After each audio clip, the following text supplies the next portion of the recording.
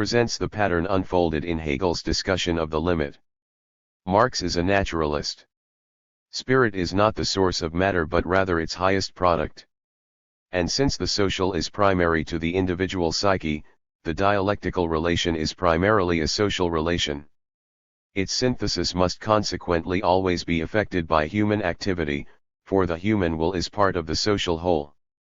Within this whole the moments of opposition are the objective conditions, thesis, which are independent of immediate consciousness, but not of history, and the human needs and desires, antithesis, which project possibilities on the basis of those conditions. At a certain point, as a result of the pressure of objective conditions on the will and thought of a finite class, action, synthesis, results. An attempt is made to actualize the objective possibilities generated by the interaction of the social environment and human needs. By means of class action the moments of opposition are transformed into phases of development. It is clear, then, that consciousness is an integral part of the social process. It is amazing that critics should have overlooked I function accorded to class consciousness in Marx's thought. Perhaps the explanation is to be partly found in the fact that the emphasis upon the presence and efficacy of class consciousness shifts gradually from explicit assertion in Die Heilige Family to implicit statement in Capital. In the latter work Marx is primarily interested in analyzing the mechanism of the social system which produces the conditions of revolutionary class consciousness. There can be no consciousness without mechanism and no social mechanism without consciousness. In none of his writings does he withdraw from the position he took in earlier philosophical works. His historical writings illustrate concretely the abstract propositions already formulated in Die Heilige Family, where he considers the factors which drive the proletariat to a realization of the inhuman character of its existence. It is incomprehensible on purely methodological grounds that those critics who have so much to say about Marx's fatalism should neglect his historical writings, especially the 18/1 Vumer of Louis Napoleon and Classe Rugelksen Franks 1848-50, in which the Marxian theory of class consciousness and DSD-night application. The proletariat senses in its position in society its own destruction, becomes aware of the character of its inhuman existence and of its own helplessness. To use a phrase of Hegel's, in this infamy it is the expression of indignation against infamy, an indignation to which it is necessarily driven by the contradiction between its human nature and the living conditions which represent the crassest, most inclusive and decisive negation of that nature. Private property abolishes itself only in so far as it produces the proletariat as a proletariat, whose physical and spiritual misery becomes conscious misery, and which in becoming conscious of its inhuman condition succeeds in abolishing it. 1.6. The criteria of dialectical thinking.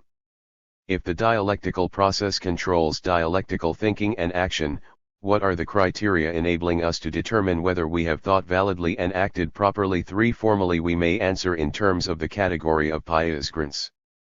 Only when that whole or unit or continuity which has been destroyed by the presence of connecting factors has been restored or re-established in another whole, or resting point, can we claim validity for our procedure. All thinking as well as the need for all philosophy begins, says Hegel, when unity has disappeared from the life of man, and when its oppositions, having lost their vital relations and interactions, assert themselves as independent. We go on from whole to whole by bridging the gaps which arise in our experiences and integrating external relations into an ever larger systematic unity. And where, short of the absolute, do we stop? From a night point of view Hegel admits that the process comes to completion whenever the night purpose of our inquiry is satisfied. But as distinct from his naturalistic followers, he insists that all logical purposes must themselves be systematically unit and that the dialectical relation between different purposes drives us to the one all-embracing purpose of absolute self-consciousness. Marx refused to admit that all the purposes and needs of inquiry constitute an organic system, that there is any absolute whole under which they can all be subsumed. As a naturalist he holds that there is no limit to the series of new purposes generated by the fulfillment of past needs and desires. V hat logically unites Hegel and Marx. Here is the belief that the SPKIF.C1, criteria of correct thinking must vary with a developing subject matter. Hegel is always looking away from the Knight standard to the self-certifying absolute one. Marx is content to remain on the ordinary level of experience and examine each standard on its own claim.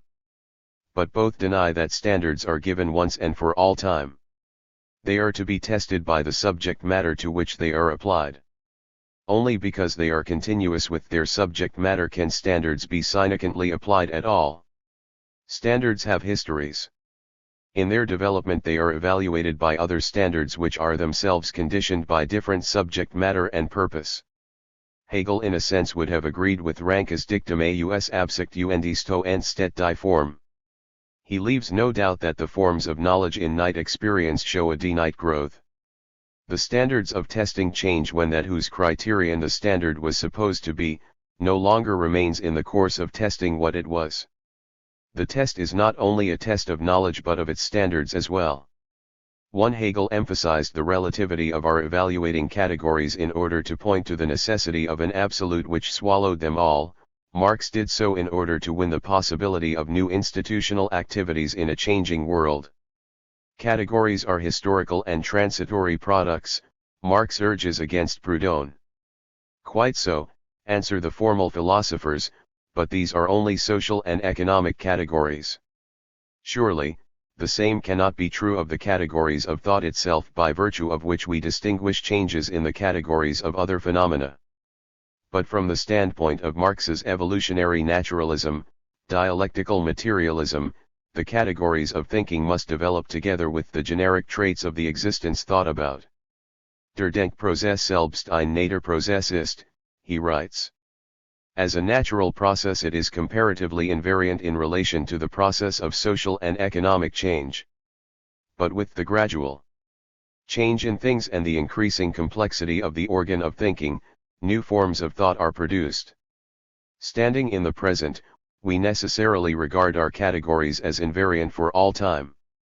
The history of thought shows, however, that man has been driven from one invariant to another until the only thing that he can declare invariant for all time is the barest, formal logical relation.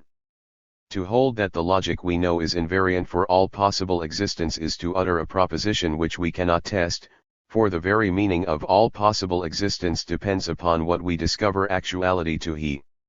For Marx, any material which is the subject of man's activity generates its own normative ideals in relation to the way it succeeds in fooling human needs. From the reciprocal unions and interaction between the ideal and the actual a new subject matter is produced out of which in turn are born the means by which it will be changed. This is the heart of the dialectic. 4. Dialectic as the algebra of revolution. It is in the eld of history, however, that the principle of dialectic becomes vitally relevant for Marx. It is in relation to history that it has been significantly called the algebra of revolution. 1. Through class consciousness society attains self-consciousness. Consciousness implies activity. As a result of the activity of class consciousness, the interacting social whole becomes transformed. The class is the subject of the historical process, the carrier of the transformative principle. The social environment is the object of the historical process, the matter transformed. In changing the historical object, the subject changes itself. By acting on the X at Rp_A_L_Y at RLD and changing it, says Marx, man_char_1 guess_V's_I9WNN_U6. V*, Z1I, it LWL, 198.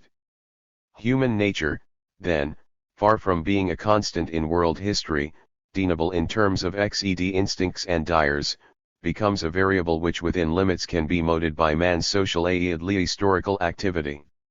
All history, he proclaims, is the progressive modification of human nature. The gradual changes in human nature which are the result of the evolution of the forces of production produce sudden changes in the social relations of production.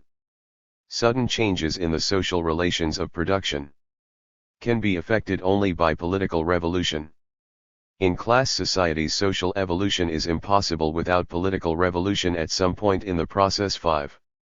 Dialectic and nature. Upon the foregoing interpretation, the attempt to apply the dialectic to nature must be ruled out as incompatible with a naturalistic starting point.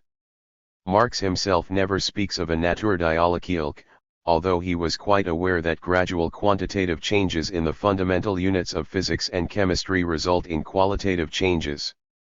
Engels, however, in his Anti-Dithering and in his posthumously published manuscript Dialektik uns lo Natur openly extends the dialectic to natural phenomena. His definition of dialectic, however, indicates that he is unaware of the distinctive character of the dialectic as opposed to the physical concept of change and the biological concept of development. Dialectic, he writes, is nothing more than the science of universal laws of motion and evolution in nature, human society, and thought. Practically all of knowledge, therefore, falls within its scope, and every thinker from Thales down could claim to have in some sense advanced the science of dialectic. Only an idealist can adhere to the distinctive connotation of dialectic expounded above and still believe that nature, independent of man, is an illustration of it. Galilco's laws of motion and the life history of an insect have nothing to do with dialectic except on the assumption that all nature is spirit. Herc as elsewhere, Engels swallowed more of Hegel than, as a naturalist, he could properly digest, and one is tempted to say that it kept coming up throughout his work. Some Marxists have so generalized the meaning of dialectics that it refers to the sudden emergence of new qualities in any eld. Plekhanov, example, holds that the transition from 9 to 10, or 90 to 100, in the process of counting is evidence of dialectic at work. Confusion has arisen because of the multiple and ambiguous references to the term Naturdialekt. Sometimes it means no more than the commonplace fact that change is observable in all elds of thought and activity. Sometimes it means that every account of physics must operate with contrasting and complementary principles in order to do justice to the polarities and oppositions in the structures of nature. But in these senses it is foreign to Marx's conception of dialectic, which is historical and restricted only to a consideration of the causes, nature, and effects of human activity that destroys the equilibrium of a polarist society and redetermines the direction of the movement of society.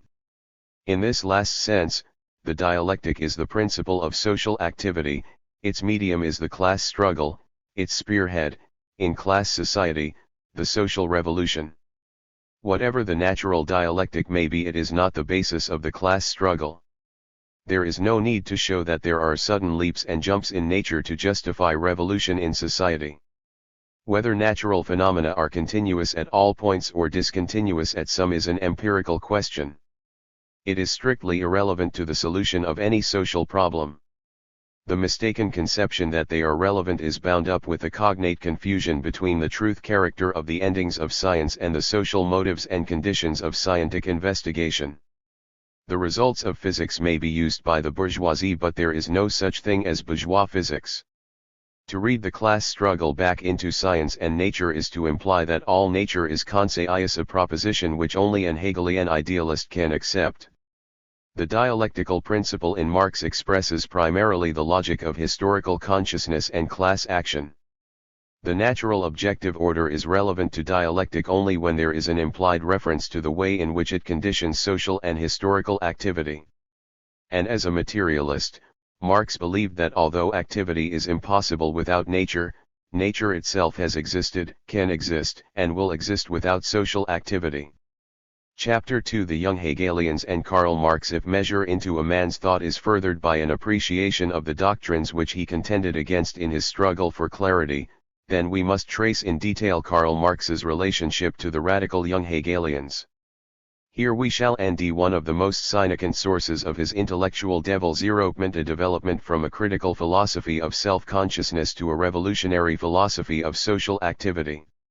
This chapter of Marx's intellectual biography began with an acceptance of the left-wing Hegelian philosophy of religion, proceeded to a penetrating sociological criticism of the roots of all religious belief in general and of the philosophy of Christianity in particular, and ended with the groping formulations of historical materialism in Die Heilige family. The period coincided with the rising movement on the part of the liberal bourgeoisie to bring the political forms of the German state into line with the changed social relationships of the post-Napoleonic period. As the movement gathered momentum, the RST stirrings of the German proletariat made themselves felt in the revolt of the weavers and in the spread of utopian and religious socialism. But the opening shots in the struggles between the liberal bourgeoisie and its proletarian allies against the imposing army of semi-feudal landlords, absolute monarchs in Germany and Austria, a bureaucratic officialdom, and a reactionary church, were read on the eld of philosophy and of religion. This early period of Marx's development has more than an historic and academic interest. For, as we shall see in the course of the exposition, the doctrines and attitudes which Marx opposed in the 40s of the last century still flourish today in distorted form as essential parts of influential contemporary ideologies. The young Hegelians and Karl Marx. The pantheistic humanism of Strauss. Marx was probably the RST thinker to characterize the philosophy of Kant as the German theory of the French Revolution. It set the individual self up against traditional social institutions, conscience against the church and state, practical reason over theoretical reason, the will over the idea.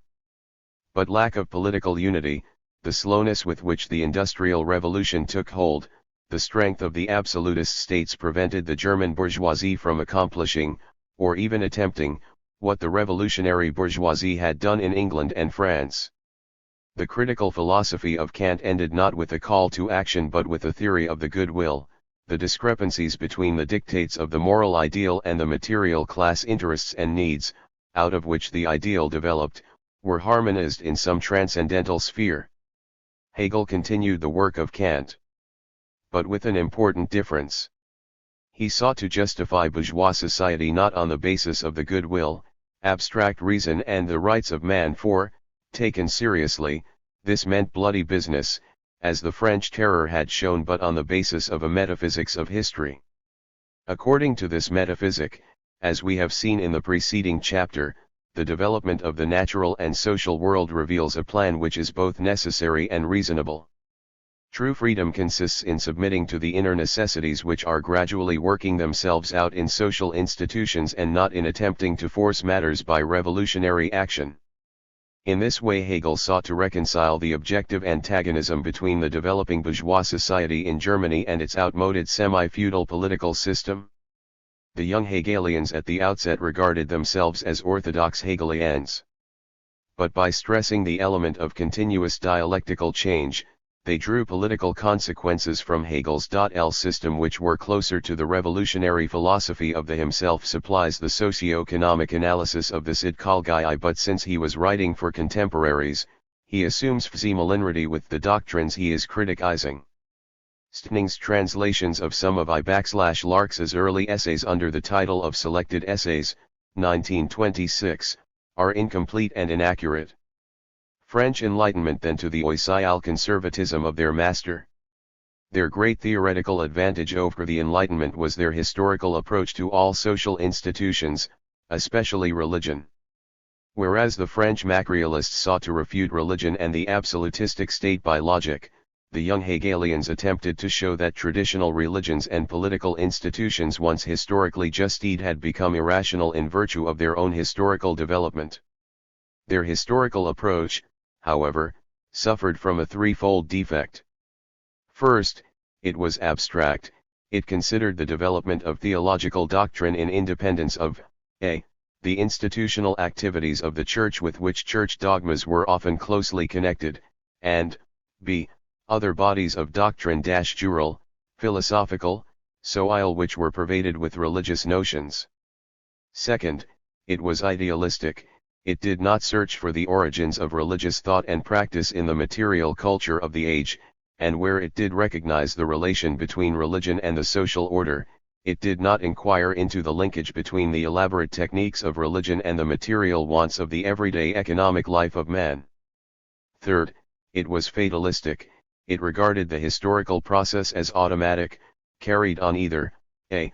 by no men at all but by pure spirit, or b. by certain individual leaders, the key to whose appearance in world history was a secret of spirit. The ideological struggles of the young Hegelians against the whole array of post-Kantian philosophies were fought out on the eld of religious criticism before the combatants grasped the social and political implications of their respective positions.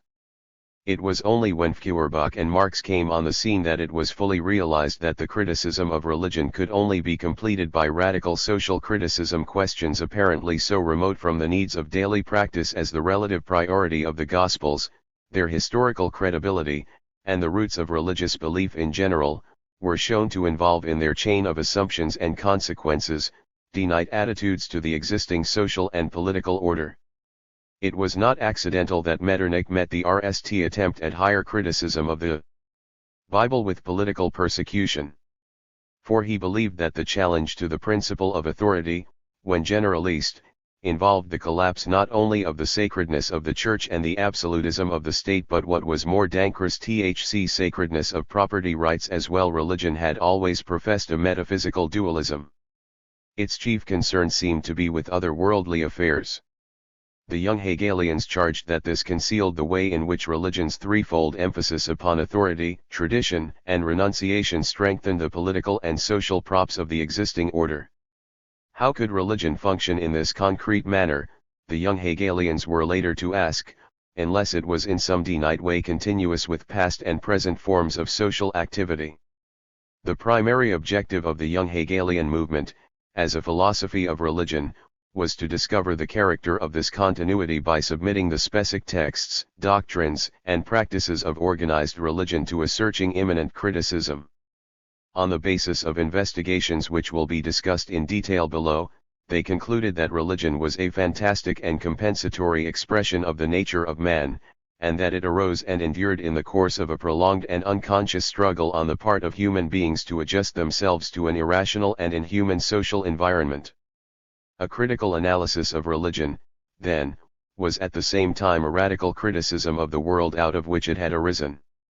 For in the words of Marx, when he was just breaking away from the circle of young Hegelian thought, religion was an inverted expression of the general theory of this social world, its encyclopedic compendium, its logic in popular form, its spiritualistic point dh01 mer, its enthusiasm, its solemn completion and moral sanction, the fundamental source of its consolation and justification. 1. But this emphasis on the political and social implications of religious criticism marked the last phase of a development which began much more innocently, though with salient repercussions, with the writings of David Friedrich Strauss. Strauss published his epoch-making Lebensmüse in 1835.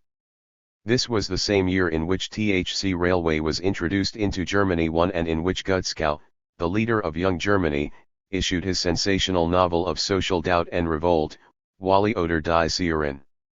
Each one of these events was a different storm-centric of the same general movement against the entrenched authority of the semi-feudal Teutonic states. Controversy raged around Strauss. Railways could justify themselves by prots as well as by their extreme usefulness in military service. The writings of Young Germany WCRC really more amusing than dangerous. But there was nothing in Strauss' work to compensate for his devastating critique of the sacred dogmas of Christianity. Strauss cut under the prevailing interpretations of the gospel by raising questions which neither the rationalistic nor the ethical schools, which were still working with the common sense assumptions of the Enlightenment, dared to ask. The rationalists were striving to gloss over the discrepancies between our ordinary experience and the deliverance of the sacred book by interpreting the latter in terms of common-day knowledge. The fall of man, for example, was explained as the natural consequence of eating poisoned fruit which fundamentally impaired the human digestive system. Christ's raising of the dead was explained as resulting from his superior medical knowledge, etc. The ethical interpretation sought to show that the incidents reported in the Bible were the expression of profound and eternal moral truths. Thus, Kant, in trying to explain away the Salronist's prayer of violent hatred against one's enemies, maintained that enemies here referred to our own unruly passions. Of both these uncritical ways of abusing clear texts, Strauss made short shrift. Let us examine, he declared, what it is the writers of the Gospels actually said before we go on to assert what it is they really meant.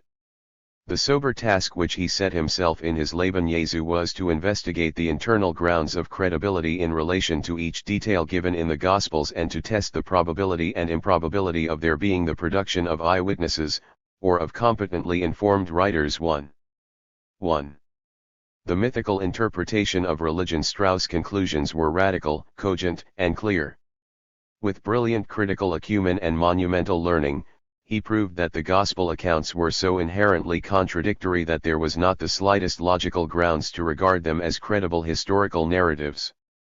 But then how explain the existence of these narratives? In his answer, Strauss develops his philosophy of religion.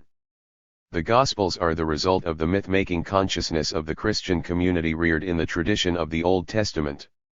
They were constructed on the models of the miraculous tales and prophecies which were part of that tradition. Until now, the Orthodox Christians had maintained that what distinguished Christianity from all other religions was precisely the fact that it was historical while the others were mythical. But Strauss showed with unanswerable logic that its historical dogmas, as history, had no more justification than the superstitions of the Hottentots. He did not say that the evangelical myths were intentionaltions, nor that the essence of Christian faith was affected by his criticism. Like the good Hegelian he pronounced Christianity the most adequate and intelligible symbol of the ideal truths of philosophy. He differed from Hegel in denying that the religious symbol or myth could be rationally deduced, or that formal truth could be intelligibly predicated of it. According to Strauss, whoever asked whether religious myth is true or false must put the same question to poetry. It is clear that on this interpretation, the myths themselves are not so important as the source and carrier of the myth, i.e. the community. The secret of the myth is to be found in the way the community lives, in its hopes, traditions, and fears. The history of the religious myth is the history of the community which has nurtured it. Out of it religious doctrines are born. The doctrines can only be understood and criticized in the light of their development. In both his Leben Jesu and in his even more brilliantly philosophical Die Christliche Glaubenslehre in ihrer geschichtlichen Entwicklung und in Kampf mit der modernen Wissenschaft, Thuringen, 1840, he traces that development, defending as his main thesis, the proposition that, the true criticism of dogmas lies in their history. Using the history of Christian theology as the specific foil to his general argument, he sketches in bold strokes the way in which the diffuse and amorphous folklore of the community hardens into definite doctrines. The community begins with naive beliefs, expressed not so much at the outset as belief, but as vague myth. Just as in youth we poetize our feelings rather than clarify our ideas, so the community as a whole when it is young and not yet weighed down by the tyranny of formulated tradition. And just as the obscure imaginings of the youth are a clue to the nature of his personality, so do the characteristic strivings of the community, its national ambitions, traditional experiences, its burden of sorrows and songs of hope, express themselves in its religious myths. Each individual as a member of the community feels streaming through him this mythical consciousness. It serves as a guide, a model, an inner conscience until the world at length becomes too complex for it. Something more definite is needed to integrate conduct. Then these myths are written down and appear as naive beliefs. But as beliefs, since they are expressed in loose terms which, in a changing world, of necessity become ambiguous, they have a way of altering their character.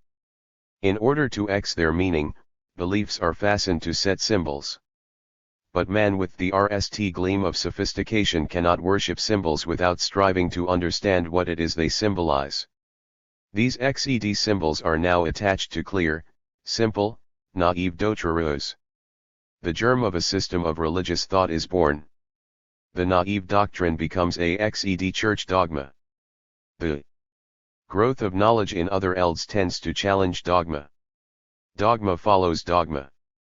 In that succession, the dogmas receive their real criticism.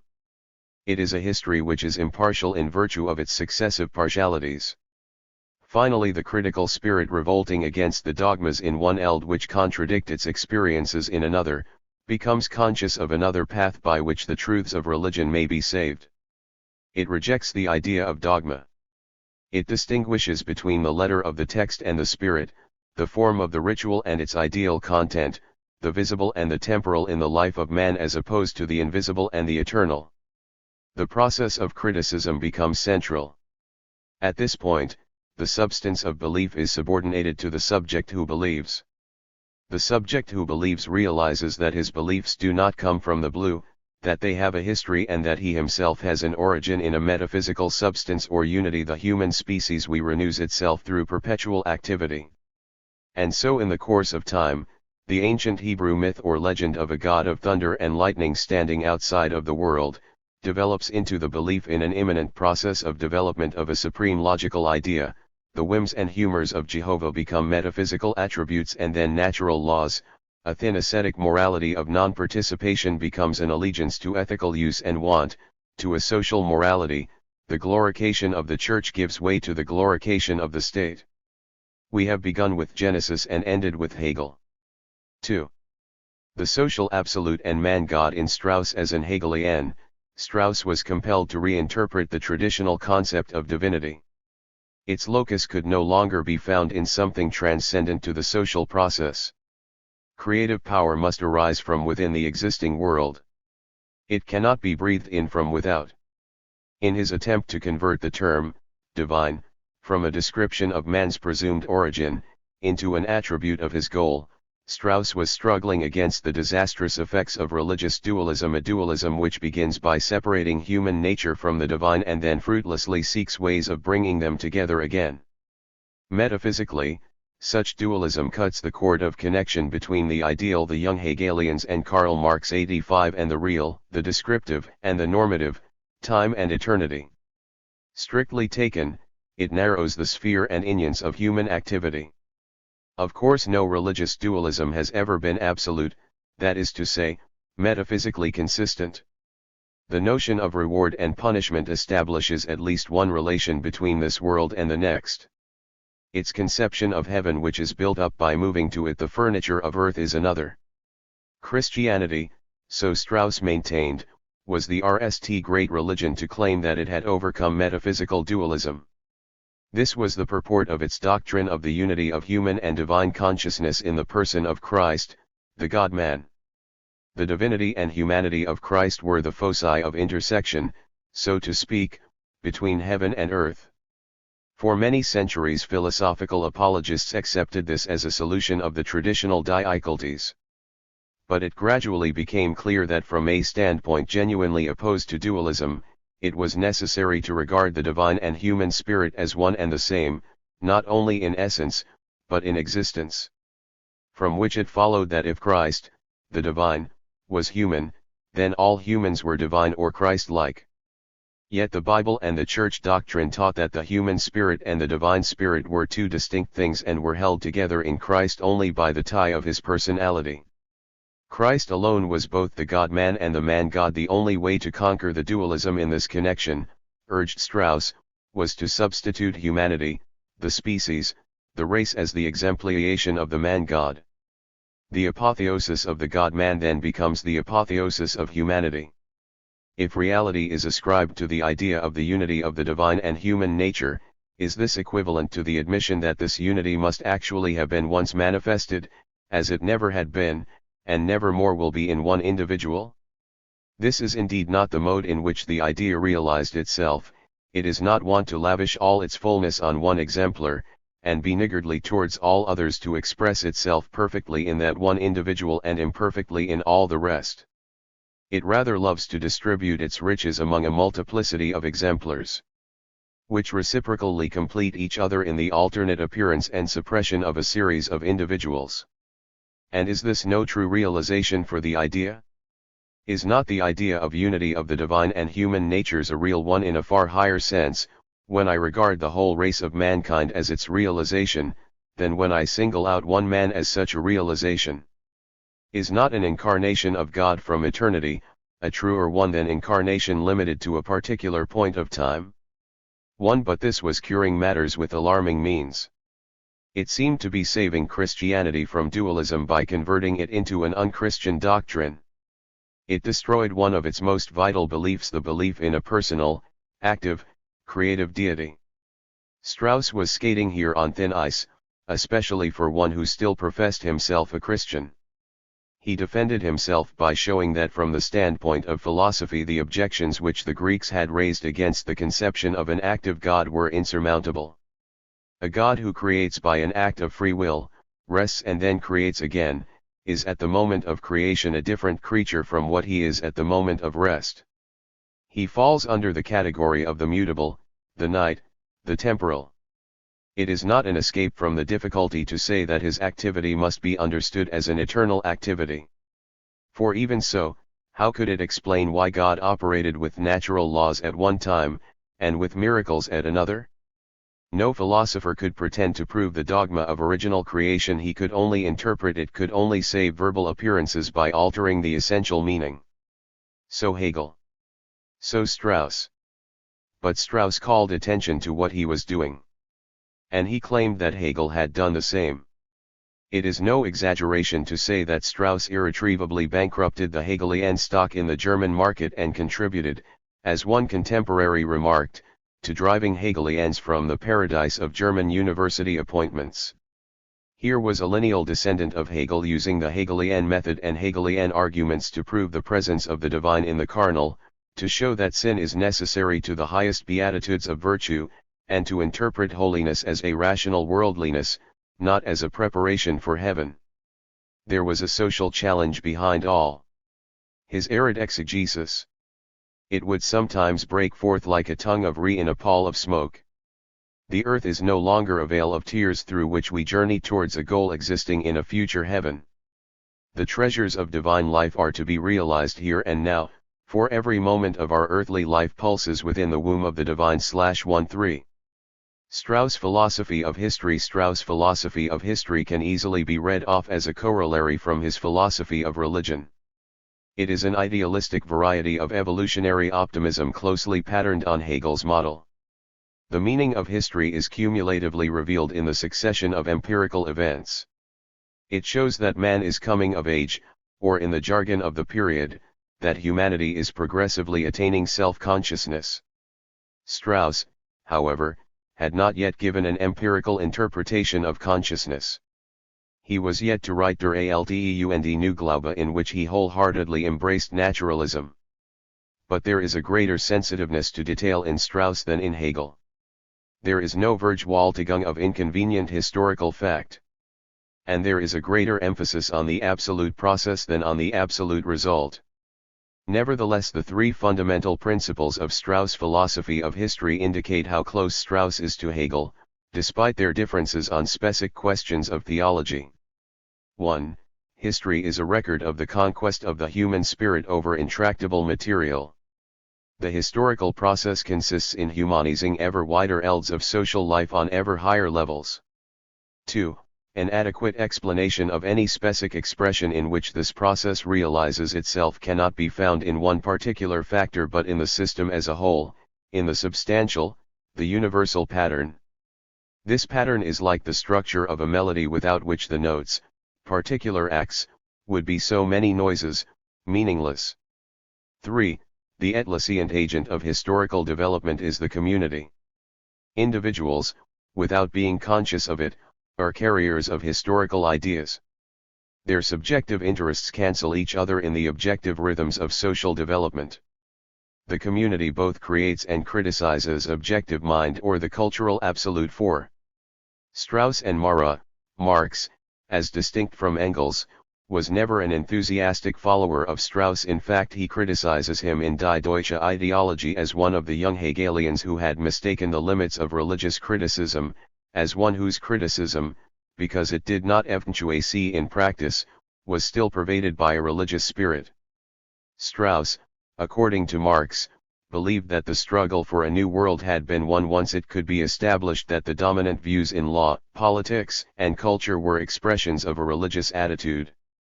Both the young Hegelians and their opponents shared a fundamental premise which was more significant than their differences. They both believed in the supremacy of religion, of ideas, of the universal, in the existing world.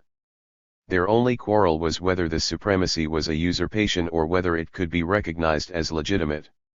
It never suggested itself to any of these philosophers to inquire as to the connection between German philosophy and the existing realities in Germany, to ask what was the relation between their own criticism and the material environment. We shall return to this important line of criticism in our discussion of the relation between Marx and Bauer, Stirner, and Feuerbach. Here we wish to point out that Marx owed an indirect debt to Strauss in that the latter's critical use of the Hegelian philosophy of religion prepared the way for Feuerbach's later work. Both Feuerbach and Marx transcended Strauss' position, but they did so by using his methodological principle of monism more widely, consistently, and critically than did Strauss himself. Strauss, to be sure, was an idealist. But he later confessed that he had always regarded the opposition between materialism and idealism as verbal. The decisive question was, and is, dualism or monism. Both consistent idealism and materialism have a common opponent, he writes, in the dualism which had become the ruling conception throughout the whole Christian era, a dualism which split man's soul from his body, divorced his existence in time from his existence in eternity, and sct over against the created and transitory world, an eternal creative God. Both idealism and materialism are monistic, in that they explain things on the basis of one leading principle. One operates with material forces, the other with ideas and ideal relations. The weakness of idealism is that it refuses to descend from its heights of abstraction and submit its insights into how the world is put together to the controlled tests of physical sciences. Materialism cannot be regarded as a satisfactory philosophy until it provides an adequate account of man's cultural and spiritual one. Such was Strauss' position. Marx carried this program further by attempting to develop a critical materialism which would explain man's social and historical behavior as adequately as scientific materialism explained the behavior of man as a physical body or biological organism. 5. The revolutionary theology of Bruno Bauer. If Strauss was responsible for discrediting Hegel in the eyes of educational authority, Bruno Bauer, the friend and teacher of Karl Marx, was the man who compelled the Prussian state to issue a secret decree forbidding Hegelians to lecture on all subjects but aesthetics. Starting out as an orthodox Hegelian of the extreme right and as a conservative critic of Strauss, Bauer developed so far to the left that he was soon saying of Strauss what Strauss was saying of the fundamentalists. His Kritik der Evangelistengeschichte SG/Nopti/COR, 3 volumes 1841-2, represents the high water mark of the higher biblical criticism of his day. Its doctrines will be best appreciated when compared with those of Strauss. The chief weakness of Strauss' Leben Jesu, in the light of his own assumptions, was that he had not evaluated his sources. Instead of critically weighing the documents as such and assigning relative values of credibility to them, he had taken them all on their face value, catalogued the many contradictions between them and introduced the myth-making consciousness of the community to explain how these contradictions arose. Bauer pointed out that Strauss had operated with a conventional assumption that anything which seemed to violate the rule of natural law could not have occurred. But the Gospels also reported significant events which did not involve miraculous intercession, e.g. that there was a man Jesus, who lived in Galilee and was crucified at Golgotha. Why believe this if it is recorded in the very same documents which contain an account of extraordinary events rejected as incredible? Either all the documents must be accepted or rejected and all the reports declared true or false, or else a critical evaluation of the texts themselves must be undertaken to determine where they could be believed and where not. Since Strauss had neglected to do this, Bauer branded his mythical point of view as mysterious, illogical, and tinctured with not a little religiosity. Bauer's own approach to the Gospels was as critically matter-of-fact as the approach to any other important human document. The only presuppositions he brought to his work were that the same canons of historical criticism which enable us to determine, say, whether or not Diogenes Laertius' Lives of the Philosophers is an accurate or credible report of the history of its subjects, could be applied here, too. Strauss should have taken as his point of departure, said Bauer, the work of Weiss and Wilke on the relative priority of the different Gospels, instead of introducing the idea of saga or tradition. He should have sought the key to the constructions. Deprives himself of the right to raise the question.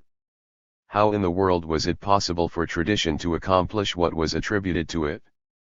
One Bauer's own conclusions were that the Gospels had not been written independently of one another, but that the writer of the fourth Gospel, John, had Bo, I0W at D from Luke, and that both Luke and Matthew had themselves merely elaborated upon Mark.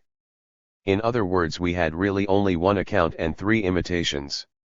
Of these imitations, Bauer remarks, here not the saga has ruled but simply and solely the writer. Strauss had been careful enough to say that the controversial problems as to whether the myths proceed from the individual or community, from the poet or the people is not essential. But Bauer vigorously protests that this makes textual criticism impossible since the community possesses no hands with which to compose, no power of judgment to fuse relevant details into a unity. It is only the individual who has creative power and not the brooding mystical consciousness of the community. Tradition plays only a subsidiary role. Why were Bauer's conclusions so startling?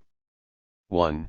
Because on the basis of documentary analysis, and not on metaphysical dogma, he denied the historicity of Christ as well as his divinity.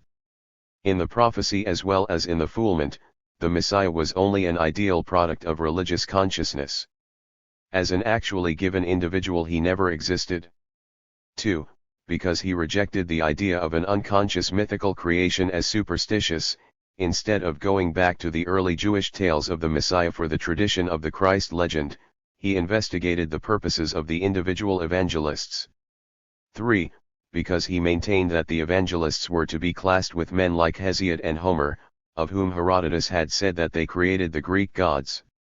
These conclusions were defended by the most toilsome of labor, in a manner which, although lacking the literary brilliance of Strauss, was more scholarly and judicious. A concrete example will best illustrate the difference between the methods of Strauss and Bauer. All the four Gospels relate that Jesus was anointed by a woman. Each one, however, gives a different version of the incident 0 and the assumption that it is the same incident.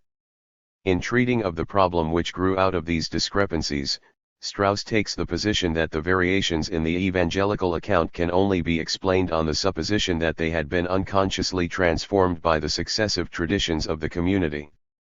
The critic's duty was to establish which one of these accounts is nearest the original fact. What fact? Asked Bauer.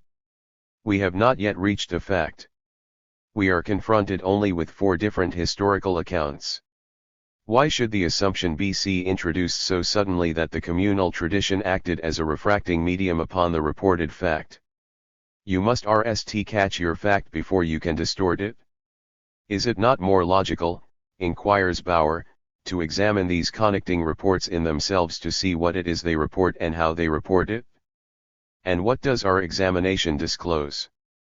That in the written reports, the structure of the sentences, the turn of the phrase, the very words chosen, are so similar that in all probability the reports were not written independently of one another.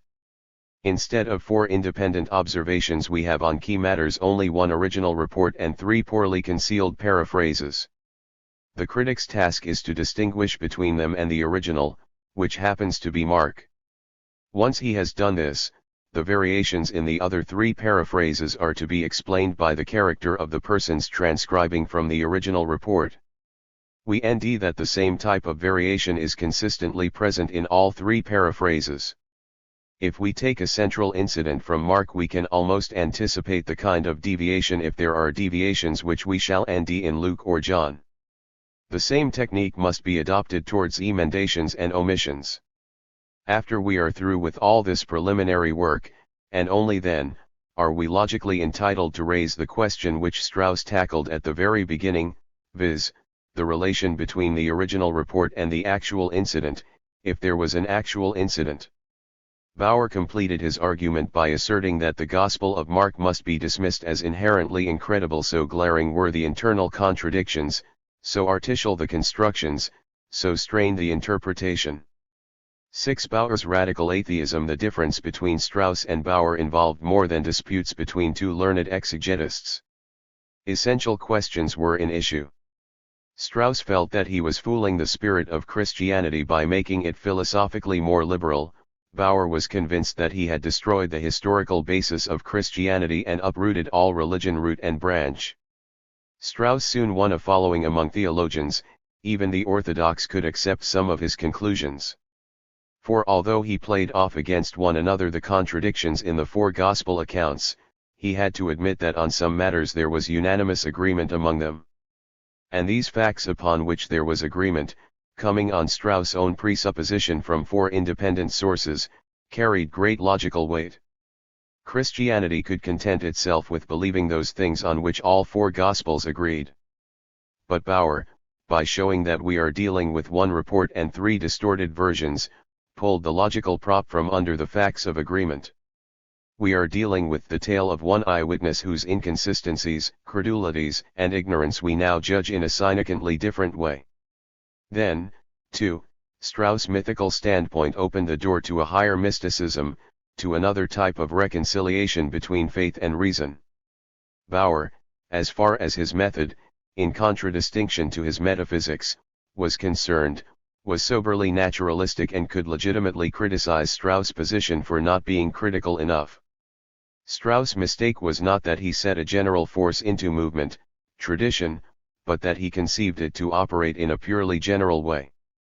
Such an attitude is still religious and miraculous, the reassertion of a religious point of view in a critical position.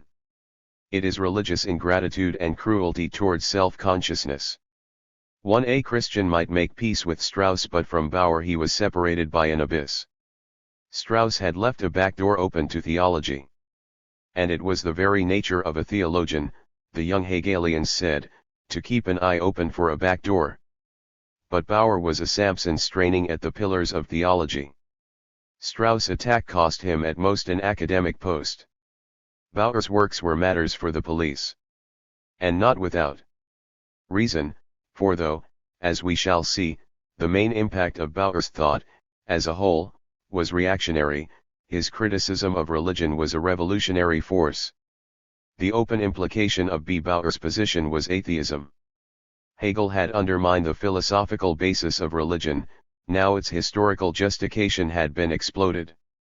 Nothing was left but critical method and the free spirit which was to wield that method against the reign of religious principles in every branch of culture. We know that Bauer together with Marx planned to found a society of atheism. Voices were soon heard protesting that the negative results of Bauer's philosophy of religion, even if justified, were only valid against the specific content of a specific religion, and that he failed to appreciate the importance of a religious need and the necessity of gratifying it. One critic wrote, "It is foolishness to attempt to set up a philosophy in place of religion.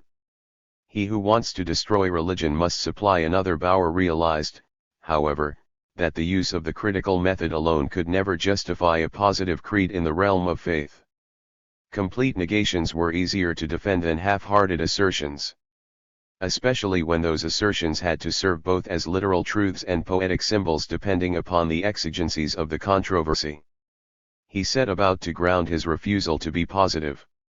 "If I dissolve one limit, must I erect another?" he asked.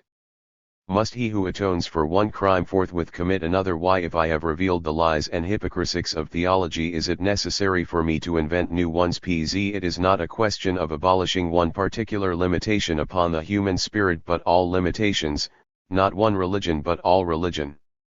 Nor is it a case of substituting philosophy or art or poetry for religion. Nothing has to be substituted, for nothing has been taken away save an illusion. An illusion is a psychic disease. But when a man is cured of one disease, the cure is certainly not produced by infecting him permanently with another." As a critical philosopher, Bauer is wary of committing himself to principles which are not self-affirming. The only principle to which he can pledge categorical allegiance is the principle of criticism itself. Marx was right when he pointed out in Die Heilige Family that the differences between Strauss and Bauer were a family quarrel among absolute idealists. What Bauer had done was to seize upon the element of activity in the Hegelian system and attempt to deduce from its cyclical convolutions the historical facts of nature and society. Strauss, on the other hand, had started with the Hegelian system and explained activity as a progressive revelation of an antecedently existing logical pattern. If we regard the Hegelian philosophy as a synthesis of the Spinozistic doctrine of substance and the Fichtean principle of activity, then we are justified in considering the work of Strauss as marking a reversion to Spinoza, and the philosophy of critical and creative self-consciousness in Bauer as a return to Fichte. 7. The terrorism of reason. Bauer proceeded to carry over the critical attitude to other else. He called his method atheistic because it denied any kind of doctrinal and institutional authority. The critic has no presuppositions. Rein krmlc Heis v0 Rasetzung L0s, wrote the brother of Bauer. The laws of logic and the principle of consistency were to be the instruments of human liberation. They were not themselves presuppositions which needed testing, but self-evident propositions. The critic's task is to reveal the inevitable inconsistency between what we think and how we behave, to show that all existing human institutions function inhumanly, to suggest that things could be different without trying to make them different, in fact to demonstrate that any kind of action, except intellectual analysis, uncritically neglects other possible ways of acting equally legitimate logically. Not that Bauer did not believe that the world should be changed. Indeed, H.C. tried to prove that since it was logically inconsistent it must be changed. But changed by taking thought. The true and pure critic, he wrote, never puts his hand to anything, like Jemel selbst handen. 1 His task is to struggle for the consistency of our ideals and to oppose all attempts to compromise their immaculate purity by realizing them in action. The ideal is already realistic in itself. Its reality consists in being an ideal in and for itself. It is the only reality which can exist in the realm of thought. The ideal is thought, and as such RST elevates things to their true reality. 1 What is this ideal? And how could Bruno Bauer conceal from himself the fact that he had his own presuppositions? The ideal is freedom. Bauer denies that freedom is an uncritical prejudice since it has no denied meaning. Anyone can deem it for himself. And for Bauer, it is sometimes mere self-consciousness, sometimes the separation of the state from the Christian Church, sometimes social reform, and most often, merely the right to assert the principle of freedom. Once dissolve the dogmas of religion in the mordant solution of criticism and all things human will develop freely. Once religion is overthrown, it is not a question of philosophy but of humanity. The several goods of humanity, art, science, and the state form a systematic whole in which no particular one rules absolutely and exclusively. They cannot so rule if they are to avoid new evils. All of them, after having been fought by religion to the death, will become nally free and develop without restraint. This rather vaguely foreshadowed free development of human nature and institutions, for unhampered by anything external to the natural processes of life and mind, is presented as the logical consequence of the principle of critical atheism. Human struggle will no longer be a clash between the blind, opaque forces of tradition on the one hand and the logic of criticism on the other. It will represent an unvarying process of conscious development, social and personal. Struggle there must be, for else the life of criticism will be over. But it will be a struggle between what has already been achieved and what can be achieved, between the consciousness of the present and our desire to live in it, and the urge to prepare for a present to come. Self-knowledge will be man's RST and last virtue. And since man is always developing, complete self-knowledge becomes an eternal yet unattainable ideal. The critical processes grind on forever. Whenever the institutional expressions of the self-consciousness of yesterday resist the attack of the critical self-consciousness of today, a fever arises in the body politic. There is confusion and delirium. Criticism is the crisis which breaks man's delirium and brings him again to a recognition of himself. There was a sound empirical kernel obscured in this transcendental mythology. It the social, materialistic base. But Bauer was unable to develop it.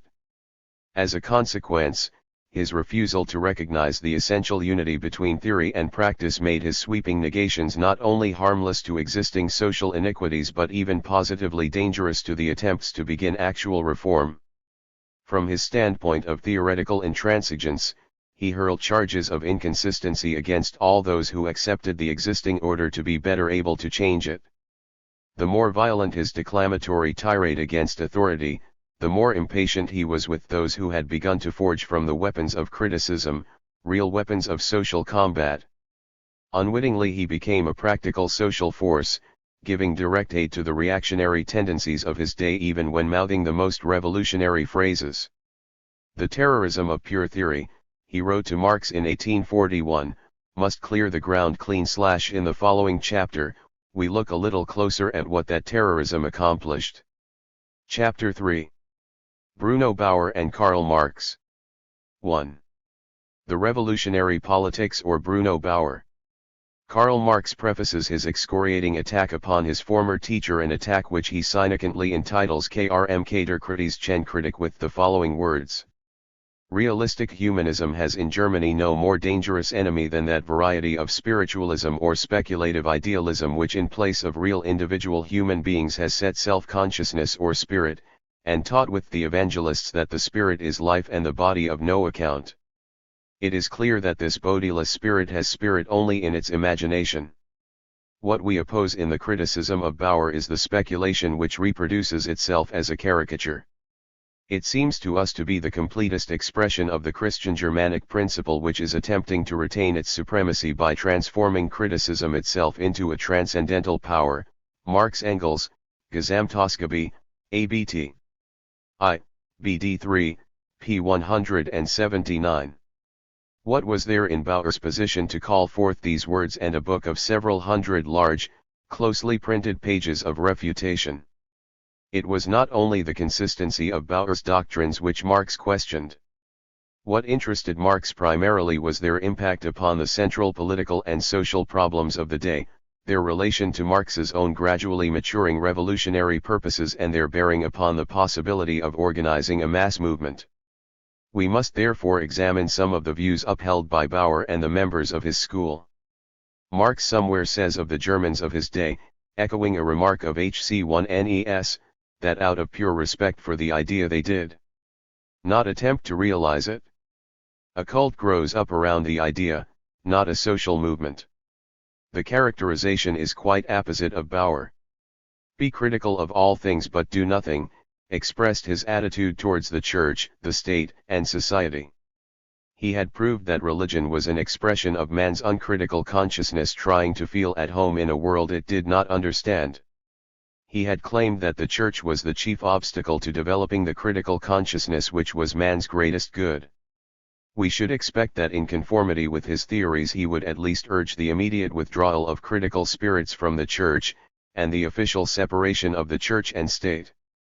But with a strange dialectical twist which comes from operating with concepts that are not related to social experience, far from advocating such measures, he discourages them. Withdraw from the church? A mere half measure. The church is part of the state. It is merely the external expression of the unfree Christian state which uses the church sacraments to strengthen its secular power. Die Gesetz der Freiheit und die Geselligkeit, p. 219. The state is the enemy. Withdraw from the state? That has no meaning. How then combat the state-supported Kirche and the church-supported state effectively? By proving in accordance with the strictest demands of theory that the state, too, is foreign in principle to the essence of freedom and critical self-consciousness. It is an external expression, an outmoded appearance of the human spirit. In fact, the spirit of the age, an age in which the null philosophy of critical self-knowledge has been promulgated, has left the empty shell of the state far behind. True, it is therewith by no means deprived of its power. But what is more important, its nature is understood. Its essential life is over even if those who exercise state power do not know it. Theory which has enlightened us about our own nature and which has given us the courage to be ourselves, has reduced the Christian state to an unessential appearance. But there were other groups in Germany who, not content with theoretical proofs that the essence of the state had been destroyed, attempted to modify its existence.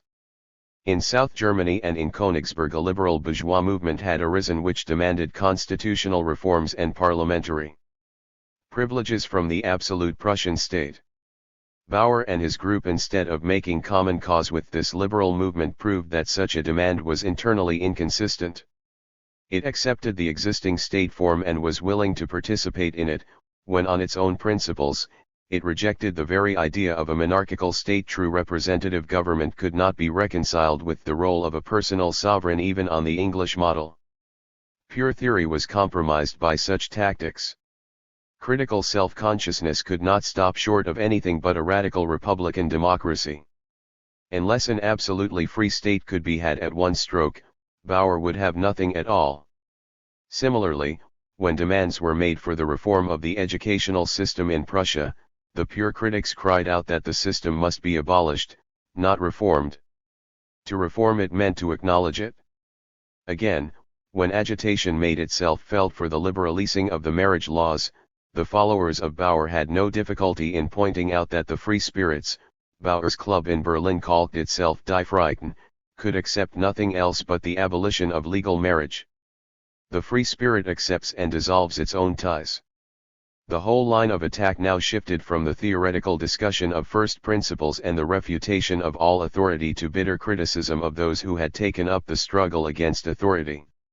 The guillotine of pure criticism was brought to bear upon the necks of former friends and allies. It became a perpetuum mobile. A contemporary watching its operations wrote, "It worked by day and night and made unceasing progress over a road strewn with the corpses of former friends." The liberals were muddled, they were corrupted by practical issues, they had betrayed their principles. I run the charges against them. 2. Bauer and the Jewish question. A genuinely radical attitude can avoid the two extremes of practical reformism and revolutionary phrasemongery. Marx's searching criticism of Bauer's views on the Jewish question may well serve as an excellent example of true revolutionary method which seeks neither half a loaf nor a sterile ideal. All the more so because Bauer's views on the Jewish question reveal his position at its strongest. For centuries the Jews had been denied political rights in Western Europe. After the French Revolution and the German Enlightenment, their intellectual spokesmen demanded the removal of political and social restrictions. Napoleon had elevated them to citizenship in France, but Germany was slow to follow. In the early 40s, with the growth of commerce and industrial expansion, the agitation on the part of Reform Judaism for political enfranchisement was again resumed. It was caught up by all liberal elements as a good talking point against the government. Bauer took the lead against this campaign on the ground that since the demand for the extension of civic rights to Jews still recognized in principle the difference between Jew and Gentile, it was patently inconsistent and infected with religious prejudice to boot. Deutsche Jahrbucher, 1842, p. 1094. The Germans themselves, Bauer asserted, were politically unfree. They were subjects, not citizens.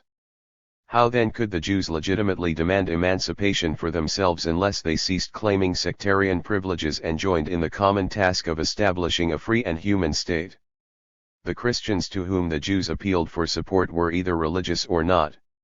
If they were not religious, their interest was in liberalizing the entire state in the name of humanity, not in the name of a few chosen people.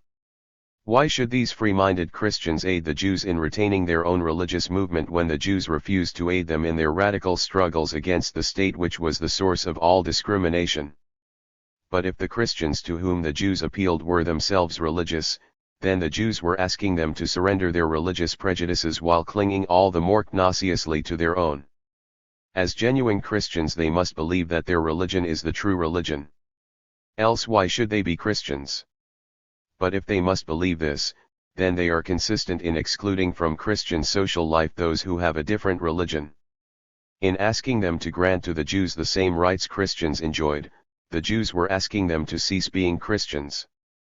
But the Jews were not willing to cease being Jews. This was a peculiar asymmetrical logic and ethics. The Jewish problem, Bauer went on to say, can only be solved when the religious problem is solved. The religious problem can only be solved by overthrowing the logical foundations of faith and destroying the Christian state. The Jews can only become truly human by becoming atheists. It is only as atheists that they acquire the capacity of being free citizens. The church must at least be separated from the state before the Jews can be emancipated. But they must demand that separation as human beings, conscious of the community of their political interests with other human beings, and not as Jews. Marx begins his critical discussion by pointing out that Bauer has confused several important issues. What is political emancipation after all? And why does it demand religious emancipation as its precondition? Does not political emancipation in France and especially in America show that even when the state is nominally free and separated from the church, religion still flourishes like a green bay tree? There is no inconsistency on the part of the Jews in demanding political privileges and the right to retain their Judaism. For even the democratic, atheistic state of Bauer recognizes, as an inalienable human right, the freedom to worship as one pleases. Bauer's error is that he does not see that it is not the so-called Christian state but rather the so-called free and democratic state which permits the whole of social life/to_ibe pervaded by religious principles. The essence of religion is the dualistic organization of human life, the splitting up zero-f individuality into isolated cultural spheres, the dislocation of the creative centers by subjecting man to inhuman circumstances, the fetishism of what were once valid techniques into magic rites and symbols. Organized religion is not the cause of social maladjustment and discrimination but its effect. Religious belief arises from some form of social maladjustment.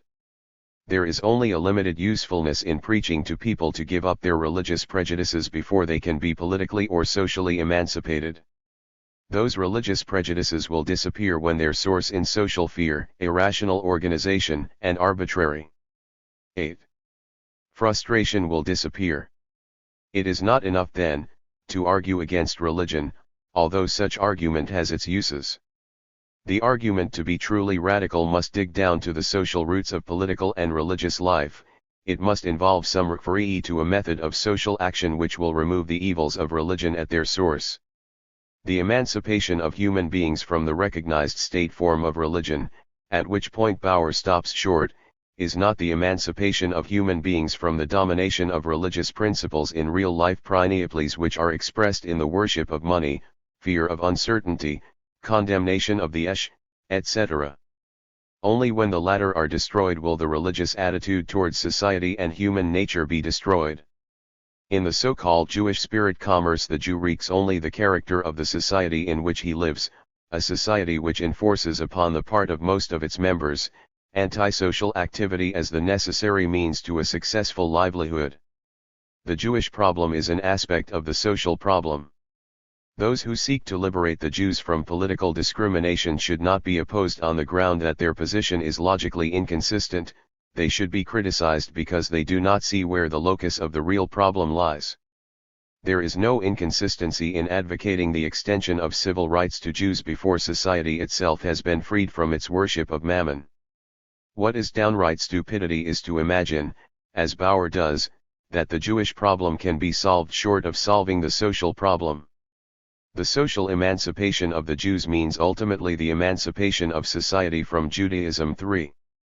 Bauer and the social problem. Bauer's social philosophy was modest, unambitious and dangerous. It never appeared in the open save on the heels of gigantic metaphysical constructions which towered so high that it was difficult to see how far they reached. No one could understand his social philosophy in the light of his metaphysics, but once the leading feature of his social philosophy was grasped, then everything else could be understood. CVCN his metaphysics. Bauer, despite his anti-religiosity, held fervently to the belief that the world could be changed only if men changed their soul, their heart, their mind.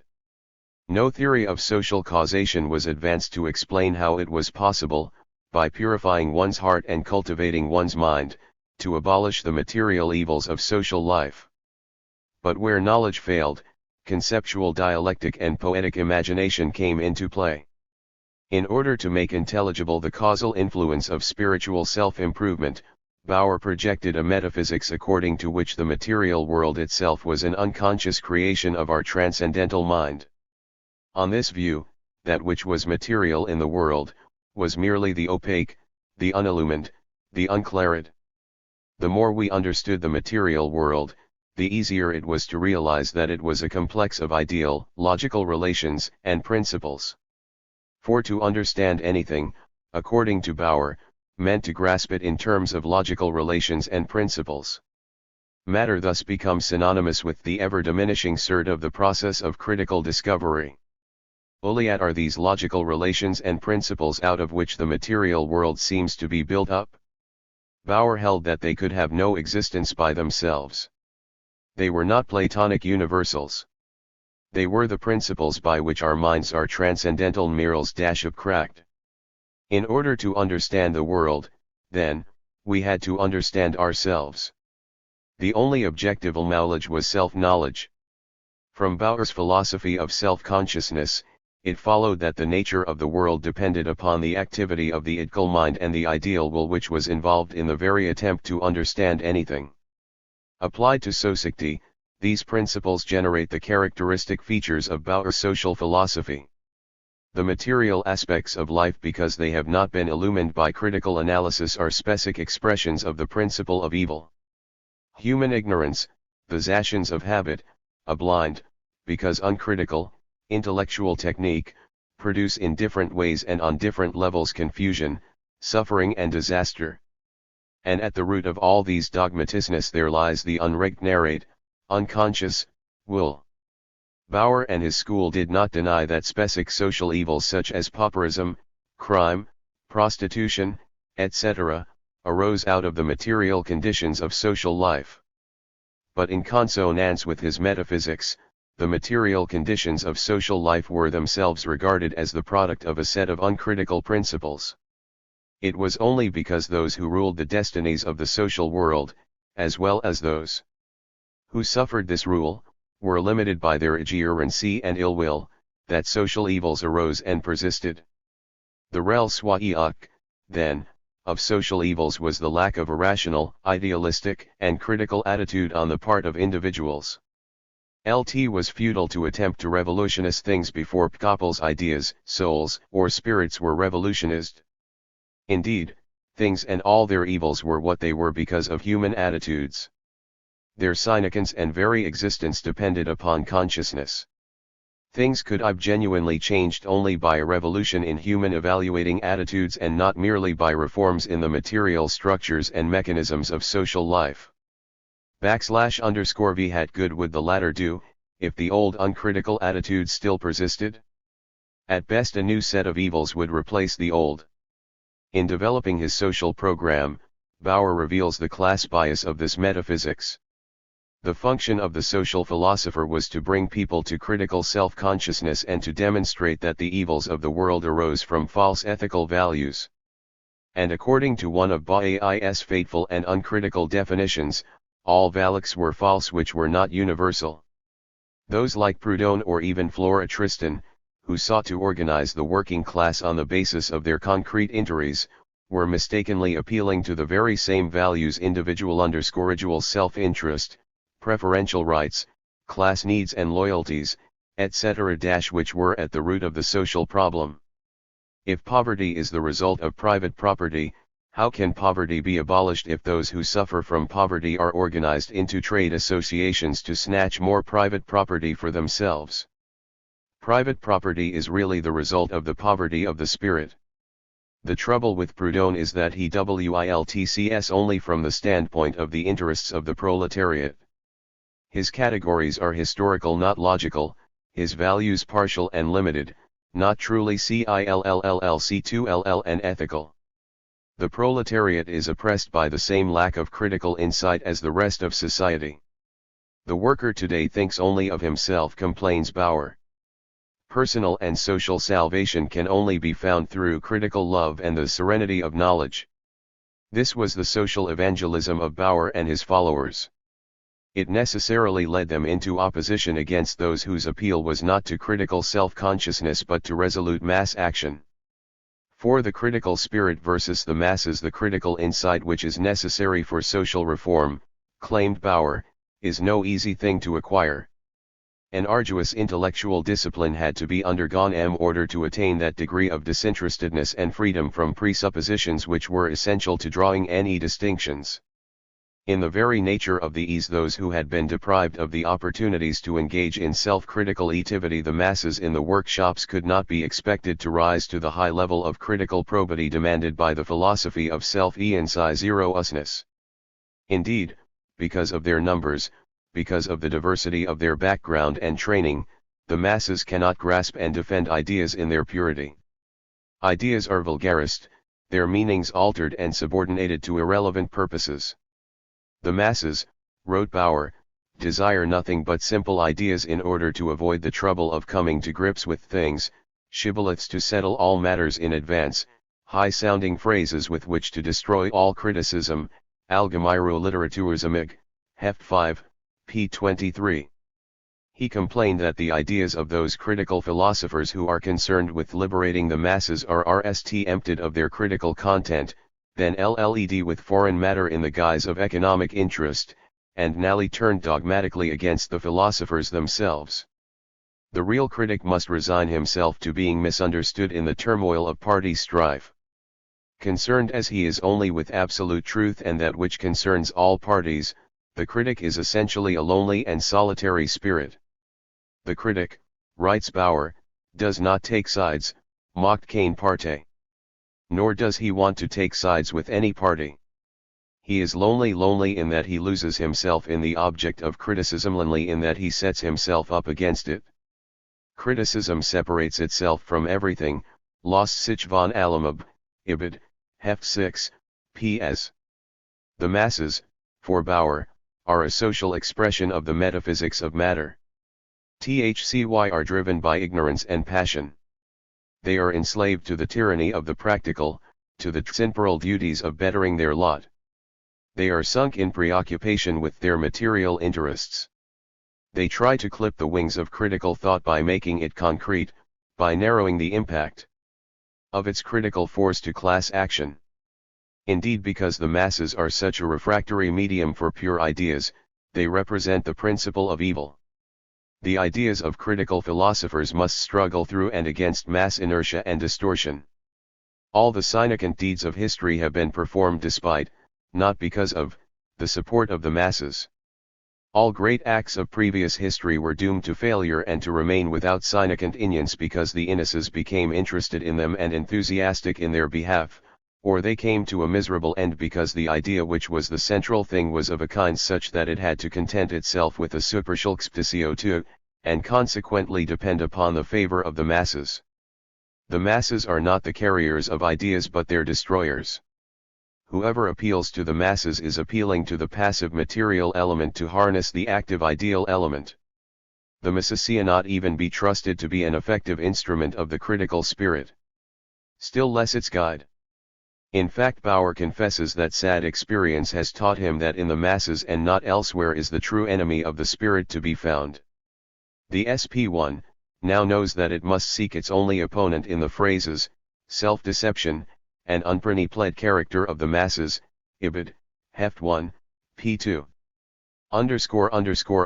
But yet the masses must be saved and social evils abolished.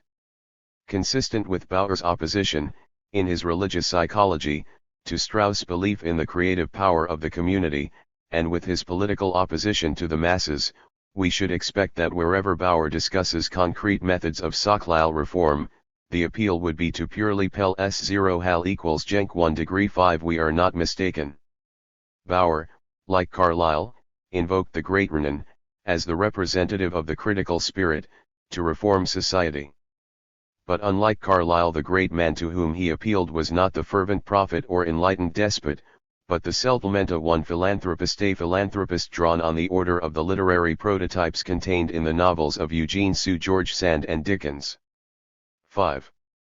Sentimental philanthropy as social reform. The modern reader of Marx's Die Ewilige Family is amazed 95 to discover that almost one half of the book once devoted to a discussion of Suze de l'Histoires 0 Paris. But the significance of this novel in Germany of the early 40s can only be grasped by a R.S.T. Hand's study of the social literature of that day. It is no exaggeration to say that through it the German critical philosophers discovered the social problem. One, it proved, wrote Herzliga, one of Bacher's staunch band of followers, that the critic, when he desires, can be a poet also. The Talcott unrolls recounts the adventures of Rudolf, Prince of Gerolstein, who becomes the incarnation of the critical spirit of justice. In Die Bloody and Maudlin series of intrigues he is represented as the friend of the weak and distressed, the consoler of the poor, and the dispenser of ethical medicaments to a sick society. Marx takes up the story in detail to prove that Rudolf is just as confused on the social problem as Die Frighten who have apodkosised him, and that the whole story with its cry sile fiche savatelis only a variant of the feudal slogan of supine suppliant sa. Sile me savate / this naive conception of how the social problem is to be solved expressed the attitude of one whose spiritualistic sociology was a continuation of a metaphysical and religious myth. The spirit of divine philosophy, effulgent with justice and charity, was to pervade the dark, oppressive places of the earth. The pure critic was the savior of the fallen. He confounded the mighty with logic and solaced the weak with soup kitchens, work farms, and tracts on critical self-consciousness. He reconciled the opposition between the spirit and the by proving that the flesh exists for the spirit, and dissolving it into another form of spirituality. And he explained evil as a necessary stopping place of the critical spirit on its unending journey towards absolute self-consciousness. 6. Bauer's historical fatalism. Bruno Bauer did not conceal from himself that critical logic solved none of the concrete problems which were agitating the less critical of his fellow men. It did not even restore him to the university post from which he had been removed by uncritical academic authorities. He was consequently compelled to fall back upon the quictism latent in every cosmic idealism. It was a quictism which could be expressed in very revolutionary language extremely terrifying to the censor.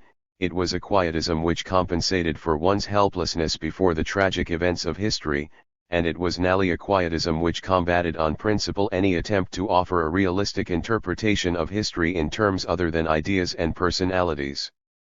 How strikingly an idealistic fatalism can dress itself up in war paint and emit blood-curdling cries for revolution, is best illustrated in the writings of Edgar Bauer, Bruno Bauer's most faithful disciple. Hegel and Schelling had used the argument from history for conservative purposes. The young Hegelians, especially Edgar Bauer and Koppen, used the argument from history for radical purposes by pointing out that most recorded history is a history of successive revolutions. They agreed with Hegel that history had been made by ideas, and argued that since whatever had been brought into existence by ideas, must, on the Hegelian position, be reasonable, revolutions and the consequences of revolution and zero matter how be one must be part of the organic pattern of the one, absolute idea. Of the French Revolution, Edgar Bauer wrote, "It is true that the revolution shed much blood. But has there ever been a theory which when carried over into practice has celebrated a bloodless victory? Christianity, Mohammedanism, the Reformation, did not the goddess of destruction stand over their cradle? Once the revolution is regarded as a struggle of ideas, the blood which it cost does not seem to us to have been shed in vain. Every theory once carried over into practice will call forth a of blood in direct proportion to its own strength and intensity." Deutsche Jahrbildsjahre, 1842, p. 1195, pages 1186-7. Dangerous doctrine indeed were it not so harmless. For even the censor soon learned that for the Bauer's theory and practice were distinctions within spirit, that whcrc they wrote blood, they meant ink, and that their furious struggle with ideas was a struggle to make themselves free from the struggles actually going on. The critical praxis, taught Bauer, accomplishes its own ends in its own ways. But the logic of the process gives us the comforting assurance that it will sweep the earth clean of traditional evils. The iron broom which will sweep the earth clean of the Christian state, the social evil and the annoying censor, will not, taught Bauer, be wielded by human hands. History itself will provide the motor power with its own logic. Human beings who have merely historical and not logical existence must cultivate the necessary patience and the insight to endure existing evils. Above all, they must conquer the temptation to action. The theory which has helped until now, still remains our only help in the struggle to free ourselves and others. history over which we have no control and whose decisive turns lie outside the scope of our deliberate calculation, will destroy the appearance and transform the world. Criticism is the only power which can enlighten us about the sclfdeeption of the existing order and give us the upper hand. History will take care of the crisis, and its outcome, Die Gute Sache, pages 224. With this religious assurance, there is no longer any necessity to risk something in action to settle the immediate crises of our life. In fact, we have a standpoint from which to combat such action.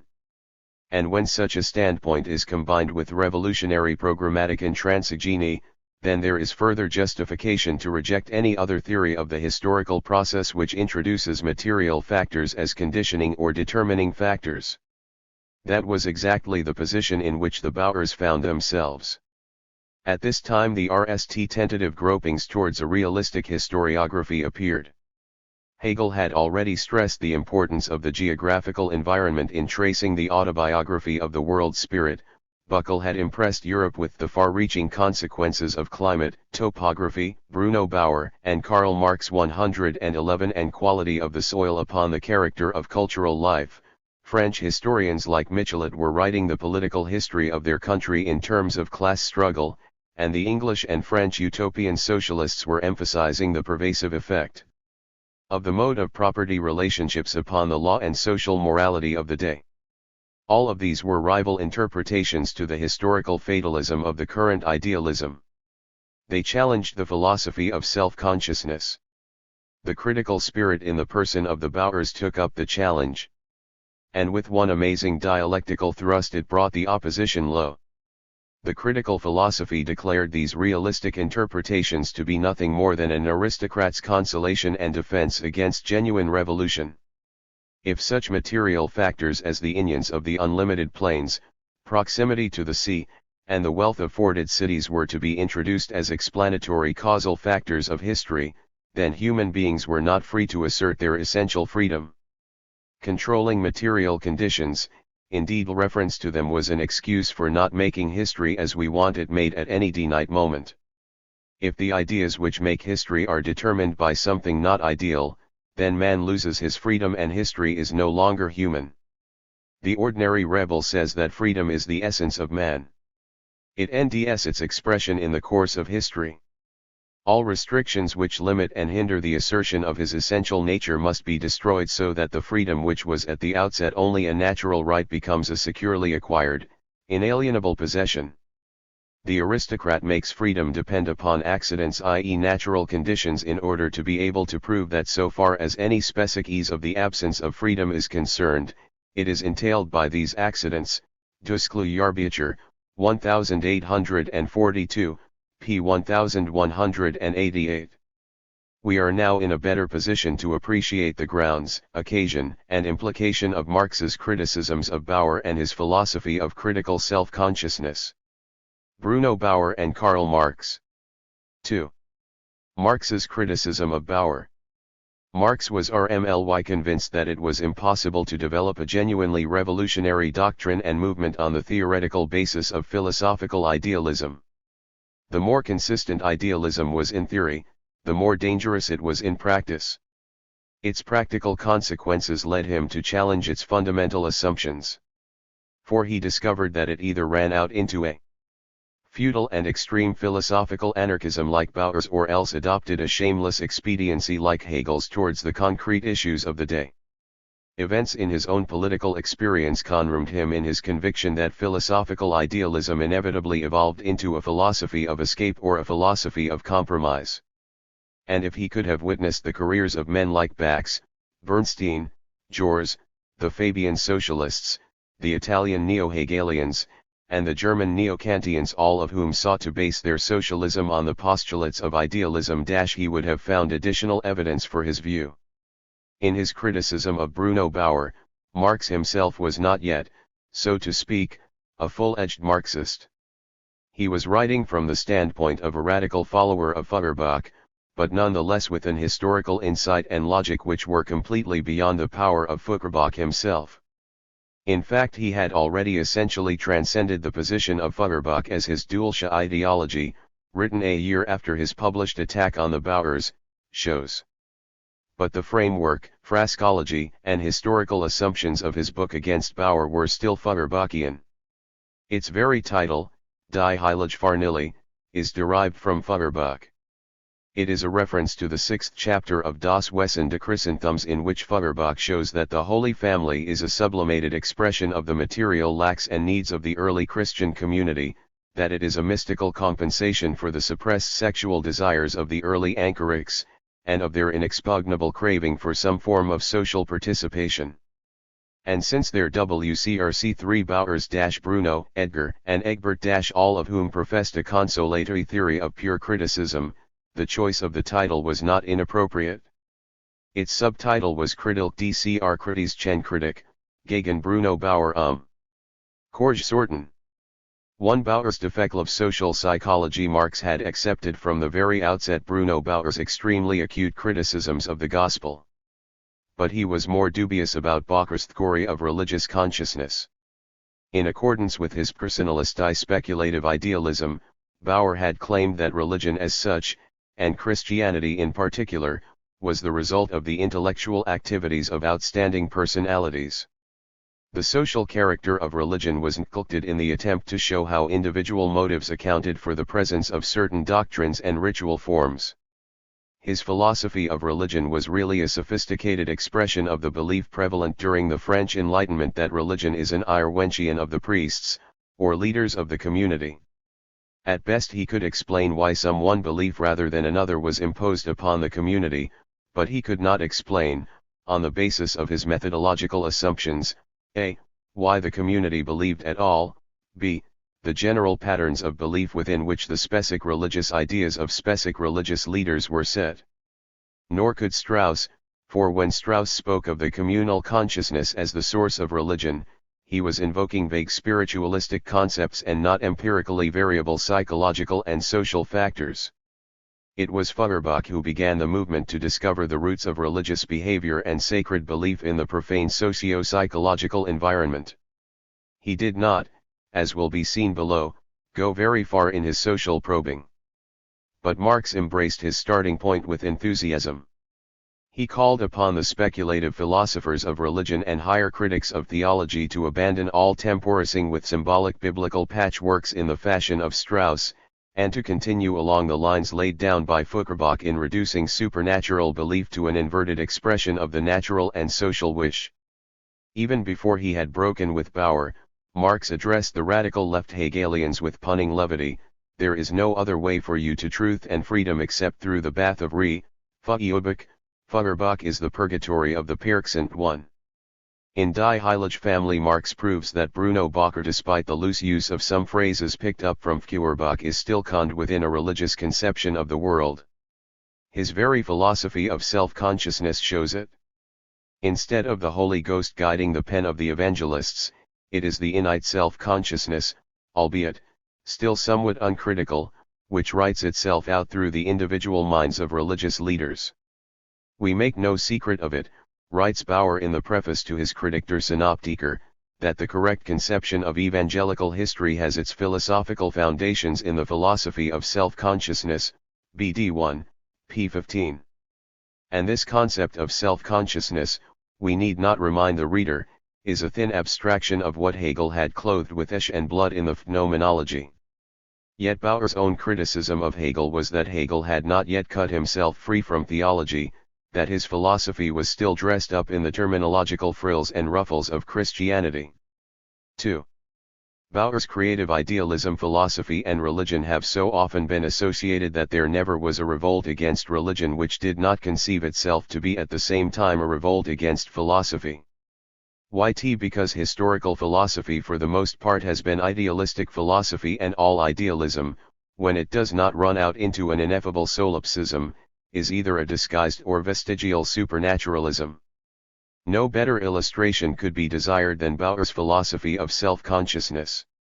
And no illustration could be more impressive because Bauer himself, as well as the authorities who persecuted him, declared his philosophy to be out-and-out atheism. How was this possible? The answer is suggested in Marx's analysis. The sophisticated consciousness starts with itself as the most significant and indubitable fact of existence. In the ordinary course of experience, it discovers that there are certain intractable elements which seem to be foreign to consciousness, and which compel or control it. These elements go by the name of matter. But the self realizes that this matter is not so hostile and foreign to it as it had at first assumed. Cannot this matter be understood?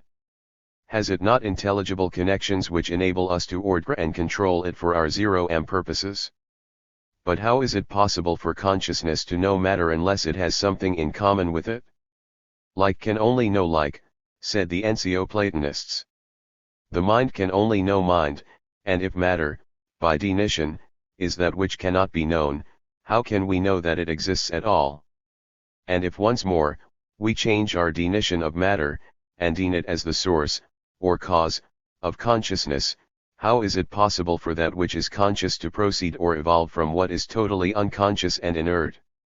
Consciousness must at least be involved potentially or implicitly in what is called matter, or else science and logic must confess that they are confronted by a miracle, which they cannot of course do. The only solution plausible to the facts of consciousness is to assume that matter is dead spirit or mind which gradually comes to life. But the nature of consciousness as such is self-activity. Consequently, all of nature can be viewed as something which has come into existence as the result of primal active self-alienation of the one or absolute, or whatever it is which we substitute for the idea of God. The next step is to see nature as a process in which what has been alienated strives by perpetual self-activity to win its way back to the untroubled innocence of the absolute. The two insoluble immanent problems of this philosophical myth are, why is it necessary for the absolute mind to alienate itself into the apparently material? And exactly how does matter evolve into explicit self-consciousness? Why the philosophy of Bruno Bauer is an attempt to answer these questions.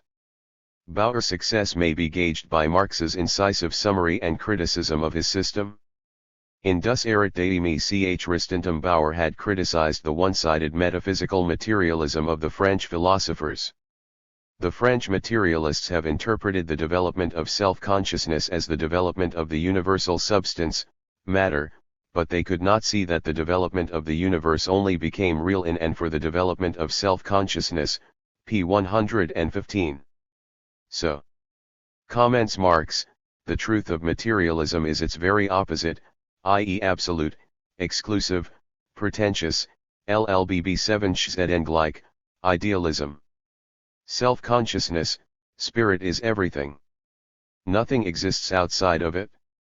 It is the almighty creator of the world, the heavens, and the earth. The world is a living expression of self-consciousness, which must alienate itself and take on an enslaved form. But the difference between the world and self-consciousness is only an apparent difference. The latter distinguishes nothing real from itself. Indeed, the world is only a metaphysical distinction, a ghost of the ethereal brain and imagination of self-consciousness. It dissolves the impression which it had let prevail for a moment that something really existed outside of itself. It does not recognize as real anything which is produced thereby. Through development, however, self-consciousness produces itself as absolute, for the absolute idealist must necessarily, in order to remain an absolute idealist, go through the following process, RST, to transform the world into an appearance, into an arbitrary notion of his brain, then to declare this fantastic notion to be what it really is, a pure fantasy, in order, nally, to be able to proclaim its sole, exclusive existence unembarrassed by even the appearance of an external world. Herr Bauer, who introduces his philosophy of self-consciousness or spirit into all else in opposition to the idea of substance or matter, must consequently concern himself in all else with the ghosts of his brain. Criticism in his hand is the instrument to sublimate into pure thought everything which still maintains its innate material existence outside of innate self-consciousness. He struggles against the idea of substance not as a metaphysical illusion but against its kernel-nature as it exists outside of man as well as within him. Y.V. Bauer says he refuses to take substance or matter as a starting point in any eld. What he means is that there is no existence separate from thought, no natural energy different from the spontaneity of consciousness, no human power which is not reason, no suffering which is not activity, no influence of others upon us which is not a form of our own influence, no feeling or will distinct from knowledge, no heart without a head, no object without a subject, no practice without theory, no human beings who are not pure critics, no real community which does not possess abstract universality, no thou which is not at the same time me. It is quite consistent, therefore, that Herr Bauer should proceed to identify himself with the spirit of self-consciousness, and in the place of his creation to put its creator. He is still consistent when he goes on to condemn the rest of the world which selfishly persists in regarding itself as something other than a product of self-consciousness, as stubborn mass and matter. He construes the revolt of his own critical principles against the development of mankind, as the mass revolt of humanity against his criticism, against the spirit, against Herr Bruno Bauer and Company 8. Solipsism and the social problem. It was not illogical for Bauer to conceive of himself as a critical savior of the world of his own imagination. But it was the height of confusion to offer himself as a savior to those who did not share his philosophy. At best, claimed Marx, he could reform or corrupt people's logic. He could not solve their problems. For these problems arose not from their failure to attain philosophic clarity but out of the mechanisms of social life. In Bauer's eyes all of these problems were aspects of the problem of evil, a problem of evil which, as we have seen, is essentially metaphysical and religious. Metaphysical, because it admitted the existence of matter which could not be derived by pure logic from definitions of the absolute; religious, because as the source of division, strife, and suffering, it had to be justified as a disguise of the good. For Marx there was no problem of evil. As a naturalist, he accepted the material world as a fact, not as an ethical problem. Evils arise only with development of human consciousness. But their locus was not always psychological. All human evils that were at all remediable were regarded by Marx as social. As social they were challenges to action and organization, not occasions for prayer or religious apologetic. Not that Marx believed, as most social reformers, that social problems could be solved independently of each other. He held that in any society the complex problems with which it was faced, be they educational, vocational, legal, or matrimonial, received their specific point and context from the system of property relationships which distinguished one society from another. At this period in his development Marx saw the social problem as a question of the relation between the conditions of work, and the human needs of those engaged in work. All social problems were facets of it. To such a point of view, it was inevitable that Bauer's philosophy of idealism should appear as a kind of magical wish-thinking. On Bauer's principles, it was easier for the workers by taking thought to add a cubit to their stature than by taking thought to eliminate the degrading conditions under which they were forced to work. They need but become clear on the nature of existence, the nature of the self, and the nature of felicity to realize that each was a critical monarch unto himself. Above all, was it degrading to think in terms of interests or needs? These could not be critically thought about. One could only uncritically GHT for them. To which Marx responds: according to the critical critics, the source of the entire evil lies with the thinking of the workers. But the mass of communist workers who are active, for example, in the workshops of Manchester and Lyons, do not believe that by pure thought they can reason out of existence their industrial masters and their own practical degradation. They have a very painful realization of the difference between existence and thought, between consciousness and life.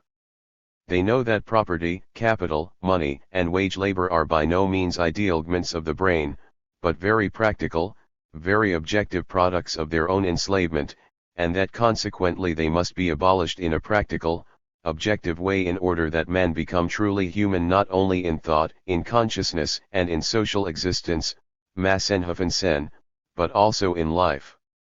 Critical criticism teaches them, on the contrary, that in reality they cease to be wage workers when they have transcended in thought the idea of being wage workers, when they cease to regard themselves in thought as wage workers. And, in accordance with this exaggerated fantasy, refuse to accept payment for their persons. As absolute idealists, as ethereal creatures, they can after that live naturally on the ether of pure thought.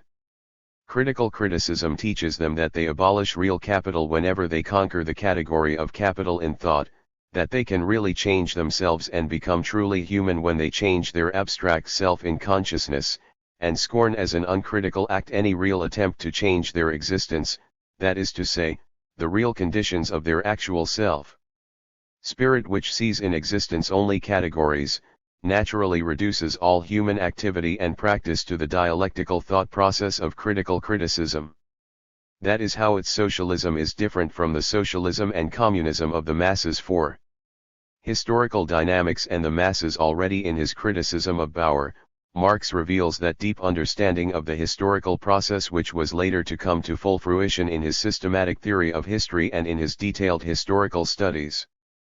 In those very masses in whom Bauer saw the matter of history, at Yerkes saw the power of historical ideas in which Bauer saw the power of an abstract historical process, Marx saw the instrumental aids of a concrete historical struggle.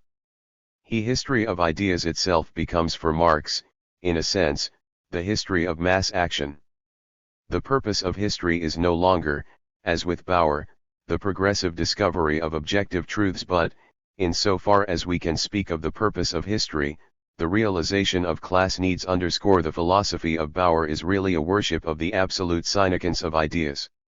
In attacking this worship, Marx does not substitute for it a worship of the masses.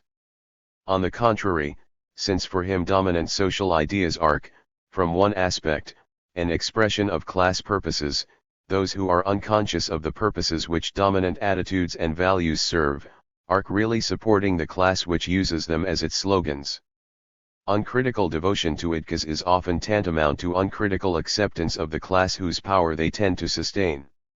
It is only when the relation between class interests and abstract ideas is grasped that real social criticism can begin. The conflict of social ideas and ideals is part of the conflict of social interests and classes. It is in the light of class interests that the appropriateness and validity of class ideals are to be judged.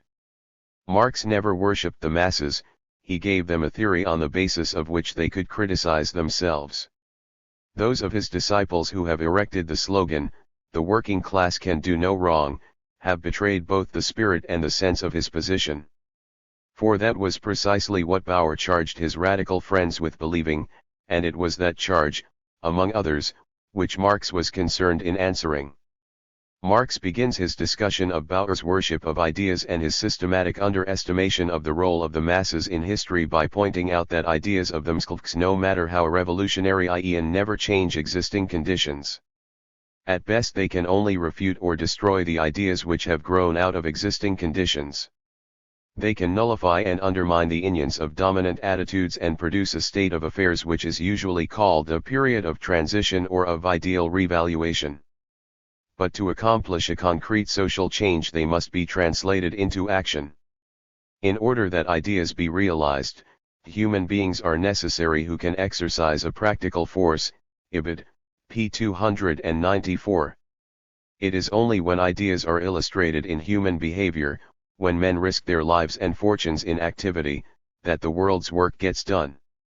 Marx misses no opportunity to deet what he calls the windy pretensions of Bauer's historical fatalism with its amorphous notions of progress, development, and freedom. Bauer could believe that ideas made history because he had personified history into a metaphysical entity. History, therefore, becomes a person separate and apart, a metaphysical subject, while human beings are its mere carriers. The so-called truths of history, L. Volsrum 10, Die sich van Vornherein van selbst versiehen, Bauer actually called them, become hypostasised ideas waiting in a subsistent heaven to descend into men's consciousness. Man exists for history.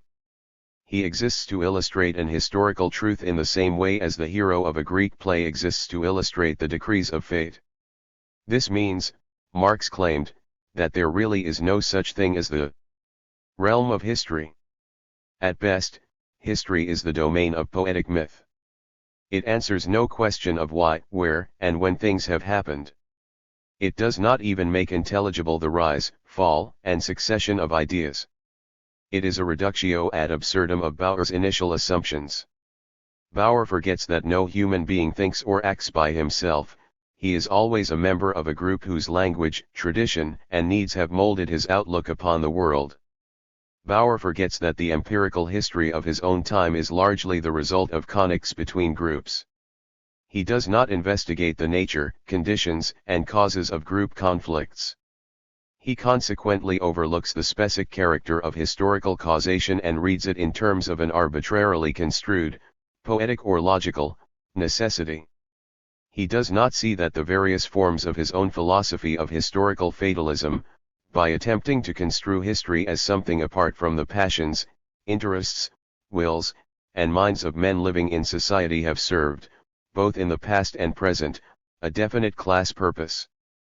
Bauer's philosophy suggested that the organization of society and the succession of historical events wreaked at an ideal pattern of social perfection already stored up in a heaven of antecedent being, and that our inability to see the logical justification of the existing order is due to the distortions produced by our own subjective interests. It is necessary, therefore, to examine more carefully the non-ideal basis of ideas. 5. Ideas and interests. Bruno Bauer had taken a clear position on what has always been regarded as the central problem of the philosophy of histories: do ideas make history, or does history make ideas? Marx was not content to answer with a simple negative. Bauer's positive affirmation of the creative power of ideas. For him, the very way of putting the question involved a mistaken conception of the nature both of ideas and of history.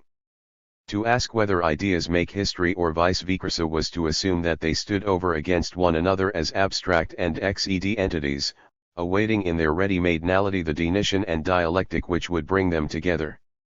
Ideas are always a part of history. Their relationship to other aspects of the historical process can be revealed only through a study of their organic connection with human needs and interests. The place of ideas in the history of the French Revolution is taken as the springboard of the discussion. Like most philosophers whose professional concern with the formal relations between ideas has weakened their grasp of the social conditions within which these ideas functioned, Bruno Bauer regarded great historical occurrences as affairs rationally undertaken for the sake of an objective end. The French Revolution, he wrote, was an experiment which was definitely specific to the 18th century. And on the analogy of an experiment, he described its deeds and criticized its outcome. An experiment is meaningful only when there are objective criteria, accepted by all competently informed critics, which determine whether the experiment is to be regarded as a success or failure. For Bauer, these criteria were logical and ethical. In his analysis of the French Revolution, then, it was inevitable that he declare it a failure attributable to the fact that the irrelevant question of class material interests had been introduced into the experiment. History, which exists to discover objective truths by experiment, cannot make progress when irrational desire or need interferes with the experimental process. Ideas must be completely divorced from our interests or feelings about them. Otherwise they cannot be objectively tested. History presents the sad record of the bad logic and disastrous consequences which result from mixing up our subjective desires with objective truths. Marx takes up the challenge and refuses to dissociate historical ideas from material interests. No matter how progress is deemed, if we say that history has revealed a progressive course, it is only because the historical ideas which have triumphed have been bound up with denied historical interests, richer and more inclusive than those interests over which it has triumphed. Historical values are the objects of historical class interests. Before a revolution can be called a failure, we must know what and whose interests it tried to fool. Our historical analysis will be confusing if we are unaware of what these interests really are, and what means and actions were necessary to carry them out. Marx writes, "Ideas always fail only in so far as they separate themselves from interests. It is of course easy to understand that CVCRY historically effective mass interest, when it RST makes its bow on the stage of world history dressed up as an idea or ideal, goes much further than the real limits of its part and identities itself with human interests in general. This illusion constitutes what Fourier called the tone of each historical epoch. The interest of the bourgeoisie in the revolution of 1789, far from having in any way failed, succeeded in winning everything, even though the enthusiastic hours of rhetoric with which its interests garlanded the cradle of the revolution have long since withered. These interests were so powerful that they victoriously overcame the pen of a Marat, the guillotine of the terrorists, the sword, crucifix, and bloodbath of Napoleon. The revolution was a failure only for the masses whose real interests were not represented in the political ideas of the bourgeoisie idkas, which expressed not the living principles of the masses but the living principles of the revolution.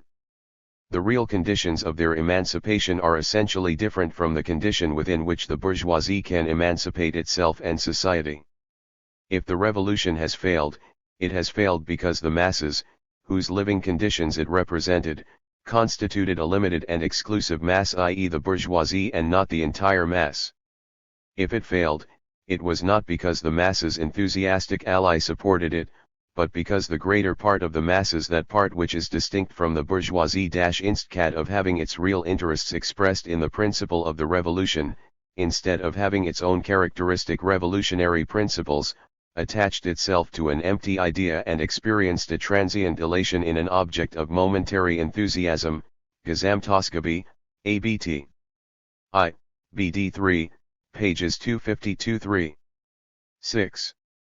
The beginnings of historical materialism ideas can only be historically effective when they are an expression of class interests. That is the secret of their life history. If it does not explain their birth, it at least explains their acceptance, their modification, their victory and defeat. But Marx pressed his investigations further. What kind of class interests are here involved? How do they arise? How do they assert themselves? How are they translated into ideologies? 5. Marx raises these questions in Die Sillage family. He does not answer them all, but, nonetheless, he gives emphatic expression to the leading principle of historical materialism. In all historical activity, classes are dominated by many interests, religious, psychological, local, economic, etc. Which of all THCSE interests is central? And if all of them enter into the motives of class action, which predominates and makes the course of subsequent history most intelligible? Marx projected his answer on the basis of a study of why different classes' failed ideas fell on barren soil and were embalmed in dusty tomes or lost in the cheap tracts of the day, and why, nally, still other ideas received a lip allegiance from all and practical support from none. Robespierre, Saint-Just, and their party went down to one destruction because they confused the realistic democratic one community of antiquity, which rested on the foundations of real slavery, with the modern spiritualistic democratic reproche of bourgeois society. What a colossal contradiction to recognize and sanction in the abstract the rights of man, modern bourgeois society, the society of industry, universal competition, the unrestricted pursuit of the ends of private interest, of anarchy, of degraded natural and spiritual individuality, and yet, at the same time, to attempt to wipe out the expression the dominant interests are those which grow out of the organization of the mode of production. Already in Die Heilige Families Marx gives intimations of the revolutionary social psychology he was later to develop. The methodological starting point of all human history is the character and intensity of man's needs. Out of these needs arise the division of labor, specific vocational activity, class status, and allegiance. These express themselves in a set of volitions and attitudes which develop into a systematic ideology. The latter in turn tends to preserve or modify the objective conditions which have produced the original needs.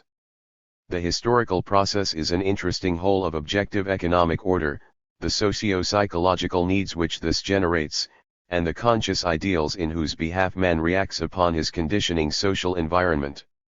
In his subsequent work, Marx analyzes the nature of the objective economic order to show its threefold root in the historical development of culture, the social nature of man, and the character of his productive tools. It is not unfair to say that Marx used his critical Auseinandersetzung with Bauer's philosophy of self-consciousness to attain a critical self-consciousness of his own position. It is marred a little by his Foucauldian phraseology, especially in the use of the term human where he later wrote class. But it definitely marked his repudiation of every type of philosophical idealism. Among the problems ahead of him was to show how the kernel of sense in idealism THC appreciation of the essential activity of human consciousness could be did into a materialistic context. His more immediate problem, however, was to convince those young Hegelians who in behalf of political democracy had broken away from Bauer, that true political democracy could be fooled only in a social democracy. Chapter 4 Arnold Ruge and Karl Marx. Arnold Ruge was the central guru of the young Hegelian movement. As editor of the Hallische Jahrbilder, the Zutzige Jahrbucher, and the Deutsche Französische Jahrbilder, he brought to mature and vigorous expression the political aspirations of the rising bourgeoisie in Germany. On the basis of a broad philosophy of culture, he sought to formulate the views of the young Hegelians on specific political issues and to prepare a policy of action for a bourgeoisie which was more ready to compromise with feudal reaction than to GHT it. Ruge's philosophy of culture was neo-Hegelian. He attempted to reform Hegel in the name of a liberal Hegelianism. Successively a follower of Strauss, Bauer, and Feuerbach, he exhibited neither originality nor consistency in his philosophic doctrines. But he was much more alive than his teachers to the political relevance and social impact of ideas. In the early 40s he was, in a sense, a fellow traveler of Karl Marx, one never quite so radical and analytical but always in the van of the critical war which the young Hegelians waged on the German cultural front. When the null break between Ruge and Marx came in 1844, it was over the nature of the state and its function in modern society. Ruge himself never advanced beyond radical political democracy, even where he professed to accept some of Marx's social ideals. He believed that they could be realized by the ordinary methods of political action. Communism he regarded not as the foolement of democracy but as its negation. The periodicals which Ruge edited contain the most important source material of the intellectual history of Germany during the period of Marx's formative years. Beginning with the most faint-hearted political liberalism and ending with the extremist theoretical radicalism, they provide not only an indication of the ideological milieu in which some of Marx's early attitudes were formulated but also denied clues to important cultural doctrines which he retained and strengthened after he had outgrown Ruge and his other young Hegelian associates. When the Hallische Jahrbilder made their RST appearance in 1838, intellectual Germany was abuzz over Strauss' Leben Jesu. Politically, however, hardly the faintest liberal murmur had made itself heard. The only important political movements which had manifested themselves were conservative. They grew out of the secondary effects of a twofold fundamentalist reaction in religion. An aggressively orthodox Catholic movement in the south and a narrow evangelical Pietism in Prussia demanded guarantees that the religious foundations of the state would be preserved against the wormy exegesis of the biblical critics. The Catholics were explicitly ultramontane. The Protestant Pictists declared that they preferred a theocracy to a liberal or constitutional monarchy. So strong was this current of orthodoxy, that sometimes the Prussian government, in order to counteract the potential danger to its own political autonomy which flowed from religious fanaticism, came forward in the role of a neutral arbiter between the heretical theologians and the Orthodox churchmen. It was at this time that the Hallische Jahrbilder appeared. Quick to seize the RST opportunity to ingratiate itself with the suspicious censor it pretended to be the champion of Protestantism, identifying Protestantism with the spirit of freedom in general and with the essence of the Hegelian philosophy, which had not yet been discredited, in particular. Ruge later confessed that the fast and loose way in which he played with the idea of Protestantism was due in part to political expediency and to a desire to win tolerance for ulterior political and social views. Looking back upon this period, Rudolf von Gottschall, a literary historian and poet, who was himself a sympathetic contemporary of the young Hegelians, remarked, "The Hallische Jahrbilder marks the fall of the Hegelian philosophy from divine grace, and its expulsion from the paradise of the Prussian government appointments." but the important reservation must be made that the fall from grace was very gradual and gathered momentum only as the Jarlrolker turned from playing at redening Protestantism to an open advocacy of political insurrection in behalf of a democratic republic. In this development 3D stages may be distinguished. A. In its RST stage the Alice Jarlbilcher steps on the scene as the champion of the spirit of Protestantism. The implicit ideal of the Prussian state is defended against the ultramontane tendencies of the Catholic dissidents and the dogmatic obscurantism of the Pietists. Frederick the Great is apotheosized as the incarnation of the philosophy of civil freedom in high places and held up as an ideal to contemporary Germany. The Prussian War of Liberation against Napoleon, it was claimed, had to be refought against the domestic powers of cultural reaction. This war, as well as the wars that were still to be fought, was announced as the practical corollary of the ethical philosophies of Kant, Fichte, and Hegel. In the second stage the magazine began a spirited attack upon the cultural presuppositions of the Romantic movement in Germany. It regarded this literary movement, correctly enough, as an expression of the social and political power of feudal Germany struggling against the Industrial Revolution. It followed this campaign with a devastating criticism of the historical school of law and its two foremost protagonists, Leo and Savigny. In the name of a free Protestantism, Ruge and his contributors began a crusade against what they called the principle of romanticism in social life. Professing to see the romantic attitude dominant in politics, religion, and education, they thus were able, before the censor awoke, to inject in the guise of allegiance to the genuine Prussian tradition, a stringent criticism of the existing Prussian state. 0. The third period began with the suppression of the Halsjarbücher and its reappearance under a new name at Dresden. It now let loose one broadside after another against bureaucracy and oppression throughout Germany. It declared itself to be constitutional, democratic, and republican. It referred openly to the Prussian state as the brutal embodiment of the Paleisi state of the Restoration, unfaithful to the vision of its own philosophers, to the ideals of its greatest sovereign, and to its solemn pledges to its own people. With the suppression of the Deutsche Jahrbücher, Ruge, with the aid of Marx, continued his work in Paris. 1. Philosophy as politics. Ruge was among the RST to see that once the Hegelian dialectic method was separated from the Hegelian system, conclusions could be derived which undermined the orthodox allegiances to the existing state and culture. The RST step was to interpret the dialectical method as an instrument of reaction. In reaction no object can be thought about without negating it, or going beyond it. This is done by viewing the object in the light of the possible alternatives into which it might develop. In natural things which are unaffected by human interest or activity, such as the movements of the heavenly bodies, these alternatives are limited by the structural interrelationships of the objects themselves. Analysis can only discover which of these alternatives will probably be realized. In society, although the alternative paths of development are limited, human consciousness enters into the determination of these alternatives. In some sense, then, human thought in matters historical and social creates the possibilities between which it chooses. The dialectic method of thinking becomes a method of criticism, comparing what is with what might be. It is also a method of action, since it fools itself by developing some one alternative rather than another. The true content of the Hegelian Geistes philosophy is humanism, its true method is criticism, wrote Ruge. For the abstract absolute spirit of Hegel, the young Hegelians read the abstract historical activity of abstract man.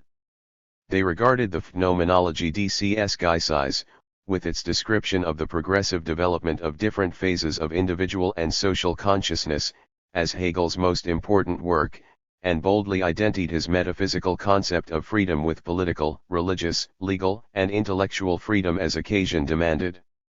We shall not stop to inquire into the legitimacy of this interpretation of Hegel. Let us rather examine its consequences. It is sufficient to point out in passing, however, that the technique by which the developmental metaphysics of Hegel was converted from its intended explanatory and descriptive function into a normative and reformative one, was simple and clear.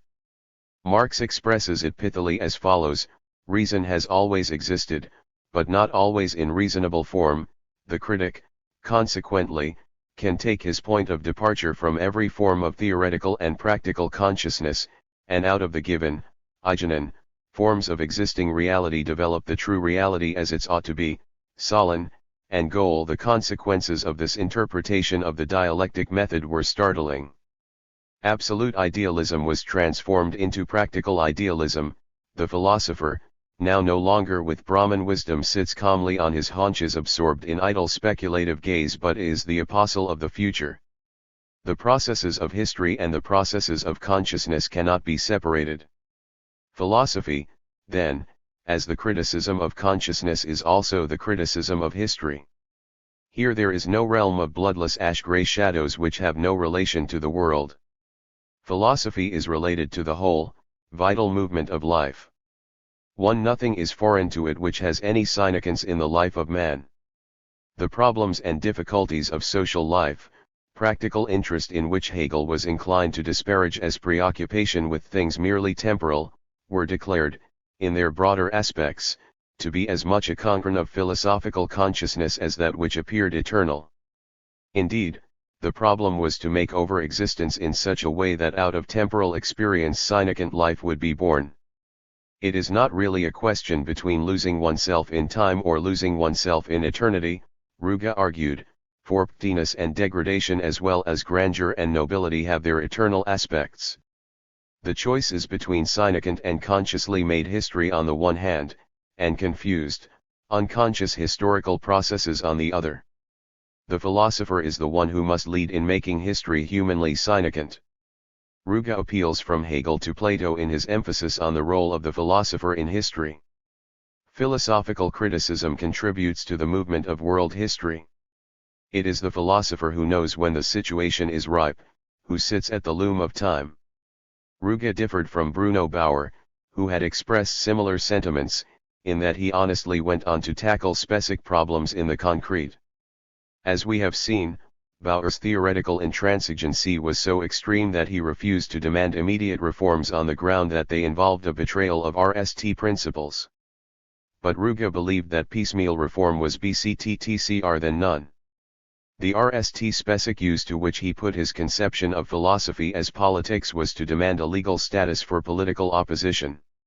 Refusing to distinguish between society and the state, he tried to prove that the very conception of a developing society involves the presence of a legally recognized political party which expressed the principle of opposition as such. The state was an organic whole, a political opposition party was just as much an integral part of that whole as the administration or government itself. As in every organic body, once destroy the negative element, the element of opposition, and you destroy the very possibility of development. Without criticism there is no development, and without development no li. A state without an opposition party is not an organism but a dead machine serving private purposes. Having justified in theory the right of a political opposition to exist, Ruge went on to draw up the kind of program the opposition would need were it to exist. From abstract philosophical premises and by an illicit appeal to what a rationally interpreted history has proved, and in an amusing philosophical jargon, the sugar-coating for the censor, he claimed to have established the necessity of popular representative institutions, disestablishment of the church, the jury system, and freedom of the press. In their concrete proposals as well as in their appeal to rationally interpreted history, the young Hegelians came into contact with the two dominant cultural ideologies of the day: the historical school of law and the literary philosophy of Romanticism. To the RST, the emphasis on reason instead of tradition was anathema; to the second, the universalism and internationalism implied in the use of reason appeared hostile to the national, mystical, and irrational mythology at the heart of Romanticism. In the eyes of the young Hegelians these dominant ideologies had denied political import. So long as they prevailed, the battle for immediate reforms, even when these reforms wreaked at the interests of the rising bourgeoisie, could not end in a clear-cut victory. It was inevitable that the young Hegelians begin their attack by submitting these and similar movements to a searching critique. There was a double advantage in their eyes in beginning here. Politically, it was safer, and in this eld the philosopher could bring more effectively into play his professional accomplishments. 2. Literary Romanticism as political reaction. It is remarkable, writes Engels in one of his early essays in literary criticism, how in art and literature, as well as in life, reaction manifests itself. And how the cry of modern German obscurantists on the one side, correspond to a phase of modern German poetry on the other. To Ruge, however, belongs the merit of having revealed the intimate connections between the resurgence of Romanticism in Germany and insurgence of new political and social forces upon the cultural scene. During the Reconstruction period which followed the Napoleonic Wars, liberal ideas acquired a new momentum. They were imported into Germany from France by the enthusiastic members of the Young German and Young Hegelian schools. Although no overt political movement resulted from them, they caused a considerable stir in intellectual and academic circles. The Oisial spokesman of semi-feudal German society saw to end a more stable base for public morality and cultural authority. Hegel, they discovered, was too ambiguous in his positions.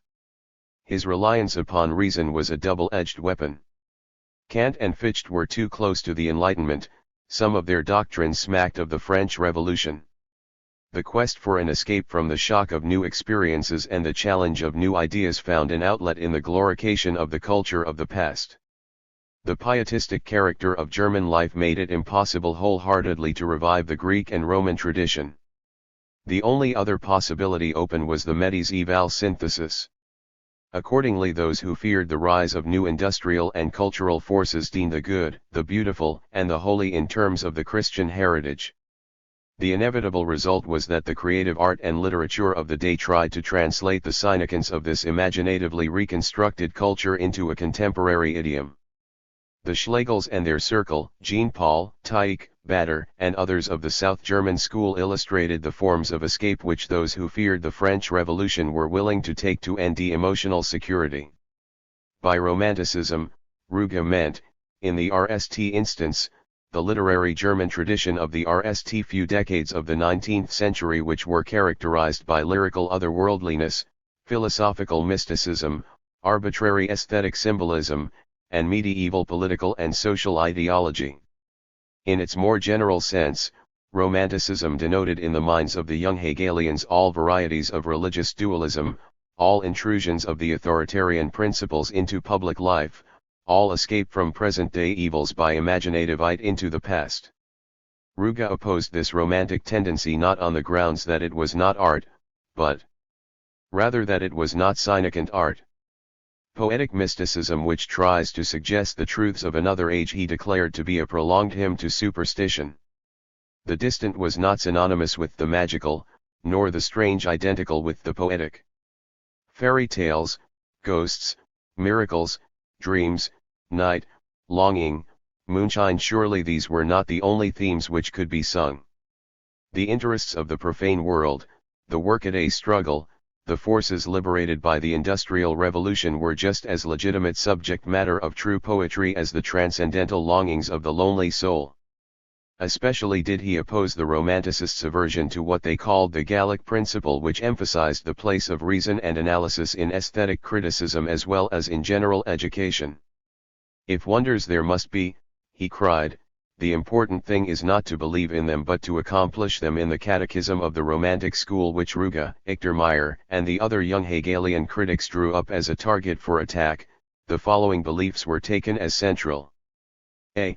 Allegiance to the ideals of the Middle Ages, a return to Catholicism in its mystic, not rational form, devotion to medieval art, especially pre-Raphaelite painting. B.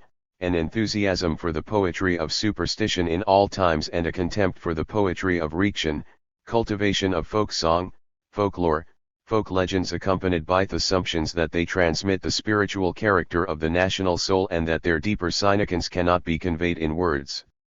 0. An attempt to make the categories of myth, magic, and creation central in all expository accounts of the nature of the world and man. D. A preference for the beauty of the wilderness to the beauty of civilization, opposition to the Industrial Revolution on aesthetic grounds. 6. Addiction to the rhetoric of rhapsody, the use of terms like profound and mystical at every third word, studied avoidance of words like utility. 1 Haliskjar Bilcher, 1840, pages 413, 430, 446. Arnold Ruge and Karl Marx 135, f. Violent hatred of the Enlightenment, the French Revolution, and all their cultural effects. G.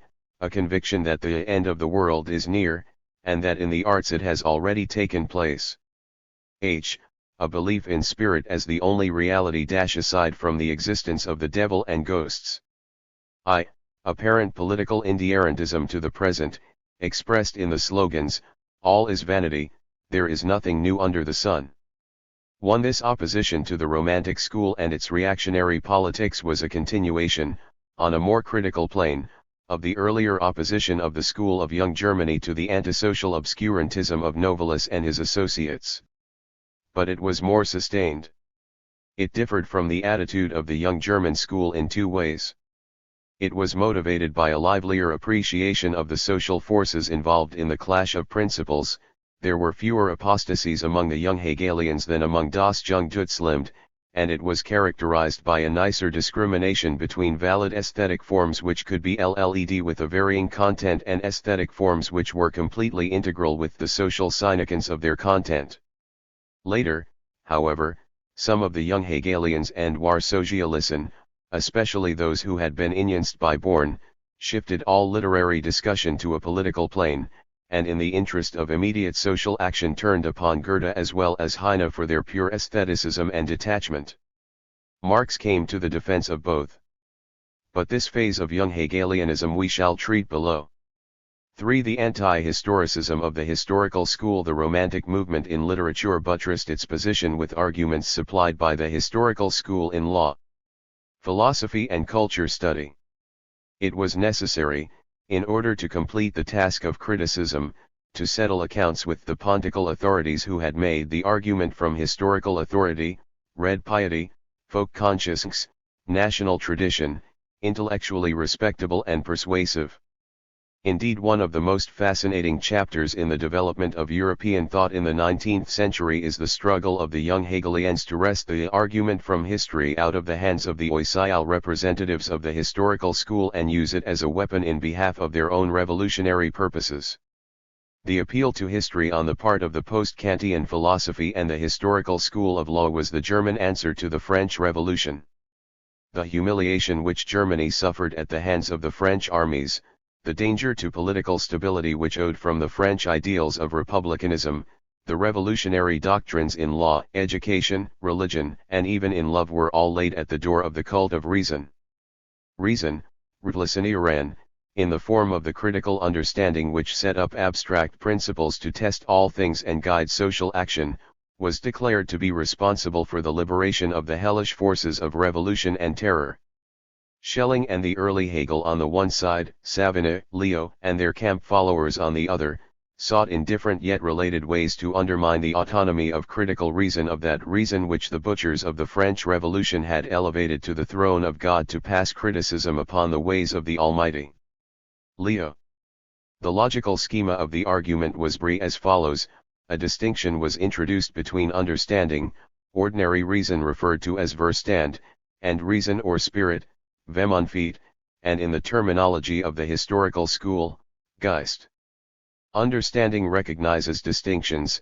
Reason is the completed pattern of all the relations which the critical understanding distinguishes. The completed pattern of reason unwinds itself in time. As it unwinds, it gives us empirical history. The human understanding exists not to create these patterns or to attempt to change them, but to recognize them. The secret of the present is the past. Its meaning has been revealed in the Arnold Ruge and Karl Marx 137 past. But at this point the argument of the different schools diverges. The Hegelians profess to believe in a developing history which could be made by human beings once their critical understanding was informed by the spirit of reason, read piety and tradition.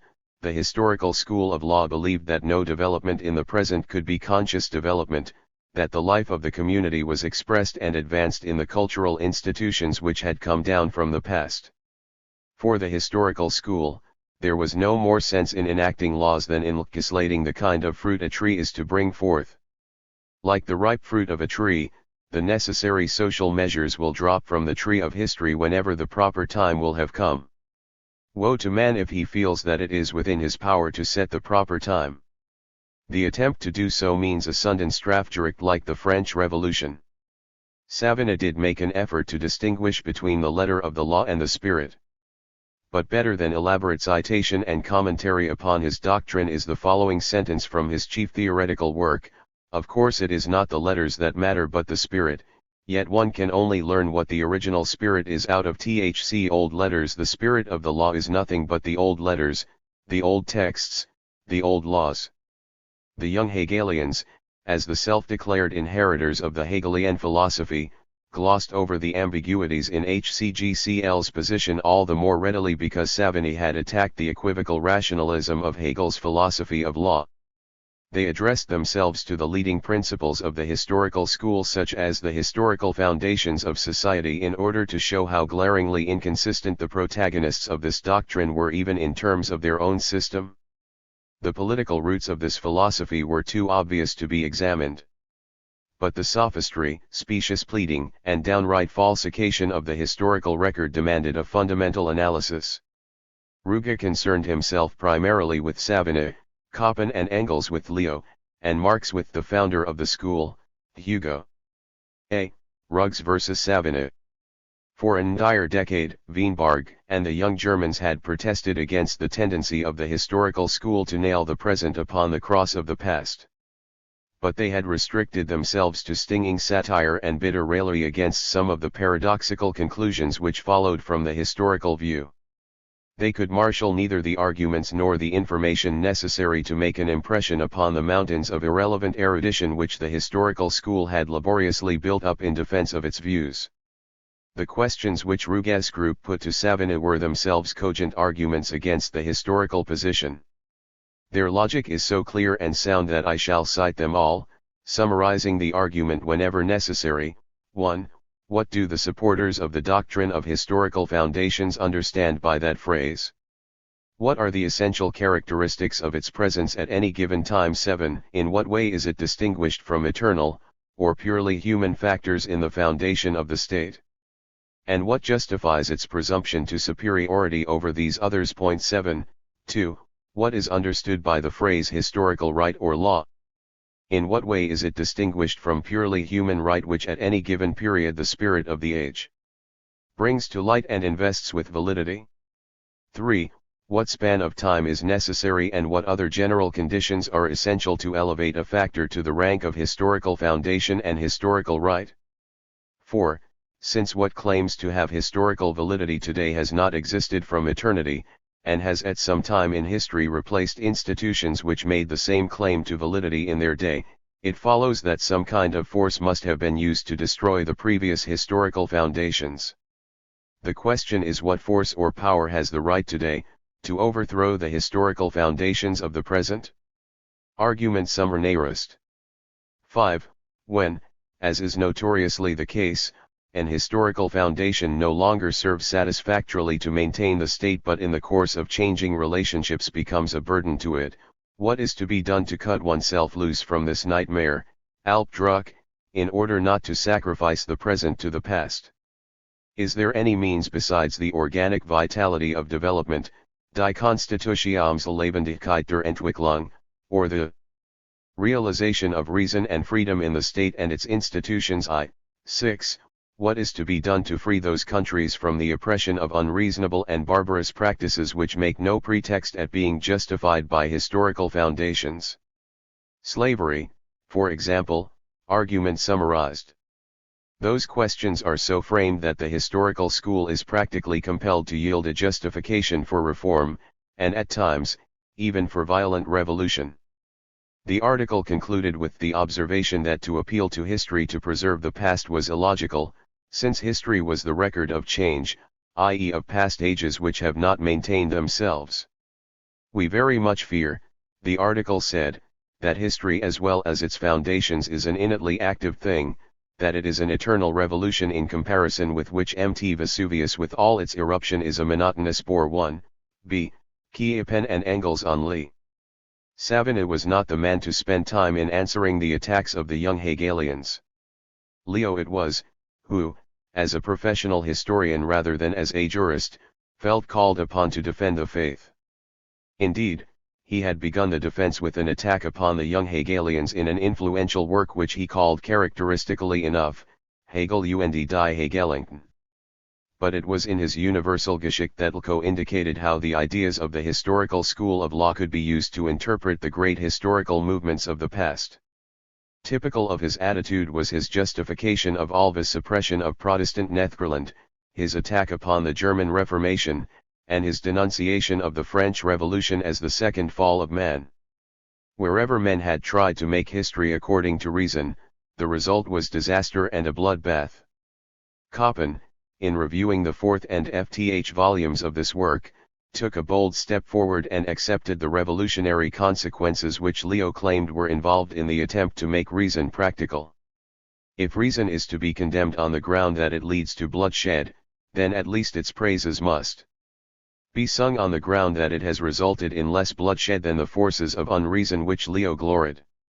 If historical events are to be evaluated from the standpoint of the amount of bloodshed or suffering they produced, then all movements those which Leo called good as well as bad stand judged as immoral and wicked. But such an interpretation is preposterous. It is not bloodshed as such which condemns an event but the conditions, purposes, and consequences of its use. Anticipating later historians, Koppen points out that the French reign of terror had a twofold necessity. It was an instrument of national preservation and the means of consolidating the gains of 1789. If the history of the French Revolution was to be written from the standpoint of its innocent victims, as a chronicle of intrigue and deportations, then it would naturally appear to Leo as an abomination. But Koppen reminded him that in the same fashion it was only too easy to write a history of the Church in terms of its massacres, burnings, and heresy hunting. If such histories struck Leo as degenerately one-sided, then his own interpretation of the French Revolution must be regarded just as degenerate. If the Revolution is to be abominated because it snatched the lives of several thousands, so must many periods of the Christian era be abominated. What is sauce for the goose is sauce for the gander. Koppen went further. Accepting for the nonce the ethical standard involved in Leo's attitude, he maintained that tradition, reaction, and clericalism have always been more brutal and bloodthirsty than revolts conducted in the name of freedom and reason. Enthroned power resorts more readily to violence than oppressed minorities. In words which show that the speeches of Saint Just and others before the convention were still echoing in his head, he wrote, "Yes, the tree of freedom has been watered with blood and fertilized with corpses. But what are all the crimes of the Jacobins compared with the crimes of the priests, THC court favorites and royal tyrants? Neither in respect to quality or extent are they on the same level. What is the guillotine against the Inquisition, what the reign of terror against the wholesale extermination of the Albigenses, the massacre of Saint Bartholomew, the dragon axe? What are the wildest of terrorists compared to Alva, Guise, Torquemada? What is a Robespierre to a Philip II?" As a pietist, Leo was compelled to explain how it was possible if the anger of God could be seen in all FCITs, for these revolutionary excesses to have taken place at all. He falls back upon the time-honored device of visiting the sins of one generation upon the heads of another. Desert and reward are asymptotal because of the sins of the French Revolution. Mankind is visited with a young Hegelian movement. The whirlwind which the young Hegelians are sowing now, will be reaped by their oak descendants. Not only is this true in history, but also in one's personal life. Leo calls medicine to witness. One man's pleasure may mean disease to his children unto the third and fourth generation. It is at this point that Engels takes up the idea in a humorous skit on Leo in Die Remissgezeitung. He shows that if this ethical principle of justice were consistently acted upon, that if one were to be punished for another's sins and rewarded for another's virtues, utter absurdity would be the result. It was just as intelligent to attempt to found jurisprudence and medicine on Christian principles as to write a German grammar by them. _0, JLRC on the historical school. L// Larks never minced words about the historical school.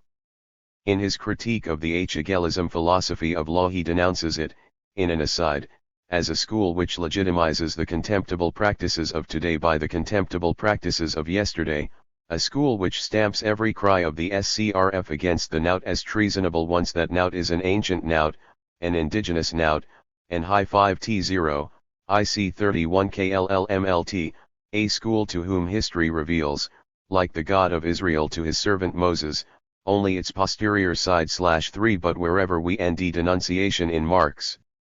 We are sure to find it as the outcome of critical analysis and not as a substitute for it. That analysis is contained in an article in Die Rheinische Zeitung entitled, Das Philosophische Manifest der historischen Rechtsschule. It is one of the most penetrating and suggestive criticisms of the methodological presuppositions of the historical school of law which has been written. It has been strangely neglected by professional scholars. Marx's thesis is a paradoxical one and can only be understood in light of his Hegelian antecedents. The historical school of law, he says, is not merely a reaction to the abstract reason of the French Enlightenment, it is a consequence of it. This may best be seen in examining the manifesto issued by the father of the school Hugo. The doctrines of Savigny, Stahl, Ililker, Leo, and the other representatives of the historical school are variations upon the inverted natural law theories of Hugo. The occasion which Marx took for his higher criticism of the sources of the historical school was the appointment of Savigny in 1842 as Minister of Legislation. A few years before there had appeared a Schrift to Hugo in which Savigny himself acknowledged his indebtedness to the author of the Lehrbuch der Naderici. Marx, therefore, could with justification regard it as the Old Testament of the historical school. But how can the traditionalism of the historical school be derived from the rationalism of the Enlightenment? L/Yerx's answer is that both shared the notion of the existence of a natural man whose original nature provided the standard for what was reasonable or unreasonable, possible or impossible in social institutions.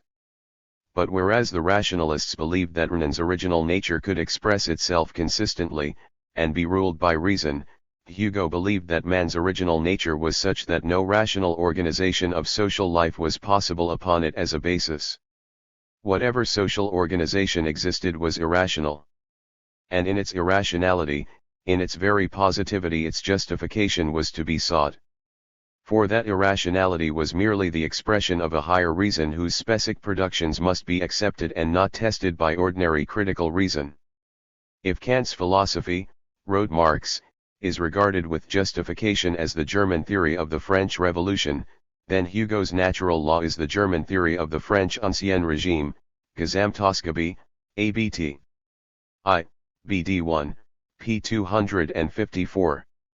Hugo had taken as the primary postulate of his jurisprudence the proposition that the only dual differentiating character of man is his animal nature, sector 40 of his Lehrbuch. In other words, a strictly legal and rational justification of an institution can be found only when the institution in question can be derived from man's animal impulses, monogamy from sex, private property from physical power, etc. Using this postulate as his criterion of rational validity and a conception of human nature which would have shamed Hobbes, he examines the nature of social institutions and the positive law of those institutions. He shows that property, the state, marriage, etc., cannot be rationally derived from man's animal nature, that, in fact, they contradict the assumptions of the rationalists who believe that all of these institutions can be proved to be convenient and necessary.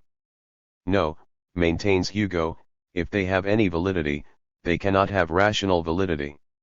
An abstract ethics and logic based on human needs can only establish the fact that all social institutions are irrational. But this skepticism is only a transitional phase in Hugo's argument. Social institutions, he argues, are nonetheless in existence. If logic does not sanction them, our feeling does. This feeling does not derive from nature but from society and history. If social institutions are to have any validity, it must be the historical validity of tradition, custom, and authority as sources which are autonomous and above the shallow canons of logical validity. Marx writes, Hugo does not seek to prove that the positive institutions and law is reasonable, rather he seeks to prove that it is unreasonable. He drags together evidence from all parts of the world with the most near-sighted industry to prove that positive institutions, property, marriage, the state, etc., possess no rational necessity, that in fact they can contradict reason, that at best they serve as occasions for idle chatter. One cannot attribute this method to the accidental fact of Hugo's personality. It is rather the logic, methods, of his principle, the naive, ruthless logic of the historical school. If the positive is to be valid merely because it exists, then I must prove that wherever what exists is invalid, it is invalid because it is reasonable. And how can I prove that more simply than by showing that whatever is positive exists not because of reason, but in spite of it? 7. If this is madness, there is method in it. p. 252. The method is to vindicate the status quo against all attempts at reform. It is to employ the argument from relativity to produce skepticism and lack of faith and then fly to revelation or tradition to assure a basis for faith in whatever institutions happen to be at hand. It is cynically to decry all ideals as unpractical and irrelevant in order to hold on more securely to the material goods and power possessed by the dominant class. or Marx, of course, to appeal to abstract ethical ideals, to insist upon their absolute validity independently of a specific biologic, psychologic, historical, social and class context is the reverse face of reactionary historicism. Abstract idealism and extreme historicism differ not in principle but in the specific things they declare to be good or evil. Whoever proclaims that valid ideals are independent of existence is in the same logical position as he who maintains that all existence is ideal. Ideals cannot be identified with things, but they grow out of things, have significance, relevance and effect only in relation to things. The manner in which ideals operate in history, their conditions and consequences, Marx was later to describe in his theory of historical materialism. 4. Poetry as politics. In all times of close political censorship, the ideas of the opposition and their way into belles lettres. This was true of 18th century France with its satirical drama, of 19th century Russia with its sociological novel, and of Germany from 1850 with its Kant's novel and social political lyric. The age of Metternician reaction was one in which those who sang because they loved to sing sang of the past in a romantic, religious, and mystical vein, while those who longed for some form of participation in the new social movements which were surging over Europe sought, with the school of Young Germany, to Ehrenfreiheit die Kunstkritik zum Organ des EM/MZZ/. Born, the head of the school, had graphically stated that his purpose was to pull the bed cover off the sleeping Germans, and after him all the members of the school had led their works with criticism of their age and proclamations of the new social and political evangelism. A critical reaction soon made itself felt against this contentious literature. Even Freiligrath, Grath, who later became the chief singing strength of the Reinigungszeitung, attacked the propagandist attitude. In one of his poems he exclaims, "The poet stands on a watchtower higher than the battlements of party." Other voices were not wanting to take up the refrain. The argument was very simple. Poetry treats of the eternal, the universal, and the absolute. In so far as it is political, it becomes temporal, limited, and partial. Good politics is no excuse for bad poetry, and good poetry is completely indifferent to the special interests of the time. It is above politics. The only question appropriate to it is whether it conforms to certain immutable aesthetic categories of coherence, economy of means, and fidelity to subject matter. The young Hegelians lost no opportunity in coming forward in defense of the view that literature and politics are necessarily connected. If poetry is above politics, they asserted, it is above life, too, for in a broad sense politics determines the character of life, explains its specific cultural expressions and changes. The dogma has long enough prevailed among Germans, wrote Starr, one of the leading spirits among the young Hegelians, that poetry and politics have nothing to do with one another, that political stuff can never serve as poetical material. But why? Shall it be maintained that the point at which the life of man culminates is not poetic? That the histories of nations and peoples, the development of man, does not lend itself to, or is unworthy of, poetic expression? Have not the masterpieces of epic and the dramatic poetry of all ages sprung from such soil? 1. The cult of the eternal in poetry is an expression of a metaphysical dualism which tries to separate eternity from time. The task of the poet, the young Hegelians held, is not merely to select for emphasis that aspect of his age which has significance for all time but also to ma/ce the immediate aspect of his age significant. As the child of his age, the poet should seek to make his parent immortal. He should bring his age to self-consciousness by articulating its hopes and integrating its activities in poetic vision. Poetry and life stand in the closest reciprocity to one another. All true poetry is a child of its time expressing its loves and hates, its activity and suffering. The age gives birth to the poet and the poet transforms the substance and spirit of the age into forms in which we recognize our own flesh and blood. The time for Okelschmerz was over, the hour for social action had come. The poetry of social action had no place for the liquid rhythms of nostalgia and romance, it hammered out its iron measures in the white heat of indignation against social evils. There was blood in it and the beat of marching feet. In the 40s, when the imming lyrics of social revolt burst forth in the works of Herrick, Beck, Dingelstedt, and others, the young Hegelians were the RST to greet them as the harbingers of a literary and political renaissance. Upon the appearance of Herweges Gedicht ins Lebendigen, the Deutsche Jahrelnicher Oisiali applauded him as the poet of freedom, cried with him Gare Auxiliary Chateau, Per Auw Chalmiers, quoted the most violent of his poems and called upon the other poets of the dead age to join the voice of the living. Political freedom, it wrote, is the poetry and religion of our time. One before many years had elapsed, lyricists like Herweg and Freilagrath were playing an active role in the political and social struggle of the day of, and more so than Ruge, who was wont to remind them, mit dem Blumenstangeliers Zauberstabsschlag man keinen Schadelein. And it was natural enough that the introduction of a political axis into the evaluation of works of art would produce some bizarre judgments.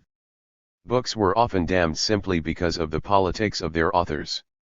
The formal achievements of a work of art were subordinated and sometimes totally ignored in the emphasis upon its moral tendency.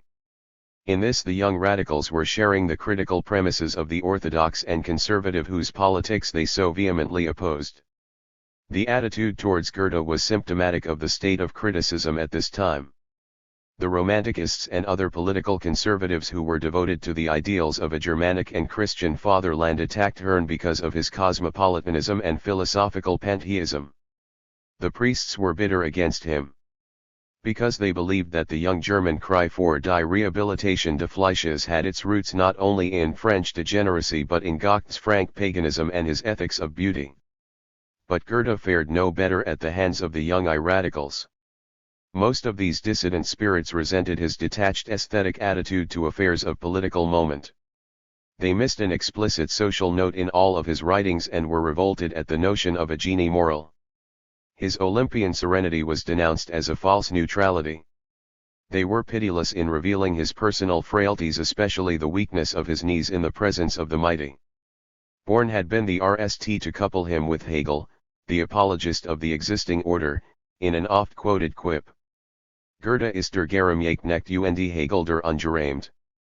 Interestingly enough, the RST voices which made themselves heard against the excesses of this radical literary criticism were those of Karl Marx and Friedrich Engels. The attitude of the young Hegelians towards literature in general and Goethe in particular had been carried to extremes by the Wartsozialism, especially Hess and Grien. The last had even published an entire volume against Goethe. In 1847, treating of the vagaries of these real socialists in Die Deutsche Beamsellerzeitung, Engels, in an essay until recently ascribed to Marx, protested against this judgment upon Goethe. He insisted that it was possible to distinguish between Goethe, the Philistine, and Goethe, the poetic genius. Politics was relevant to art as subject matter, but it could not determine aesthetic taste or lay down the standards of significant expression. 5. Above the battle neutralities closely allied with their political interpretation of literature was the impatience of the young Hegelians with all attitudes which sought to retain a critical neutrality towards the social issues of the day. Nothing indicated more clearly the rapid development of sectarian tendencies in the young Hegelians than their denial that there could be middle ground between the forces of critical progress and those of uncritical conservatism. Sometimes they mistook a mediate view for political indifferentism. But the two forms of political indifferentism which the young Hegelians expressly opposed were, a. complete devotion to abstract pursuits coupled with the refusal to regard one's social position in the community as the source of social duties and responsibility, and, b. the tendency to end peace and safety from political struggle in some form of unnatural seclusion. Ruge made no attempt to carry over the same political attitude that he took to poetry to the more technical sciences. Politics was not constitutive of pure science. In fact, he was willing to make the grandiloquent and inconsistent admission that science constitutes a realm which is not of this world. But he insists that the historical career of science as well as the individual life of the thinker is very much bound up with this world. It is an artificial and selfish isolation for the educated to refuse to participate in social affairs, and to regard the evolution of the state as completely foreign to their interests. The excuses they offer are inadequate. Politics is one-sided, it corrupts intellectual integrity, truth is irrelevant in party strife. Are some of the reasons advanced for refusing to enter into political struggles or for withdrawing from politics after one had been active. Ruge protests that this is merely a superior way of dodging responsibilities to one's fellow men. To seek refuge in an intellectual or artistic vagabondage which does not salute any social ideals because it is above all social ideals, to cling to neutrality as a pretext for concealing our fear of taking sides, to boast of devotion to universal values and yet refuse to act to make those values really universal, to convert the standpoint of criticism which is conscious of everybody's faults into the position of political indifferentism in which there are no degrees of fault. All this is at best a justification for weakness, and at worst, a confession of insincerity. The nature of man demands foolement in political life and activity.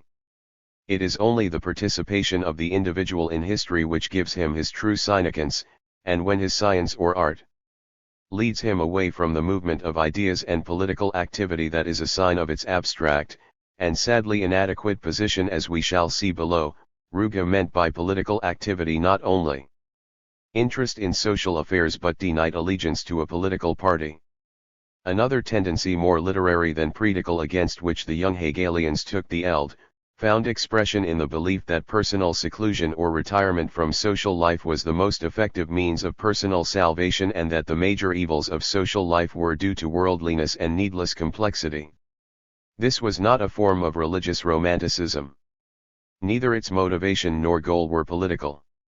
It was not attached to the ideas of the past but dreamed of a simple and idyllic life in country and village where each could live his own life without dictating his neighbor's. It touched those who had felt the futility of ambition and the hollowness of fame, those who were indifferent to wealth, but sensitive to beauty. The young Hegelians characterized this attitude. It was in the main only a theoretical point of view presented in some of the contemporary novels as a mixture of strength and weakness. Strength in so far as the individual desires and seeks deliverance, weakness in so far as he seeks it through it. To escape life in order to preserve our individuality is to forget that our individuality becomes different in virtue of that escape. Society, to paraphrase Danton, is not something which exists merely under the solace of our feet. It has its tendrils in our very speech, our very thought and mind. We cannot escape life by changing our residence. The temporary good which comes from isolation, the easing of psychological tension, is a personal good which of itself can never appease our sense of social justice. The life of man in society must be taken as it is and made the basis for reform. Nothing is changed by shutting one's eyes or running away. 6. Parte. Parte. Wer sollt sie nicht nehmen. There were German liberal elements who were willing to go as far as Ruge in emphasizing the importance of discussing central political issues but who stopped short at the idea of taking a part in a denied political organization. They clung to the ideals of freedom and tolerance, pointed to the inevitable discrepancy between abstract principles and party attitudes, and pinned their faith to the possibility of logically convincing those who possessed the state power that the reform of the political system would really serve the interests of all. Ruge was compelled to dissociate his position from those who called themselves philosophical liberals. In the very same month in which the Deutsche Einheitsbreit was suppressed, he characterized philosophical liberalism as the faint-hearted aspiration for freedom on the part of a people stuck fast in a theory of fantasy because it did not know that its true end was practice. The reform of consciousness, the liberation from abstract dogma, the true religion of freedom could only be realized through political organization not under the ambiguous slogans of liberalism but of republican democracy. For the purposes of exposition we may regard Karl Rosenerens, Hegel's biographer and the leader of the Hegelian Center, as the representative of philosophical liberalism. His views on the philosophy of politics were epitomized in a very interesting essay über den Begriff der politischen Partei, written January 184-3, the month in which Ruge's magazine was nearly suppressed. Point 1 He addresses himself here directly to the question of the relation between the state and political parties. But in passing he discusses the relation between philosophy and politics. It is his answer to this latter question, however, which determines the answer to the former. A political party is deemed as a limited organization aware that it represents special interests in the general conduct of interests within the state. Rosenkranz's liberalism consisted in his insight that, so deemed, the existence of one political party demanded the existence of another. This established the legal right of an opposition party to exist. If the opposition party were destroyed there was no longer any political party at all in the sense deemed. Affiliation with any political party, therefore, definitely committed a person to one-sidedness, since its professed aim is to destroy the opposition. But how can any critical-minded man bind himself to any one side CVC and to the side with whose general aims he is sympathetic? Sensitiveness to new ideas, even freedom of criticism are checked in the face of party triumph.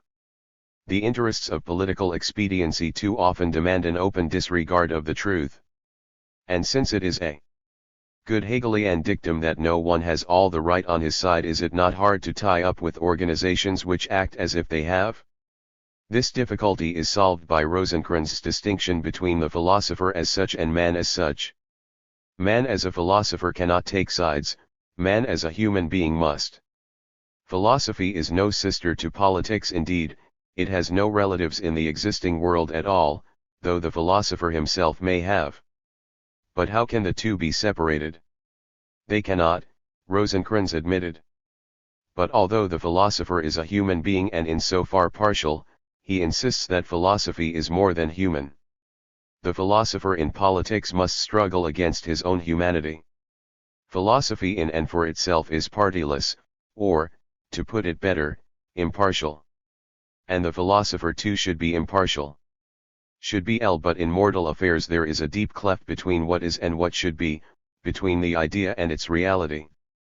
Only God is absolutely impartial. Yes, but the striving after impartiality is still left for us. This striving after impartiality is neither weakness nor arrogance, but a necessity. The partiality of the philosopher as such consists in his striving after impartiality. 1. We are now in a position to understand Rosenkranz's answer to the question of the relation between the state and political parties. The state is an expression of the impartial philosophical principle, the political party is the expression of erring, one-sided humanity. The state was not to take political sides. It should not represent a party interest but the interests of all parties. It was like an umpire or judge watching the political play carefully and closely, penalizing here and there but always conscious of the fact that it was not a player itself. Were the state to take sides with any party, said Rosenkranz, it would inevitably fall into political one-sidedness and as a consequence share the fate of such one-sidedness. That is to say, it would destroy itself or be destroyed, since political defeat would mean revolution. Rugg and CVCR answered this argument. The reason was that at heart it was his own position. He differed from Rosencrantz because of his realization that the misting state was an expression of a denied political tendency, although it pretended to be more than that. He knew that it was a clerical, romantic, feudal class state. His purpose was to make the state a classless state, i.e. to make it conform with the Hegelian definition of a state. It is here that we must look for the real cause of the rift between Rugg and Marx. For Marx, the very nature of the state demanded that it be a class state. The only significant question was whose state it should be. Every political party aims to acquire state power by fair means or foul in order to use it for class purposes. It reigns in the name of the entire community, it rules in behalf of the few. Every philosophy of polities is a class philosophy expressing class politics. Specific interest and needs are behind politics, political ideals are the instruments of those interests. The party is an organization which attempts under the banner of these ideals to transform existence through action. It was in this spirit that Herwegh, one of the rebel poets of Germany at this time close to Marx, intoned his hymn to Die Partei, Partei. Partei. Wer sollt sie nichts men, die nach die Mutter aller Siege war. Wie mag ein Dichter solch ein Wort verfemmen, ein Wort, de als herrlichgebar.9 nur on wie ein Mann für oder weiter? Und die Parole, Sklave oder free? Selbst Gotter stiegen vom Olymp hemiter und Ilkmpfen auf der Mutter Partei. From political liberalism to social democracy. Although Marx and Ruge shared many common positions against the obscurantists of their day, important differences separated them almost from the outset. These remained latent until the Null rift in 18L/L. Unfortunately, the occasions of their disagreements were often attended by conflicts of moral judgment upon the private lives of mutual friends. This, together with the historian's love of personalia, has so obscured the theoretical relationship between them that most of the accounts of the break are merely a record of their suspected spites, jealousies, and ambitions. Rugg's letters, it is true, emphasize these things, and it cannot be denied that fundamental oppositions of temperament accentuated the differences between THCM.1. The objective issues, however, were there even if they were not clearly recognized by Hughes. Marx insisted upon dragging them forth. His criticism of Rugg's philosophy of politics makes manifest the differences between them and explains why Ruge could not see them. Hughes had no sense for social and economic affairs. They were in his eyes aspects of the dominant political relations which in turn expressed abstract ethical values. Consequently, all criticism of his social position appeared to him as an expression either of bad logic or of bad character upon the part of his opponents. Since he had a fearful respect for Marx's logic, he was naturally inclined to interpret Marx's criticism of the abstract formulas of political democracy as actuated primarily by unworthy personal motives. In later life, however, he grasped the objective differences between liberal republican democracy and revolutionary social democracy, but by that time he had gone over to the camp of reaction. I shall trace the differences between Marx and Ruge as they gradually manifested themselves. These differences extend even to the period of their collaboration as co-editors of the DMTSCH Fruazosasklu Jahrbilder. 1. Is atheism a religion? Both Ruge and Marx had dissociated themselves from B. Bauer because he refused to draw any practical political implications from his sweeping religious negations. Ruge, however, refused to accept even the atheism which Bauer preached. He was willing to call himself a Republican but not an atheist.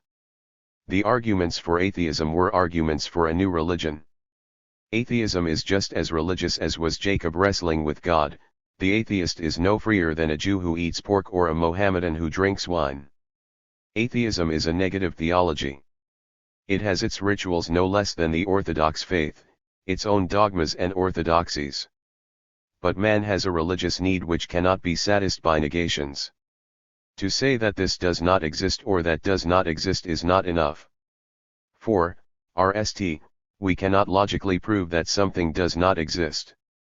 We can only show that the evidence is not sufficient to establish existence. And, secondly, man desires to accept something positive which will sustain him in the ordinary crises, sacrifices, and devotions of life. It is not a question of religion or irreligion, but of the form or kind of religion. The religion of the spirit, the religion of freedom, the religion of humanity were the different names which Ruge gave in the course of his development to his positive affirmations. They marked his progress from the abandonment of the Hegelian philosophy of religion to the acceptance of Feuerbach's philosophy of religion. Now Marx also referred throughout his attacks on Bauer to Bauer's religious atheism. But his reference is not to Bauer's arguments against the religion of revelation and authority but to Bauer's abstract, unhistorical philosophy of self-consciousness. What Bauer was doing was to substitute a supernatural philosophic idealism for a supernatural myth. For every time a man falls back upon abstractions which have no functional use and Testingskranz, he relapses into religion.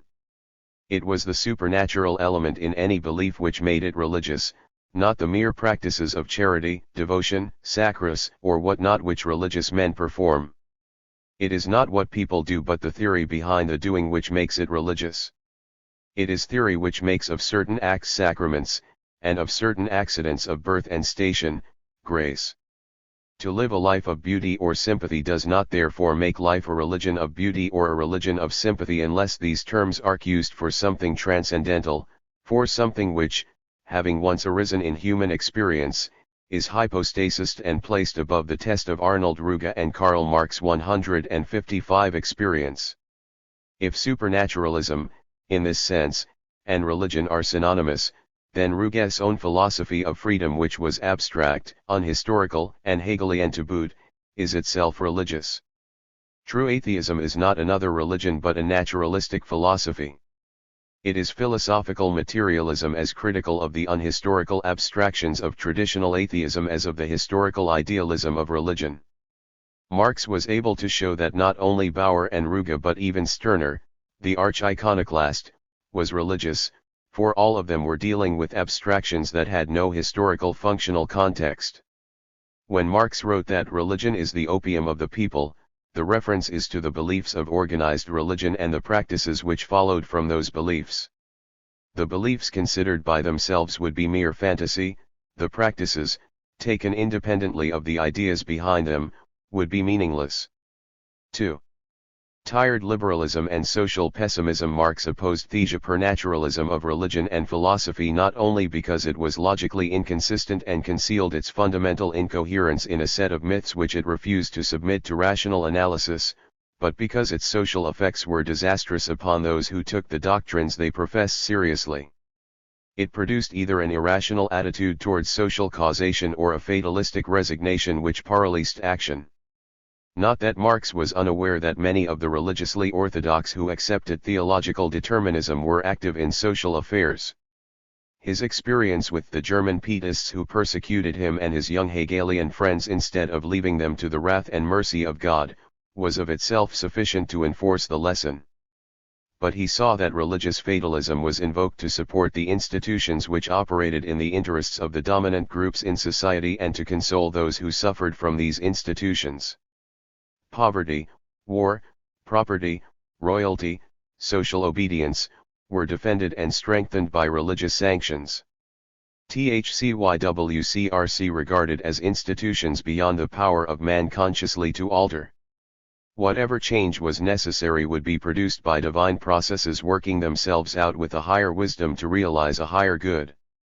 There was danger that a political liberalism which based itself upon a half-hearted supernaturalism would fall into a mood of resignation when its own human efforts proved unavailing. A succession of defeats, with which the pendulum of reaction had begun in the 40s in Germany, produced disheartenment in liberal circles. Instead of studying the social forces which were giving rise to conditions incompatible with the existence of the status quo, social forces which could not be stemmed by the prolonged successes of reaction, the liberals often retreated to bitter pessimism. The soul of the Germans was held responsible for their miserable social conditions, their blatant patriotism, their Truckling-Untertänigkeit, for their callous Philistinism and religious pietism.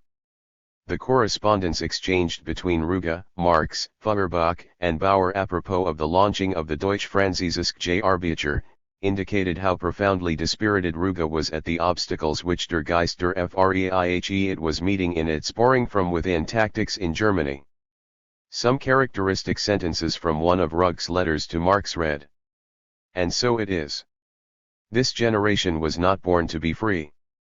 30 years of political degeneracy, of contemptible pressure which ruled and censored even the secret thoughts and feelings of human beings in accordance with the dictates of the secret police, have degraded Germany and set her back politically more than she ever was before.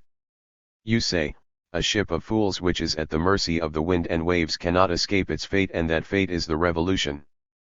But surely you will not add that this revolution will be the salvation of these fools. On the contrary, your metaphor carries with it the idea of destruction. But I do not even grant you the destruction. Oh! This German future! Where are its seeds sown? Perhaps in the shameful history which we have until now lived through? Or in the despair of those who have some idea of freedom and historical honor? Or perhaps in the scorn which other peoples have poured upon us? Read how free men speak, read how much sensitiveness they still attribute to us who possess none at all, and then pity Prussia, pity Germany.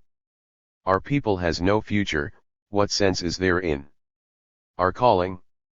Briefwechsel von 1848, Marx Engels, Gesamtausgabe, I, 1, p. 560. Marx's letters reveal a totally different spirit. He does not deny the depths of servility and brutality to which Germany has sunk. But he goes on to explain the principle and system which has produced it. He does not deny that the intellectual integrity of the retainers of feudalism, the priests, officials, professors, and journalists, has been corrupted, and that the will of sincere lovers of freedom has been paralyzed by despair or disgust. But he insists that the development of social forces will either compel the reaction to become even more reactionary, which would be suicide, or will inject a critical leaven into the very culture of reaction itself. We must not lose sight of the fact, he argues, that man is a feeling animal before he is a thinking animal, and that no system of thought can fix the feelings of the entire population. At a certain point, even under the worst of oppressions, in order to preserve one's very existence, a feeling of self-respect, a desire for freedom, arises. The point at which it arises depends, not only upon the objective conditions but upon men like Marx and Ruge themselves. This feeling for the essential dignity of human personality, for social freedom, must be an essential element of any fundamental revolutionary movement. Only this feeling, wrote Marx, which with the disappearance of the Greeks disappeared from the world, and with the coming of the Christians took it to the blue mist of heaven, only this feeling can transform society, Gesellschaft, into a community, Gemeinschaft, of free men, Ibid, p. 561. But although feeling and intelligence are necessary elements of a revolutionary movement and always the proximate causes of action, they are not the basic causes of the revolutionary movement. The basic cause must be sought in the objective tendencies of the environment which create the conditions and occasions of feeling. Gropingly, Marx suggests what these causes are. He was not yet a Marxian socialist in 1843. Not only the reactionary measures of the government but even more so the system of competition and commerce, of property and human exploitation. A feeling mankind which thinks, and a thinking mankind which feels, will now know where to end the instruments of social liberation. The longer it takes for social forces within existing society to develop, the greater the number of thinking and feeling people there will be who will rally together, and the more completely will that order, product, come into the world which the present carries in its womb. 3. The class state versus the social state. All of the young Hegelians started their careers by singing hymns of praise to the Hegelian conception of the state. Marx was no exception. There was something inherently plausible in conceiving the state to be an expression of the common interests of society, of the common needs and ideals. The plausibility, Marx discovered, was due to the human wish that it be so. And the tendency was to transform the wish into a fact. Hegel had done it. The Hegelians of the right and center had done it. And even some of the left Hegelians imagined that the facts of state power could be made to correspond with the ideal of state power merely by intellectual decree. It was only when Marx became the editor of the Reinigungszeitung and was obliged to comment on the day-by-day activities of the government that his views on the nature of the state changed. He gradually came to see that political equality was A__C_entity 0n, not the guarantee of social equality, and that without social equality all talk about the community of interests and the divinity of one the state was so much empty rhetoric. Where there was no social equality, the state was an instrument in use in society but was not itself an expression of the whole of society.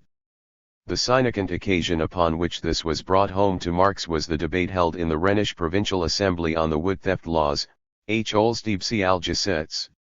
The legislators were intent upon putting teeth into the law which made appropriation of dead wood from the forests a crime. The small land proprietor was amply protected by the fact that he did not have much to protect and was himself in the neighborhood.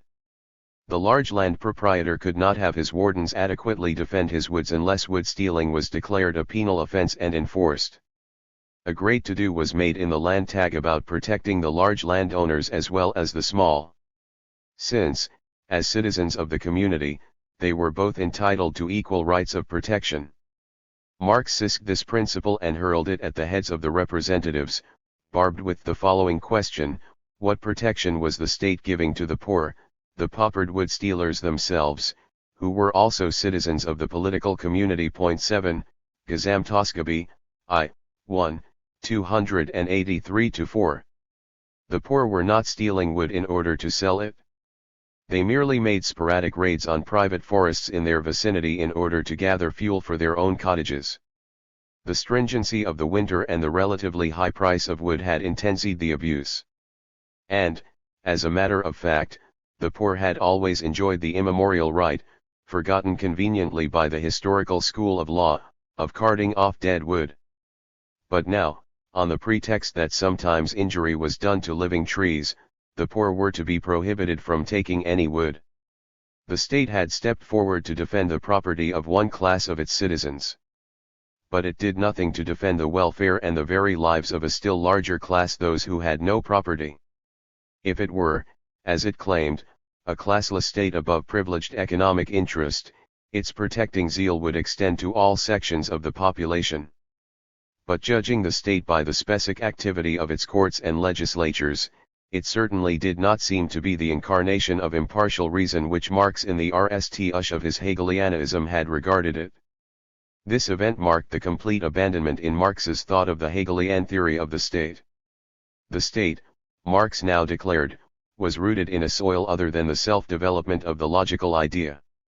Its voice was the voice of reason, but its hand was the hand of the privileged. The organs of the state have now become the ears, eyes, arms, legs, with which the interest of the forest owners hears, spies, appraises, defends, seizes and runs.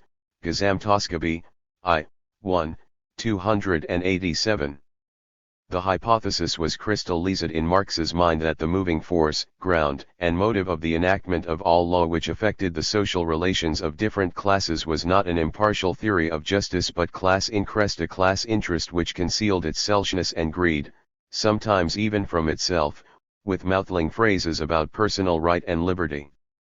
In concluding his discussion of the laws on wood stealing, Marx wrote, Our whole exposition has shown how the Provincial Assembly has degraded, herabwilterdigt, the executive power, the existence of the accused and the very idea of the state, to material instruments of private interest. Ibid, p. 800. 4. The social basis of the class state. Marx's philosophy of the state and society received further development in his discussion of the Jewish question, zur Jude/T-Frage. Why is it, he asks, that political emancipation of the Jew is a solution neither of the Jewish problem nor a solution of the social problems which arise from the so-called Jewish principles of commerce, principles which were, of course, the basis of the entire Christian world. Marx's general answer is that in bourgeois society political emancipation bestows a formal and empty right to participate in the mechanism of government. It does not free anyone from a real disability, because, except for the ruling classes, there is a fundamental dualism between the social aspects of life and their political forms. To understand what Marx means here by the terms political and social and dualism, it is necessary to approach his definitions genetically. Feudal society was socially and politically a unit. The principle of political authority, invested in a few, arose from an authoritarian system of economic production, and found an organizational counterpart in religion, the family, and education. The class which was excluded from the processes of control in one eld was excluded from active control of the others. Those who ruled in any eld ruled in every eld. A political change in this society could only be accomplished in virtue of prior social changes.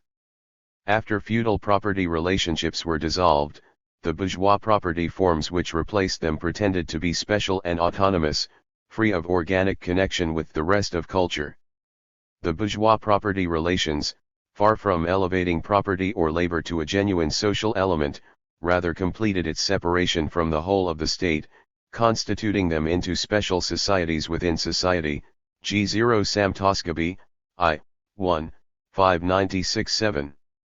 The political bourgeois revolution sanctioned this anarchic organization by pretending that through the myth of the general will the sphere of operation of private property was restricted only to private affairs, not public.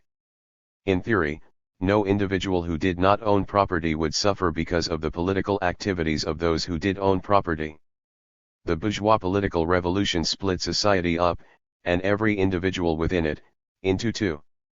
A man was a capitalist and a citizen, a worker and a citizen, a peasant and a citizen. Theoretically, and for the workers and peasants actually, there was no organic social relation which bound their citizenship and their vocational activity together.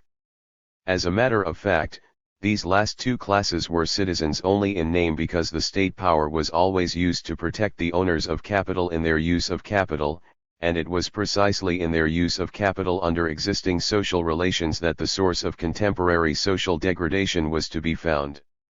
The more idealistic and democratic in theory the political life of a people is, the more RMLY does the dualism between the citizen and the worker rivet in practice social inequalities upon it.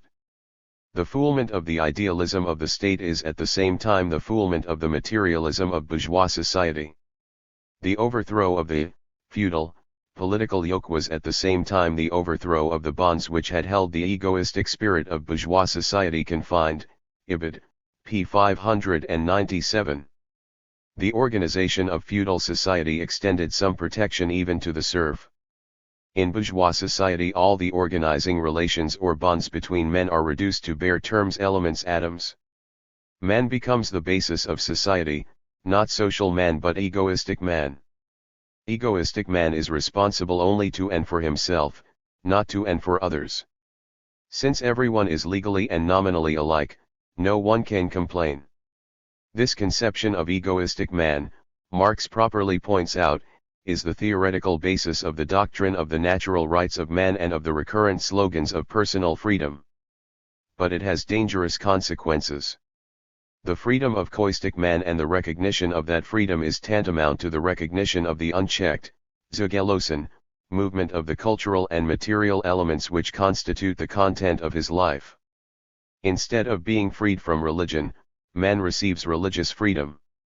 Instead of being freed from property, he receives the edom to hold property. Instead of being freed from the evils of competition, he receives the freedom to compete. Real political emancipation, Marx contended, must be social. It must remove the dualism between the citizen and worker, citizen and peasant, citizen and professional, etc.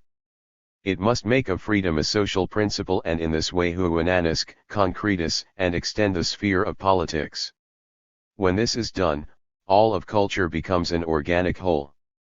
There are no dualisms or dichotomies to disturb it.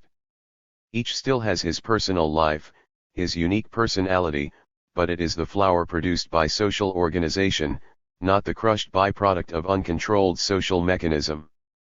Only when the real individual man has given up his abstract character as a citizen and has become truly human, Gattungswesen, in his empirical life, in his individual work, in his individual relations, only when man recognizes and organizes his forces propres as social forces and therefore no longer permits himself to be separated from them by political forms, only then has human emancipation been achieved.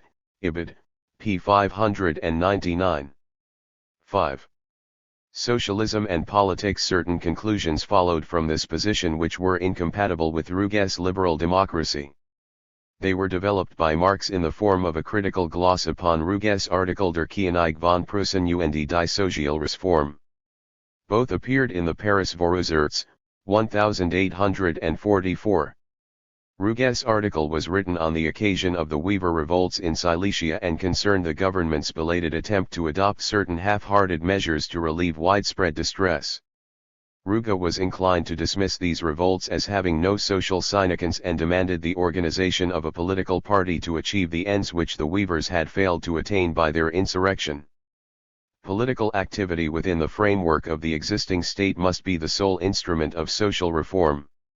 This implied that the state was quite distinct from the existing social institutions which it politically administered.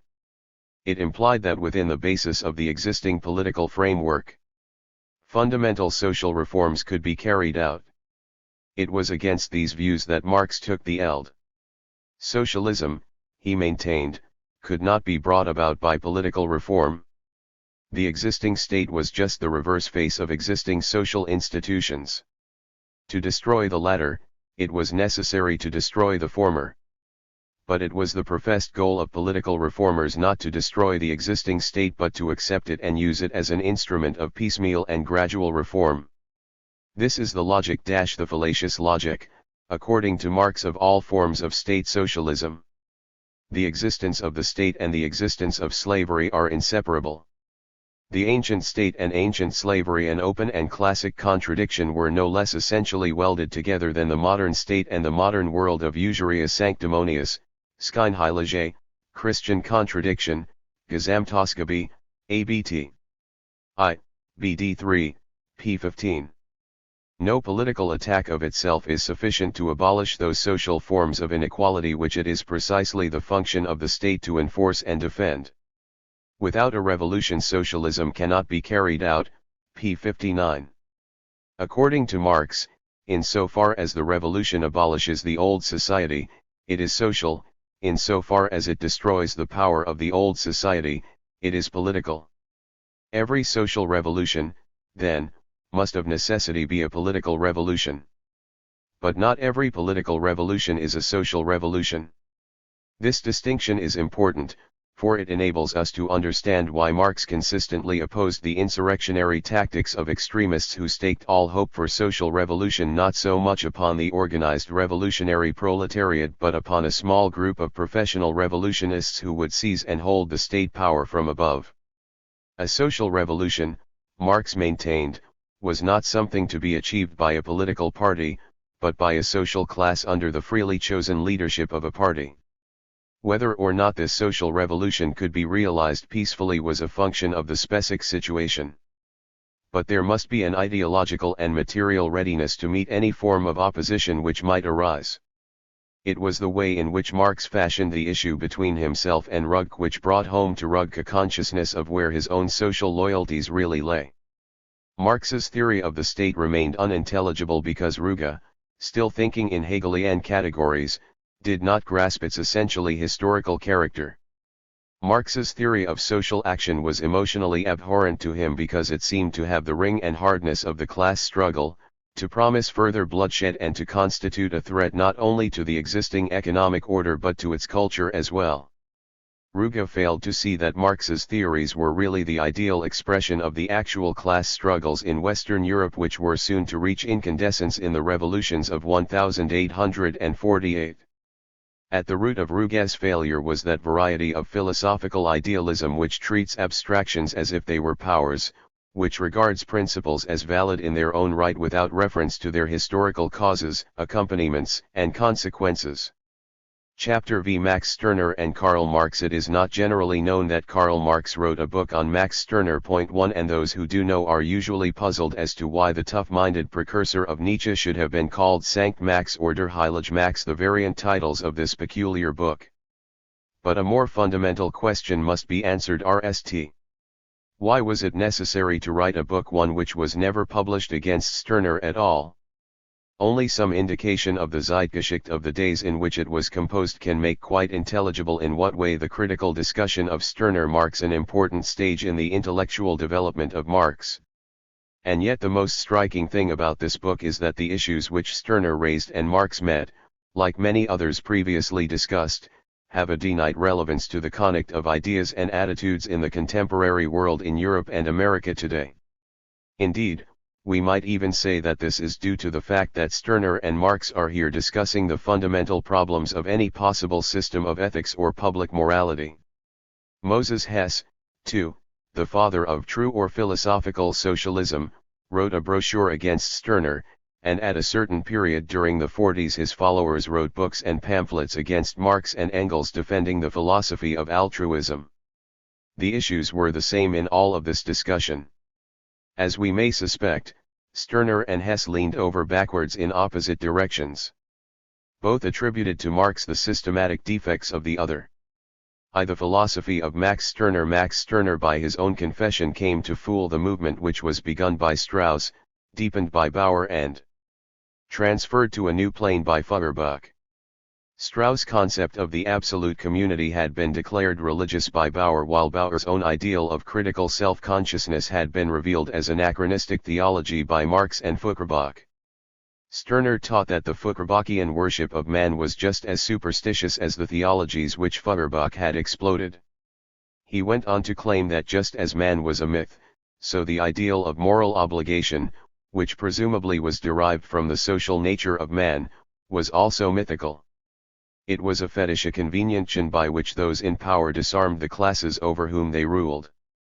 On the basis of a method shared by all the young Hegelians, Stirner's Der Einzige und sein Eigentum seemed to be drawing conclusions utterly opposed to all the affirmations with which the philosophical rebels had startled the world. The logical consequences of his philosophy of anarchism seemed to smack more of Hobbes and Machiavelli than of the latter-day apostles of love and humanity.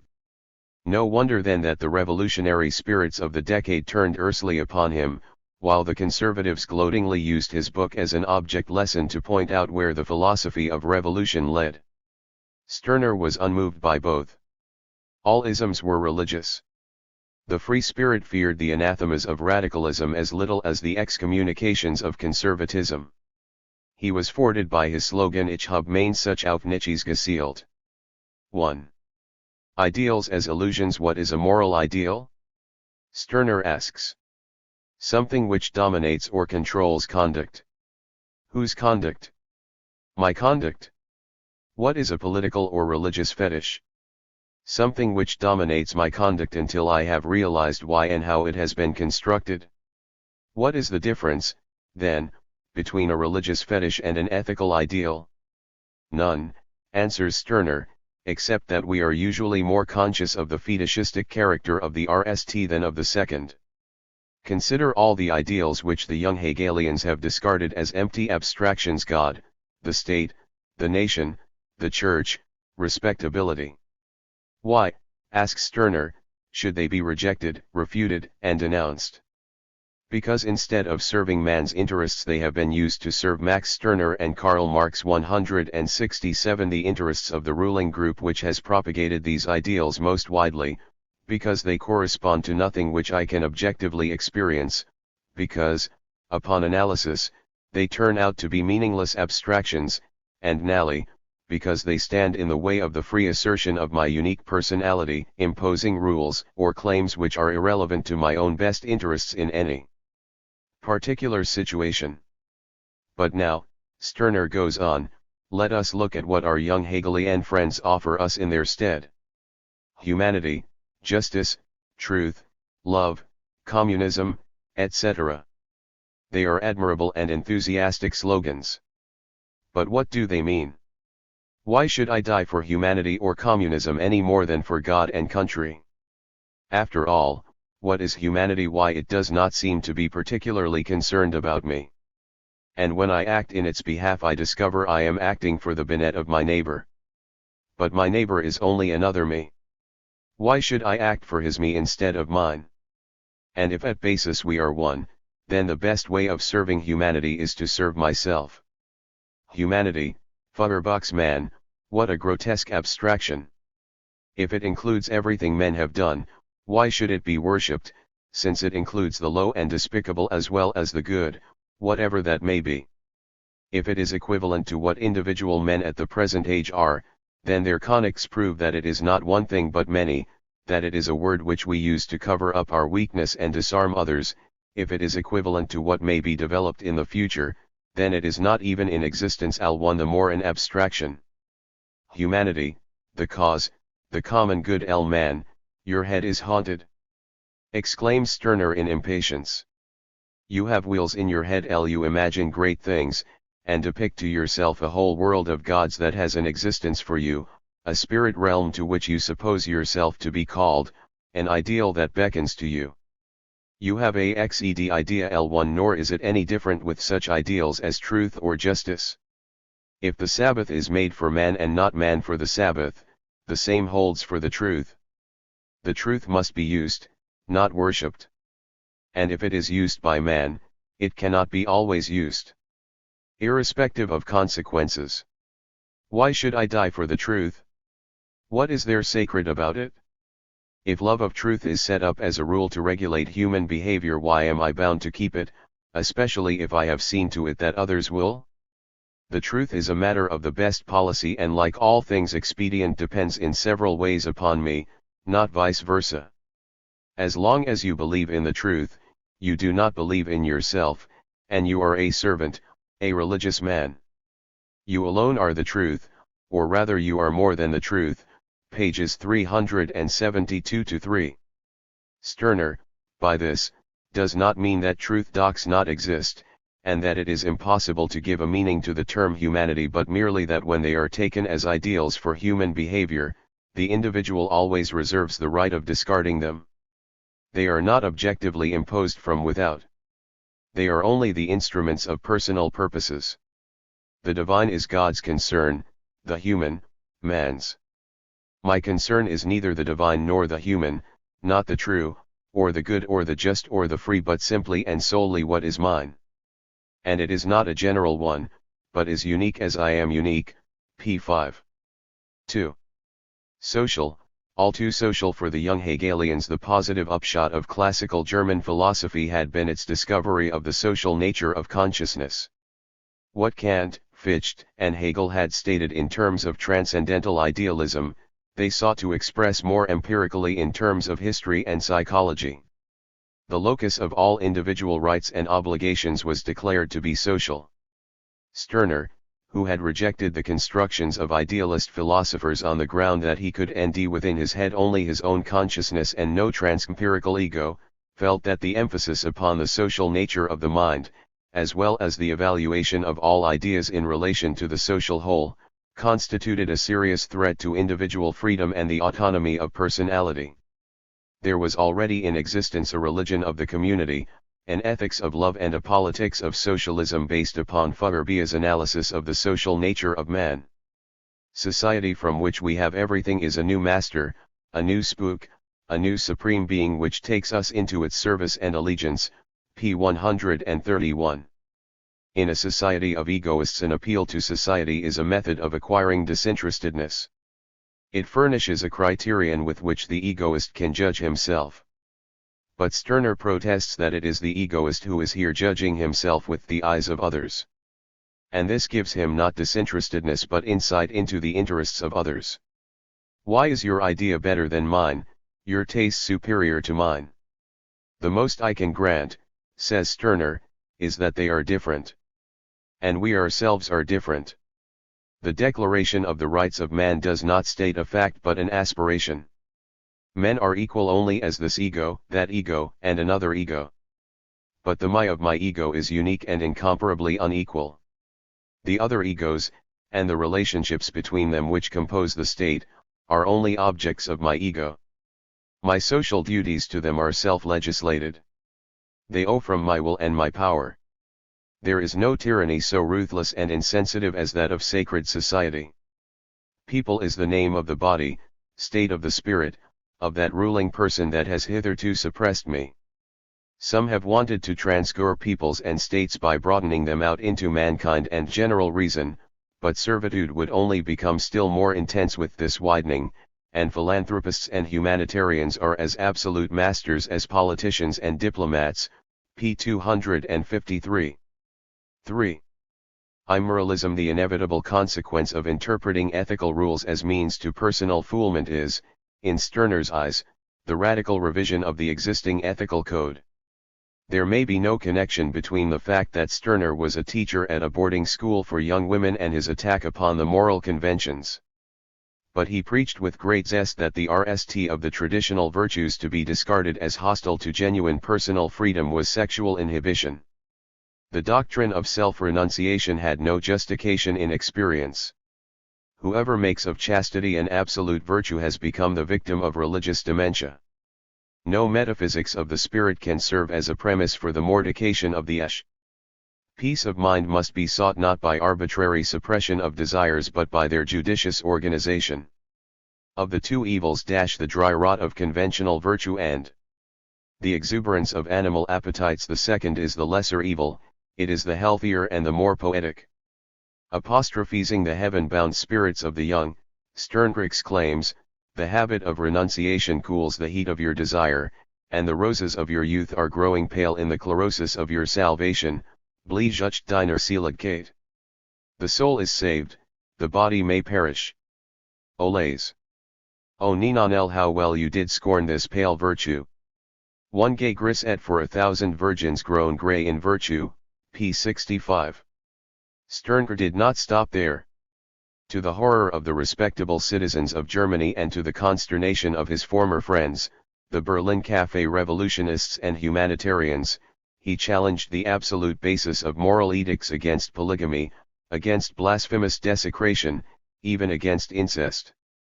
Take notice how a moral man behaves, who today often thinks he is through with God and throws off Christianity as a bygone thing. If you ask him whether he has ever doubted that the copulation of brother and sister is incest, that monogamy is the truth of marriage, that leal piety is a sacred duty, then a moral shudder will come over him. p. 48. The moral shudder, for Sternberg, is the sign that true spiritual emancipation has not yet been won, that the mind has yet to win its way to a realization that morality exists for man, not man for morality. In justice to Sternberg, it should be remembered that his protest is not against the things people do but against the reasons advanced for doing them. On the basis of Stirner's philosophy one can lead an exemplary life, in the traditional sense, provided one knows what it is he is doing and why. Despite his avowals of complete ethical antinomianism, Sternberg does seek to formulate his moral code. It turns out to be a variant of Hobbes' doctrine. All social life appears to be a conflict of right against right. What is a right? Sternberg asks. It is a claim which some power stands ready to enforce. That power may be mine, it may be my neighbor's, it may be physical, it may be mental. But without the power to enforce a right, what is called a right is only a claim, a desire, an expression of what I want. The fact that I have an interest in anything is sufficient to justify my claim, but it justifies it for me, not for my neighbor, just as my neighbor's claims and desires are Max Stirner and Karl Marx 171 justified for him by the fact that he wants them. But when what I want connects with what my neighbor wants, and it must be remembered that for Stirner every social command is only an expression of what someone other than myself W_9ts, what makes either one of these connecting claims a right? The possession and exercise of the power necessary to take what I want, to enforce my claim. The connect over the right of property wavers ill vehement commotion. The communists affirm that the earth belongs rightfully to him who tills it, and its products to those who bring them out. I think it belongs to him who knows how to take it, or who does not let it be taken from him, does not let himself be deprived of it. If he appropriates ill, then not only the earth, but the right to it too, belongs to this is egoistic right, i.e. it is the right for me, therefore it is right. The tiger that assails MC is in the right, and I who strike him down am also in the right. I defend against him not my right but myself, p. 199. Human freedom for Sternberg is not merely freedom from restraints and persecutions, but freedom to action. The free man is not one who only knows, we may know why we are leery without thereby attaining freedom, the free man is the one who does. To do implies to be able to do, to have the power to do. Sternberg logically concludes that my freedom becomes complete only when it is my might. Freedom cannot be given, it must be taken, and it must continually be defended even if in doing so we deprive others of their freedom. 4. The cult of the ego if THIRD is the negation of traditional theology, Sternberg, as one of his contemporaries remarked, is the negation of traditional ethics. 1 Feuerbach taught that Han had created God in his own image, Sternberg that the individual ego had crctcd ma in his own image. One had dissolved the subject, God, into all of its predicates, the other had dissolved the predicate, society, into the personal pronouns I, me, myself. Nor was Stlerleff any clearer about the meaning of the I than was Feuerbach about the essence of man. Stirner's peculiar doctrine of individualism arose not only from a confusion of the various senses of human freedom but was rooted in the ambiguities of the conventional hedonistic psychology of his day. He assumed as a fact that human beings in all actions desire their own interests. He assumed further that one's own interests are necessarily exclusive. The facts, however, compelled him to admit that sometimes human beings either through ignorance or training will as their own interests other people's good. He adopted two different positions to account for this.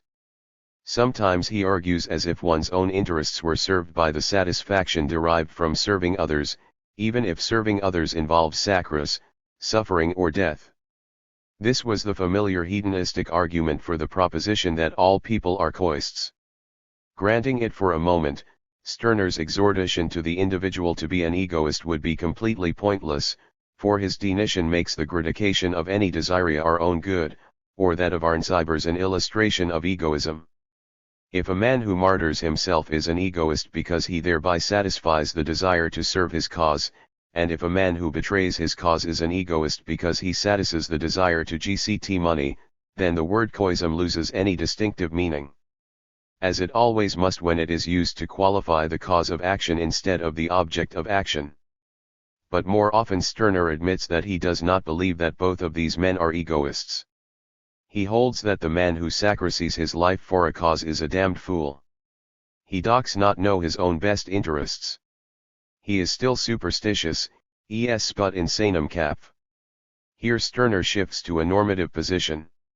He tells man what he ought to pursue. And he now defines the real ego in terms of those selected pursuits, i.e., those things which Stirner himself thought desirable. From the indubitable proposition I am I, he goes on to the proposition my real I is a certain kind of self, exclusive enjoyment. The self or ego, then, is not the empirical self as it is revealed in ordinary experience, a mixture of strength, weakness, selfishness and unselfishness, but an ideal self which is constructed on the basis of certain psychological tendencies and used as a norm of judgment on the part of the individual. But here, as Stirner's critics were quick to point out, he nds himself transfixed by his own logic. Is the egoistic self to be worshipped as an absolute ideal? Is our ordinary empirical self, which is not steely self, not to feel free to pursue something else? How does this egoistic ideal then differ from any other idea? Does it not become, in Stirner's own terms, a superstitious worship of one possible good under all circumstances, and therefore religious? And if it is not an absolute goal, if the individual can choose to be not an egoist, then the validity of what he chooses does not depend upon the choosing but on the consequences of what is chosen. This prepares the way for a scientific ethics, the possibility of which Stirner had denied. To Marx's criticism of Stirner, as has already been indicated, Stirner's Der Einzige _Eneigemhum exploded like a bombshell among the ranks of his former comrades in arms. Their bitterness is revealed in the hurried denunciations and refutations they drew up. Bauer hastened to answer Stirner, Feuerbach responded feebly in a review, Hess and his friends frothed at the mouth in a whole series of writings, while Marx hacked away at the £00 Stirner's position. The criticisms of Marx are in a sense a running commentary upon Stirner's book. For the most part they are unintelligible unless read together with Stirner's text. The unprejudiced reader who peruses them independently may regard Marx's comments as a series of critical expectorations. They seem to betray, on RST impression, a revolting intellectual snobbery and a desire to score upon Stirner for reasons other than the purposes of argument. A closer study will show, however, that although there is present an indisputable personal tone, Stirner's arguments are squarely met. In fact, Marx, as distinct from all other of Stirner's erstwhile friends, gauged the positive merit of Stirner's work as well as the negative point. We shall begin by pointing out those phases of Stirner's thought which were in consonance with Marx's own attitudes and which were recognized as such by Marx. 1. The positive aspects of Stirner's work.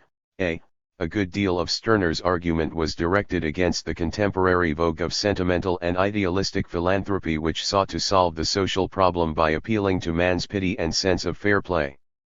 In Marx's eyes, there was more honesty in Stirner's contention that we have right to consider ourselves than in the exhortations of a sickly altruism to consider only others. Further, there was a greater strength in Stirner's position as well as honesty, for it preached an implicit class war doctrine.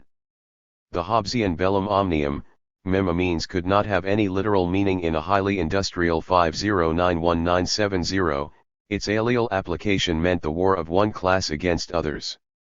The conics within classes are gradually subordinated to conics between classes. In revealing the hollowness of slogans which appealed to humanity, country, or abstract freedom, Stirner prepared the way for a realistic analysis of the issues these phrases were used to conceal. In opposing empty abstractions, Stirner went so far that the only real thing for him became the immediate and sensuously concrete. This nominalism constituted a serious limitation in his analysis, but the realistic impact of his criticism of the empty and abstract appeals to reason, justice and humanity served as an effective antidote to the vapid sentimentalism of books like Bettina von Arnim's Dies Buch dem Könige, which appealed to the king to add to his good works the alleviation of social distress. 1. Stirner's repudiation of inherent natural rights cleared the ground for the revolutionists' attacks upon the absolute reglet of property. Although Stirner had no insight into the origins of private property in the means of production or into the social basis of private right, his attack upon the sacredness of property placed the whole discussion as to the nature, function from any material expectations, we are communists in virtue of our egoism, and limits of private property on an empirical plane. The discussion now could proceed by distinguishing between the kinds of private property, their historical conditions and development, the relation between property and the power it gave over others' personalities, the minimum of private property necessary for the assertion of one's own personality, etc. Here, too, Stirner's solutions were too simple. The substance of his philosophy of property was that a man had a right to as much property as he could hold. The belief in the sacredness of property was a powerful ideological means of holding on to one's property, especially when that belief had been implanted into the heads of those who had no property. That, Stirner claimed, was the secret of the idealistic philosophy of law. It was intimately connected with his attack upon the absolutistic state-isation imposed upon the community for the benefit of the few who ruled. Marx could agree with Stirner's criticism of the doctrine of natural rights without subscribing either to Stirner's arguments or to the egomania he put in its place. 0. The most significant of all of Stirner's views was his emphasis upon the fact that formal freedom was an empty abstraction. Freedom is a freedom to do. Where one is nominally free to do what one pleases but lacks the material means wherewithal to do it, he is unfree. A man is free to run, hop, skip or walk only when he has a pair of sound legs. A man is free to choose his vocation only when he has the means to train himself. Stirner's claims that genuine freedom implied material power came as a very welcome note in view of the influence which the ideals of formal political democracy had upon the liberal bourgeois elements in Germany. Political democracy, which aims at free competition, could never of itself bring about social democracy. Competition, Stirner correctly saw and said, suffers from the unfavorable circumstance that the means for competing are not at everyone's command, because they are not taken from personality, but from accident. Most are without means, and for this reason without goods, p. 276. Man is a bundle of interests and his freedom lies in the expression of those interests to work, love, play, etc. A revolution which stops short at political forms can never guarantee the free expression of any interest except the interest to talk. This is important enough. But it is noteworthy that whenever the freedom to talk becomes effective in its influence on other interests, it is curtailed. Liberty of the press is only permission of the press, and the state never will, or can, voluntarily permit me to grind it to nothingness by the press, p. 297. Stirner, however, was no adherent of social democracy. In fact, he regarded it as the means by which the weak oppress the strong.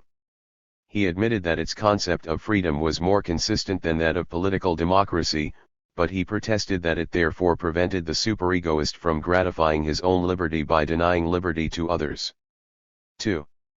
The ego as an abstraction. L.V. Arx begins his criticism of Stirner by going to the roots of Stirner's philosophy. That philosophy, he claims, is as idealistic as the philosophy of the ghostly dualists whom Stirner had attacked. Stirner had merely rejected their specific ideals such as the quest for God, freedom, immortality, and humanity. But he had retained their method, a method which disregarded the temporal and social locus of ideals and which sought to end one absolute ideal as the outcome of abstract logical or psychological analysis. What had Stirner actually done? He had replaced the abstractions of religion and speculative philosophy, God and man, with an even more monstrous abstraction, the ego. After all, why were the ideals of patriotism, church, family, rejected by Stirner as empty abstractions? Because they were an inverted and disguised expression of certain objective social relations. They pretended to be something they were not. Men could not literally live for God or country. But is it any different, Marx asks, with the ego? Is a life in the interests of the ego any more valid? What is the self? Is it not an abstraction from a whole complex of social relationships, of selves in relation? Strip a man of his social dependencies. Do we envy his ego to be a eshy cushion into which his friendships, his vocation, his love, his political relationships are stuck like so many pins? Or is it not truer to say that if a man is so stripped, he is destroyed, at least his uniqueness is destroyed? Personality is a differentiation within a social continuum. It is not the precondition of social life but its most precious effect. Different social systems will give us different personalities and a different ideal of personality. The very attempt to understand personality involves, if not a reduction of the peculiar and unique to the general social framework of tradition, at least an attempt to discover its sine qua in the light of such reference. To worship the pure ego is to worship something which never was or can be. It is to lapse into the same idealistic error as Bruno Bauer, against whom Stirner had so earthly polemised. 3. Stimmer subjectivism. Stirner was not content with asserting an ethical subjectivism. His abstract conception of the self as a condition of social life, instead of as a result of social life, leads him to epistemological subjectivism as well. From the proposition, nothing is good or bad, but thinking makes it so, he goes on to derive the proposition that nothing exists but thinking makes it so.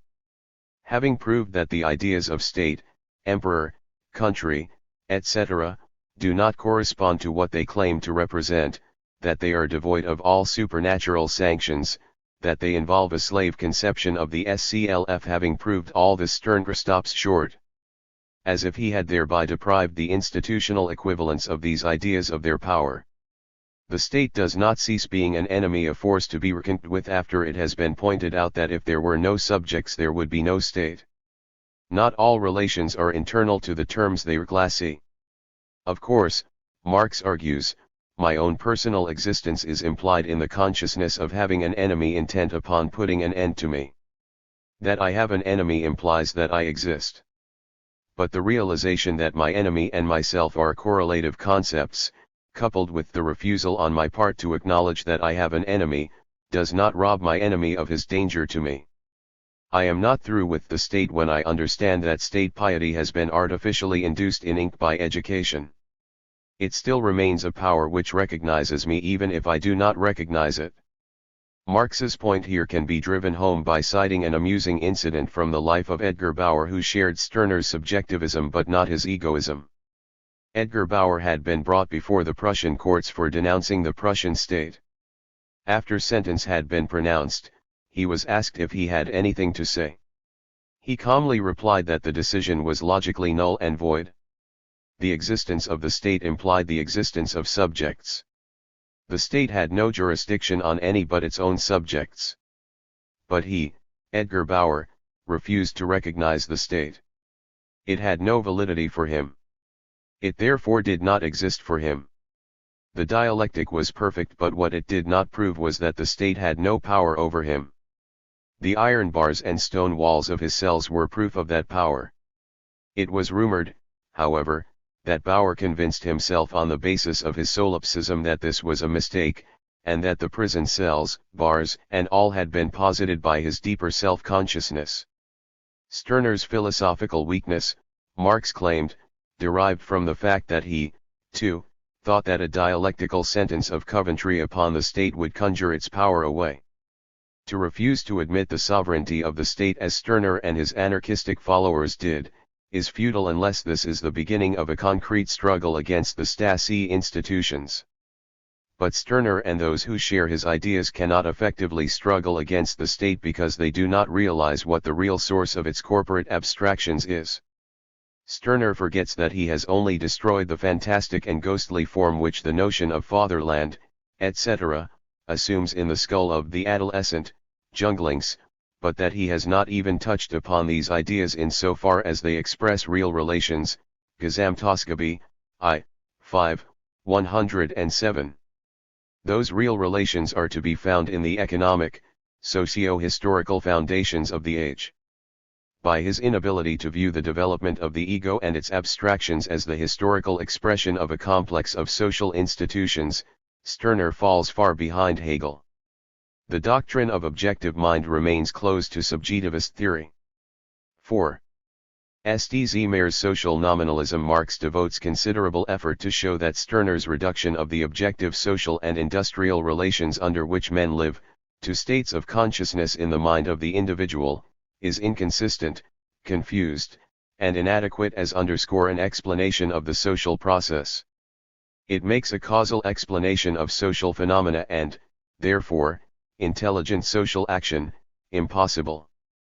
Marx begins by proving that Stirner cannot even talk of the individual's state of mind without reference to the entire social complex in which he lives. What an individual is cannot evidently be discovered in a single state of mind, nor in the fact that it is a state of mind. There must be a succession of states of mind. What unites this succession? What controls the order of succession? What determines its objective content? The controlling importance of the external social world, Marx charges, is concealed by Stirner in his use of the 0L, Euro CL 21v6 pronouns it and one. It is found to be by the self. L raises a problem as to why and how it is. One knows that. N implies a norm for the social group, an objective one. The dynamic changes of things are converted by Stirner into changes within consciousness. The historical problems are ignored. For Stirner, writes Marx, the life of the individual consists in the differences between his mental states. The physical and social changes which precede the individual and create his changed consciousness, do not concern him in the least. Consequently, for Stirner, the child, the youth, and the full-grown adult always enter the world completely niched and given in the same way as they, at any moment, and themselves. Nothing is done to explain how there possibly can be something there. But there is something there which demands explanation. Not only what the individual sees but how he sees it, can be understood largely in terms of something which is not a state of mind at all. Consciousness has an historical axis. The primitives actually do not see the same thing as the more developed races, even though their biological structure may be the same. It is precisely because of the different character of their social environment that they see differently. What one is attentive to, the other overlooks. What is significant here, is indifferent there. Stirner's social nominalism, therefore, not only is incapable of explaining what the individual consciousness ends but cannot explain the significant modes of the activity of consciousness proper, its wishing, fearing, and appraising. Stirner, Marx charges, is erecting the contemporary order of things and consciousness into the historically invariant. Stirner's standpoint is religious because whatever history it does treat of, turns out to be a history of ideas. The world, as it existed before Stirner came on the scene, is explained, by a double inconsistency, as the result of Anand's mistaken religious ideas. In this criticism, Marx already indicates the germ of his new philosophy of history. The standpoint with which one satisfies himself in such histories of the spirit is itself religious, for in it one is content to stop short with religion, to conceive religion as a cause of itself. This is done instead of explaining religion in terms of material conditions, showing how certain determinate industrial and commercial relations are necessarily bound up with certain social forms, how these are themselves bound up with certain forms of the state and therewith with a certain form of religious consciousness. Had Stirner acquainted himself with the real history of the Middle Ages, he would have discovered why the ideas of the Christians in the medieval world took the exact form they did, and how it came about that these ideas later developed into others.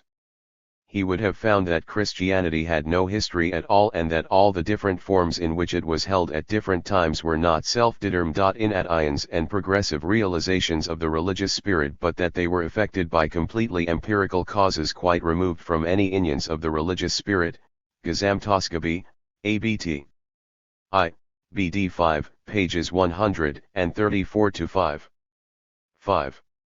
Egoistic anarchism as self-defeating. Marx never lost an opportunity to attack the fundamental premise of all varieties of anarchism, viz., the abstract conception of the self and human freedom, which made it impossible for the consistent anarchist to accept the principles of organization and authority. The trouble with Stirner, the most noteworthy of them all, was that he drew an easy but over-sharp dichotomy between the I and the external world. Where he thinks of the I as a mind or spirit, he writes like an idealist. Where he thinks of the I as a body, as a creature of desires, he writes like a materialist. His I corresponds to nothing empirically real in social intercourse, but is a pure conceptual product of two philosophical categories: disembodied idealism and naive, gross materialism. As a matter of fact, no individual begins his career by feeling himself in opposition to his environment.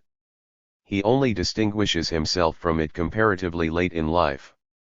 Self-consciousness is the last mental trait to be acquired. The opposition therefore between the claims of the self and the claims of others is always specific, conditioned by certain historical and psychological factors. Although it is the source of all moral rules, it is not itself a morality. Neither love your neighbor nor love yourself can serve as an intelligent maxim. For it is clear that sometimes we do not love our neighbors for the sake of our neighbors' neighbors, and sometimes in loving oneself we may be serving others, to wit, our family or class. The communists, says Marx, do not preach morality. That is what Stirner is doing. They do not desire to turn the private individual into a professional for love-sacrificing creature.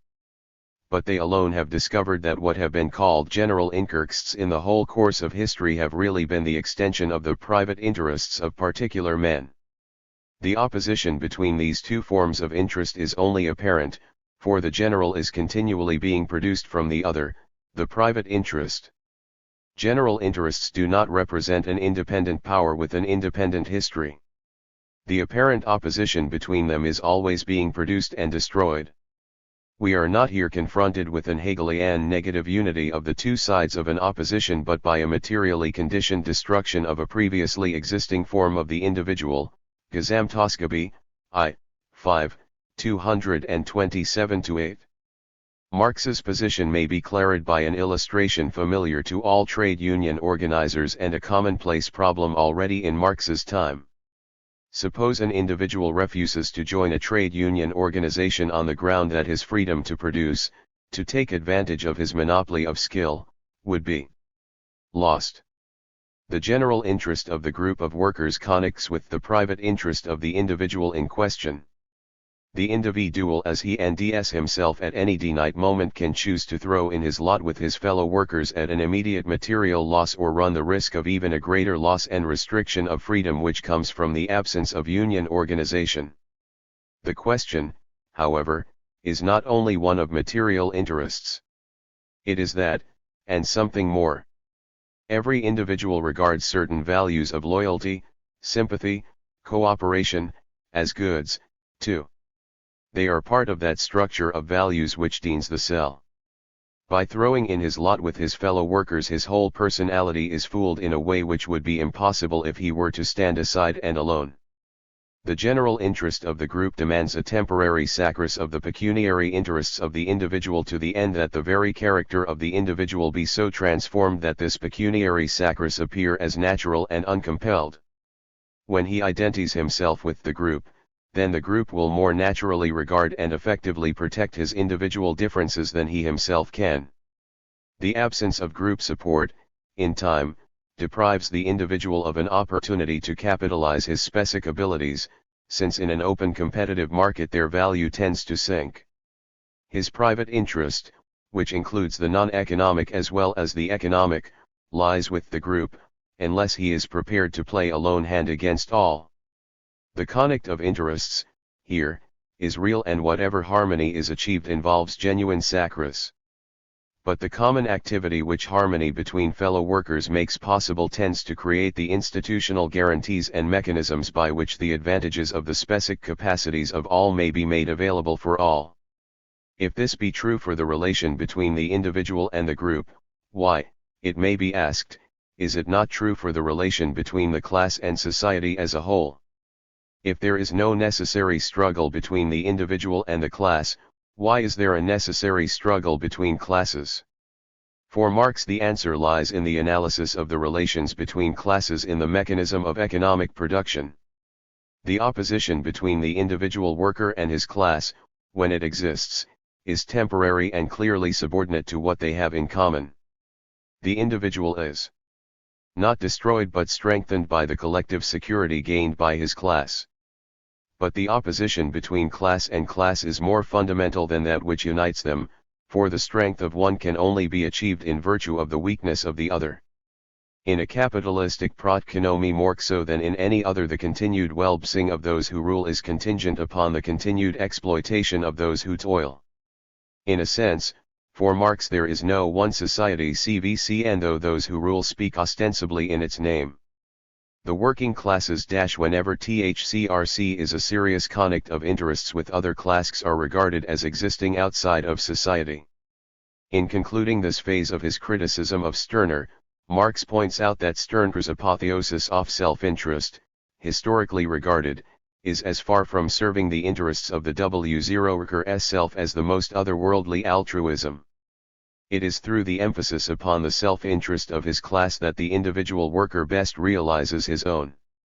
Any gain he achieves by betraying his class impoverishes his own personality and leaves his class worse off than before. Until classes are abolished, social loyalty is class loyalty. In taking this position, Marx's own value judgments appear sharp and clear. 6. The Pythibner roots of anarchism. The hidden strength of Stirner's argument lay in its peculiar natural law doctrine. The Hobbesian morality is an instrument to enable the individual to get and keep what is his own. Giving each man his own is, in a way, Stirner's definition of justice. But what is a man's own? A man's own is his eigentum, his property, any object of his desire. In preaching a moral philosophy upon the basis of egoism, Stirner is really coming to the defense of the petty bourgeois proprietor who sees what he produces, interprets the whole process of production on the basis of its local character, and regards both the development of large industry and the organization of workmen as a conspiracy to deprive him of the legitimate fruits of his labor. Despite its bohemian flavor, Stirner's thought reveals that painstaking and touchy sensitiveness to what belongs solely and exclusively to the individual which is generally associated with the peasant, proprietor or shopkeeper. Says Marx, he offers us an additional proof of how the most trivial sentiments of the petty bourgeois can borrow the wings of a high-own ideology, Gasemi Oskub, I. 5, 236. The two key concepts of Stirner's which Marx cits for analysis are the allied terms ons own and one's interest. Marx has no difficulty in showing that ons own is a highly artificial abstraction from communal effort and production. No man working together with others, dependent upon the funded store of social knowledge and material, can make a claim for what is exclusively his own. Even when working alone he nds that much more than his own unaided efforts have gone into the production of the specific goods he creates, example the techniques, traditions, language, and science without which he could do nothing. Marx is not interested in denying that there are certain principles of individual desert which should be applied in certain historical periods to the varying capacities and achievements of individual men. But his primary purpose is to show that the nature of the social productive process is such that it makes the absolute slogan each is to receive the full product of his toil inapplicable. Whatever is produced is a collective product. It is only the collectivity of labor, as Marx later showed in Capital, which can claim exclusive right to what is produced. Marx's criticism of Stirner's concept of self-interest, even though it is LCFT undeveloped, is even more profound. He quite properly traces Stirner's use of the term to an uncritical acceptance of Bentham psychology. 1 For Bentham, interests are psychologically invariable. The motives to human conduct can be sought in these exed and inexorable interests. They are part of the psychophysical organism. In appealing to them, Stirner seems to be preserving the appearance of naturalism and yet applying unchangeable criteria of the good and bad. Marx denies that interests are the primary subjects of psychological study. They are socially conditioned, not psychologically primitive. They cannot be discovered merely by studying minds or bodies, immediate xerx, or thought. These are all mediated by a highly complex social environment which gives a denied to man's psychological drives. The zation of interests through division of labor and class relationships confronts one much more directly than the zation of interests through immediate desires and thought. Stirner can no longer argue from the universality of the interest of self-preservation to any specific mode of social behavior. The interests of self-preservation determine, perhaps, the great susceptibility of the human being to the social stimuli and habits which he naturally acquires. But in any case the explanation of the specific interests for which men struggle must be sought not in their minds and hearts but in the society and classes in which they live. Chapter 6. Moses Iiess and Karl Marx. No account of the intellectual development of Marx would be complete unless it considered Marx's relationship to an influential group of German radical thinkers who called themselves true or philosophical socialists. So important and dangerous did Marx regard their views that for years both he and Engels carried on a terse polemic against them in the radical periodicals of the time. This was brought to a climax and niche in the special section of the Communist Manifesto devoted to Der Deutsche oder der War Sozialismus, IIIC, in which after a short summary and refutation of their views, Marx accused the true socialists of being allies of the feudal reaction. The understanding of the situation is complicated by the fact that the leadingers of true socialism stood closer to Marx and Engels than any other radical German group in the 40s. We know that Moses Hess, the chief theoretician of the movement, converted Engels to communism, and Zlosisti, Hess's biographer, claims that Hess was not without influence on Marx, too. More interesting is the fact that Hess collaborated with Marx in writing Die Deutsche Ideologie, 18L5, part of the manuscript is in his handwriting. Hess was also an ally of Marx in his struggles against Bruno Bauer, Ruge, Stirner, and Feuerbach. After the RST critical writings of Marx and Engels against true socialism appeared, Hess avowed himself convinced by their arguments, forswore his past literary habits and plunged into a study of political economy. Letter to Marx, July 28, 18-1-6. His essay Die Folgende Revolution des Proletariats, 1847, published before the Communist Manifesto was written, is Marxian in tone and analysis, save on some organizational issues.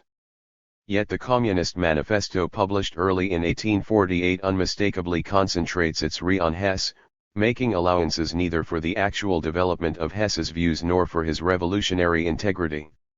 Another factor which has made it difficult for some to understand Marx's criticism is the general acknowledgement that, personally, Moses Hess was a man of singular purity of character. He was sensitive to every form of injustice, passionate in his devotion to principles, and almost saintly in his everyday behavior. He was unable to hassle even those who had harmed him.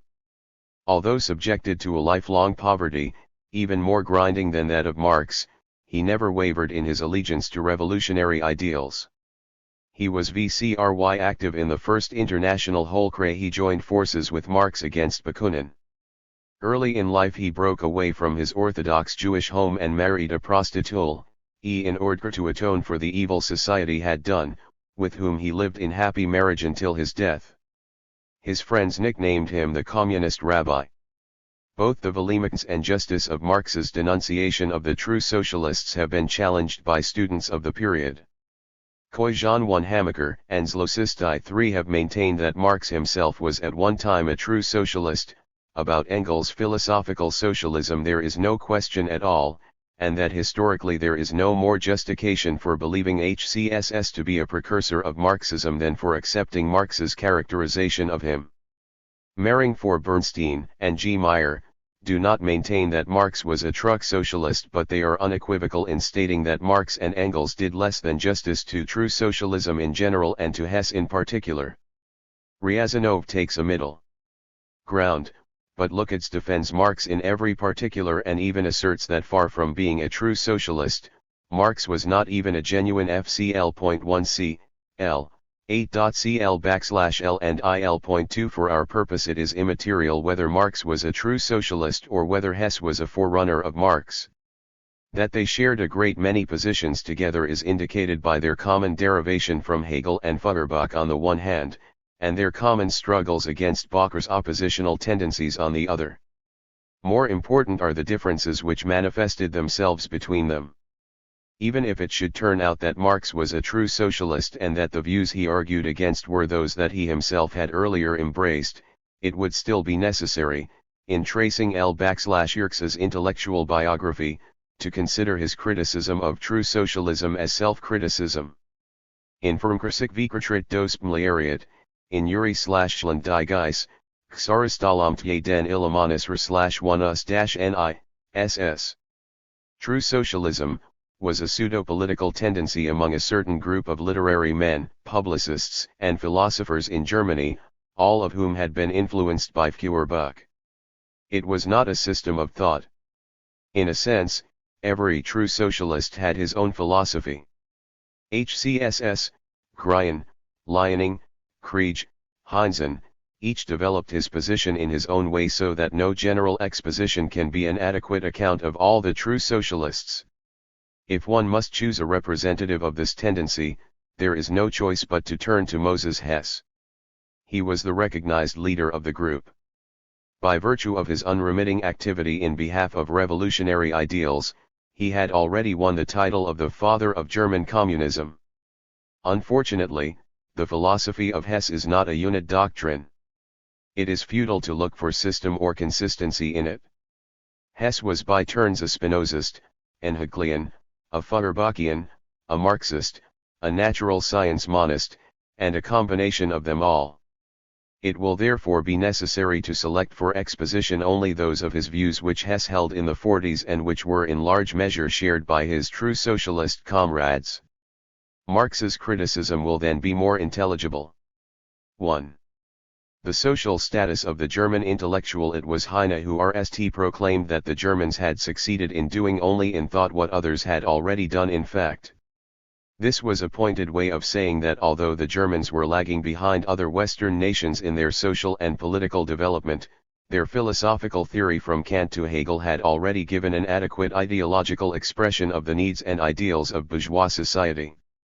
In Germany proper, however, the bourgeoisie had not yet come to power and the class relationships were obscured by a host of traditional, religious, sectional, and political factors. The country was predominantly agricultural, the semi-feudal estates provided a food supply sufficient not only for the domestic market but for export.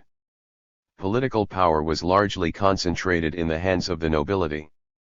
This power had been challenged by Napoleon in two ways.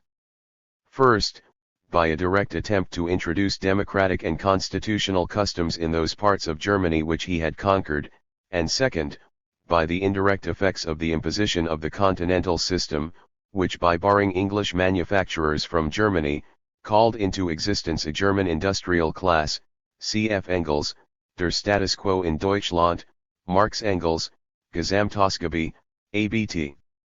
I. BD 6, p. 231 fluid.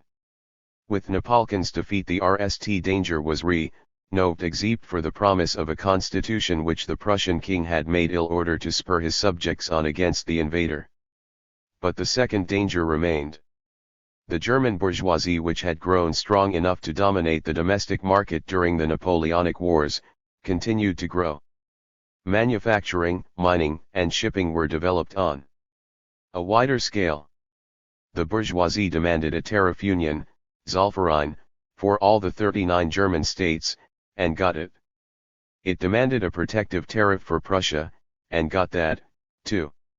At every step, however, it encountered the opposition of the landed feudal interests whose wealth and power had been adversely affected, RST, by the Napoleonic Wars which had closed the French and English markets, second, by the English Corn Laws, enacted after the restoration of peace, and third, by overseas competition in agricultural and grazing products.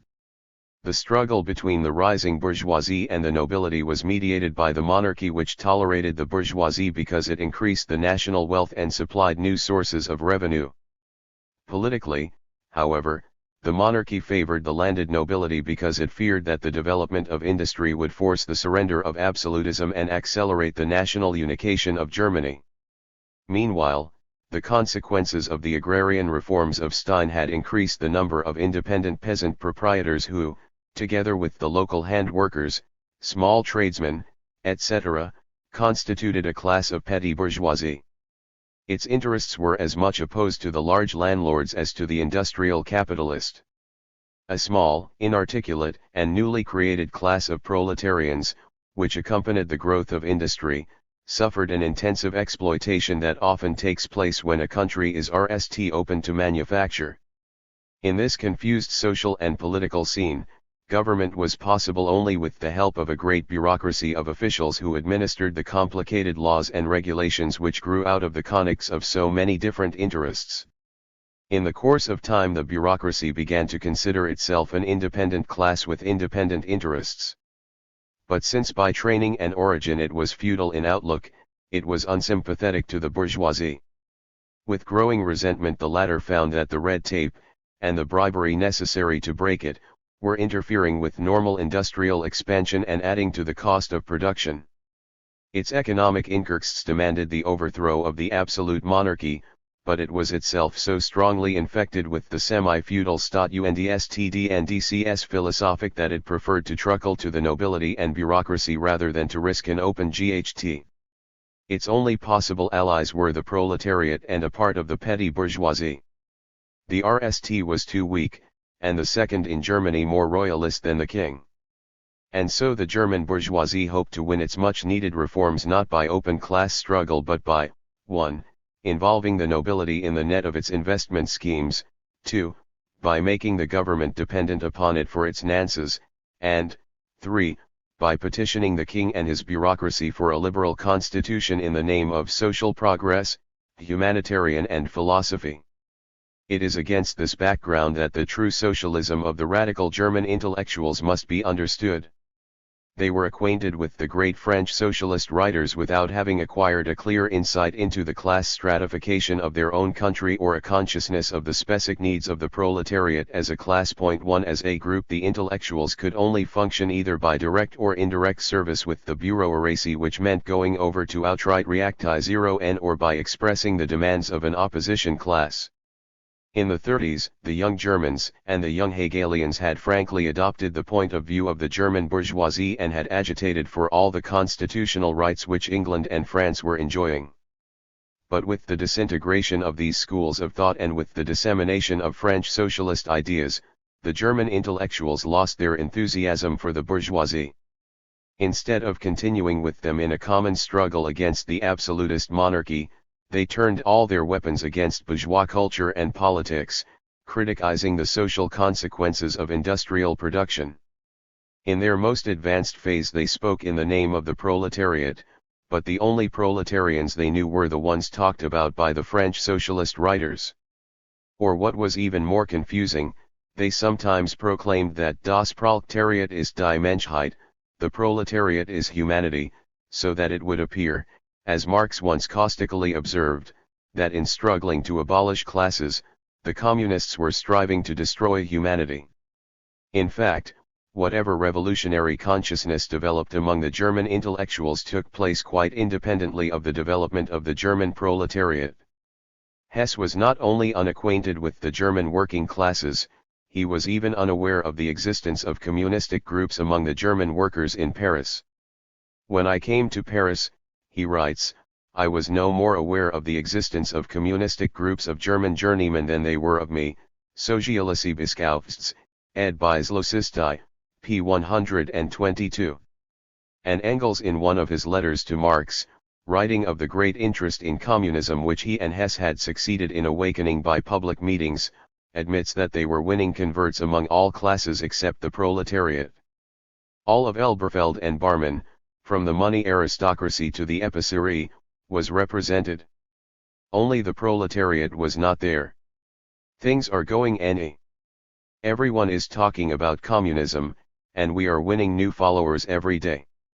Wuppertaler communism is verite, yes, almost a force. The dumbest, most indolent and philistine of people who are interested in nothing in the world are beginning to become enthusiastic Schudermen about communism. Gassami Oskaby, ABT 3, BD 2, P 14. Engels, himself, had already perceived the limitations of a theory of communism which took its point of departure from abstract ethical principles without relating them to the concrete struggles of the working class.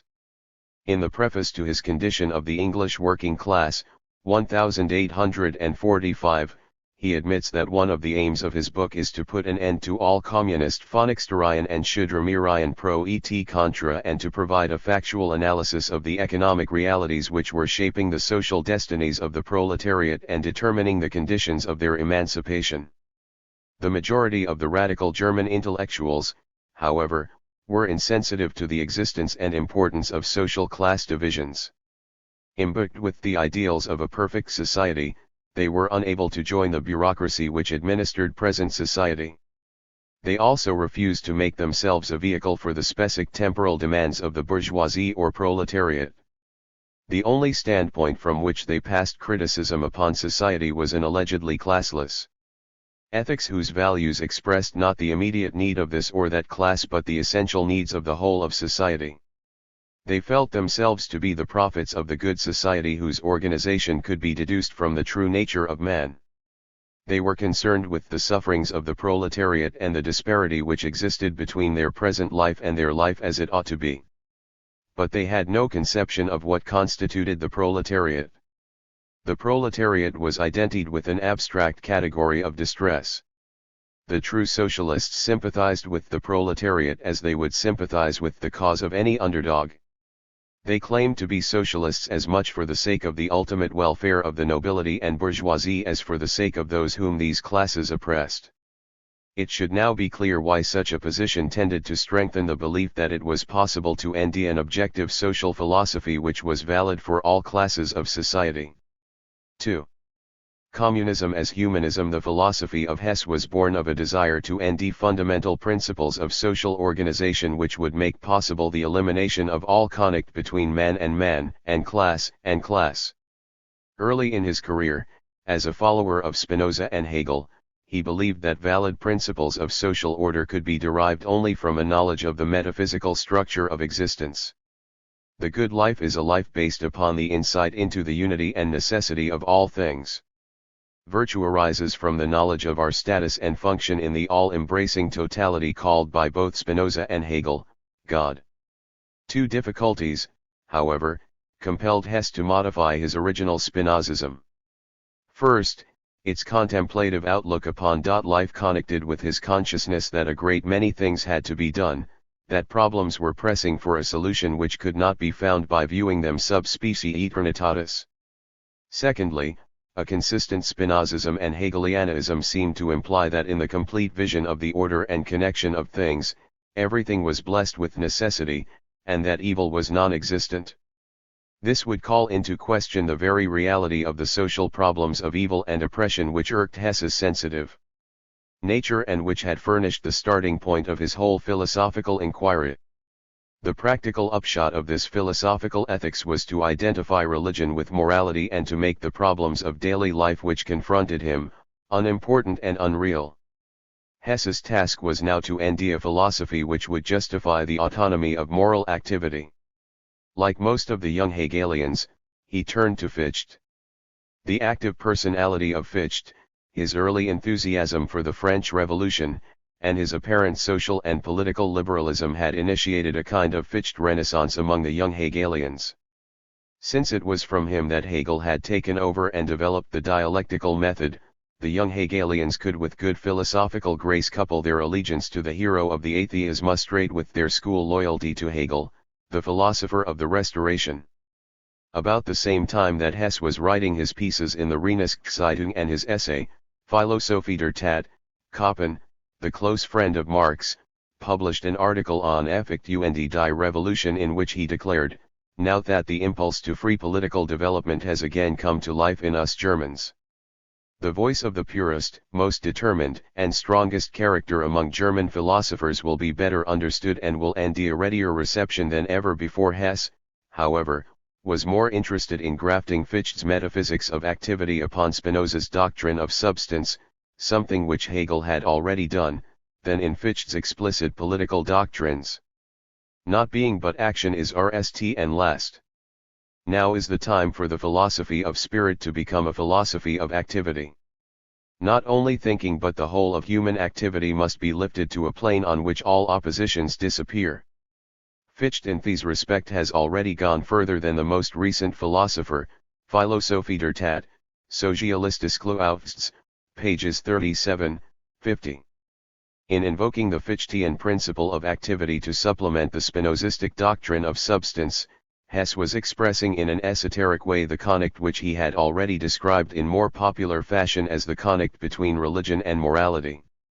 The religious outlook, he contended, was essentially one of acceptance, an acceptance of the order of the universe called indifferently God, nature, reason, or spirit of which human beings were a part, and whose mysterious and purposive ways could only be dimly apprehended by faith and intelligence.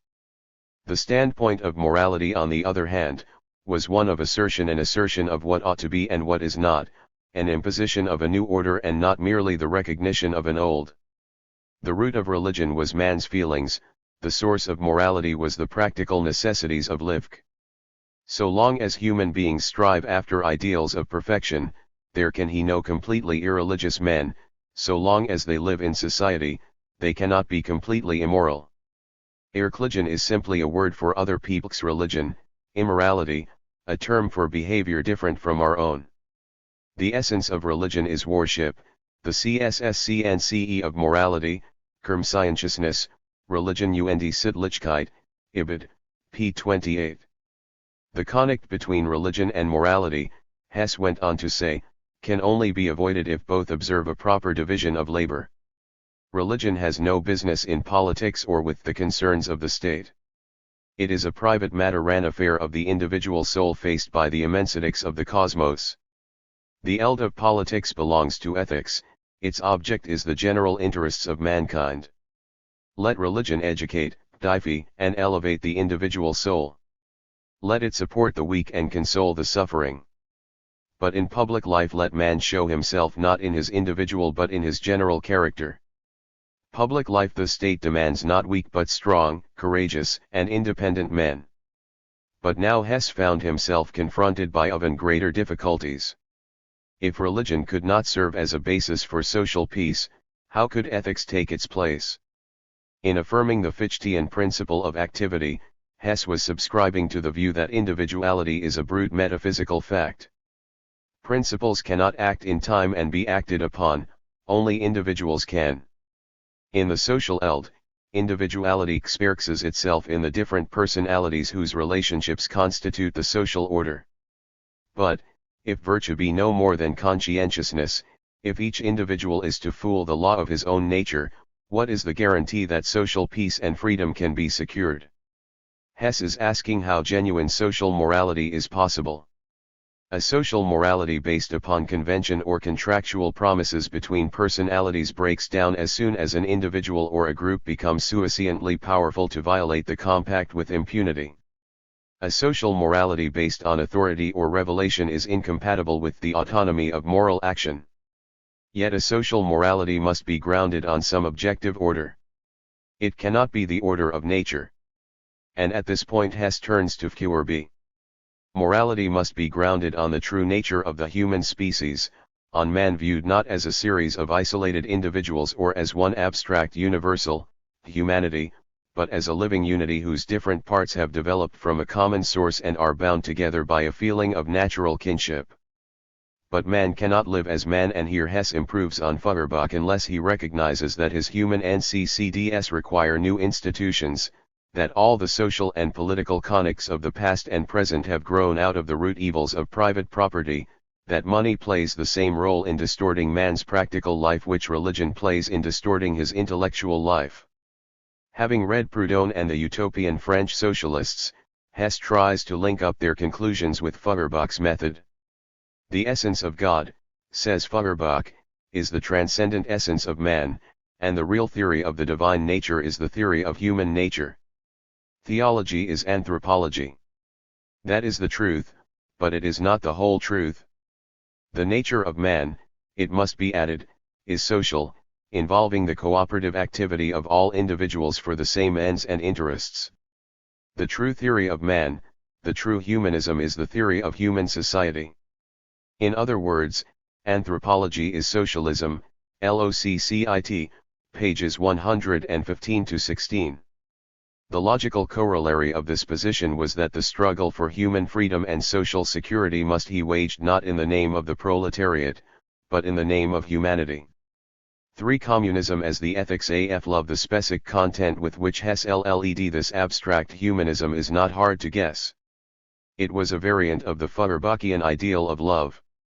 Although the full realization of communism depended upon the existence of certain social conditions, about whose nature Hess at this stage was rather vague, communism as an ideal was already implicit in every altruistic tendency which stirred within the human breast. The historical development of society, he held, may be legitimately viewed as a result of the conflict of two great passions, c.g. zeroism, manifested in individual self-assertion against others, and love, as expressed in all action inspired by the consciousness of the essential identity of the individual with mankind. Egoism or selfishness is the null source of all social oppression and exploitation. Cruelty, fraud, and robbery, feudalism, chattel and wage slavery, pauperism, and prostitution are possible only because men draw a circle around themselves and their nearest of kin, and focus attention so strongly upon the eld of their immediate vision that they become indifferent, and ultimately blind, to the interests and the very existence of those who live beyond the line. Social institutions are such as to place a premium upon selfish behavior. And although this behavior is hedged in by rules of law imposed by the state, these rules themselves represent the organized selfishness of dominant groups. Capitalism, or the system of free competition, is the last word of egoism. It distorts and perverts every phase of culture, religion, art, Education by substituting for the ideals of the collectivity, private interest, and private satisfaction as controlling factors. Although the history of society has been the progressive replacement of the egoism of one group by the egoism of others, it is significant that all groups come to power by professing allegiance to theoretical principles of love and humanity, freedom and equality. The more altruistic their declaration, the more consistent as the history of the English and French bourgeoisie illustrates their egoism. The fact, however, that in order to move great masses into action, vehement lip service to the ideals of love and humanity is necessary indicates that the real nature of man recognizes that these ideals alone are ultimately valid and yearns for their fulfillment. But they can only be fooled when private property and the arbitrary power which its possession gives over other human beings, is abolished. Communism is the Lebensexes of love applied to social life. It is not enough to preach love to realize communism, as Feuerbach does, nor can it be brought about by preaching hate.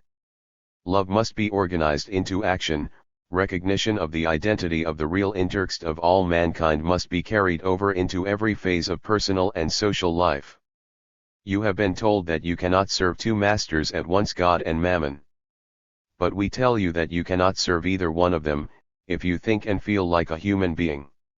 Love one another, unite in spirit, and your hearts will be led with that blessedness which you have so vainly sought for outside of yourselves, in God. Organize, unite in the real world, and by your deeds and works you will possess all the wealth, which you have so vainly sought, in money. So long as you do not strive to develop your own nature, so long as you strive to be not human but superhuman and inhuman creatures, you will become inhuman, you will look down contemptuously upon human nature, whose real nature you do not recognize, and treat the masses as if they were a wild beast. The beast which you see in the people is in yourself, über die not in unserer Gesellschaft und deren Abhilfe, Sozialistische Aufsätze, p. 149. Hess left it unexplained how this belief in the essential unity of mankind could be reconciled with his characterization of those who did not share his belief. Perhaps it is too much to expect this of one whose interest was not in social analysis but, like the old Hebrew prophets, in social justice. If, anthropologically, communism was humanism, and ethically it was humanitarianism, it followed that the appeal to action would be framed not in terms of material interests but in terms of culture, creative activity, peace, honor, justice, and other ideal goods. The true socialists took the eld against all those who pretended that the communist movement was exclusively, or even primarily, a movement of the proletariat, and who spoke as if its demands centered around the needs of the stomach. How could communists preach the ideal of classlessness and still appeal to one class against another? How could the ideal values of communism be regarded as the concern only of the proletariat when they really owed from the real nature of man? Hess admitted, to be sure, that in France the movement was proletarian, but he explained this by saying that the French proletariat was communistic not out of egoism but out of humanity. The proletariat becomes communistic out of love of mankind. But why should asks Hess, who out of love of mankind is already a communist, regard himself as a proletarian? And in fact there are communists who are not proletarians and there are proletarians who are not communists. All that one can say is that since the proletariat suffers most from the CFFCCTS of organized coism, which Hess identifies with capitalism, it is more likely than any other group to FCCL and understand the unity of mankind, and the necessity of establishing communism to realize it. Hess makes a point of correcting Lorenz von Stein, an Hegelian of the Center, whose book, Der Sozialismus und die Kommunismusgeschichte vom Krieg, 1845, introduced, so to speak, the theories of French socialism to the German public. Despite his reactionary tendencies, Stein had made some surprisingly realistic analyses of the French revolutionary movement. He had grasped the importance of the class struggle in French history and had distinguished between the proletariat as an historical category bound up with capitalism and the poor and unfortunate to be found in any society. HCSS insists that Stein has given a misleading account of communism. It is an error, and this error is due to the egoistic narrowness which cannot rise to a truly human outlook. It is an error diligently spread by the reaction, and by Stein above all, that socialism develops only among the proletariat, and among the proletariat only as a question of fooling the needs of the stomach. Sozialistische Aufsätze, p. 129. Socialism is not a question of bread, although it may be that, too. It is in the RST instance a question of man, of moral values, especially of human dignity. These values Hess formulates differently at different times. Sometimes it is simply truth which is the communist ideal. Only under communism will social parasitism and the civilization of lies based on it disappear. Sometimes it is creative work in which effort and enjoyment will always be found together. Sometimes it is character or virtue, deemed by Hess as the freedom to follow the law of one's own life, which dangerously approaches the ideal of bourgeois freedom. But through the entire scale of ethical variations developed by Hess, there sounds one fundamental theme: the social revolution presupposes a moral revolution. 4. True socialism. As reactionary socialism had the true socialists restricted themselves to declarations of brotherly love, they probably would have been remembered only as another utopian socialist sect. But they prided themselves upon having advanced beyond their master, Feuerbach. If thinking ours in action, then political thinking must concern itself in the most intimate way with the contemporary issues of politics. As has already been indicated, the German bourgeoisie was struggling against the nobility and bureaucracy for the democratic rights already enjoyed by the bourgeoisie in France and England. The true socialists, posted on French communist theory, knew that in a bourgeois democracy the proletariat was exploited even more openly than in an absolute monarchy, that the formal rights of press, assemblage, trial by jury, etc., could not be effectively exercised where glaring social inequalities prevailed. Speaking, then, for the proletariat, for the future of humanity, the true socialists repudiated the demands of the bourgeoisie, attacked their spokesmen as hypocrites, and succeeded in confusing the intellectual strata of the petty bourgeoisie who had regarded the change from an absolute monarchy to a constitutional republic as genuine social advance. In this crusade against bourgeois liberalism the chief offender was not Moses Hess but Karl Grun, and after him, Otto Luning. But Hess was not without faults. He paraded an indifference to the political program of the Democrats and was quick to accuse them of compromise, insincerity, and cowardice. Even communists were suspect if their origins were bourgeois. The badge of real ethical purity was proletarian. Most communists, he wrote, who stem from the bourgeoisie go no further than general phrases and attempts at compromise between the old order and the new. It is only the proletariat which carries things to a decisive break with the existing order. Hess maintained that the real cause of social distress was economic, and that to agitate for political reforms was therefore a waste of time. All governments, except revolutionary ones, were indifferent to the welfare of the proletariat. Addressing German liberals, he wrote, "Has the King of Prussia shown less concern for the misery of the poorer classes than the French Assembly for the French King? So convinced are we by reaction upon the facts and upon the real causes of social distress that this is not so, that all liberal political strivings appear to us as immaterial, even as downright disgusting. Verärmlich zum Ekelgeworden sind, Gesellschaftsspiegel, BD 1, Heft 1, p. 2. It was Karl Grun, however, the man upon whom Marx poured out the vials of his wrath, who formulated the anti-liberal attitude of true socialism most sharply. The promise of a constitution which the King of Prussia had made in 1815 was long overdue. At every opportunity the bourgeoisie reminded him, his councillors, and his successor, of this unredeemed pledge. Every incident of domestic unrest was capitalized by bourgeois and liberal opinion to point out that constitutional safety valves of popular resentment were better than none. The clamor for a constitution became particularly strong after the revolt of the Silesian weavers. It was in answer to this that Grian wrote, "Who in Prussia wants a constitution? The liberals." Who are the liberals? People who sit within their four walls, and some litterateurs who either themselves own property or whose horizon is bounded by the wishes of the worthy factory owners. Does this handful of owners with their literary hacks constitute the people? No. Does the people desire a constitution? Not in its dreams. Had the Silesian proletariat a consciousness, it would protest against a constitution. The proletariat has no consciousness. But we act in its name. We protest. 16/Wimich C. Yarbiaklru, Volume I, pages 98-100.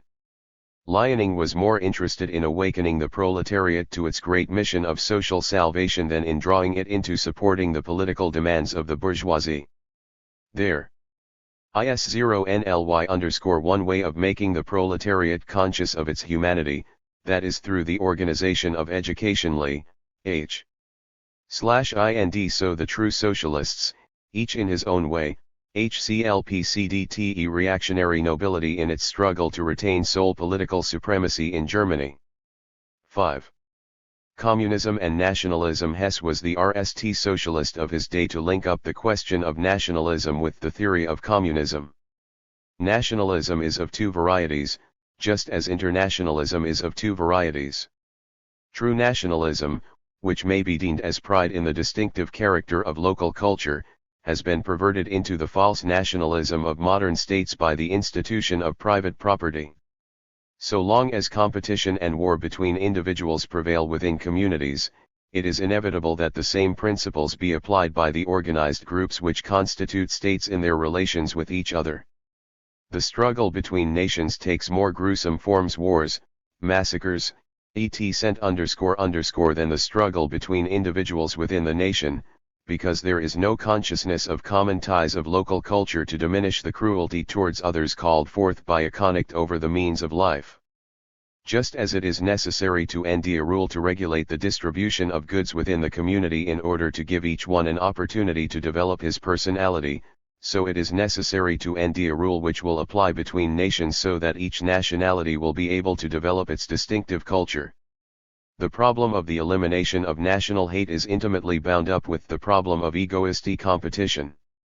International war cannot cease until individual war, competition, ceases.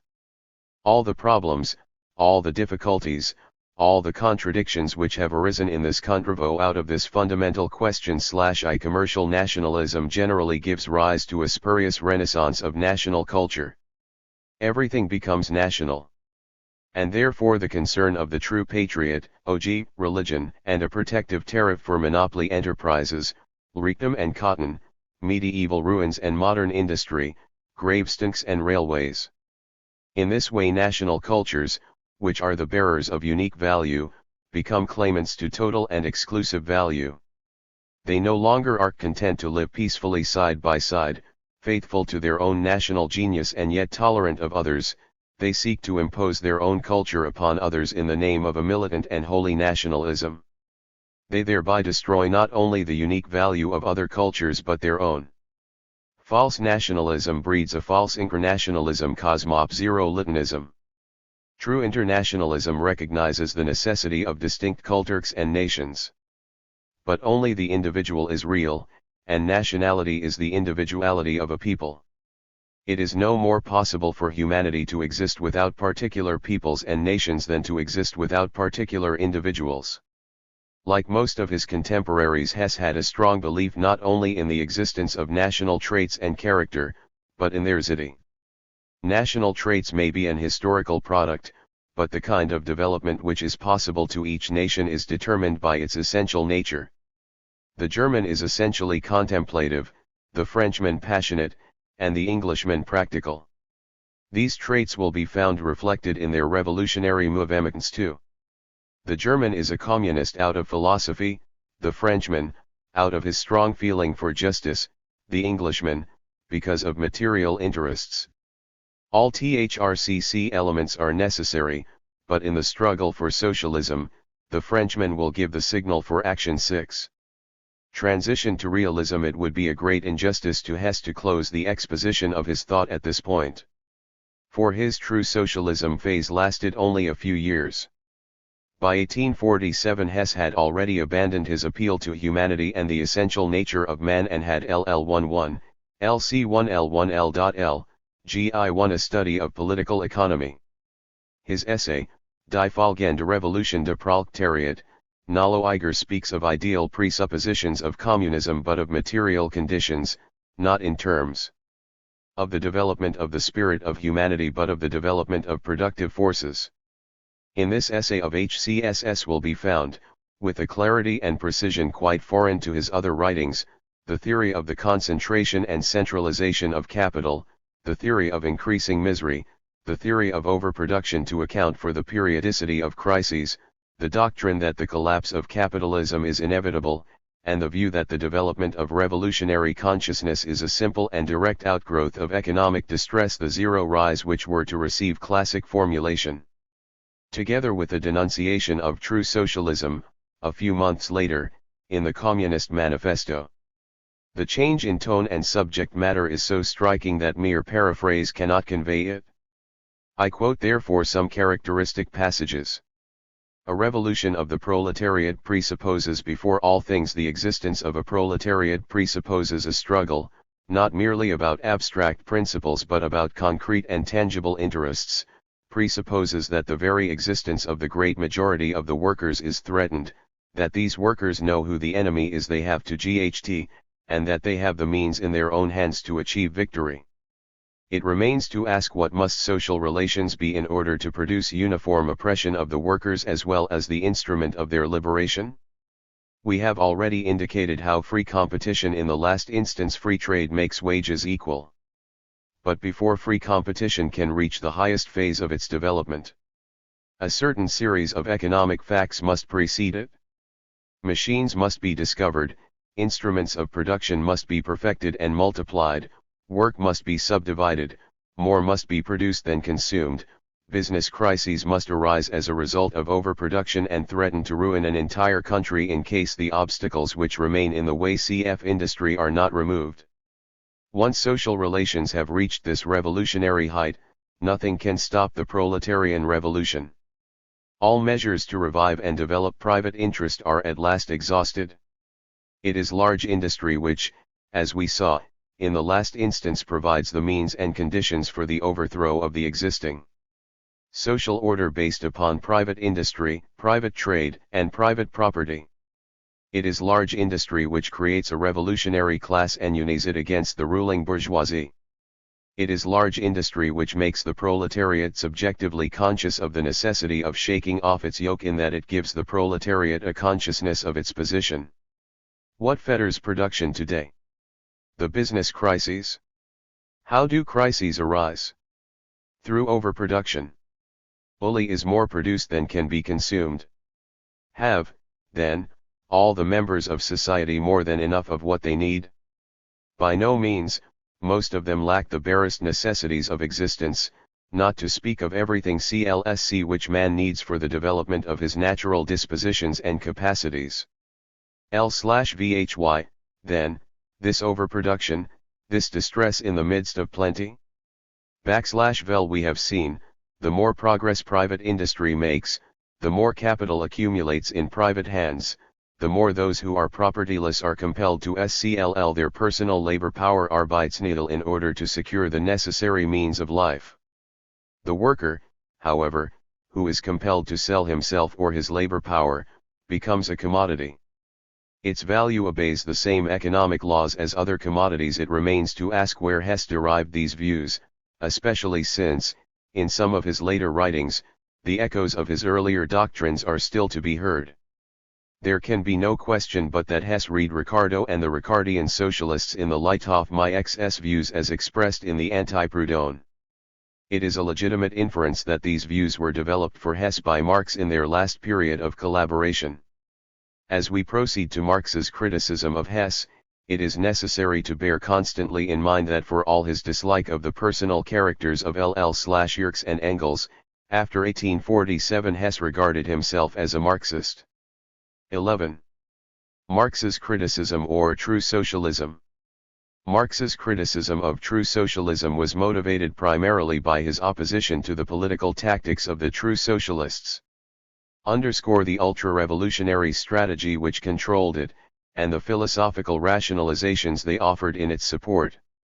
We shall not concern ourselves here with special historical circumstances of the political struggles but with the principles with which Marx approached and principles which have a scope and validity much wider than the particular milieu in which they originally arose. The philosophical constructions of the true socialists have shown a greater vitality than their politics. Like most of the theories Marx contended against, they have turned up again and again in different historical situations, tricked out in new phrases and ounces, for all the world fresh and unravished by criticism. Their systematic exposition and analysis may serve to illustrate the Marxian criticism of the type of view they illustrate. In any concrete case, the specific of these doctrines depends upon the historical context in which they function, but the general logic of the argument can be considered in relative independence of the particular historical situation. 1. Intransigent theory and reactionary practice. Despite widespread opinion to the contrary, Marx and Engels were never doctrinaires. Clear about their principles, they never sought to force them upon a movement if such action threatened to disrupt or paralyze the forces which had been assembled for a common action. Every step towards a real movement, Marx once wrote, is more important than a dozen grams. More important not because principles are unimportant, for without correct principles action is blind, but because principles which were not taken up by mass movements and linked to immediate interests are ineffectual. Behind this view was a deeper conception of what a principle is. On many occasions Marx and Engels maintained against those who talked nothing but principles that communism is not a doctrine but a movement, it starts not from principles but from facts. Gesamtausgabe, I. 6. 294. What they meant was simply that social and political principles express the real situations in which men and themselves and the needs of those situations. To transfer principles which express the felt needs of masses of people from one historical situation to another, in which class forces and relations are quite different, is to make abstractions of THCSC principles. No matter how revolutionary those principles may originally have been, once they become abstractions imported from without into a different situation, they invariably help reaction rather than hinder it. They constitute a form of religiousation. This was the case with the true socialists, many of whom were so radical that for years they were the comrades in arms of Marx and Engels. The revolutionary socialism of the French proletariat had developed in the course of the struggle of the French workers against the bourgeoisie, which had been RMLY entrenched in power since 1830. In Germany, however, the bourgeoisie, far from having attained power, was objectively the most dangerous foe of the existing government. The ultra-revolutionary true socialists, however, had read the literature of French socialism to some purpose. They attacked the German bourgeoisie with the greatest vigor, and in the name of socialism opposed all the liberal reforms as half measures designed to strengthen the position of the bourgeoisie at the cost of the working class. In Marx's eyes they were obstructing a real mass movement against the semi-feudal Prussian regime and lending objective aid and comfort to the reactionaries. The reactionary press actually used their denunciations of the bourgeoisie as evidence that the workers themselves were opposed to immoral liberalism. Marx and Engels did not, of course, believe that the bourgeoisie should not be criticized and their theoretical hypocrisies exposed. But they held that the chief emphasis of the criticism should fall upon the reactionary status quo in Germany, and that the criticism of the bourgeoisie should be of such a nature that none but those who were more radical than the bourgeoisie could use it. Our attack upon the bourgeoisie, wrote Engels, distinguishes itself as much from that of the true socialists as it does from that of the reactionary nobility, c.g., of the French Legitimists or of Young England. The German status quo cannot exploit our attack because it is directed even more strongly against it than against the bourgeoisie. If the bourgeoisie is, so to speak, our natural enemy whose overthrow will bring our party to power, the German status quo is much more our enemy because it stands between us and the bourgeoisie and prevents us from coming to grips with the bourgeoisie. That is why we do not in the least exclude ourselves from the oppositional mass movement against the German status quo. We constitute only its most advanced faction, a faction which through its unconcealed arrière-pensée against the bourgeoisie assumes a denied position. Gasemi Oskabi, I. 6, 234. In the course of their criticism of the true socialists, Marx and Engels repeatedly emphasize the dangers of the simple classifications which the true socialists made of class forces and oppositions in Germany.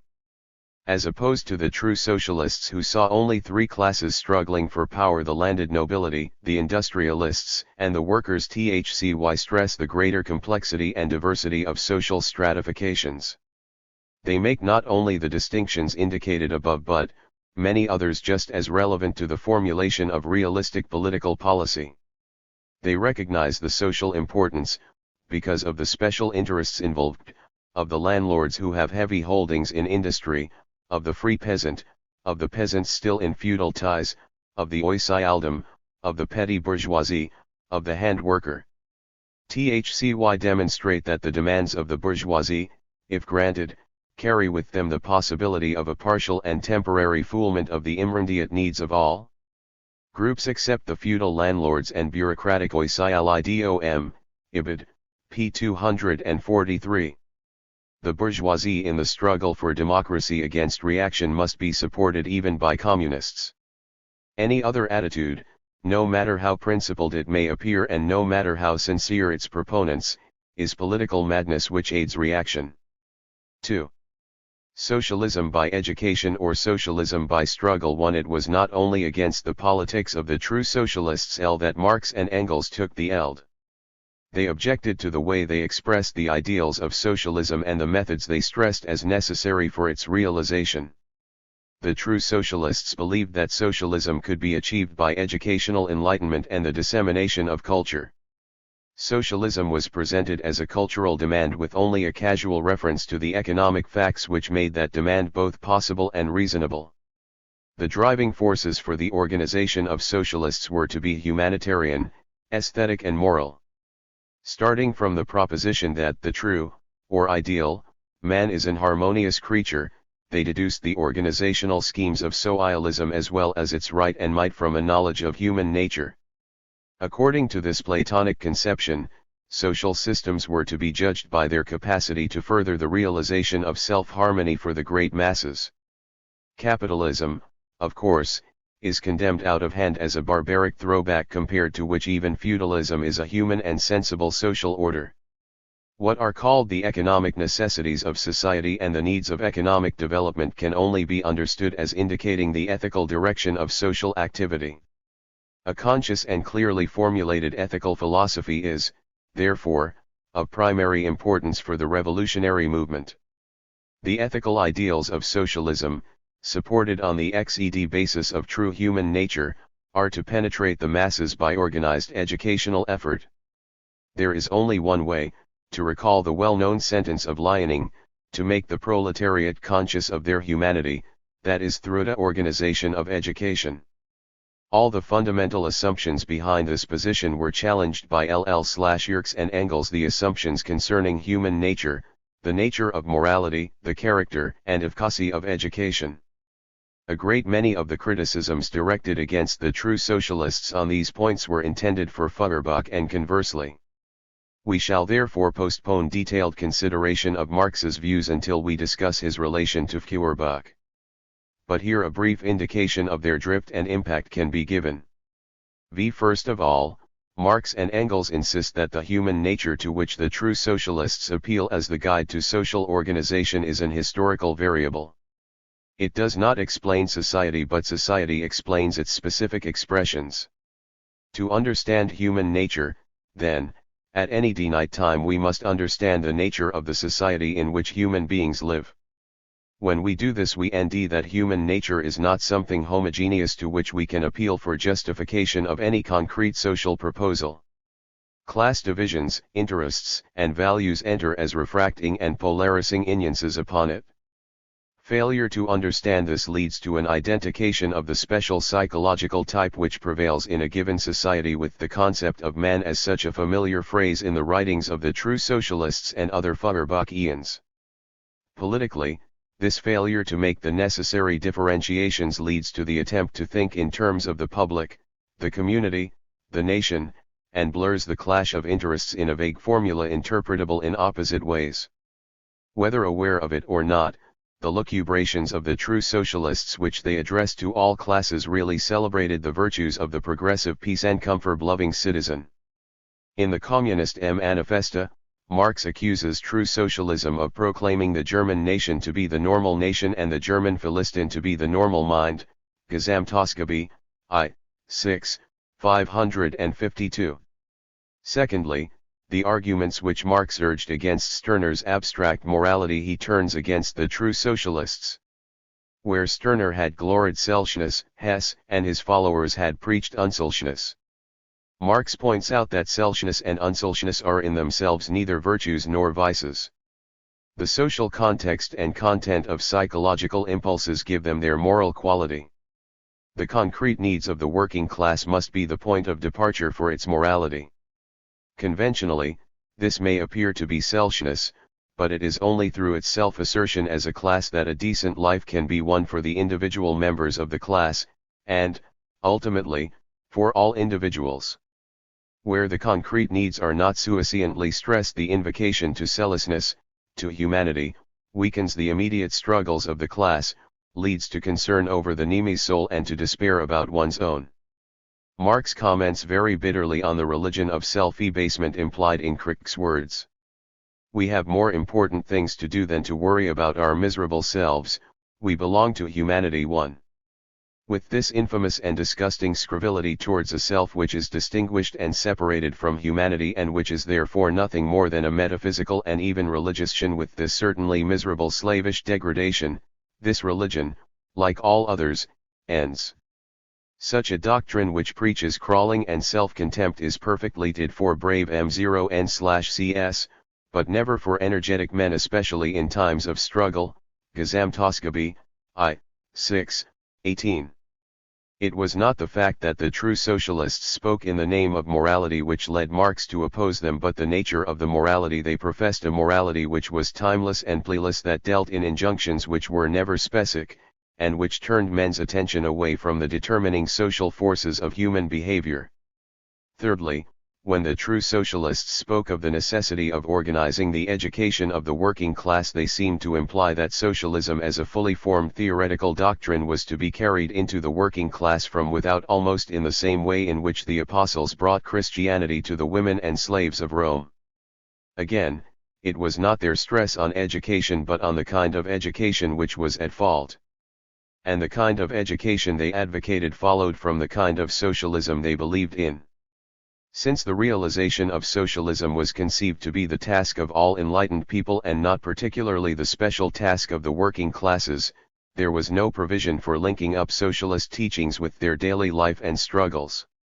Since the appeal was to the good sense, reason and conscience of humanity, it condemned the destructive tendencies of communism and proclaimed its impartial detachment towards all class struggles. Marx. Since the social question was first and last an ethical question, the socialist education of the true socialist dwelt not upon the objective tendencies of social development, which Marx and Engels taught were the basis of revolutionary program and practice, but upon the miserable and inhuman consequences of capitalist production. It turned the attention of the German workers and petty bourgeoisie not to the mechanisms of social institutions but to the individuals who were most prominently identified with them. It dealt with the individual motives of the kings of politics and Nance, it encouraged the hopes that their humanity would triumph over their greed for profit and power. Already in his controversy with Bruno Bauer, Marx had settled with this kind of education, but whereas Bauer was engaged in propaganda for social enlightenment in general, Hess and his friends were convinced that socialism as a specific form of social enlightenment could be effectively propagated in this way. Marx and Engels had the greatest respect for the French utopians from whom the true socialists borrowed many of their arguments. but what was already a mistaken point of view in France was doubly mistaken when recashed in a different country a generation later. Since true socialism was not only a political movement but a literary one as well, Marx and Engels were compelled to follow it into Bellecelsters to expose the miseducation wrapped up in its fragrant metaphors. Engels' criticism of Carl Beck's Lieder vom armen Mann may serve as illustration of the themes the true socialist poets selected, how they developed them, and the point of view from which the critical analysis was made. In his poems Beck sang about the cares and trials of the poor man, the little man, and called the rich men the Rothschilds of the day to account for existing social misery. But there was no inkling of the real source of the trouble in any of his writings. Pitiful appeals alternated with empty threats to those whom Beck, together with the other true socialists, held personally responsible for the course of German economic life. Apropos of Beck's opening poem and das Hans Rothschild, Engels writes. Right off in his overture, he reveals his petty bourgeois illusions that gold rules according to Rothschild's caprice, an illusion which carries with it a whole series of fantastic misconceptions about the power of the House of Rothschild.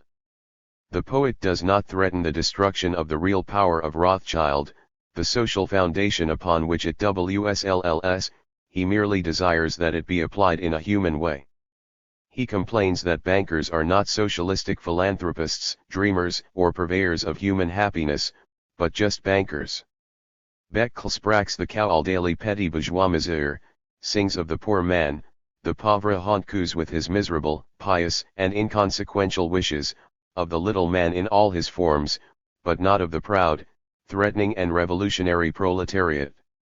The reproaches and threats with which Beck overwhelms the House of Rothschild rest upon childish illusions concerning the power of the Rothschilds, upon an entire lack of knowledge of the connection between this power and the existing situation, and a complete misconception of the means which the Rothschilds had to use to become and remain a power. Gesamtausgabe, I. 6, 33. Socialist education for Marx and Engels had to be based upon a knowledge of the fundamental economic tendencies which determine the social existence and conditions of life of the proletariat. Otherwise the proletariat was likely to be infected by all sorts of utopian illusions peddled by well-wishing representatives of other classes.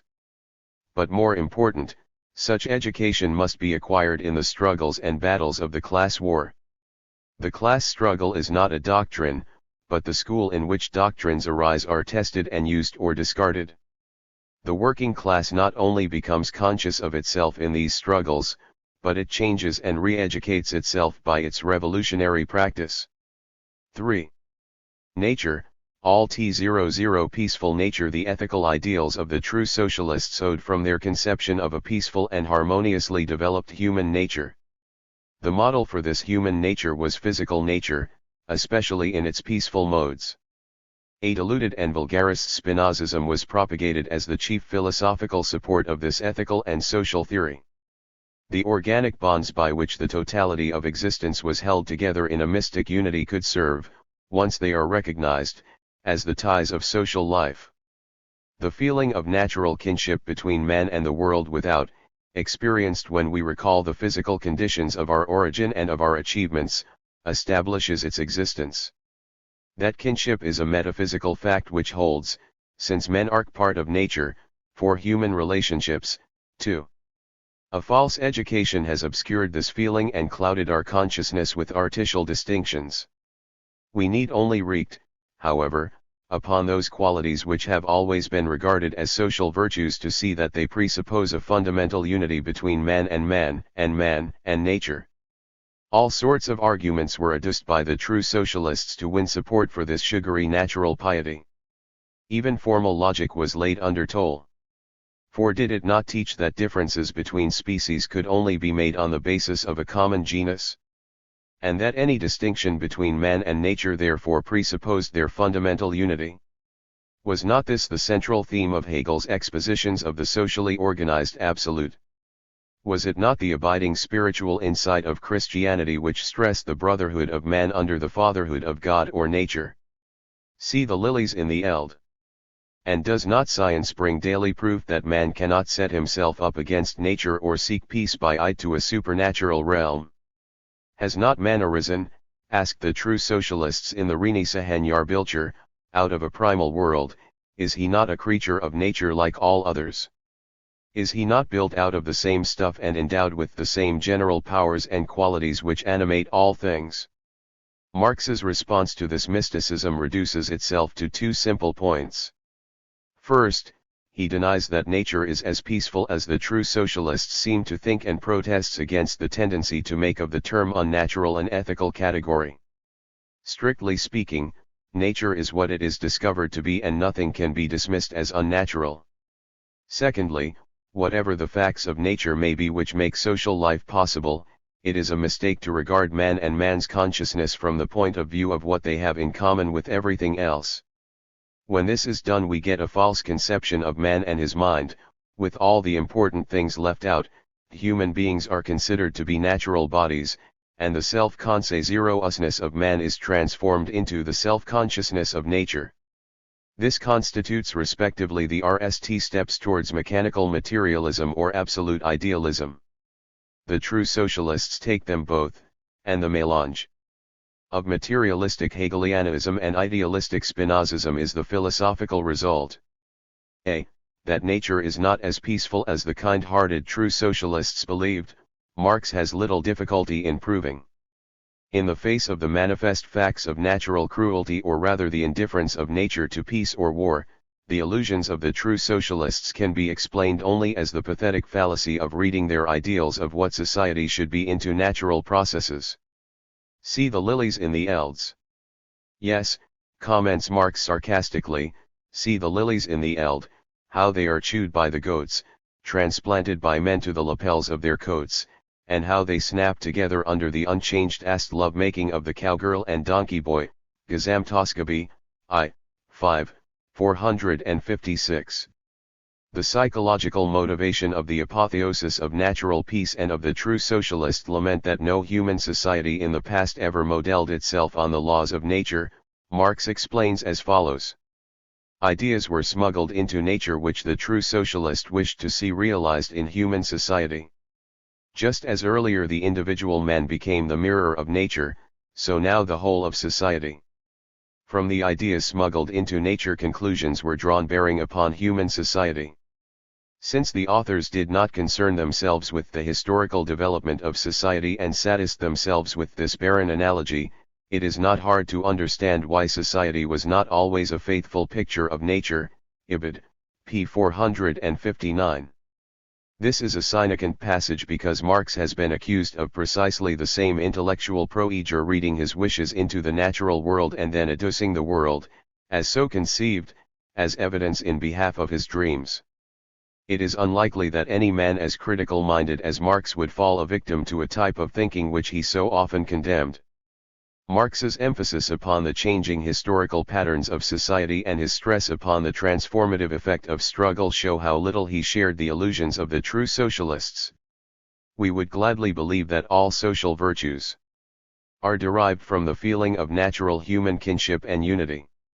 It is well to remember, however, that on the basis of this natural kinship feudalism, slavkry, and the social inequality of all epochs rested. In passing, let us also note that this natural human kinship is an historical product which is constantly being transformed in daily activity. It is always something quite natural, no matter how inhuman and unnatural it appears before the tribunal not only of man but of a subsequent revolutionary generation. Ibid. p. 464. b.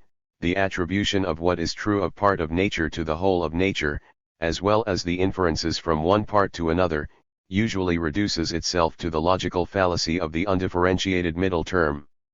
Everything that happens to man is in one sense a natural fact, but it does not warrant drawing conclusions about nature as to whole, or about other natural facts, unless an analogous structure is observable.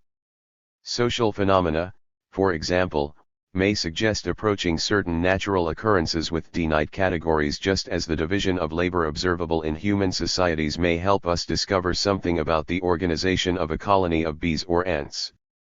But such hypotheses are at best weak and conjectural, and even when they seem to be confirmed, closer examination will generally show significant differences between the behavior patterns of men and those of any other living or non-living things.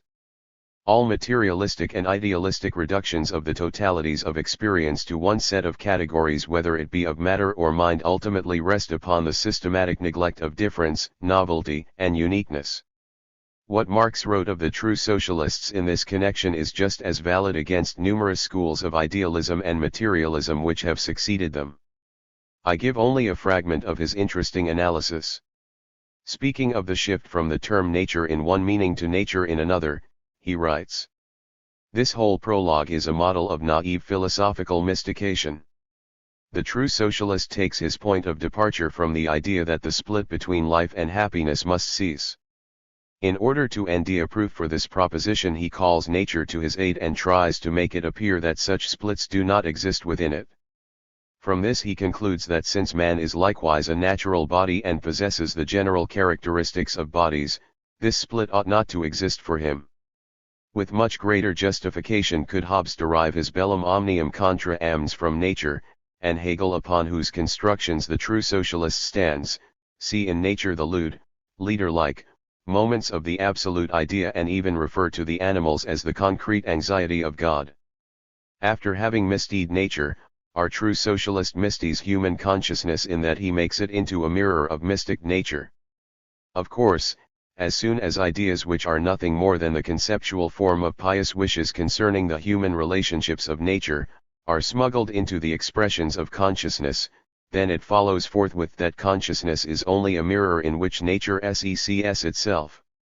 And just as it was previously established by considering the qualities of man as a natural body, so here by considering his qualities as a merely passive mirror, Blosser, passiver Spiegel, in which nature comes to consciousness, it is proved that the splits which were read out of nature must be eliminated from the human sphere.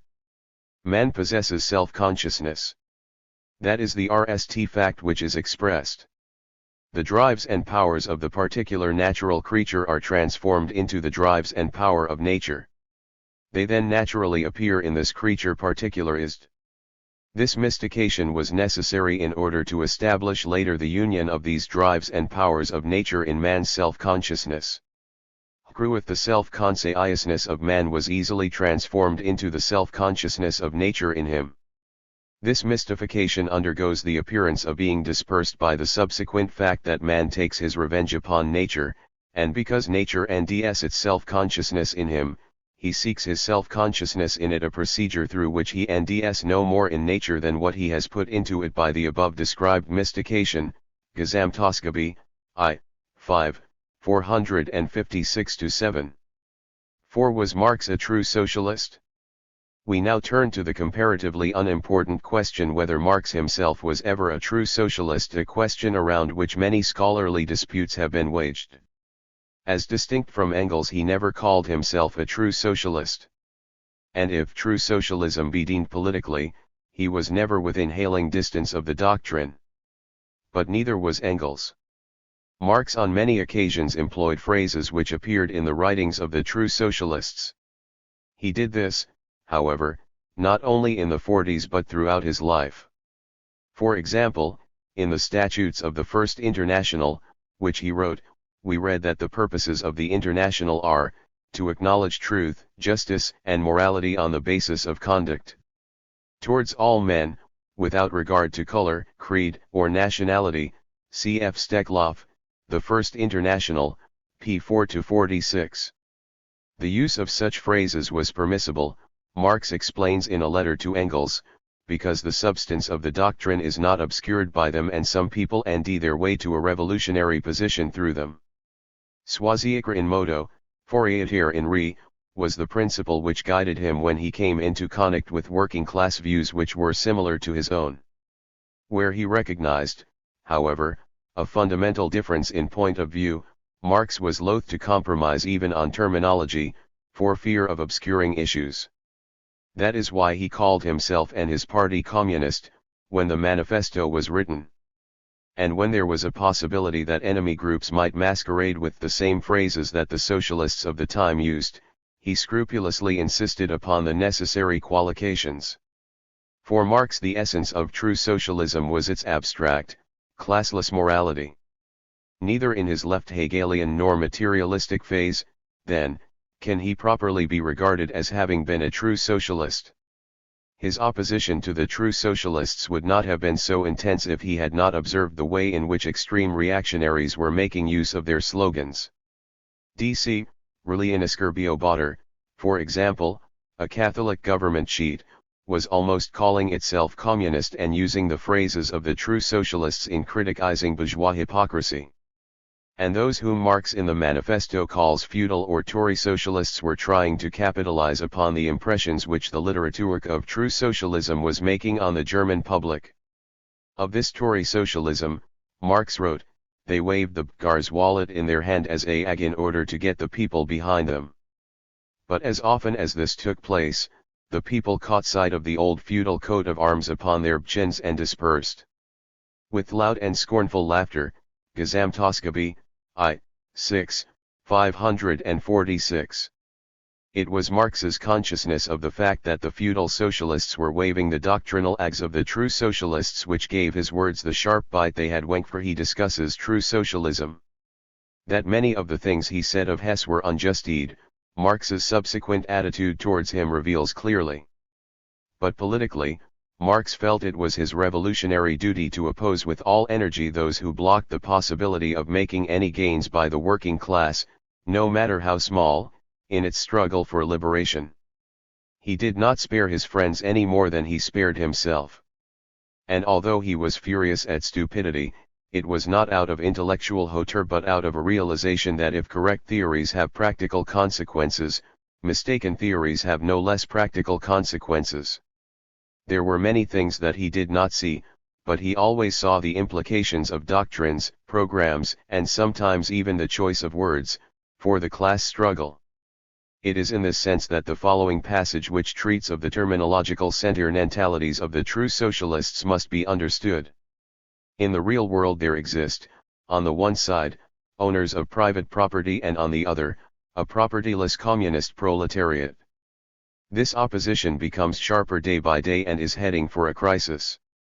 Consequently, if the theoretical representatives of the proletariat desire to accomplish anything by their literary activity, they must above all get rid of all phrases which weaken the intensity of this opposition, all phrases which glide over the opposition and which offer the bourgeoisie an opportunity, impelled by its sentimental quest for security, to approach the proletariat.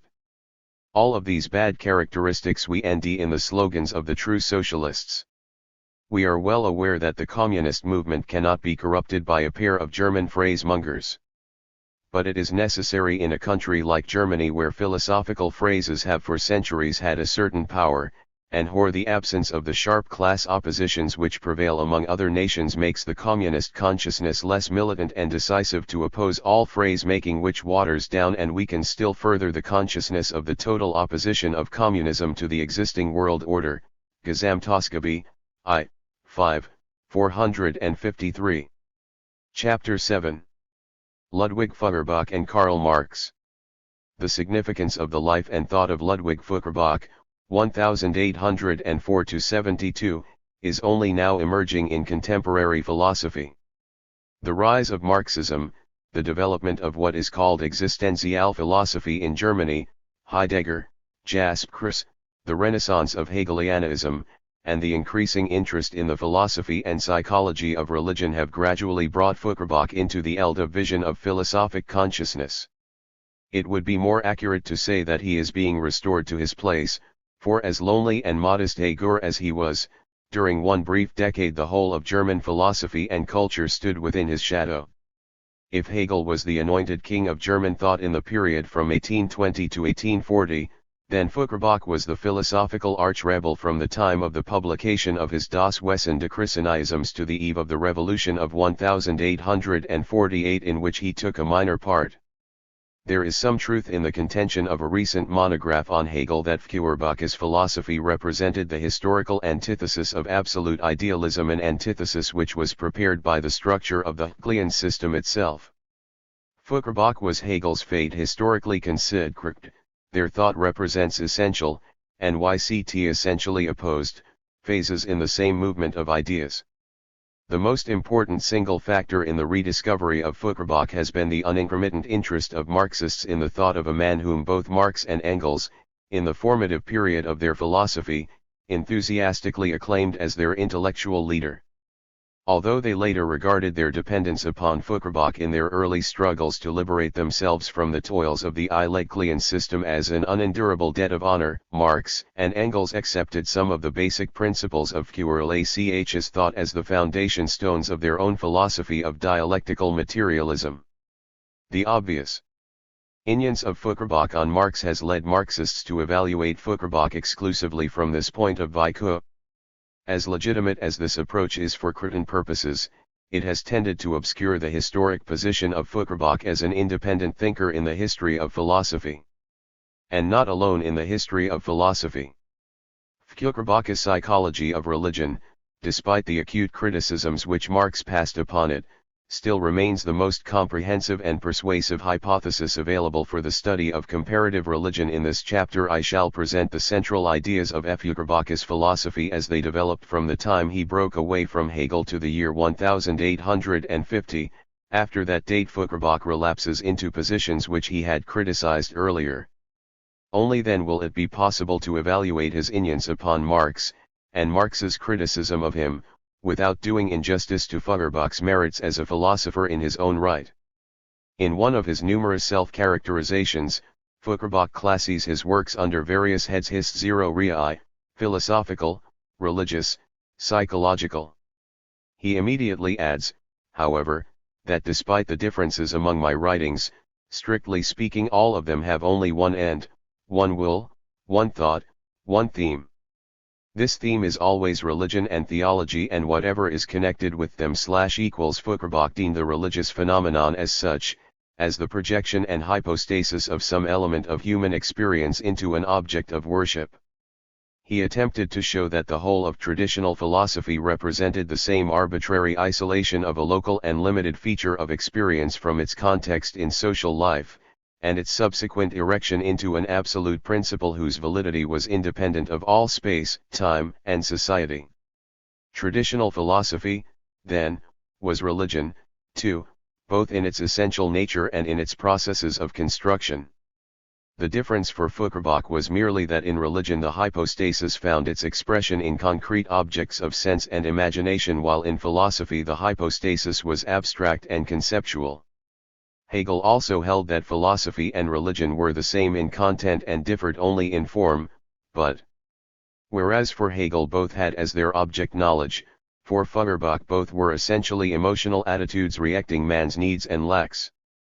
The detailed arguments by which Feuerbach reaches these positions we shall examine below, but this identification of religion and philosophy must be borne in mind in order to understand the oft-quoted aphorism of Feuerbach: "My philosophy is no philosophy." His rejection of philosophy is a rejection of traditional philosophy, just as his rejection of religion is a rejection of traditional religion. And just as he substitutes a new religion for the old, so he develops a new philosophy. The motivation of Feuerbach's philosophy, then, must be sought in the motivation of Feuerbach's religion, both in its critical and positive aspects. He himself, in protesting against the easy dismissal of his doctrines as atheism, reveals in words as clear as day that his fundamental interest in the problems of religion and philosophy is social and political. It is a question today, you say, no longer of the existence or the non-existence of God, but of the existence or non-existence of man, not whether God is a creature whose nature is the same as ours, but whether we human beings are to be equal among ourselves, not whether and how we can partake of the body of the Lord by eating bread, but whether we have enough bread for our own bodies, not whether we render unto God what is God's and unto Caesar what is Caesar's, but whether we nally render unto man what is man's, not whether we are Christians or heathens, theists or atheists, but whether we are or can become men, healthy in soul and body, free, active and full of vitality. Concedo, gentlemen, that is what I want, too. He who says no more of me than that I am an atheist, says and knows nothing of me. The question as to the existence or non-existence of God, the opposition between theism and atheism, belongs to the 16th and 17th centuries but not to the 19th. I deny, nkier, God. But that means for me that I deny the negation of man. In place of the illusory, fantastic, heavenly position of man which in actual life necessarily leads to the degradation of man, I substitute the tangible, actual, and consequently also the political and social position of mankind. The question concerning THC existence or non-existence of God is for me nothing but the question concerning the existence or non-existence of man. Stamblikukrika, 1840, Preface to Volume I, pages 14-15. Feuerbach never concretized his conception of man, and it was at this point that Marx's criticism of Feuerbach's abstractions was to take hold. But the upshot of Feuerbach's philosophy was clear. Corresponding to his vague, grandiose language which celebrated the powers and virtues of man, we find a vague sentimental humanitarianism whose political expression was strong in eloquence but feeble in detailed analysis of the specific social problems which arose in bourgeois society. Under the circumstances, it is natural, then, that the BCST pages in Feuerbach are those devoted to the criticism of the demonization of man. He had a complete grasp of the psychological processes by which man forgot the human origin of his own creations, but possessed little insight into the social agencies which had reinforced and traditionalized these psychological processes. Feuerbach's method. Few philosophers have been as keenly aware of their points of connection and division with philosophic tradition as Feuerbach. Towards the end of his career, spurred by the professional philosopher's neglect of his life work, he stressed the essential difference between his approach and theirs, and took pride in referring to himself as the philosopher of the common man. But, like all reactive thought, his philosophy was far removed from the attitude of the common man who is too absorbed in daily routine even to rise to a standpoint which can be dignified as philosophical. It would be truer to say that Feuerbach attempted to do justice to the nature of common as per one else a common experience born of practical activity and accessible to all human beings with the possible exception of professional philosophers. As early as 1839 in a communication addressed to Recycle, he characterized his philosophical method as follows. The practical tendency, in the higher sense of the terms, of my literary activity is expressed in its very method. The method consists in this, that it aims to achieve a continuous unification of the noble with the apparently common, of the distant with the near ad htmd, of the abstract with the concrete, of the speculative with the empirical, of philosophy with life. In speculative philosophy I miss the Clement of empiricism and in empiricism the Clement of speculation. My method therefore is to unite both not as two different materials but as different principles, i.e. empirical activity and speculative activity. And for me the mediating link between these real, not abstract, opposites is scepticism or criticism of what is only speculative as well as of what is only empirical on other occasions. He speaks of his philosophy as scientific.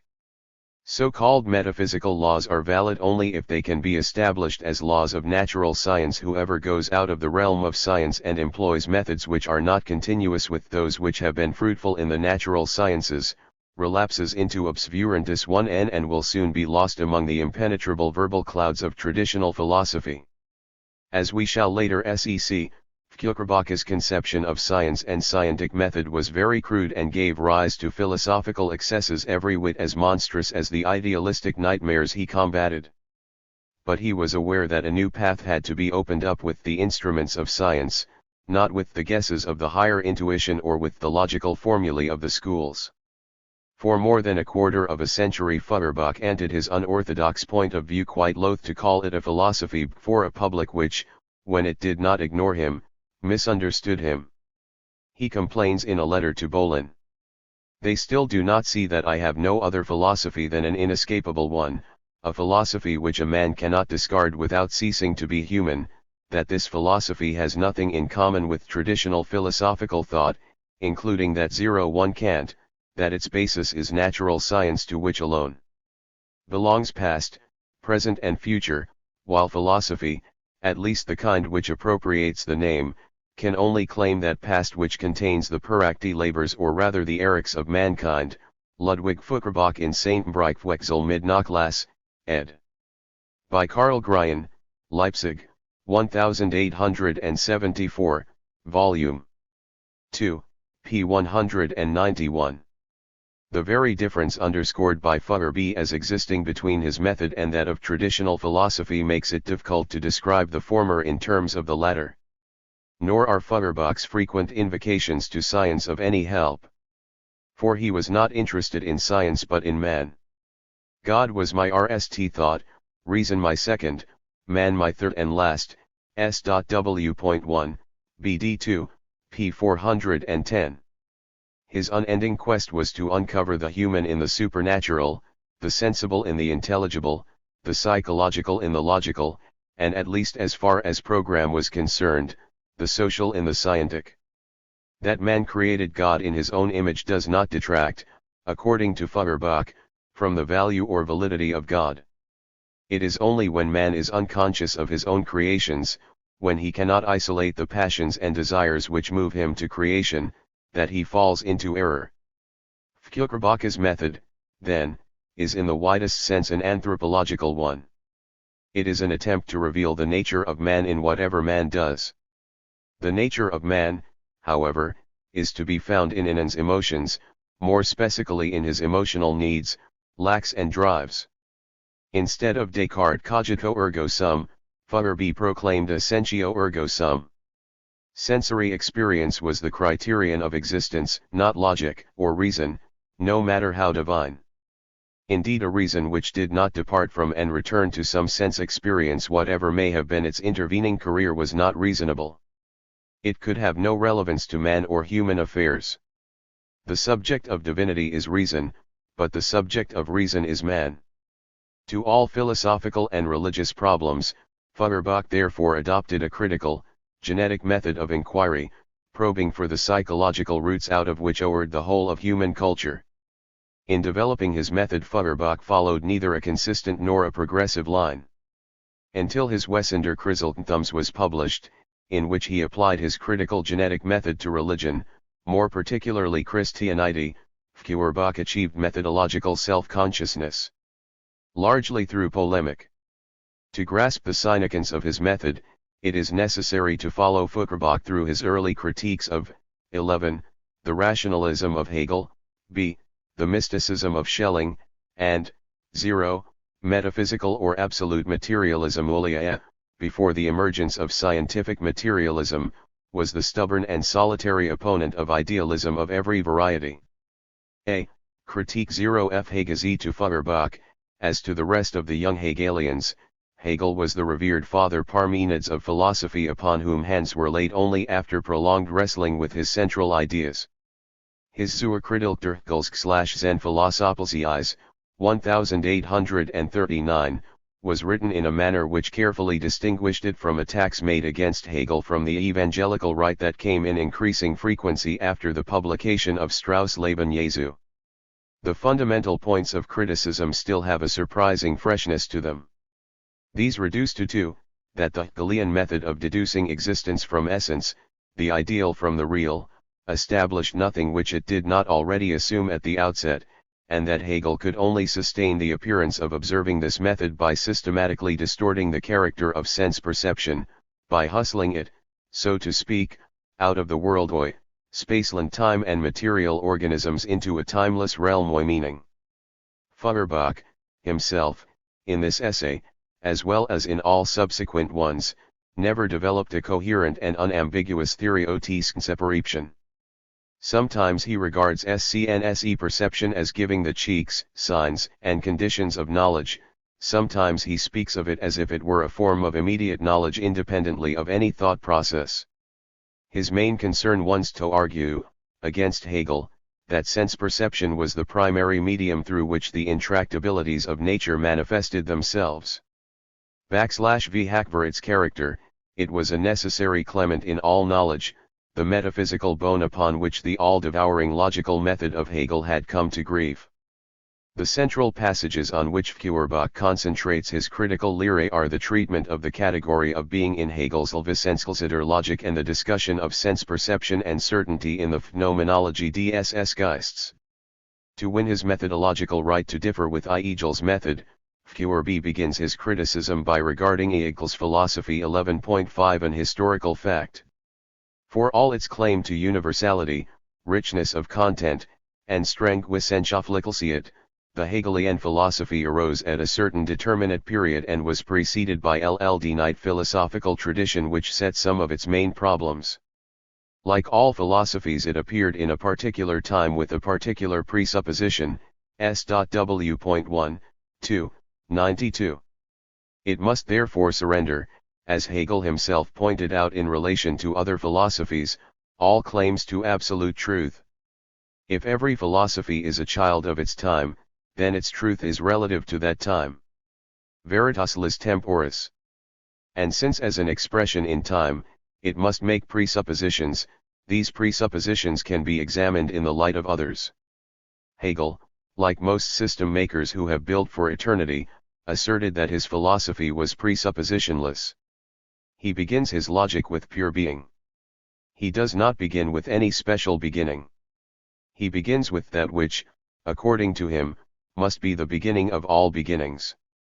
Closer examination, however, shows that Hegel's beginning is not as innocent as it looks. It is determined by the development of post-Kantian philosophy, particularly that of Fichte, with its quest for a RST principle which contains implicitly within itself the contents of heaven and earth. Such a RST principle would enable the philosopher to justify the existence of the world, together with its apparent evils, under the form of an immanent logical necessity. Hegel improved upon the method of Fichte and Schelling by stressing the moment of differentiation in the concept of the absolute idea, totality. By introducing the rich variety of experienced content into the dialectic process in which the categories burgeon out of each other by a self-generating movement, he appears to do justice to the empirically given. But, holds Feuerbach, he does not accomplish this by strict logical deduction. He either surreptitiously smuggles historical fact into the logic as he goes along, or begs at the outset, with the help of the shiny but deceptive category of pure being, the whole outcome of his philosophy. Hegel does not establish the fact, according to Feuerbach, that the absolute idea a meaningful organic totality perpetually renewing itself outside of time is the inescapable consequence of his beginning. The absolute idea is his real beginning, his real presupposition. Hegel, of course, would have admitted this and maintained that since the universe is an organic totality, with everything involving everything else, in the nature of the case the starting point of inquiry already contained the end, and the end must always lead back to the beginning. Systematic thought must of necessity describe a logical circle and return to its original position. Feuerbach's point, however, is that the notion of the universe as an organic totality is not tentatively adopted by Hegel, and its existence established by the fact that no matter where we start in experience we must end with the absolute idka only form of circularity which is not vicious, but that the absolute idea in Hegel is an assumption dogmatically begged to begin with and not submitted to the controls of experience. The crux of Feuerbach's criticism may be stated as follows: if it is assumed that the universe is an organic totality through and through, which is implied in the meaning of the absolute idea, then no proof of the existence of particular organic connections, ingeniously worked out by Hegel, can be valid evidence of the original assumption which involves that assumption at some point in the proof. And if we do not assume that the universe must be through and through organic but set to work to see by detailed concrete investigation how much of it actually is, we will end many organic holes islanded in a sea of ever-changing particulars. WC will not end what according to Hegel we must end, that they mock a great circle each of whose circumference points is itself a circle, i.e. a system of systems. Hegel, says Feuerbach, knew what he wanted to prove before he began his logical demonstrations. Nothing objectionable in that.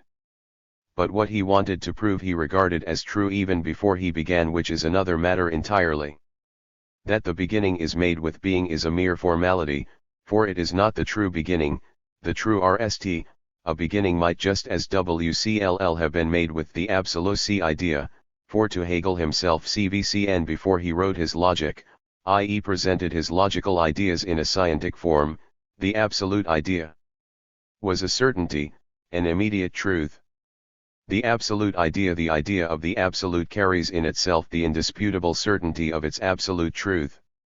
It posits itself in advance as the truth. I/V had it posits as the other, to itself, already posits in its very essence the truth of the absolute idea again.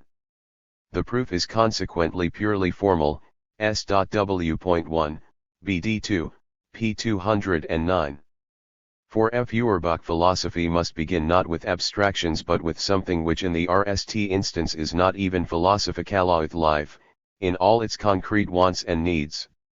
And of all abstractions that of pure being, as understood by Hegel, is obviously the most unsatisfactory. For it has no meaning. All being, says Feuerbach, is determinate being of a finite form or kind. To say that pure being is what all determinate being has in common is darkly to call attention to the fact that there are many different things in the world. The unity which underlies this difference is either a unity of discourse or at best a finite hypothetically formulated connection requiring empirical evidence for its support. The specific form of being which Hegel must neglect in order to give his panlogism a semblance of plausibility is sensaperception, that which is given as the this, here and now. In the P/Phenomenology, Hegel attempts to show that these terms represent universals, not particulars.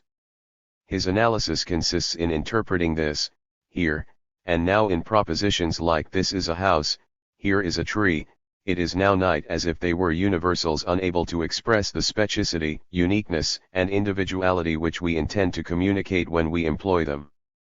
It is impossible, according to Hegel, to denote anything even by pointing.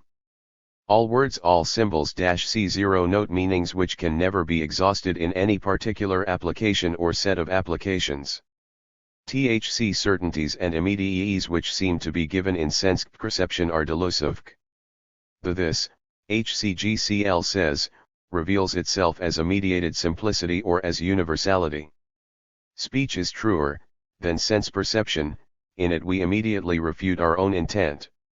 Since the universal is the truth of sense certainty, and since speech can only express this truth, then in so far as we desire to RCFCR to a sensory fact, sinnliches sen, it is impossible to say what we mean. Granted Hegel's argument, then sense perception becomes a meaningless shadow irrelevant to knowledge, an obscuring veil through which reason must penetrate to discover the truth. Things turn out to be congeries of universals completely knowable and completely logical. The only problem which remains is to account for the existence of sense perception and its appearance of reality. Feuerbach argues at great length that Hegel's attempt to banish sensory experience from the eld of knowledge is nothing more than a tour de force. The particularity of existence impresses itself upon man by compelling him to take note of it in his behavior van BL, every movement. And without a sensory experience, which is intimately involved in the knowing process, there could be no recognition of the differences between things. Hegel is only able to show that sensory experience, the other of thought, is itself a mode of intellectual apprehension because he contrasts it not with the genuine other of thought but with the thought of the other than thought, nicht ilum anders Gedankens, sondern mit dem Gedanken dem anders Gedanken/sens. The other than thought, sense perception, becomes a species of the same logical genus as thought, and in a few sentences Hegel celebrates his verbal victory over sensory experience. But how does it stand with the brute facts of immediacy as we actually experience them? The here is, for example, the tree. I turn around, and this truth therewith disappears. Of course, this is so in the phenomenology where one can shift positions at the cost of a word. But in the reality in which I must turn my clumsy body around, the here proves itself even behind my back to be a very real existence. The tree limits my back, it forces me from the place which it occupies. Hegel has not refuted the here which presents itself as an object of sense perception distinct from an object of pure thought, but only the logical here, the logical now. He has refuted the concept of thisness, of hesetas. He has demonstrated the unreality of particularized existence when it is exced in consciousness as a theoretical reality. His phenomenology is nothing else but a phenomenological logic in denying that a thing is composed of a set of universals, Feuerbach seems to swing over to the opposite point of view according to which no universals are constitutive elements of things. All reality is individual, logical relations are only abstract forms of speech which serve our convenience in identifying and organizing individual things. Here we have the RST intimations of Feuerbach's nominalism, a doctrine which, as we shall show later on, he never defended consistently. Parodying Hegel's argument on the nature of this and that, he writes, "My brother is called John, Adolf, but in addition to him there are innumerable others who are called John, Adolf. Shall I conclude from this that my John is no reality, that only in J-onness, J-Chanheit, is truth? For sense perception all words are names, nomina propria, in themselves quite indifferent to perception which sees in them only signs to be used in order to achieve its ends in the shortest way, Ibid, p. 212. That systematic knowledge cannot be developed on the basis of sense perception alone, Feuerbach of course does not deny. He admits that even science, which he holds up as an illustration of the fact that sense perception can be an important element in systematic knowledge, must recognize an inescapable opposition, unvermeidlicher Bruch, between objects of sense perception and scientific objects, Ibid, p. 211 footnote, point 1. But in science as distinct from philosophy this opposition between sense perception and thought, in modern terminology, sense data and hypothesis, is not unmediated. That is to say, scientific thought even though it must transcend sense perception takes its point of departure from it and returns to it somewhere in the process of scientific proof. Science is not opposed to ordinary experience. It does not deal with another order of being but is an effective human method of controlling experience. Philosophy, however, as a result of its failure to derive its problems from practical life, regards sense perception, when it regards it at all, as an obscuring element hostile to thought. Philosophers, as Feuerbach trenchantly observes, have too often been like people who have torn their eyes out of their heads in order to think more clearly. This systematic dispraise of sense experience has led either, 1. to a rationalizing of the whole universe in which the brutally given has appeared as a phase of reason, or to the erection of a sharp dualism in which public and objective truths of reason have been contrasted with the uncertain opinion about the world of sense, or, 3.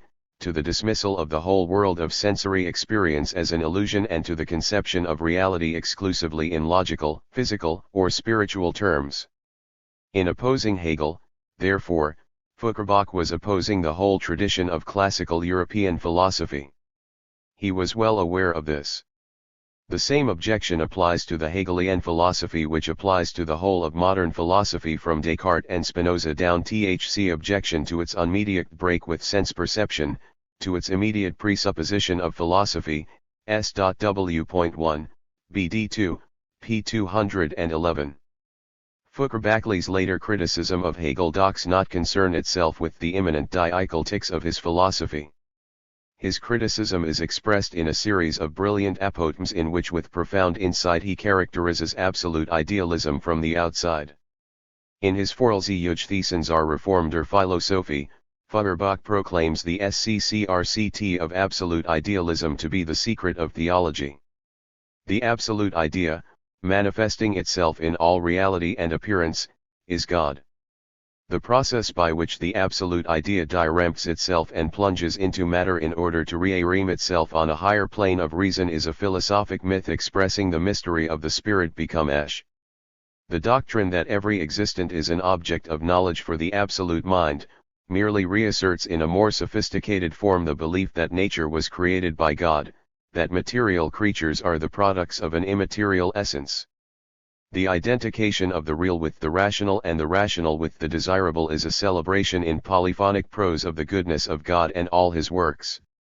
With an unerring hand, Feuerbach traces the Neoplatonic elements in the Hegelian philosophy, maintaining that absolute idealism is a kind of reborn Alexandrianism, that Hegel is not the Christian Aristotle but the German Perlus. Hegel, for all his erudition and insights, is the last of the great Christian apologists. i.e. forged new weapons and ransacked an armory of old ones in order to defend not the Christian way of life which was renounced by Christians themselves after the fall of Rome but Christian thought and tradition which sanctioned the basic dualism of society. In words which Marx was later to repeat with but slight variation, Feuerbach proclaimed, "The Hegelian philosophy is the last refuge, the last rational support of theology." Just as once upon a time the Catholic theologians were de Ciclo Aristotelians in order to combat Protestantism, today the Protestant theologians are de jure Hegelians in order to combat atheism. B. Critique of Schelling in 1843. Soon after Schelling had been called to Berlin to undo the work of Hegel, Karl Marx addressed a communication to Feuerbach asking him to write a denitive criticism of Schelling for the Deutsch-Französischer Jahrzehnte. In this letter Marx referred to Feuerbach as the philosophical antipodes of Schelling, as the mature imaginative genius of whom Schelling was the anticipatory caricature. The justification for linking Schelling and Feuerbach together as contrasting expressions of a generic philosophic tendency will be more apparent when we discuss Feuerbach's psychology of religion. In his reply to Marx, Feuerbach refused to honor Schelling with an extended critique. He maintained that Schelling was openly lending himself to the uses of reaction and exploiting his early reputation in order to palm off the most outrageous obscurantist apologia for revealed religion under the title of Die P/Zilesap/Leiter Offenbarung. ACHL. He writes to Marx, "One need only open his lectures to fall unconscious before the corpse-like odor of Duns Scotus scholasticism and Jacob Bock's theosophy."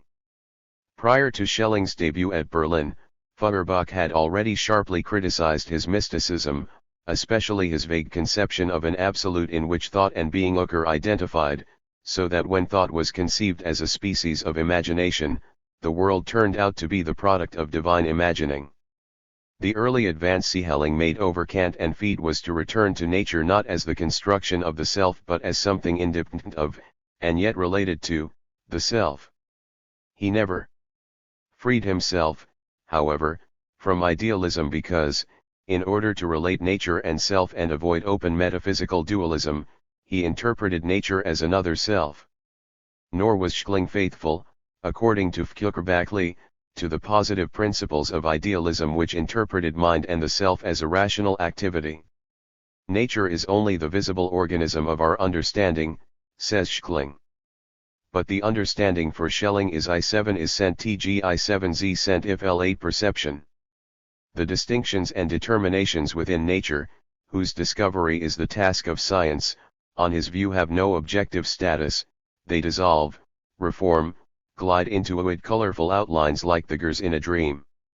Philosophy becomes beautiful, poetic, gracious, gemütlich, romantic but at the same time transcendent, superstitious, absolutely uncritical, SW11, BD2, P220. Philosophy becomes outright mythology.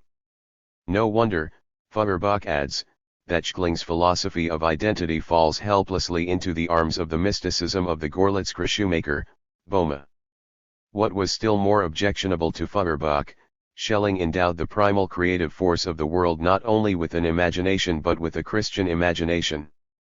And in a piece devoted to an examination of the relation between Christianity and philosophy, Feuerbach protests against making philosophy the handmaiden of religion.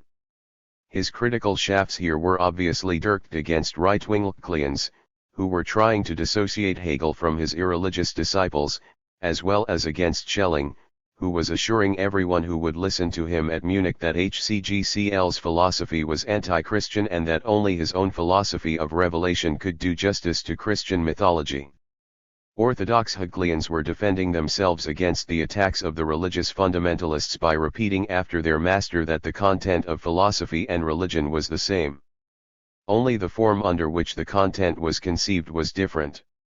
Philosophy dealt in ideas, religion in sensuous symbols. Feuerbach points out that this runs counter to one of Hegel's important metaphysical dita, the inseparability of form and matter. The content of religion is really its form, the fantastic and compensatory projection of the human wish. This becomes clearer when we remember that as far as the content of belief is Ludwig Feuerbach and Karl Marx 235 concerned, there is no such thing as religion in general. There are only specific religions. The task of the philosophical apologist of Christianity, therefore, is to deduce not the existence of God by definition, analogy, or logical reasoning but the existence and passion of Christ, and justify dogmas like the Immaculate Conception, the hierarchy of devils and angels.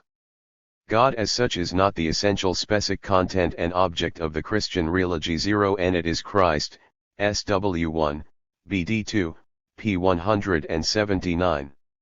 It is obvious that this deduction can only be accomplished by fantasy and myth. But once philosophy reaches for such instruments to establish conclusions it commits suicide. The conclusion which Feuerbach reaches is in line with the tenor of a still earlier work in which he argues that strictly speaking there is no more justification in speaking of a Christian philosophy than there is in speaking of Christian medicine or Christian mathematics. Religion, for Feuerbach, is rooted in feeling and expresses itself in judgments which are overt or disguised wishes.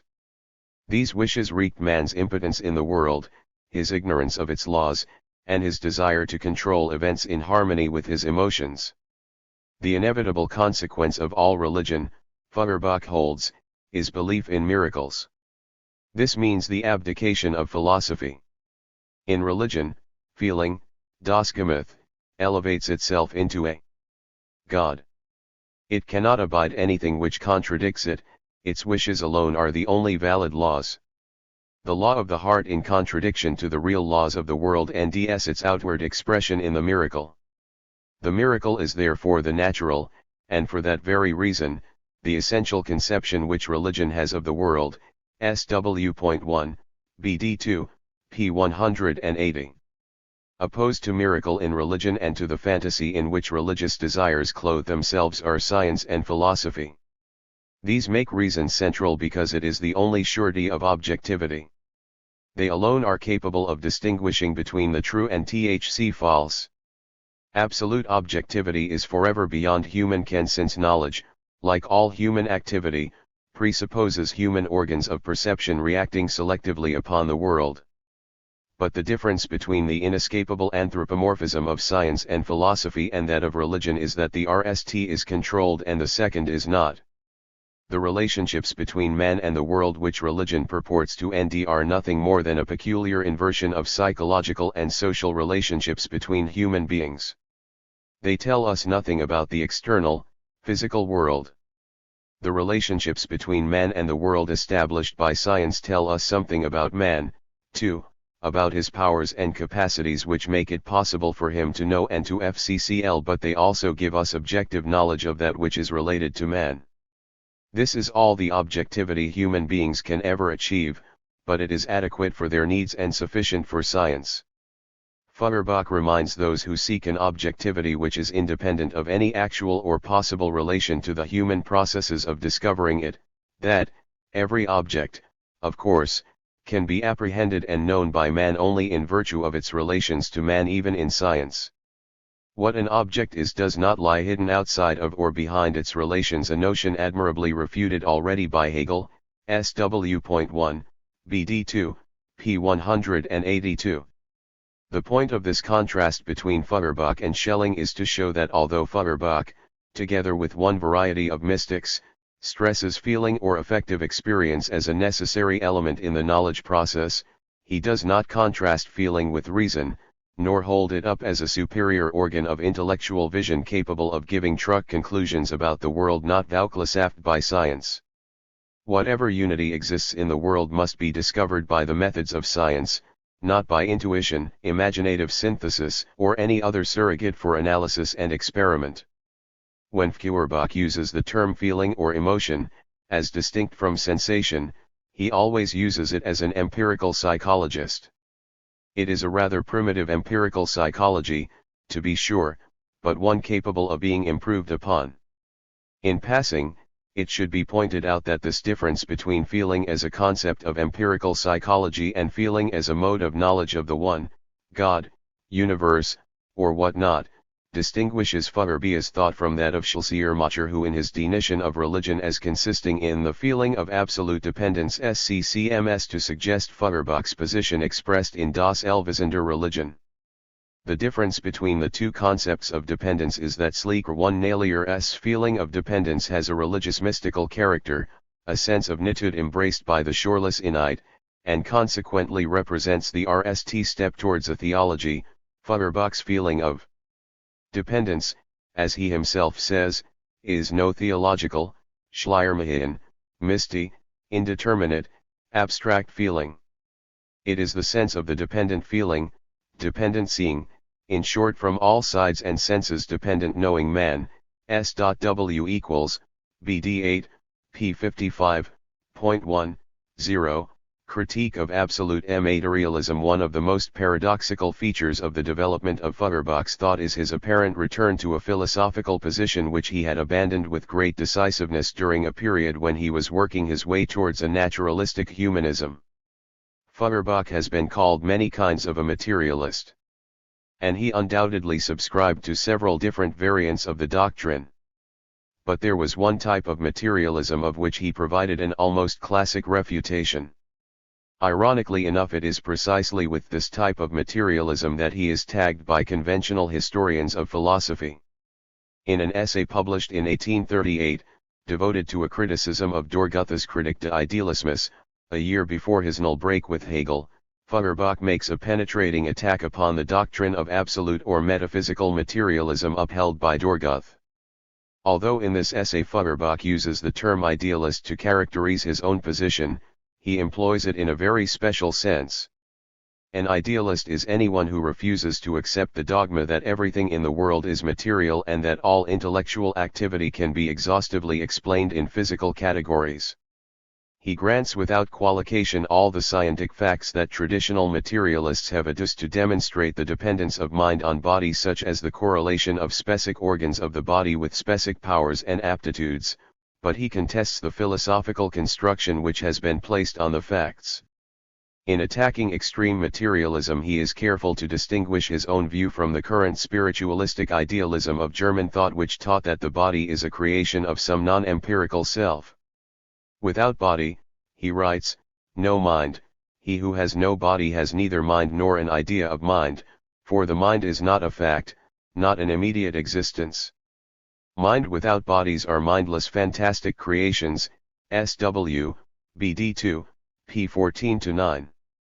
But it does not follow from this that the activity of mind which we call thought, and in virtue of which we are able to distinguish between body and mind, is itself material and explicable merely as an activity of the brain. Brain activity is only the condition, and not the positive but the negative condition, of thought. Without a brain we cannot think, we do not think because of it. Feuerbach's arguments against absolute materialism, the phrase is his, are three. They are, the position is unintelligible in its own terms and involves a confusion of categories. 2. It fails to explain the possibility and actuality of interaction between man's mind and body, and between man and his environment, and, m. It is incompatible with the logic of scientific method, unable to do justice to the role of hypotheses or account for the existence of error. By trying to erect a rigidly materialist philosophy on the basis of a limited scientific knowledge, materialists were guilty of reaching conclusions which would make the existence of anything else but matter, including their own thinking, impossible. This always happens when, instead of saying that a thing is also AV, we say it is only CC. In this case, when we go from the proposition thinking is also a brain activity to the proposition thinking is only a brain activity. At the very outset we must object to the proposition thought is an activity of the brain, a proposition which is fundamental to his Goethe's writing and which does not mean that thinking is also a brain activity but that it is only a brain activity, the essence of thought in puris neuralbus. I say, we must object that this proposition appears to us, if not exactly brainless, completely meaningless on the simple ground that so long as the brain is not itself mind, Verstammel, the activity of the mind must as such be a senseless activity. Consequently, to characterize thought as a brain activity is to characterize the activity of thought as senseless. S.W, BD 2, p. 139. To say that thought is a material activity is as senseless as to say that gravitation has a taste or smell, For according to Feuerbach, a proposition has meaning only when the predicate is of the same generic kind, Gattung, as the subject. Thought must be understood in terms of its own activity, its 0-Wn products, before it can be controlled by a study of its conditions. It is the study of ideas which is relevant to the study of mind and not, in the RST instance, the study of the body. The clue to our mentality is what we think, and not the structure of our brain, although without that brain we could not think at all. Without a recognition of the relative autonomy of thought which, for all its dependence on things, has an irreducible quality or nature, the very distinction between matter and the idea of matter could not be made. W0 nur Materie ist, da ist kein Begriff der Materie, Ibid, p. 147. Thought is not the proper subject matter of physiology but of philosophy and psychology. To call thinking a function of the brain is to say nothing about what thinking is. Such a characterization does not characterize. Thought must be something more than, something quite different from, a mere activity of the brain. An activity can be understood only out of what it does, in terms of its object and products. What it does, that it is. The product of thinking is thought. Therefore it is only in terms of thought that the nature of thinking can be understood, Ibid, p. 140. Feuerbach gives his dialectic one null twist. If thought is a product of the brain in the same way that bile is of the liver, then why does it not enjoy the same tangible, material status of the brain? If it is unreal, then it is an unreal product and there is nothing but brain, no thought. If it is real, then we can no more apply the distinction of true and false to ideas than we can to the brain. They are what they are. But take Fichte, the arch-opponent of materialism. How would the absolute materialists explain his thought? As a function of the structure of his skull, composition of his blood, specific organization of his brain, etc. Very well. To explain his thought as a necessary product of his brain is to hold that his ideas must be explained in terms of his brain, that they have the same inescapable objective reality of his brain.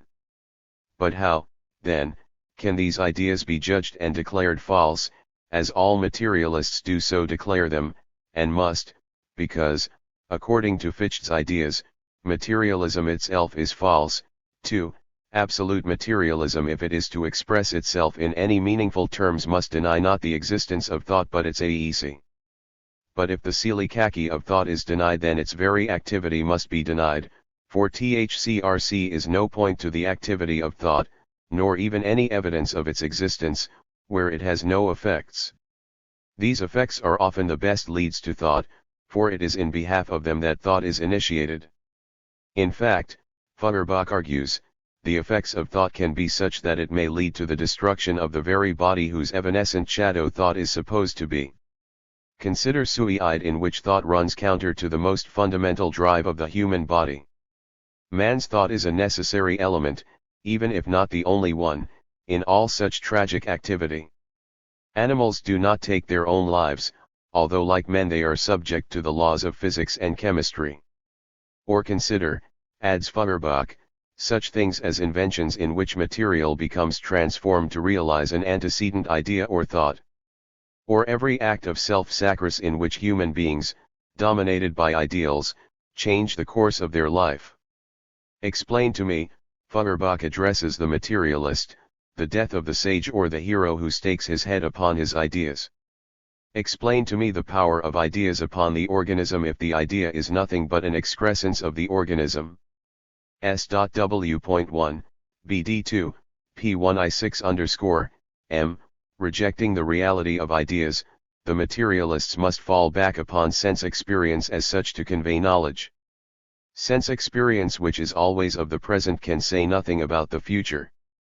Materialists, therefore, are unable to anticipate experience, nor would they be able, if they were true to their own philosophy, to understand any scientific fact including the nature of sense experience. Science can render experience because it is an anticipation of experience. The very life of science consists in its hypotheses, which often run counter to what is apparently given to the senses. With our senses we read the book of nature, but we do not understand it with them, p. 151. If we understood with our senses, we would have no use of hypotheses or theories. WC could NCVCRCRR. Nor would we ever know more than was immediately under our nose. In his criticism of materialism on this score, Foucault identifies idealism with the belief in the power of ideas to disclose the truth of things. He holds up the Copernican system, whose conclusions violated the testimony of the senses, as an illustration of a glorious victory which idealism has won over empiricism, reason over the senses, p. 141. Paraphrasing a passage in Galileo's Dialogus de Systemae Fluidi in which the latter expresses his admiration for Copernicus because, despite the apparent deliverances of experience, he chose to trust his reason rather than his senses, Feuerbach apostrophizes the shade of Copernicus as follows: O Nicholas Copernicus, be happy that thou hast not fallen upon our times, upon this age of spiritual degradation, of historicism, of empiricism, of positivism. Hadst thou come forward now with such a daring, heroic a priorism, thou wouldst at the very least have had to atone in a madhouse for thy idealistic chimera, p. 144. Feuerbach enjoins the materialists to take Copernicus as an object lesson of the truth that every discoverer, every inventor, even of the simplest machine, was an idealist because he did not shrink back before the hindrances of matter, was not frightened by the contradictions of prevailing experience, or lose faith in the reality of his ideas.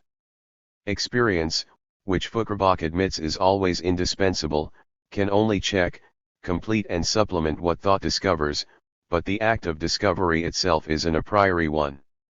The act of discovery, and zero matter how modest, is an act of genius.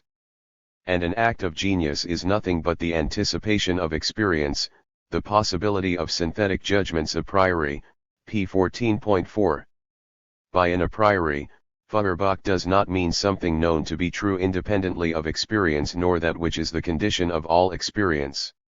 In Leibnizian fashion he tends to identify the a priori with the power of understanding itself. The understanding is a priori, i.e., a esse.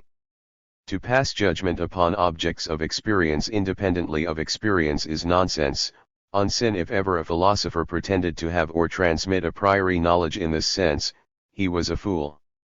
But the idea of sense phenomena, but the understanding, yes, gentlemen, that is a priori, the only a priori there is, p. 151.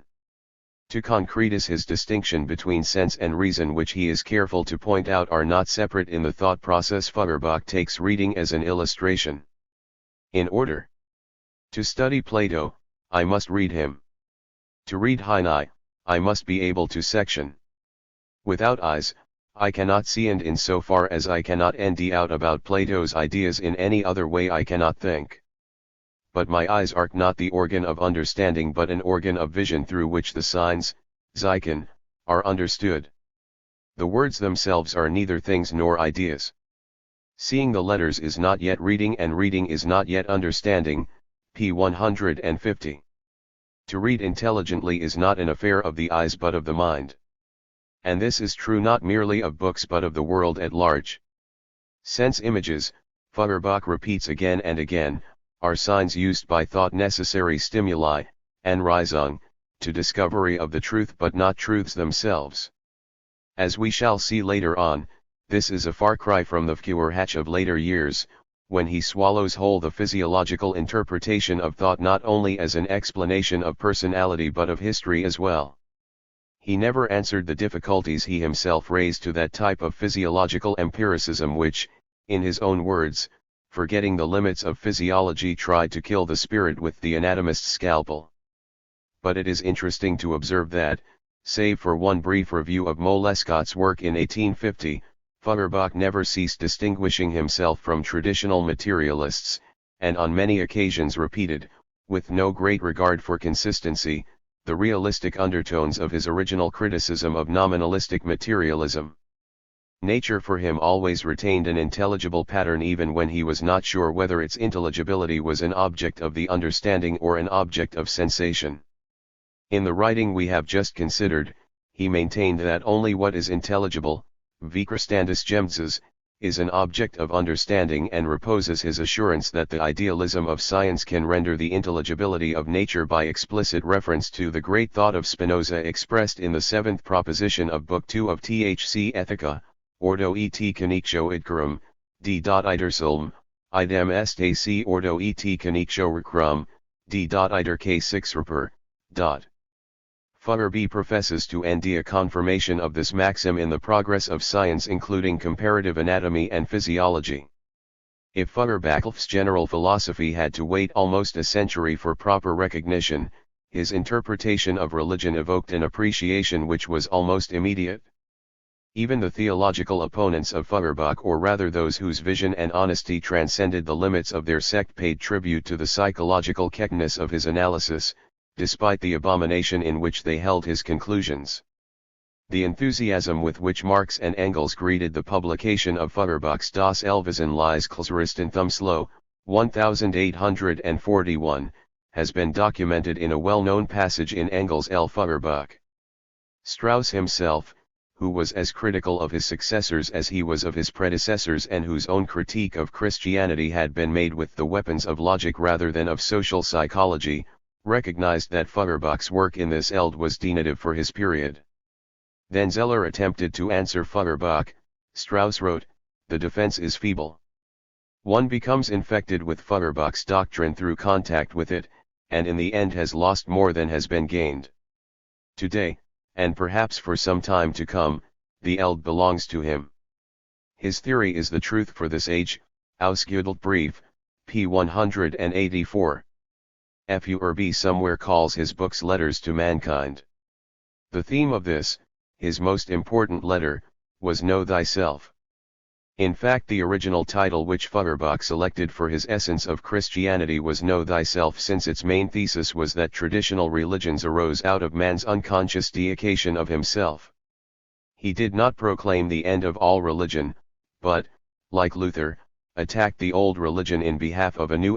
He did aim, however, to dissolve all theology, not by proofs of the truth of atheism, which he often characterized as negative theology, but by a critical genetic account of the nature and function of religious experience.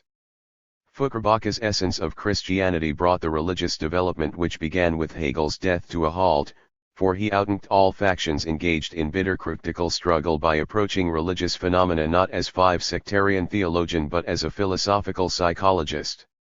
The book contested no doctrines, pleaded for no heresy. It devoted itself to an analysis of the religious phenomenon as specifically illustrated by Christianity. He attempted to show that the secret of religion was man, and that its objects of worship and devotion were fetishistic expressions of human emotion. He presents what he calls a direct and an indirect proof of this.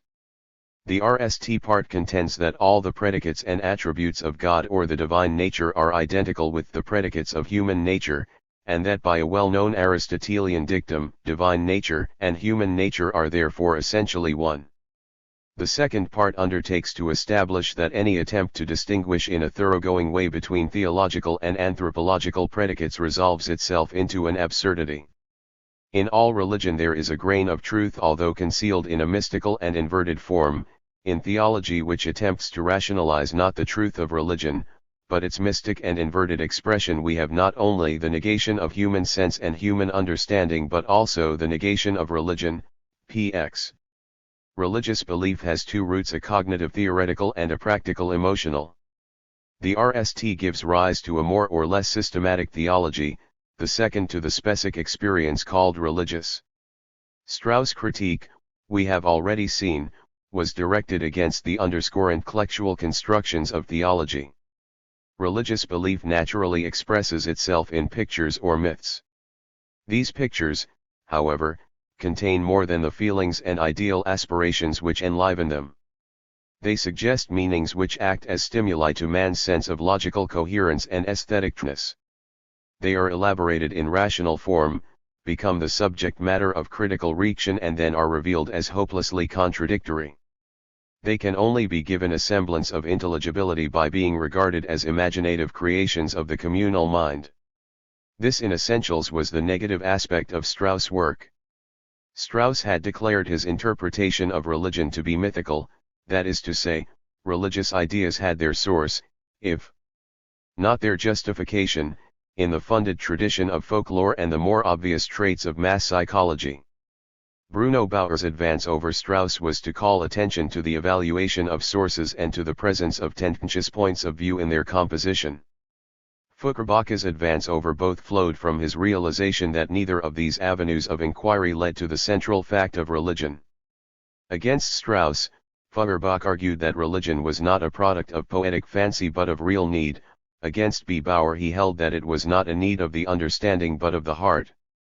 The effective life of man was the key to his religion. Religious belief, to be properly understood, must be approached in terms of analytic group psychology and anthropology.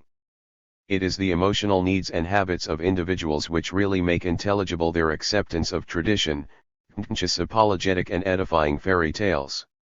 And although specific religious emotion may be colored by an existing religion with its rich tradition and elaborate rituals, the emotion itself cannot be derived from it. Feuerbach digs below the theoretical superstructures of theology to uncover the nerve of the process by which they arise. Let us, he says, look at the pictures, myths, legends, sacred truths however they be yield which are associated with religious feeling. After we have examined them closely and made a study of the lives of those who project them, what relation, asks Feuerbach, can we discover between the two? Never mind, now, whether these pictures are coherent, whether what they purport to say is true or false. Granted that once we introduce a logical control of religious ideas they collapse, that they turn out to be a web of delusions and contradictions. But does religion itself collapse? No, because it is rooted not in ideas but in emotion. Religion, after all, according to Feuerbach, has only one root. The alleged cognitive theoretical root turns out to be merely a prominent limb.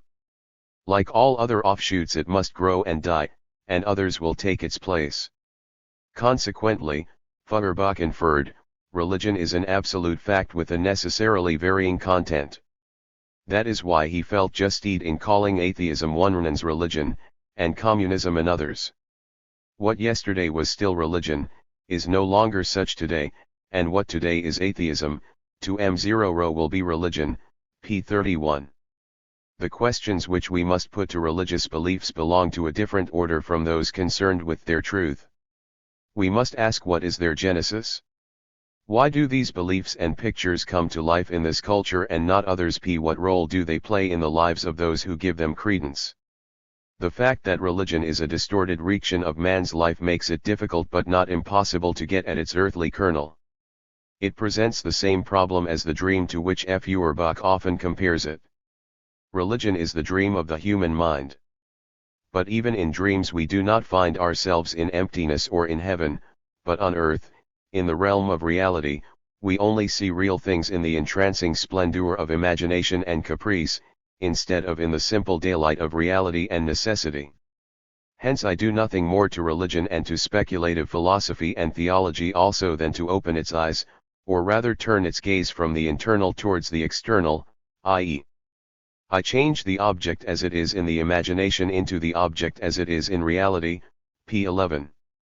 Feuerbach submits the various mysteries of the Christian religion, the mystery of the Logos and divine image, the mystery of the Trinity, of the Incarnation, of God as an understanding, moral, and suffering being to a close analysis in order to demonstrate how human relationships are idealized, poured of elements judged to be unworthy, and gloried into shining abstractions. The Christian religion is not merely a mausoleum which houses the departed spirit of man but like all religions a judgment as well. What man praises and approves that is God to him, what he blames, condemns is the non-divine, p. 96. God incarnates himself out of love to man and love is divine because it expresses the highest form of human emotion. God has a son, God is a father. HC is conceived in terms of the profoundest human relationships. God suffers not for himself but for others, and this is a divine attribute in the eyes of men because to suffer, and if need be to die for others, is the noblest of human actions. God has a persomslit / is more than the phil 0 sophra s substance, pure spirit, or reason, because without it the qualities of mercy, forgiveness, hope, faith, etc., which are 7. Essential to the ideal human personality, could not be attributed to him. Only to a personal God can man pray, and the simplest act of prayer expresses the essence of religion. Not the prayer before and after meals, the ritual of animal coism, but the prayer pregnant with sorrow, the prayer of disconsolati love, the prayer which expresses the power of the heart that crushes man to the ground, the prayer which begins in despair and ends in rapture, p. 121. It would be bootless to present Feuerbach's analyses of the Christian sacraments in further detail or examine the plausibility of his interpretations. Some indication must be given, however, of the exibility of Feuerbach's psychogenetic method. Religion is a gratification of man's emotidrage life achieved by congenial imagery which grows out of man's desires. These desires, however, embody not only ideals but wants. The approach to religion and religious practices may be made not only in the light of what people have but what they lack, not only through the projection of their earthly beatitudes but also through their frustrations. Frustrations may be material, they may also be psychological and sexual. Feuerbach has little to say of the material frustrations of religion, but some of his intimations are suggestive and later research vindicated them. The more empty life is, he writes, the fuller, the more concrete is God. The impoverishing of the real world, and the enriching of God, is one act. Only the poor man has a rich God, p. 72. It was not until he published his Theogong / 16 years after the essence of Christianity appeared that Feuerbach made an effort at empirical analysis of the material cultures of different religions. In fact, this aspect of his psychology of religion remained for him, upon the whole, a matter of program. Feuerbach does, however, make a serious effort to trace the effect of psychological repressions upon religious ideology. In passages reminiscent of a fashionable contemporary psychology, he describes the vicarious satisfactions derived by the early Christians from the denial of their sensual tendencies. The monks made a vow of chastity to God, they mourned the sexual passion in themselves, but therefore they had in heaven, in the Virgin Mary, the image of woman, an image of love. They could all the more easily dispense with real woman, in proportion as an ideal woman was an object of love to them. The greater the importance they attached to the denial of sensuality, the greater the importance of the heavenly Virgin for them, she was to them in the place of Christ, in the stead of God. The more the sensual tendencies are renounced, the more sensual is the God to whom they are sacrificed. For whatever is made an offering to God has an especial value attached to it, in it God is supposed to have a special pleasure. That which is the highest in the estimation of man, is naturally the highest in the estimation of his God. What pleases man, pleases God also. Wherever, therefore, the denial of the sensual delights is made a special offering, a sacrifice well pleasing to God, there the highest value is attached to the senses, and the sensuality which has been renounced is unconsciously restored, in the fact that God takes the place of the material delights which have been renounced. The nun weds herself to God, she has a heavenly bridegroom, the monk a heavenly bride, p. 26. Having revealed that the secret of theology is anthropology, and that the absolute mind under all its different guises is nothing else than the night human mind, Feuerbach sounds the tocsin for a new religion which would recognize and renounce the fetishistic tendencies of all traditional religions and accept as a fundamental truth the proposition that the consciousness of God is nothing else than the consciousness of the species. But before we present Feuerbach's philosophy of religion, we must stop to ask a simple question which has probably long since arisen in the mind of the reader. What was there in Feuerbach's approach to religion to read the rebellious hearts of the time and to make the outstandingers among the young Hegelians Ruge, Hess, Marx, Engels look to Feuerbach as their leader? It was his theory of the natural human activity fetishism which could be applied to almost every social institution. If the religious fact par excellence is the alienation of man from himself, the erection of a product of man's own emotional and intellectual activity into an objective norm claiming a priori validity, then it could be shown that the whole of society was pervaded by a religious principle. Wherever man was ruled by his own unconscious creation, thre was a religious and social evil. For all THC Hegelians, and not only for Marx, THC critique of religion was the beginning of all critiques. The same formula was extended from religion to politics, to ethics, to economics. The dualism which the Church introduced into the life of man under the form of distinctions between the sacred and profane, the lay and the secular, had their counterpart in the dualism of the state which separated the political function of the community from the social and economic, which pretended in theory that all citizens were equal before the law but in practice recognized all sorts of irrelevant class distinctions. The transcendence of God meant in ethical terms the hypostasis of principles which were once functionally justified into oppressive absolutes and the cramping of progressive social tendencies by outworn institutions. The simple truth that ethical commands are demands of man's 0wn nature made it impossible to accept the theory that man existed as a means to the state. Ruge, hitching his radicalism to Feuerbach's humanism, wrote, "The necessary consequences of a criticism which makes man the principle of the intellectual and moral world is the abolition of this dichotomy between the life of the state and the life of man, leading to the politicalizing of all men, all form a part of the community, and the humanizing of the state. Each person is an end to the state." Werke, ed. 6, p. 63. With the end of religious heresy, all political and social heresy ceases. If theoretical humanism is the explanation of all religion in terms of man, practical humanism is the derivation and reorganization of all social institutions guided by the knowledge of the nature of man. Ibid, p. 65. Practical humanism must in the RST instance be economic humanism. It focuses attention upon the earth and its goods, human existence and its conditions, real men and their work. It condemns the theology, philosophy, and politics which have shown themselves incapable of really aiding man, i.e. of liberalizing his economic and moral position, p. 92. But it was Marx who, under the spell of Feuerbach's humanism, most clearly points out the reason why even the most highly developed state, a democratic republican state, is the incarnation of a religious principle.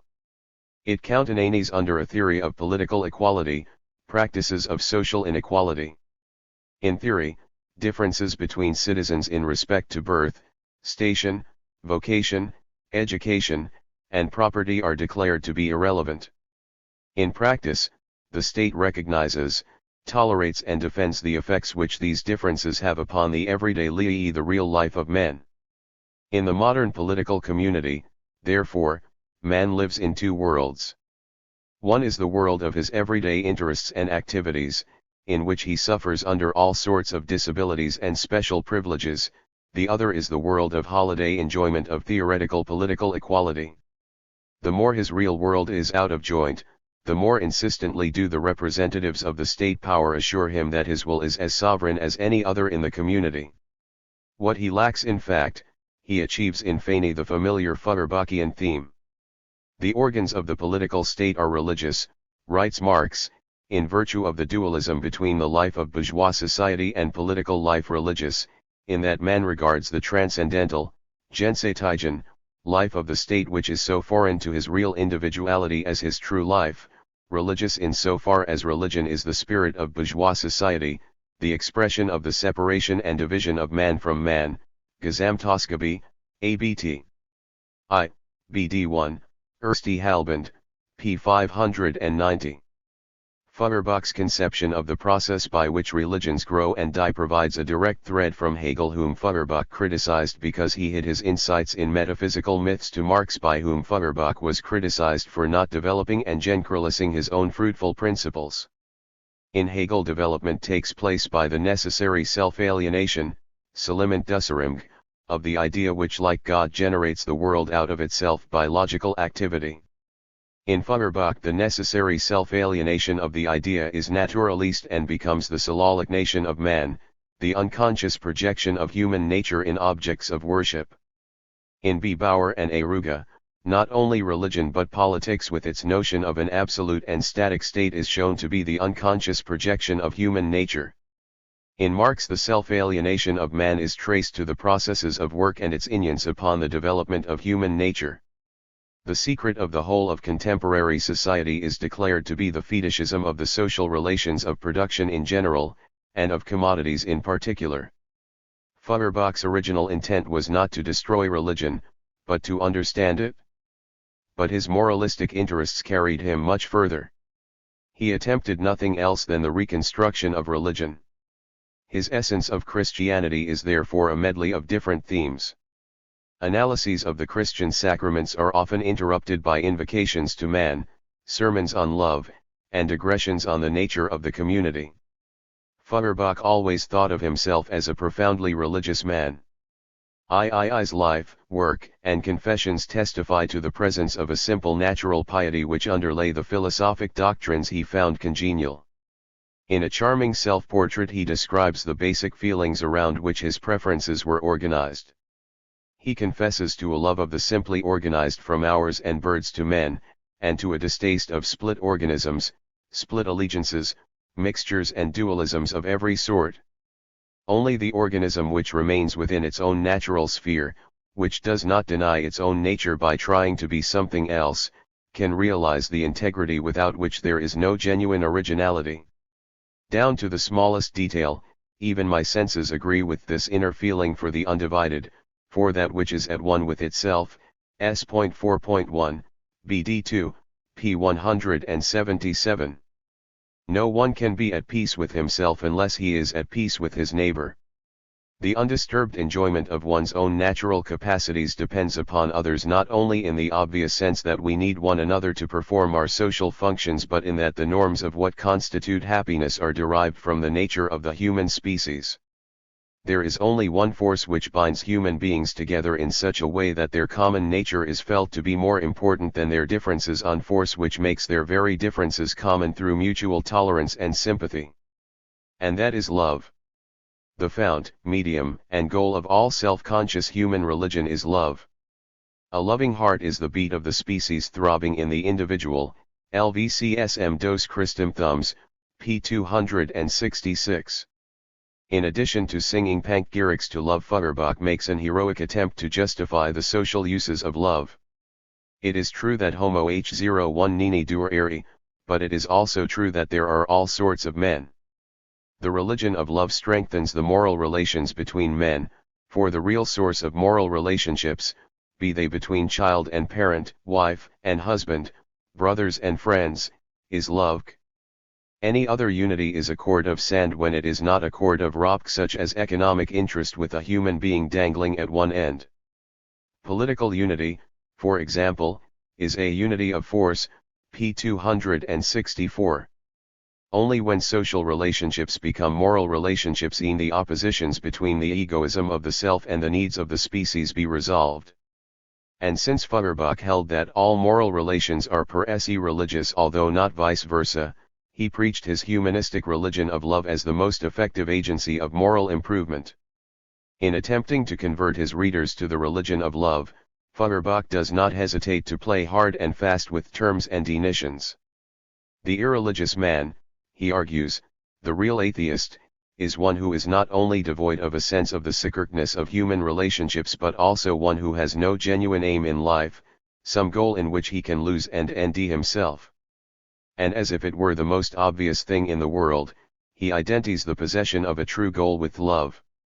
He who has no aim, has no home, no sanctuary, aimlessness is the greatest unhappiness. Only activity with a purpose gives man a moral basis and support, i.e., character.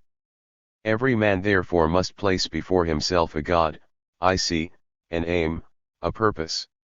He who has an aim which is in itself true and essential, has, as ripso, a religion. If not in the narrow sense of common pietism, in the sense of reason, in the sense of the universal, the only true love, p. 63. Feuerbach concludes his essence of Christianity on still another note.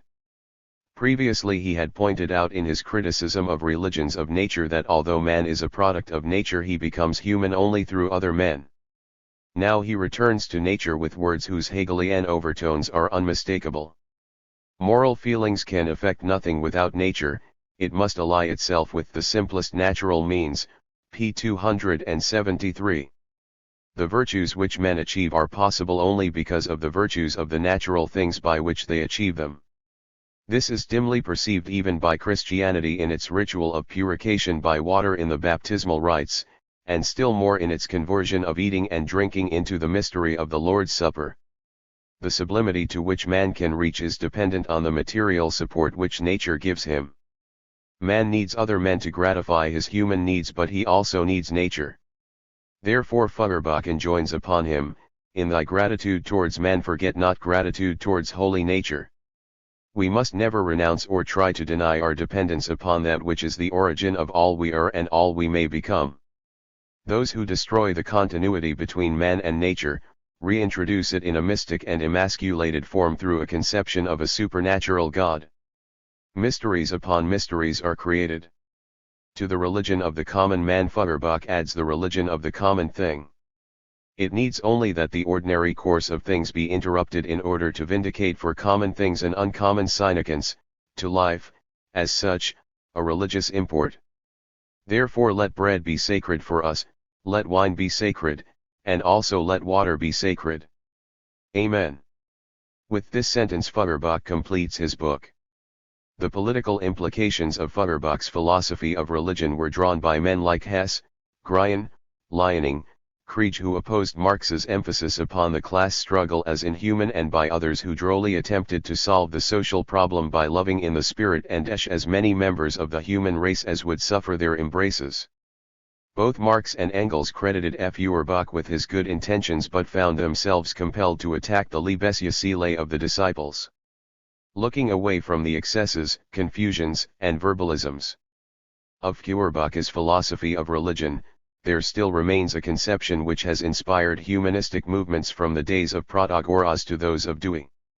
Its abiding sense lies in its reference to an undimmed natural and social whole of which man is an organic part, and which without impinging on his individual freedom, lifts him to a consciousness of a common lot and destiny with other men. To it all are called and all may be chosen. It is the unexpressed religion of all who cherish the value of individual personality wherever it may be found. Its ideals transcend differences of race and creed, nation and class. In its light men may seek their own good without getting lost in low personal calculation, and from its respring all the great social equalitarian ideals which burn in the breasts of men. For Feuerbach's philosophy of anthropomorphism, as we have already seen, Feuerbach's critique of Christianity was undertaken in behalf of a new religion and with the instruments of what Feuerbach regarded as a new philosophy. In a series of subsequent writings, he attempted to make this philosophy explicit. He boldly declared that the time had come for a reform of philosophy and essayed the ambitious task of laying down the lines along which the reconstruction could be carried out. Like all other philosophers who have called for a fresh start, he abandoned the conventional labels with which the different schools were tagged. But this studied avoidance of a neutral technical vocabulary and his preference for the homely metaphors of everyday speech often clouded his meaning. The result is that just as soon as we look behind the surface limpidity of his literary style, we end the ambiguities and apparent contradiction. Nonetheless, the general drift of Feuerbach's thought is sufficiently clear to enable us to make out at least the main outlines. Every new philosophy y1l is to satisfy a need. What kind of a need? 7 Either, answers Feuerbach, a purely intellectual need whose fulfillment constitutes a chapter merely in the history of philosophy, as c.g., Fichte's development of the Kantian doctrine, or a human need which is met by a movement that marks a turning point in the history of mankind. Since according to Feuerbach the periods of man's history can only be distinguished by his religious conceptions, the downfall of traditional Christianity presumably the work of the Hegelian and higher criticism of the previous decades has ushered in a new era of world history, with new needs and interests. What were the new needs and interests which demanded a new philosophy?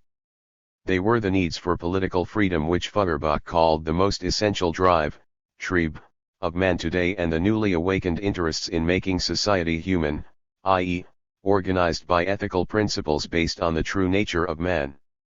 The new philosophy had for its aim the negative task of clearing the eld of the old philosophic systems.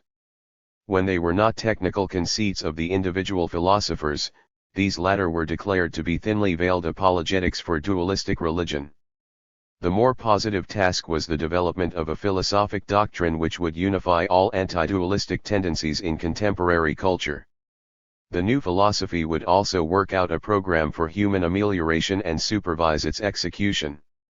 When Feuerbach describes the new men whose needs of heart and brain the new philosophy would express, his account sounds like an idealized self-portrait.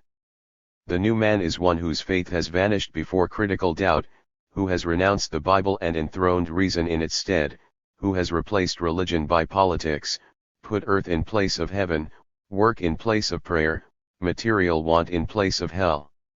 Such a man must take his eyes from the city of God and turn them upon the state in which he lives. Salvation will come piecemeal as a reward for practical political effort. The improvement of the state, which Feuerbach does not hesitate to call the religion of politics, is a condition for the improvement of man, because in its true form the state is unlimited, innate, completed, divine man. It is the absolute man, S.W., BD2, p. 220. What are the leading ideas of this new philosophy of and for man? 1. Man as the measure of all things. Feuerbach consistently denied that his philosophy was either materialistic or idealistic. To adopt the materialistic standpoint, according to which man is a complicated machine, is, he explicitly states, to adopt the standpoint of pathology. To accept idealism is to believe in some form of magic. In his Vorldigthesen he goes still further. His philosophy is the negation of rationalism as well as mysticism, pantheism as well as personalism, atheism as well as theism. It is the unity of all these partial standpoints and truths, understood from the point of view of active, limited, temporal, needy, suffering man. The attributes are all Feuerbach's. They are designed to call attention to the fact which makes all of previous philosophy simply a bad start, viz., that cognition is not the primary phenomenon of either life or consciousness but feeling, want, and limitation. What man is depends, to be sure, up zero and nature. Thinking derives from being, but being does not derive from thinking, S.W.1, BD2, p. 263. But the nature of man expresses itself, consciously or unconsciously, in his conception of the nature of nature. Man is a creature of space and time. All existence is temporal and spatial, and insofar as anything can be intelligibly spoken about, it must in one way or another be exhibited in some temporal and spatial context. Only existence in space and time is wisdoms. The negation of space and time is only the negation of their limits, not of their essence. A timeless sensation, a timeless will, a timeless thought, a timeless arguments, undaying/e. The refusal to recognize the pervasiveness of spatial and temporal characteristics has fateful practical consequences even for politics, so that it is possible to recognize not only the human psychological process by which certain concepts are converted into Tinklos and Spock's abstractions, but to trace the practical motive and effect of the conversion. Space and time are the primary criteria of practice.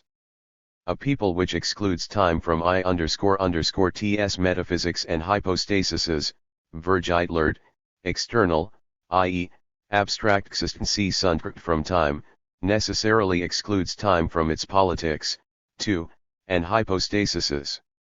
The unjust, irrational, and anti-historical principle of stability, Ibid, p. 256.1. As a creature of space and time, man is a limited being, for space and time are night.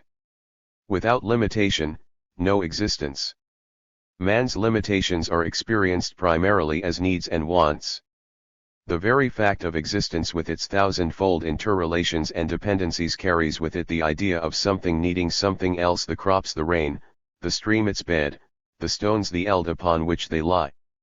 Existence as such seems to be deemed in terms of man's experience of need in very much the same fashion as a modern philosopher deems it in terms of care or anxiety, Heidegger. Where there are no limits, no time, no need, there we end no quality, no energy, no spirit.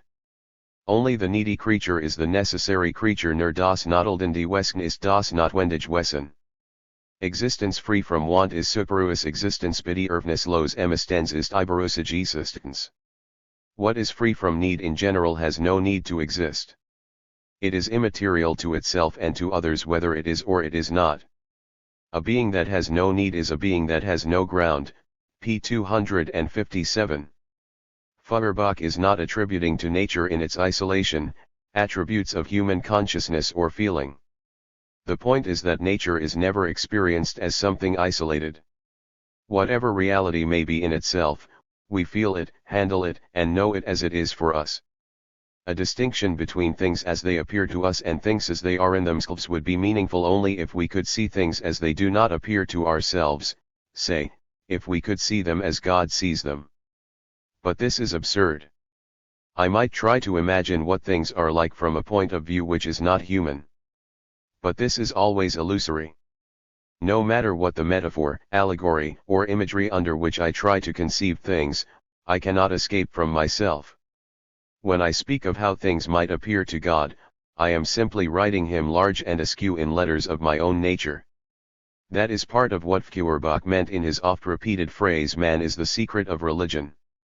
In this sense, man is the secret not only of religion but of politics, history, and nature, two others see, and the only test of my sanity depends upon the reaction, under relevant conditions, of the rest of mankind to my reactions. The agreement of others is therefore my criterion jh of the normalness, the universality, the truth of my thoughts, essence of Christianity, p. 157. Despite Feuerbach's declaration of independence from all previous philosophy, it is not hard to recognize the Protagorean strain in his thought. Whatever the world is, it at least is what it looks like to man and his body. It is no less real nor more real than what it appears to those creatures who see with different eyes, touch with different hands, hear with different ears, save that the whole comparison is fantastic, for we can never know how things appear to other organisms. Strictly speaking, there is no more place in Feuerbachly for the concept of material substance than there is for the unknowable. The material substance of things is the unity of the qualities experienced by man. The unity of the mind which experiences the qualities is to be found in the continuity of interest and need. Again and again Feuerbach insists that the starting point of philosophy cannot be philosophy but the actual life of man. The primary fact in the life of man is neither the external world nor his own mind, but the existence of the human community which by providing a community of meaning makes truth, _______L, knowledge and self-consciousness possible. This accounts for Feuerbach's refusal to recognize the existence of the external world as a problem to be solved by philosophers, and for what may be called his social theory of epistemology which enables him to avoid it. As far as the individual is concerned, the question of whether his ideas correspond to a real world which causes them, or whether there is a real world existing independently of his consciousness, cannot arise. The social facts of his own experience and not his psychological sense data provide the answers to the question insofar as it is a question. The very sense perception which the individual sets out to check Ludwig Feuerbach and Karl Marx 259 against the external world must be established to have veridical character by comparison with the perceptions of others, of the species. As certain as the other person is a creature existing independently of me, so is the tree, the stone, an entity independent of me. Upon this certainty, upon the truth of the alter ego, of human beings outside of RNE in the truth of love, life, and practice, is the truth of my own senses based for me and not on the theoretical meaning of sense perception, not on the origin of ideas out of sensation, not on Locke or Condillac, S.W.1, BD 5, p. 207. Knowledge is not prior to experience for Feuerbach but one of its results. Nor, according to his analysis, is the subject-object relation prior in knowledge. No abstract subject confronts an abstract object, but both are distinctions recognized in the course of social activity. The reality of the human subject is dependent upon his activity within the reciprocal interchanges of social life. The activity of the subject is dependent upon the existence of something, the end, or the material, or the other human person which, in relation to the subject, is an object. Subjects and objects do not come together to create human activity, they are ever-changing distinctions within it. 2. Metaphysics as esoteric psychology. The history of philosophy may from one standpoint be viewed as a series of attempts to discover some basic reality underlying the apparent confusions of ordinary experience.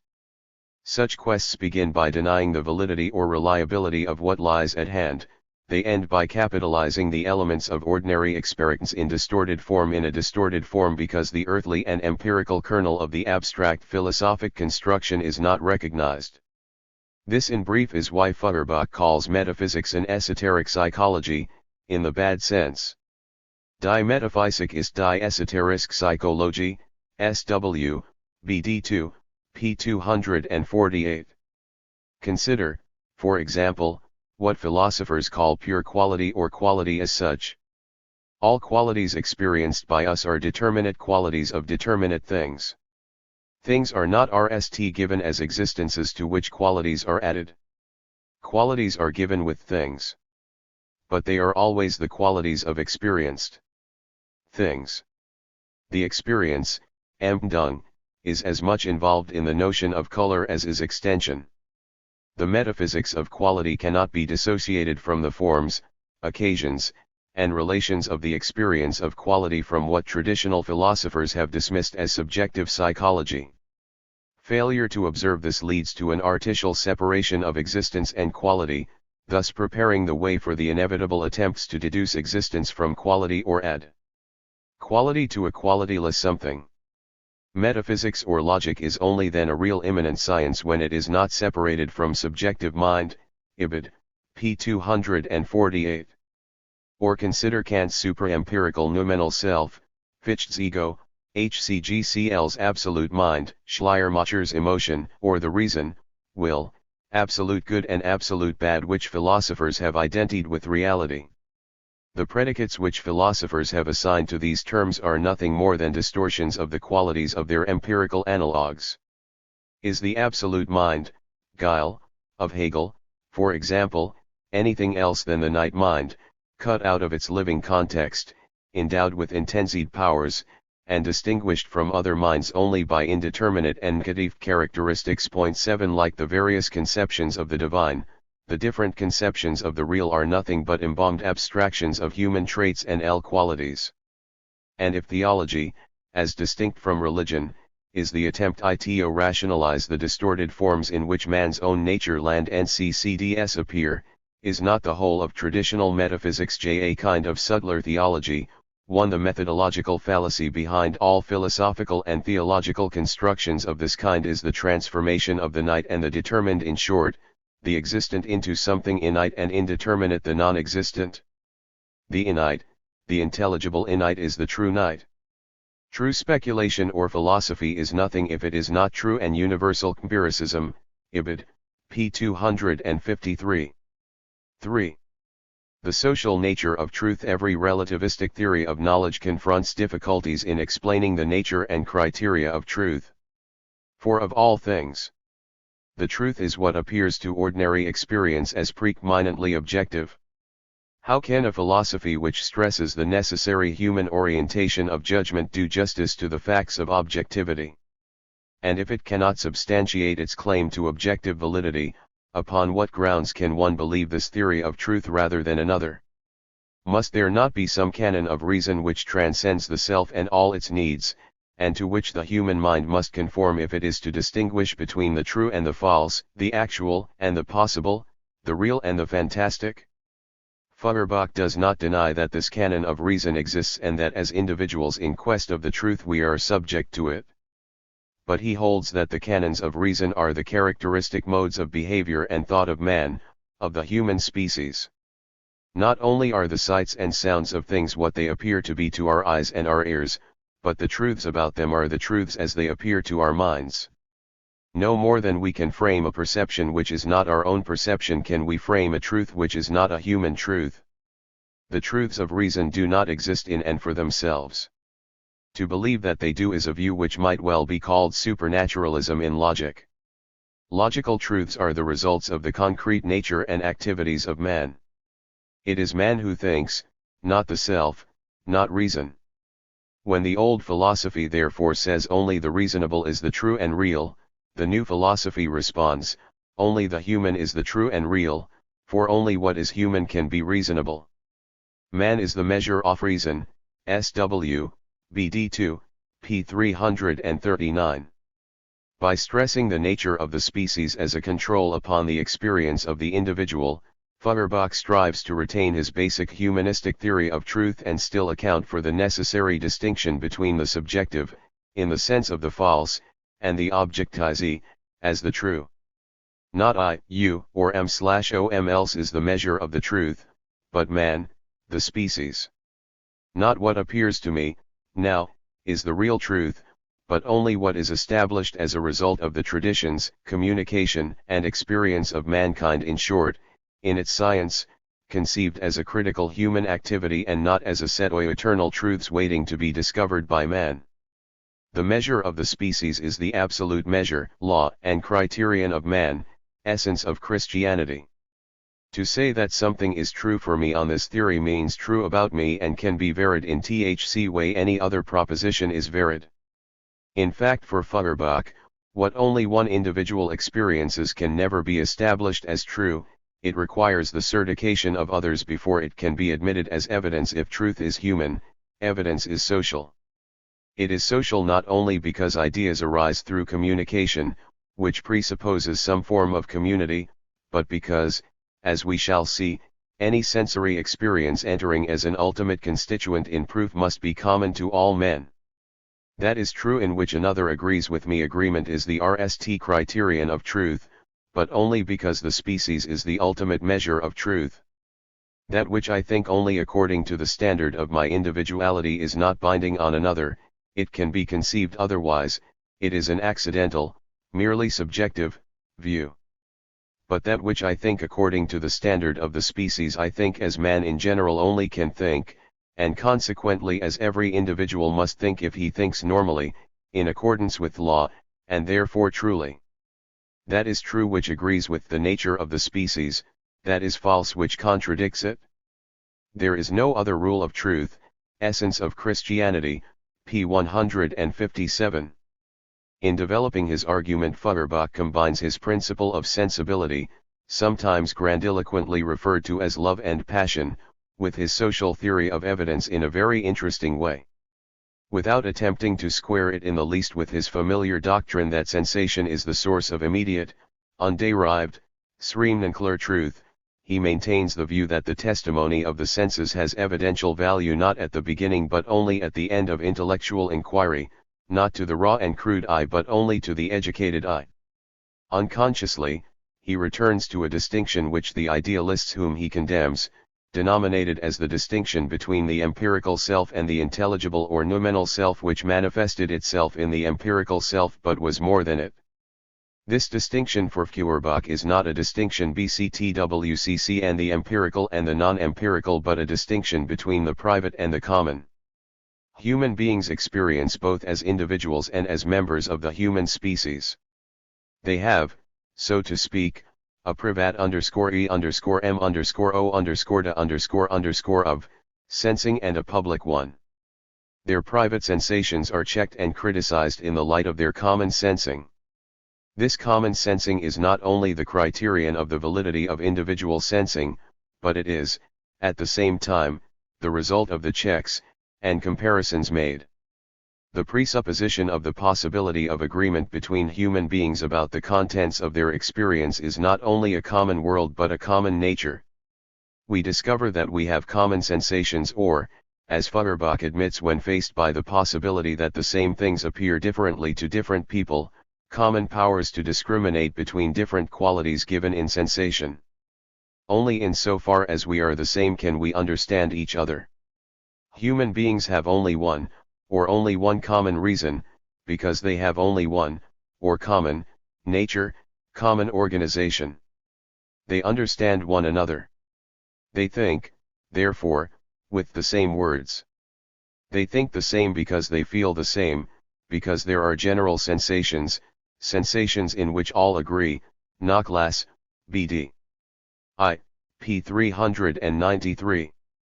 The common sensations, the sensations in which all agree, are not RST in the order of genetic experience but last, they are not the starting points of human perception and knowledge but the upshot. In our casual observations of things of ordinary life we get Varstellian which, because they are affected by our imaginations and expectations, have an element of the fantastic and capricious in them. When we attend to our experiences and guard against accepting them at their face value, the sensations so derived although genetically skinklary are, as evidence, truer than what precedes them. Sinnlich/Seat, then, has two senses: the obviously given, which contains an admixture of different notions, apprehended by Varstellian, and the Gegenstand, which contains nothing save what is revealed through the common sensation, sometimes called by Feuerbach the unfalsified, objective perception, Murfzilsten, Objekt/Divan Anschauung, S.Lv.1, BD 2, p. 332. Feuerbach, then, does not believe, as some critics have maintained, that his new philosophy is a justification of the unreceptive and uncritical positivism of the plain man. The plain man is justified as opposed to the idealistic Philosophkrian holding on to his senses and relating his reason to them. But this is just a beginning. He must work his way up from uncritical and unconscious perception to intelligent and self-conscious perception. This is the task of science. The sensible is not the immediate in the sense of speculative philosophy, in the sense in which it is the profane, obvious Aufplatterhandling and, thoughtless, self-suffising that which is self-understood.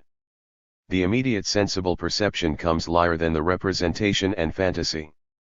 The task of philosophy, of science in general, consists not in getting away from the sensible, real things but in going towards it, not in transforming the objects into thoughts and representations, but in making what was invisible to common eyes visible, i.e., in making it objective. S.W.1, BD 2, p. 331. 4. Realism or conveniismalism. Despite Feuerbach's humanistic approach, some of the traditional problems of philosophy persist in arising out of his own formulations to plague him for an answer.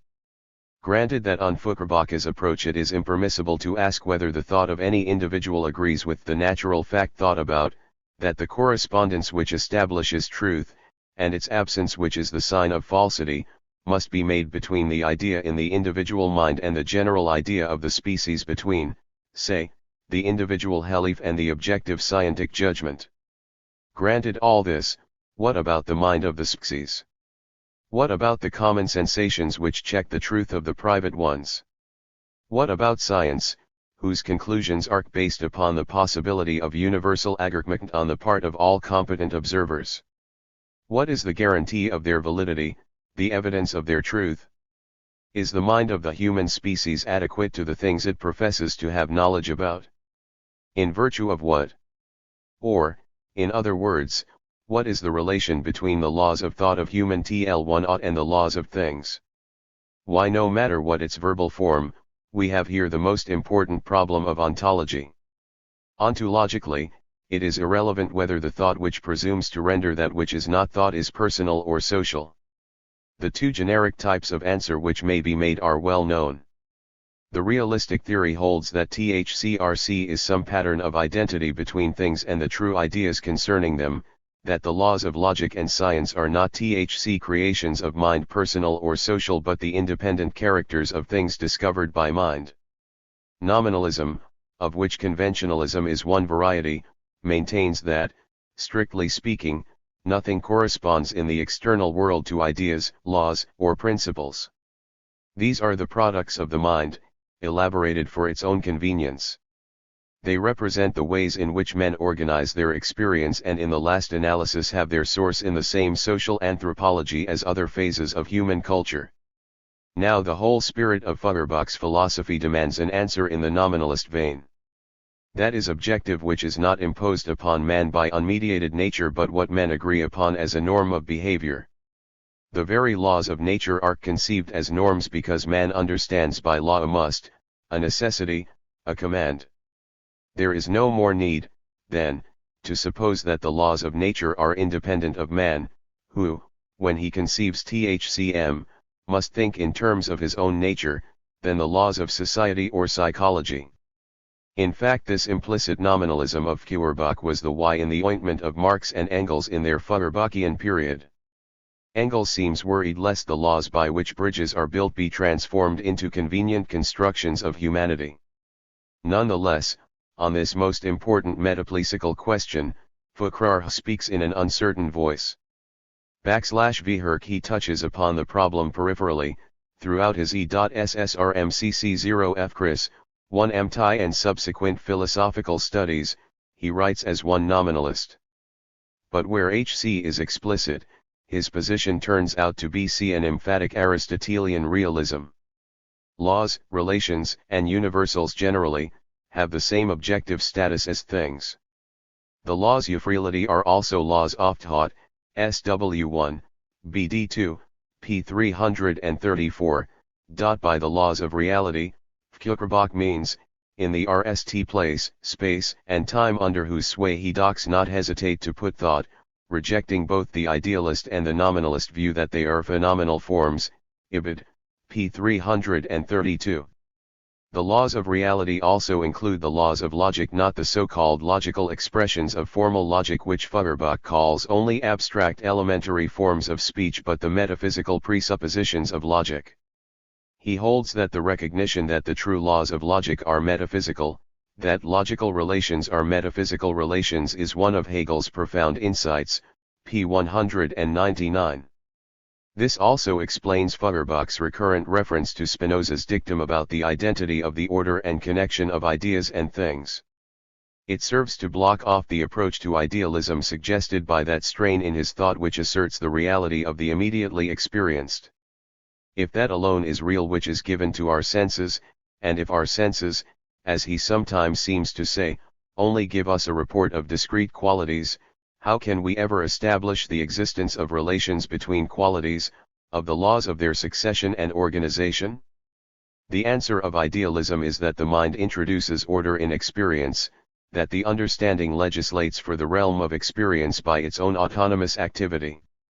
The result is either a dualism, as in Kant, between the material presented to the mind and the categories of intelligibility by which the mind molds the material, or a monism, as in post-Kantianism, in which matter itself disappears as a construction of mind.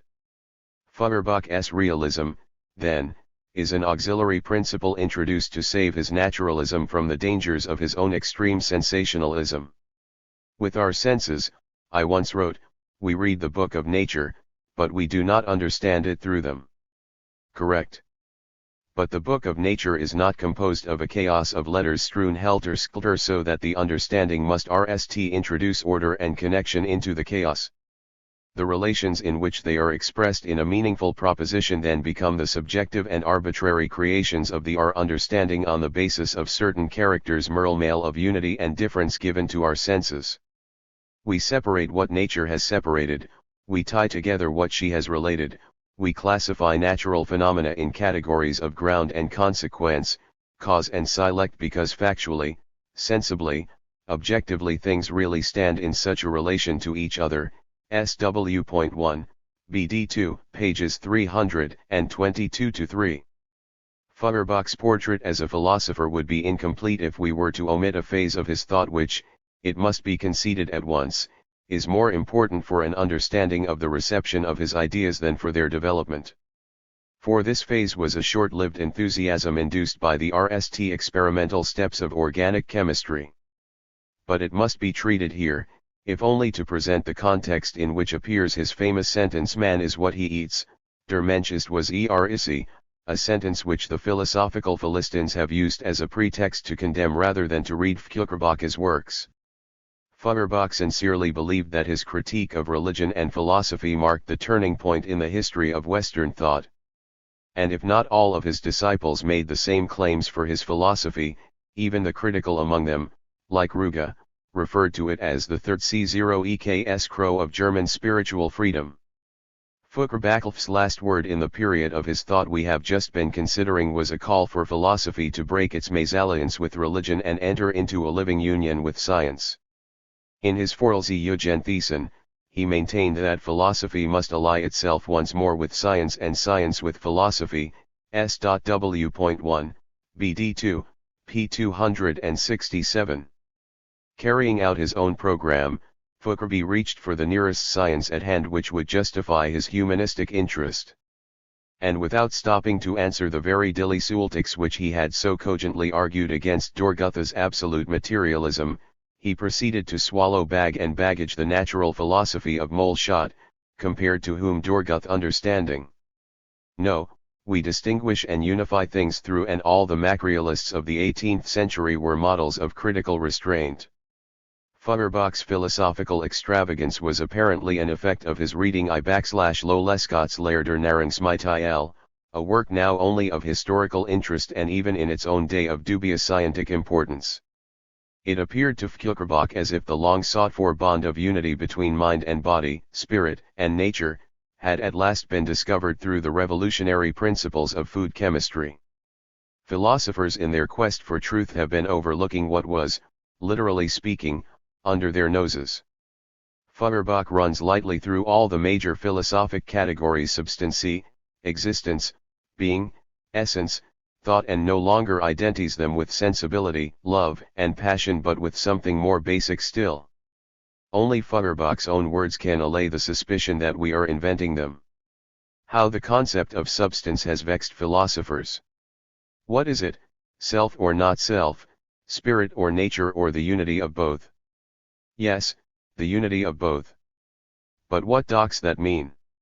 Sustenance Nahrung only is substance. Sustenance is the identity of spirit and nature. Where there is no fat, there is no no brain, no spirit.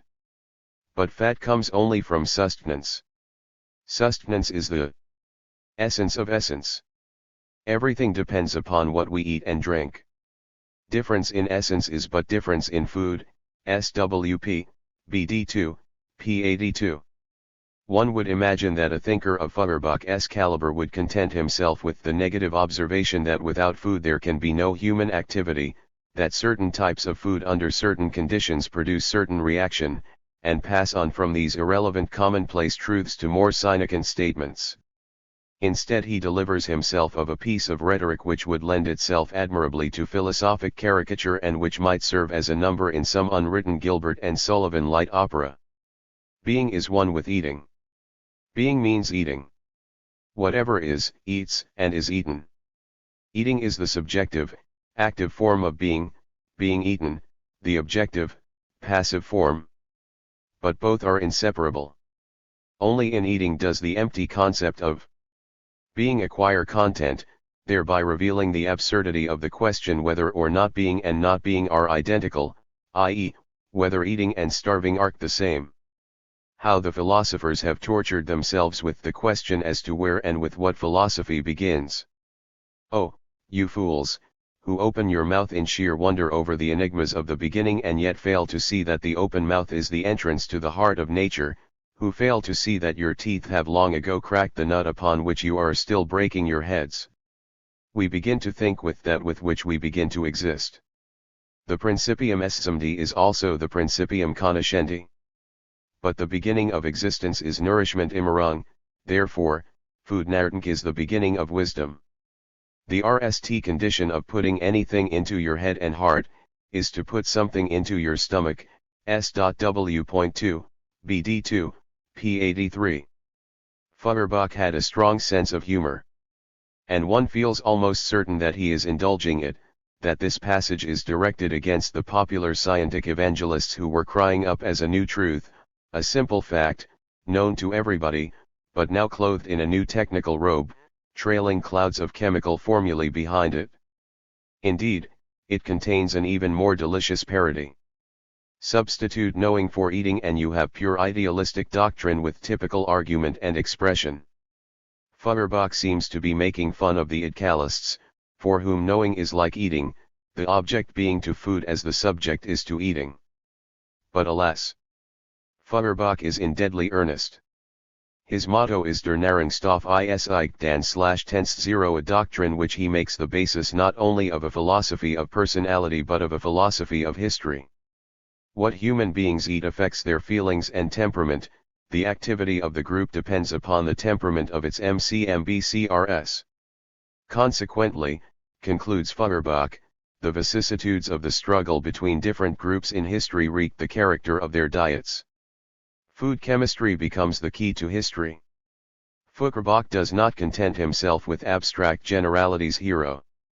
He goes into some detail. Potatoes, for example, are the staple diet of all the workers of European countries. But since potatoes have no great quantities of the phosphorescent fat and protein necessary for healthy brain and muscle, the fate of the working class is hopeless. Sluggish potato blood, Ge.R. blood, can never supply them with revolutionary energy.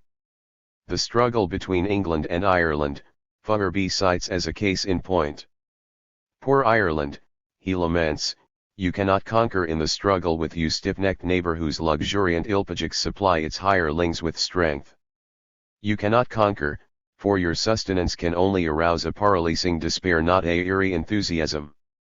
And only enthusiasm will be able to get off the giant in whose veins the rich, powerful, deed-producing blood roast beef, Ibid, p. 90.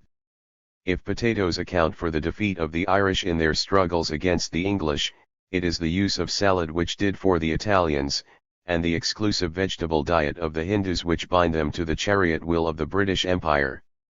And then comes that classic passage, one sentence of which, torn from the only context which could give it a particle of sense, has gone the rounds of the world. We see of what important ethical significance the doctrine of food has for the people. What is eaten turns to blood, the blood to heart and brain, to the stuff of thought and temperament. Human fare is the foundation of human culture and disposition. Do you want to improve the people? Then instead of preaching against sin, give them better food. Man is what he eats, p. 90. Despite its comic features, there is one aspect of this doctrine which, if properly developed, would have had important implications for a reorientation of Feuerbach's humanism towards the social problem. If man is what he eats, the immediate central problem of mankind is not political, ethical, cultural, but economic. To improve mankind means at least to improve its fare. And since it is the fare of the working class which is in greatest need of improvement, the workers can be organized as the conscious lever of social change. Feuerbach, however, brings the revolutionary moral home in a more literal fashion. If the worker's fare is bad, his social future cannot be made any better unless a dietary substitute is found for his present spiritless fare. The revolution of 1848, he contends, ended with the triumph of reaction because the majority of the population were martyrs to their potato diet. Potato blood can make no revolution. The future of the poorer classes looks dark. It is broken by only one ray of light from Moleshott's chemical laboratory. Shall we therefore despair? He inquires. Is there no other foodstuff which can replace potatoes among the poorer classes and at the same time nurture them to manly vigor and disposition? Yes, there is such a foodstuff which is the pledge of a better future, which contains the seeds of a more thorough even if more gradual revolution. It is beans had this become the ideology of a mass movement, its fundamental revolutionary principles would have been drawn from the formulae of food chemistry, its strategy and tactics directed to working out specific menus rich in deed-producing elements, and its central agitational slogan beans instead of potatoes. This phase of Feuerbach's thought, if we call it such, manifested itself in 1850, some years after the influence of Feuerbach upon Marx and Engels had waned. Marx had already committed to paper his criticism of Feuerbach's doctrine when Feuerbach made his fantastic somersault back to the most vulgar of vulgar materialisms. It is a sign of the homage in which, despite their criticism, both Marx and Engels held Feuerbach that they never refer to it in their writings. What interested them much more was precisely the advance which Feuerbach made over traditional philosophy and the incomplete character of that advance. To the relationship between the thought of Feuerbach and Marx, we now turn. Nor the preceding studies the relationship between Marx and Feuerbach has received peripheral mention. In the following pages I wish to examine this relationship more closely, particularly the advance which Marx's work represented, according to his own conception, over Feuerbach. The foregoing has already made clear, I hope, that Marx, in the decisive years between 1841 and 1844, was a Feuerbachian to be sure, with critical reservations. Die Heilige Family was written in behalf of the philosophy of real humanism, a phrase directly out of Feuerbach. In the unpublished papers of 1844, which appear under the title of Philosophisch-ökonomische Fragmenten in the Gesamtausgabe, ABT. I. BD 3, pages 33 to 172, the Feuerbachian influence is even more perceptible, and in the very manuscript in which he definitely breaks with Feuerbach, Die Deutsche Ideologie, 1845-6, we end a warm defense of Feuerbach against the attacks made upon him by Bruno Bauer and Max Stirner. Feuerbachian elements, not to mention characteristic modes of expression, abound even in the maturest works of Marx. Like Feuerbach, Marx calls for a reconstruction of philosophy as a method of approaching the practical problems of man. Like Feuerbach, he regards human beings in their empirical social contexts as the carriers of the cultural process. Like Feuerbach, he explains the false traditional conceptions of the world in terms of fetishistic expressions of activities unconsciously engaged in at different times and periods. What fundamentally separates Marx from Feuerbach is his historical approach and his concrete analysis of those factors of social life which appear in Feuerbach only as abstractions. Another way of putting this is to say that Marx differs from Feuerbach even where he adopts Feuerbachian principles in the stress he places upon the dialectical method and the concrete application he makes of it. On several occasions he specifically reproaches Feuerbach for his lack of dialectic and goes so far as to attribute to him a share of the responsibility for the neglect by contemporaries of the rational kernel of Hegel's method. Feuerbach had simply repudiated Hegel's philosophy without attempting to disengage Hegel's methodological insights from his systematic errors. Marx himself died before he could write the materialistic dialectic in which he had planned to criticize, in eminent detail, the logic of Hegel. But the methodology of his work as well as his explicit criticisms of Feuerbach's was to provide the main outlines of his philosophy. Since Marx's criticism of Feuerbach preceded his own constructive achievements, they are of great importance in tracing the development of L/Larx's thought. The real significance of Marx's criticism of Feuerbach has not been adequately grasped by the overwhelming majority of his zealous and orthodox disciples. They have failed to understand Marx because to most of them the philosophy of Feuerbach has been a sealed book. Here as well as in other important works of Marx the very language used will mislead the reader unacquainted with the technical jargon of those whom Marx criticized. Because I believe that Marx's critical theses on Feuerbach represent in my a turning point in the history of philosophy, I propose to adopt a method of exposition which may strike the reader as pedantic but which will at least put him in a position where he can control my interpretations by the text of Marx's remarks. Instead of giving a discursive description of Marx's views, I shall state his 11 theses on Feuerbach, discussing each one in detail. On several points I shall draw upon relevant passages from Die Deutsche Ideologie. Thesis I. The chief CLCFCCT of all previous materialism including Feuerbach's is that the object, reality, sensibility, is conceived only in the form of the object or as conception, but not as human sensory activity, practice pramis, not subjectively. I hat is why it happened that the active side of the object, in opposition to materialism, was dc \= 1 lop L by idkalism but only abstractly, for idealism, naturally, does not know real, sensory activity as such. Bailey wants to recognize sensory objects which are really differentiated from objects of thought, but he does not conceive human activity itself as an objective activity. Consequently, in the essence of Christianity, he regards only the theoretical attitude as the truly human one, while practice is conceived and exceeded only in its dirty Jewish form. Hence he does not grasp the significance of revolutionary, of practical, critical, activity. There are two different points made by Marx here which must be noted and clarified. The first is Marx's criticism against all materialisms from Democritus to Feuerbach. The second is his criticism of the attempted Feuerbachian solution of the difficulty which Feuerbach in common with all other materialists faces. The first raises the question to what extent the mind, or since Marx, like Feuerbach, does not separate the mind from the b0dy, to what extent man is active in knowing. The second presents the distinctively Marxian conception of praxis. Marx was a close student of ancient and modern materialism. His dissertation concerned itself with the difference between the Epicurean and the Democritean philosophies of nature. He was at home, as his short excursion in Die Heilige family into the history of materialism shows, with modern materialisms. He could trace down to its nest nuances the influence of Cartesian rationalism and Locke's empiricism upon French medical theory, out of which the materialistic sensationalism of the encyclopedists developed. He followed with keen interest the progress of the biological sciences in the 19th century.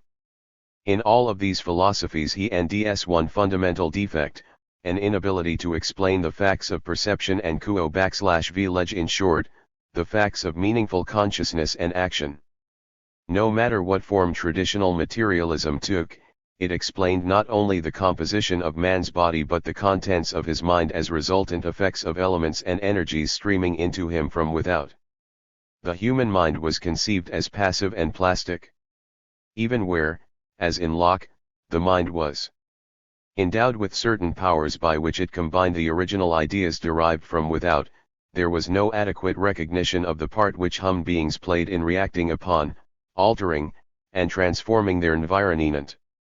Since materialism, operating with a simple cause-effect relationship, could not account for the reflective activity of man, it could not account for the actualities of human thinking and its practical fruits.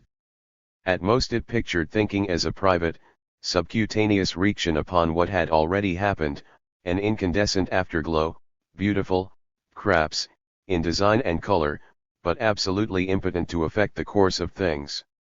The corrective to this scientific way of explaining mind away came not from the materialists themselves but from the idealists.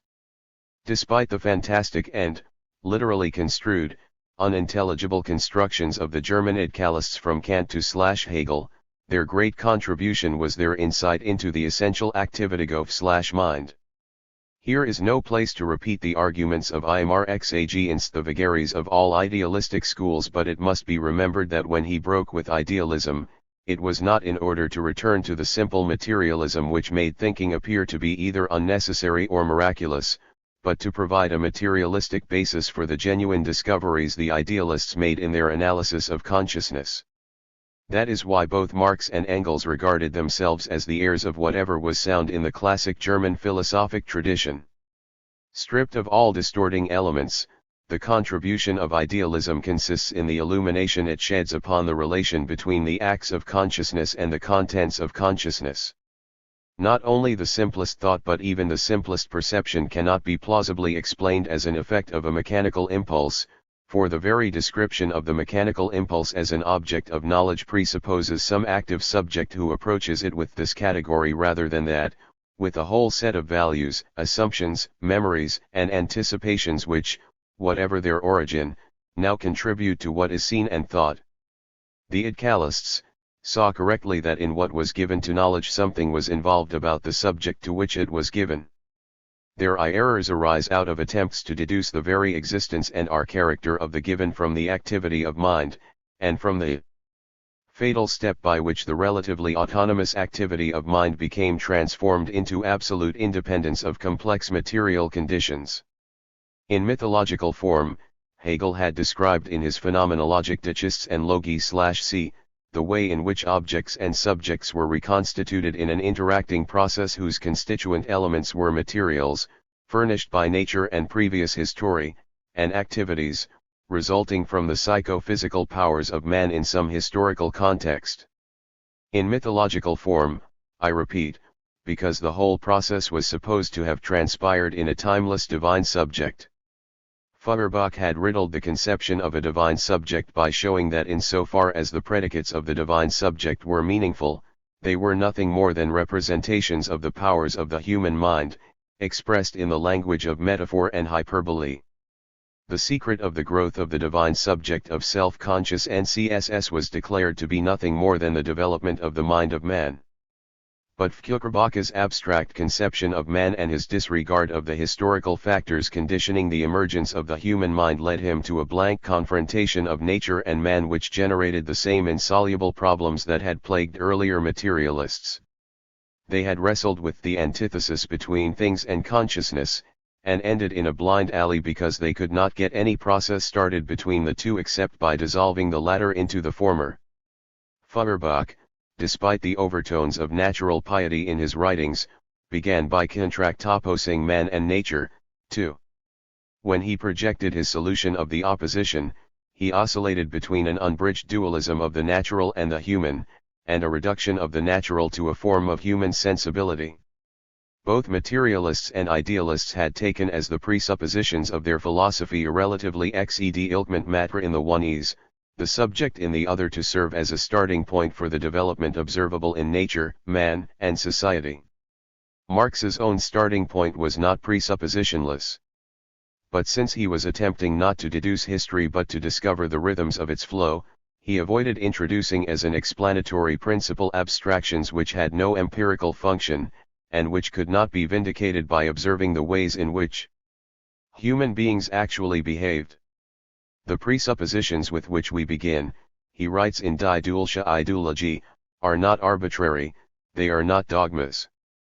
They are real presuppositions from which we can abstract ourselves only in imagination.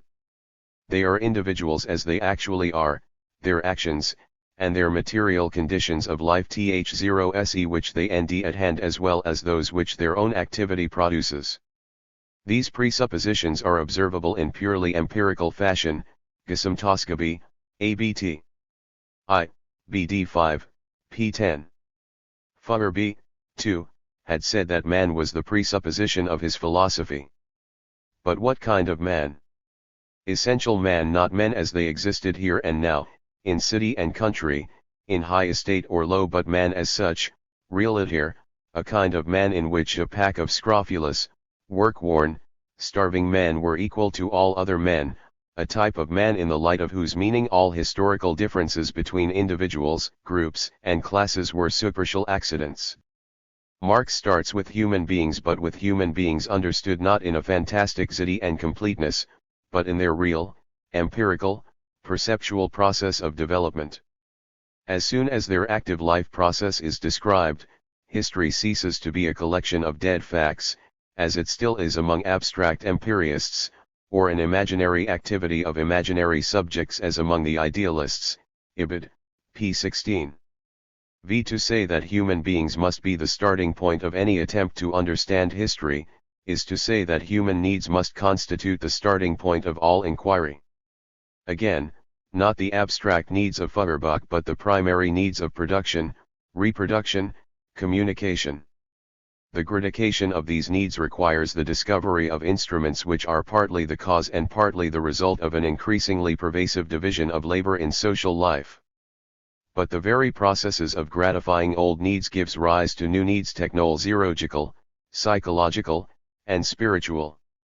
The movement of history is not imposed from without by the creative act of an absolute mind, nor is it the result of a dynamic urge within matter. It develops out of the redirective activity of human beings trying to meet their natural and social needs. Human history may be viewed as a process in which new needs are created as a result of material changes instituted to fool the old. According to Marx, the whole of theoretical culture, including science, arises either directly or indirectly as an answer to some social want or 1ac1, underscore the change in the character and quality of human needs, including the means of gratifying them, is the keynote not merely to historical change but to the changes of human nature. The concrete needs of men are the true middle term for Marx between nature and history. The possibility of having needs and satisfying them, that which makes men need-fill creatures, has its explanation in the physical environment of man and the biological structure of his body. The specific forms through which these needs, both of the senses and the mind, are graded, as WCLL as the development of these needs, are attributable to man's social organization. The interaction between physical conditions and social organization is history. Philosophies the Nesklvks are critical historical activities which arise to some social need, prevail among those groups that recognize them as a justification of their way of life, and systematize the unconscious principles and prejudices by which men attempt to direct the course of daily affairs. Conditioned as they are by their environment, human beings can change that environment or preserve it because their activity, including thought, is an objective activity having objective effects. Surely, the critical reader will protest, is not a great deal of this already contained in Feuerbach's philosophy? Docs not Marx's thought reduce itself to a laying in of details in a position whose chief outlines were laid down by Feuerbach. Why this brings us to the more specific criticism which Marx makes of Feuerbach's theory of practice, praxis.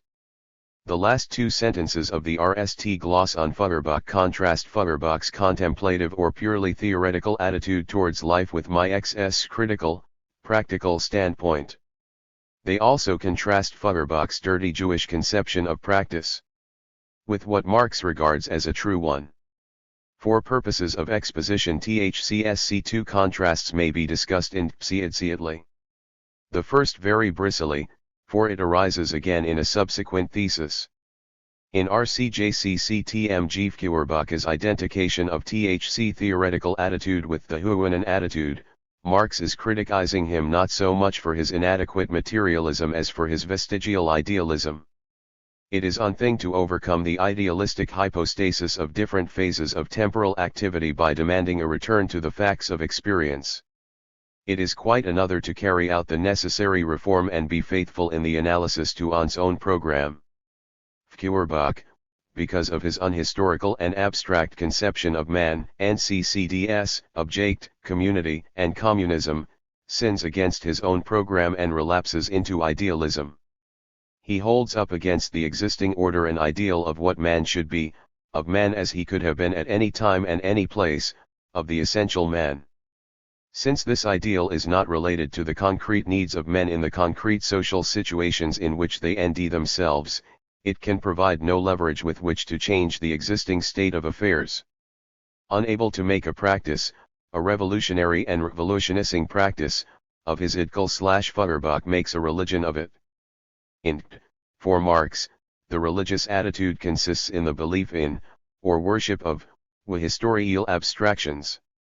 All thought, all conceptions, arise as generalizations of concrete modes of response to specific historical situations. /RV and they are taken as eternally valid, independently of the possibility of their application to fresh situations. Men become victimized by the creations and discoveries of their own minds. Whether they are aware of it or not, they become Platonists, supernaturalists, behind whose backs the world continues in its accustomed way. In Marx's eyes, the whole theoretical tradition of Western European philosophy, with its apotheosis of reason, its conception that thought has an uncrived and independent history, its identification of theoretical activity with divine activity, and when divinity was no longer fashionable, with the highest type of human activity, all this represented a religious pattern of behavior. He found this tradition molding the outlook even of those who imagined themselves extremely radical. It was the ground for his contention that the young Hegelians, despite their world-shattering phrases and militant atheism, were religious, and that the battles they fought were sectarian episodes in a common religious tradition which they shared with their opponents. True, Feuerbach never lost sight of human praxis and its influence upon the development of culture. But precisely because of his abstractions, he could not grasp, maintains Marx, the true praxis. Feuerbach takes the general form of human praxis to be the same as the kind of praxis he examined in his LVE.S*C and Chrysanthums. There he points out that religion, too, has a praxis stemming from the needs of the heart. Its motives were practical, its instruments, prayer and miracle, its character, a cosmic egoism which assumed that the world could be compelled to gratify human desires. Feuerbach was openly disdainful of the narrow practicality concealed in the nari and tinsel of religious ritual. In his eyes, the ritual, imagery, and belief of historic religions represented a gratification in fancy of what could not be secured in reality. It was a sublimated expression of the animal needs and animal fears of man. The positive religion of the worship of man through love of one another which Feuerbach put in the place of traditional religion was free, so he thought, from religious praxis. It was enlightened by science and socialism, both very vaguely conceived. In place of the coism animating the wish to make the world over to our heart's desire, he set up an unselfishness whose pleasant duty it is to love one's neighbors to the very death. In place of the miracle and prayer which are the common resort of fearful souls in distress, he defended the nobling conception of the universality of law, of the eternity of scientific objects, of a cosmic democracy in which all things are equally important or unimportant. At times Feuerbach seems to oppose to the degraded practicality of man a kind of Spinozistic intellectual love of God. But running through all of his descriptions of the highest form of theoretical knowledge is the belief that man is truly human only when, like God, he views things sub specie. Utimitatis. The very fact that man conceived God as an eternal knower was indirect testimony of the value he placed upon the thinking life, for the attributes of God are but the idealized attributes of man. Marx opposed Feuerbach's conceptions both of theory and practice. A theory was a guide to action, practice, the specific activities which had to be carried out to test the theory. Practice, praxis, was something much wider than practicality. It was selective behavior. Its character was not given by personal interests which might or might not have been present, but by the skills and techniques, the living traditions and modes of procedure, which man brings to whatever he sees and docks. Praxis could not be contrasted with science, for science has a praxis, too. The scientific objects which the scientist studies are essentially related to the practices of scientists. These in turn are related to the basic practices of the culture which supports science. Marx rarely discusses science without underscoring the influence of modern commerce and industry upon its development. Marx's theory of the praxis could explain what all other philosophers recognized but which they could not begin to account for, without writing fairy tales, viz., how knowledge could give power. For Marx, knowledge gives power by virtue of the activities it sets up in transforming things in behalf of social needs. The meaning of any theory is ultimately to be found not in what men say but in what it leads them to do or leave undone. Actual or possible praxis is not only the locus of meaning but also the test of truth. This point is expressed in Marx's second thesis. Thesis 2: the question whether human thought can achieve objective truth is not a question of theory but a practical question. In practice, man must prove the truth, i.e., the reality, power, and this-sidedness of his thought. The dispute concerning the reality or unreality of thought which is isolated from practice praus is a purely schleierlich question. To the modern reader these sentences suggest pragmatism, but in view of the multiple ambiguity of this term it is advisable to avoid its use and to search more directly for Marx's meaning. Marx here equates the real and the true, the unreal with the false. Reality cannot therefore in this connection mean existence, since false ideas exist as well as true. Reality has the sense of the actually or genuinely true, that which is established to be really true in the face of critical inquiry and doubt. For idealism, the truth of any idea consists in its coherence with other ideas. Inasmuch as existence was essentially ideal, it was possible to discover the truth, although not the whole truth, that was accessible only to absolute mind, by developing insistently the logical implications of any meaningful sentence. It is obvious that such a theory of truth could never submit to control by empirical fact, for in the RST place, according to its assumptions, there were no empirical facts but only logical necessities. Secondly, granting the appearance of empirical fact, there was no way of telling which of a number of equally consistent theories was true without going outside of the systems of coherent propositions. For example, on what grounds could the consistently developed propositions of a paranoic be rejected for a more plausible account? Thirdly, since the idealists assumed with Hegel that truth can only be found in the whole, knowledge of everything must be relevant to knowledge of anything else. Numerous other paradoxical consequences flow from this theory which need not be developed here. They can all be deduced from the difficulties mentioned. Materialism, strictly speaking, did not and could not develop a theory of truth. The very existence of ideas constituted a difficulty which it originally tried to answer by regarding ideas as a tenuous kind of matter, and later, as sense impressions of varying degrees of complexity resulting from the bombardment of material particles on sensitive nerve endings. But how could ideas derived in such a way be characterized as true or false? The standard formula which was invoked, is, that a true idea was one which agreed or corresponded with its object, raised problems just as baffling. The proper meaning of correspondence presupposed a qualitative identity between the entities corresponding with each other, as example the correspondence between a yardstick and some other standard gauge, or a picture and an original. But what could this common clement be? Material. This would mean that ideas would have to be of the same stuff as things. A palpable absurdity ideal? The materiality of the world would disappear and we would be back to Hegel and the coherence theory of truth. Usually the materialist shifted the problem so that it became a question of what caused ideas. But the difficulties could not be evaded, in fact they were multiplied. False ideas have causes as well as true ideas. What criterion, then, enabled us to distinguish between the two?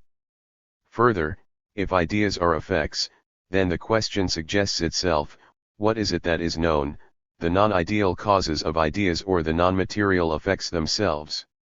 Here, at least, two answers were possible. The causes might be known or the effects might be known.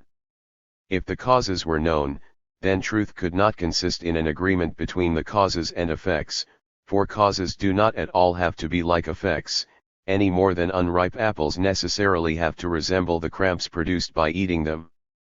Some other theory of truth would have to account for the facts of knowledge. If only effects were known, that is to say, if the ideas produced by the molecular agitation of the nervous system were objects of knowledge, the implications were even more startling. How could effects, ideas, be compared with their causes, things, since according to the supposition of the case, all that our knowledge of causes, things, could consist in was the possession of their effects, ideas. // had assurance have we, then, on this view, that there are causes of our ideas. To call ideas effects of things is question begging. We are aware of ideas as mental events. They may not be caused at all, or if caused, they may be caused by other mental events, and not at all by things. The indecisiveness of the materialist's theory of truth leads either to the subjective idealism of Berkeley, viz., only ideas are objects of knowledge, and what we call things or matter is merely a complex of ideas, or to the scepticism of Hume, viz., only ideas are objects of knowledge and there is no telling whether they are caused by something which is not an idea. Marx's conception of truth cut under all of these theories.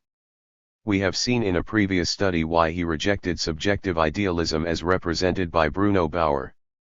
It could not begin to account for the compulsive features of experience.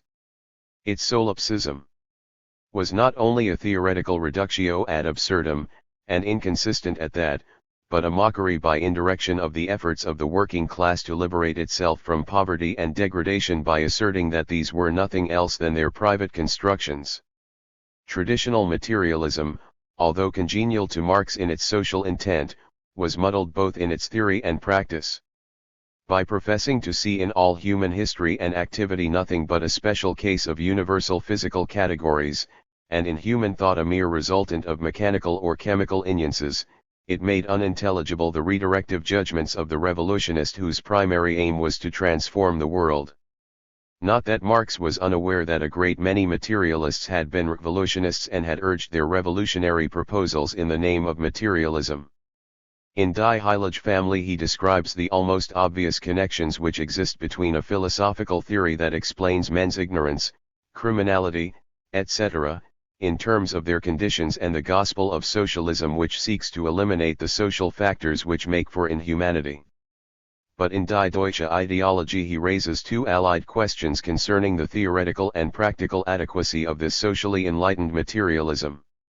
They concern the possibility of justifying on the materialist view, judgments of value about conditions, and explaining how, if men are completely determined by their environment, they can change that environment. These problems are the subject of the next thesis.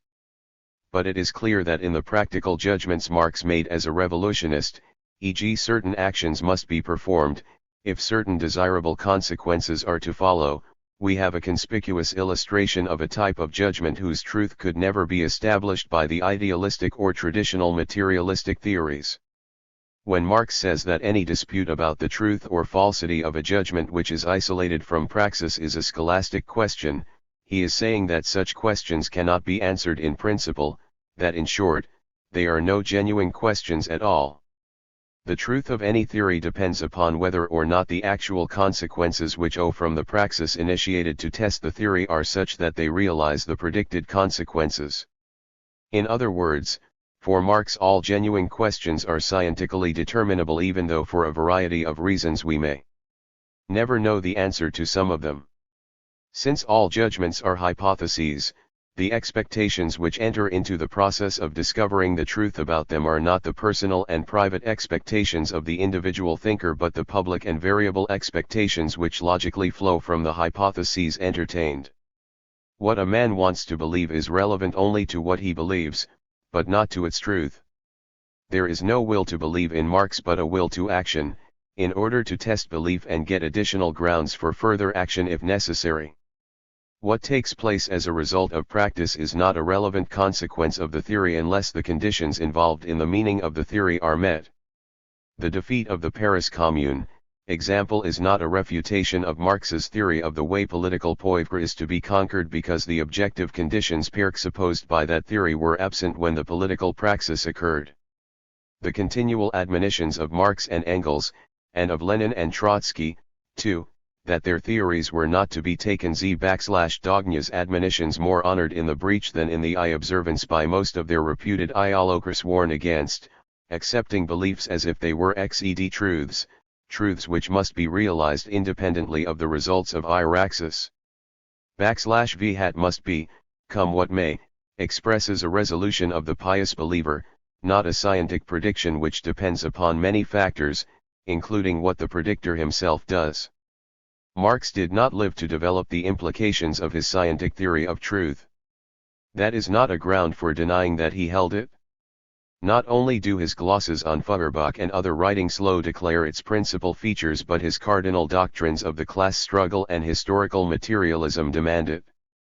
Part of the reason why Marx did not state it in more precise and detailed form is to be found in his belief that a theory of truth, like any method, is to be judged by the concrete applications made of it.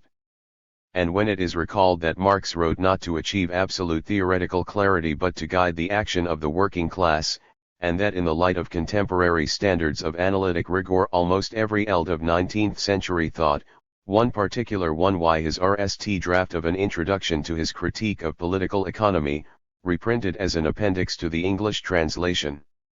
This manuscript is of the RST importance for the consideration of Marx's methodology. Including many technical disciplines, fall short of verbal accuracy, only an unhistorical literary prudery will demand that he be judged by our own standards of expression and not by the intent, spirit, and fundamental sense of his doctrines.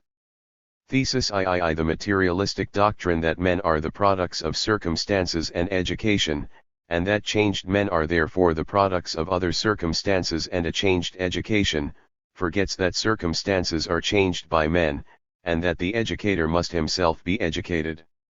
Consequently, materialism necessarily leads to a division of society into two parts, of which one is elevated above society, e.g. in Robert Owen. The coincidence of the transformation of circumstances and of human activity can only be conceived and rationally understood as revolutionizing practice praxis. This gloss is directed against some contemporary forms of utopian socialism which, despite their materialistic approach to natural phenomena, relapsed into idealism in their social and historical theory. The utopian varieties which were not materialistic in their natural theory, i.e., which were consistently idealistic, are not under discussion. Marx raises the question about utopian socialism here because he considers Feuerbach to belong to this school. In Die Duische Ideology he specifically says of Feuerbach that insofar as he is a materialist, history does not exist for him, and insofar as he treats of history, he is no materialist, LOCCIT, p. 34. In addition, it was crucial for Marx to differentiate clearly between his own realistic theories of social struggle and those of an influential group which professed to have the same ideal goals in view. Every simple theory of the causal dependence of mind upon matter encounters difficulties just as soon as it hitches that theory to some program of reform or revolution. For a program presupposes a plan which is not yet realized and suggests methods of changing the social world, based upon the causal dependencies established by science, which have not yet been adopted. If every idea or program is a reaction of the existing world, and is only that, how can human action be intelligently guided by some ideal which is yet to be, which outruns existence and lights up a possible path for its future development? After history has run its course, by looking away from the multitude of occasions on which the consequences of human activity have had a redirecting influence on the stream of events, it is easy to argue that human ideals were nothing but passive, mirror-one-like reactions of antecedent realities, even though analysis discloses such a mode of speech to be metaphysical nonsense. But when human beings are faced by real alternatives of ideon, i.e., alternatives both of which cannot be realized although both may be attempted, it is impossible to hold that human ideals are images. At those moments they are obviously plans of action. The utopian socialists could explain in part how the state of affairs which they deplored came about. They could also explain why such a state of affairs did not appear deprecatory to others. But they could not explain in the slightest their own ideals of social reform. They appeared to themselves as if they were outside of the social process, as if they were historical mutants whose fertile-leasing ideas would revolutionize the existing order. The philosophy of other people was determined by circumstances and education but not their own philosophy. And, in fact, how could it be on their simple materialistic assumptions, since their circumstances and conditions were quite similar to those of the others who disagreed with them? That is why Marx properly points out that this mixture of socialism and materialism leads to a belief in a division of society into two parts, one of common-run people whose ideas are simply determined by circumstances and education, the other of choice utopian spirits who are elevated above society and social laws, the rare gifts of the gods to an errant humanity. The cult of leadership among the utopian groups, their assumption that they could appeal to any social class, from paupers to princes, for support of their ideals, their belief in a cure-all for every evil including natural stupidity, all owed from the view that the keys to salvation were in the possession of a handful of right thinking.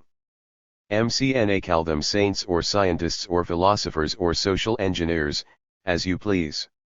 Since it followed from their own doctrines that there was nothing which determined their social ideals, it seemed plausible to the materialistic utopians that there was no reason why these ideals could not have been embodied in practice at any time, except for chance or ignorance.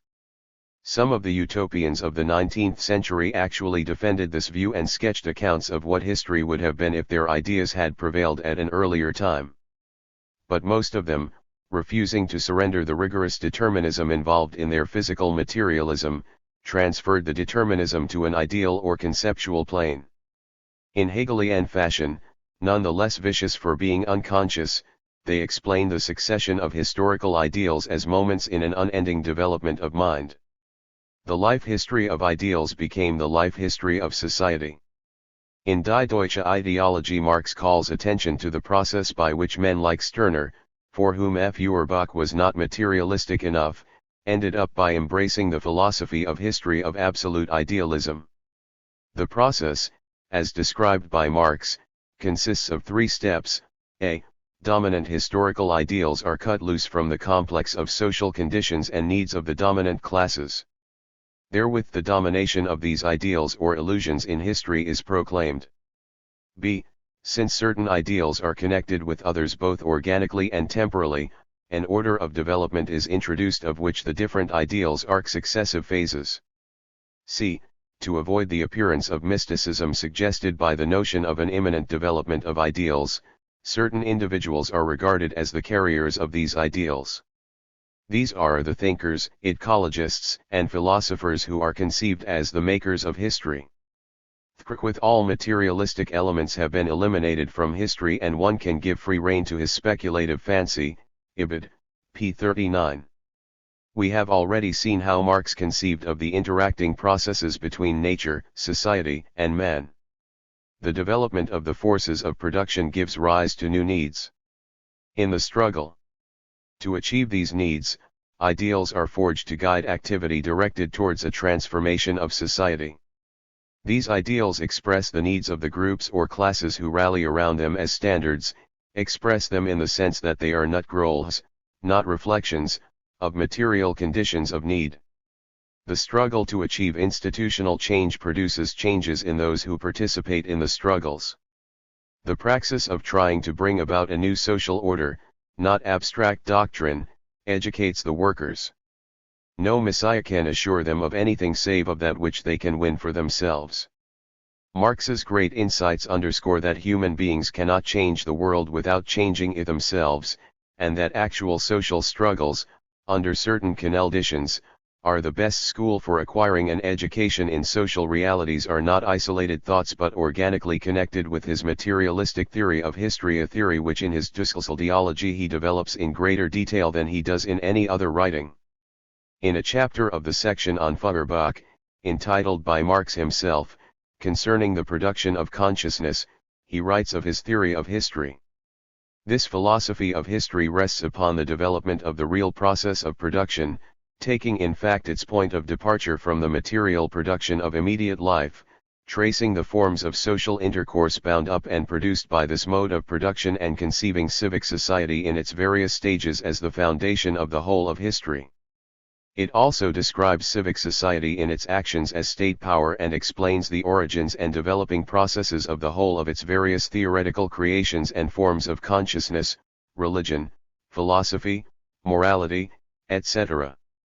In this way it presents the situation in its totality, and therefore the reciprocal interactions BCTWCC and the various factors upon each other.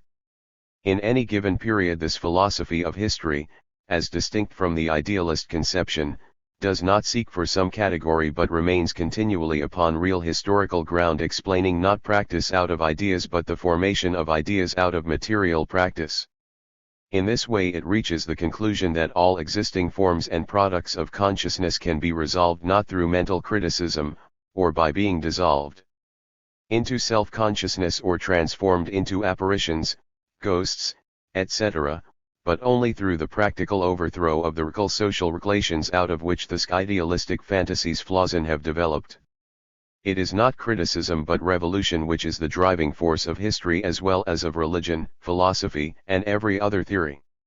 This philosophy of history shows that history does not end its end by disappearing into self-consciousness or becoming spirit of our spirit, but that at every stage it is confronted by a material result, a sum of productive forces, an historically created relation to nature and of individuals to each other, which every generation inherits from its predecessors.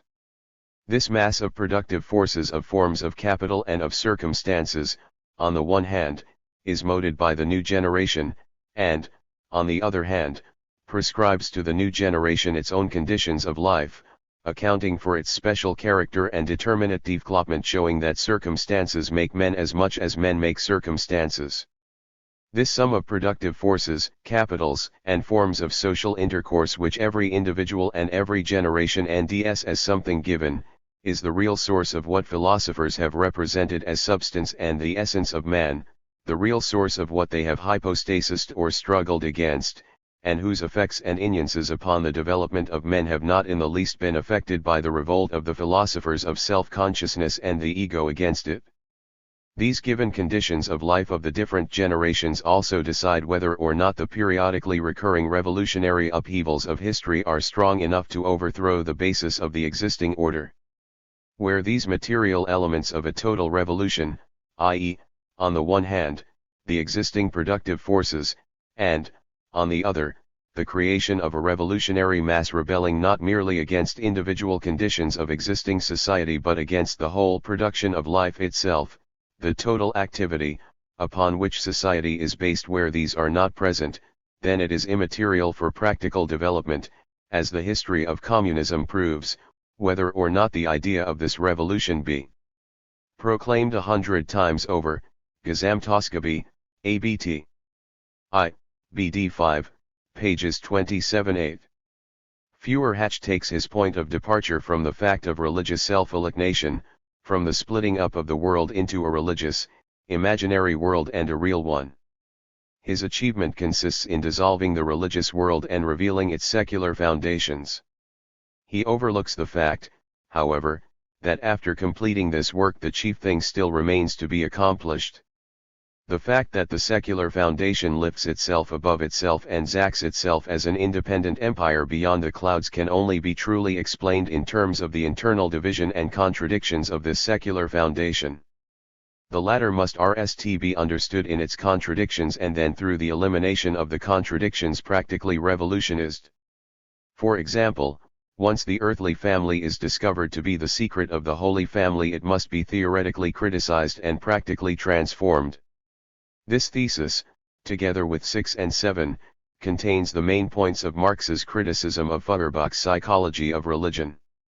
Feuerbach had found the essence of religion to be rooted in the human feelings of dependence upon the external forces of the natural and social world, and had declared the chief agencies of the processes of compensatory expression for emotional frustration to be ritual, mythology, and theology.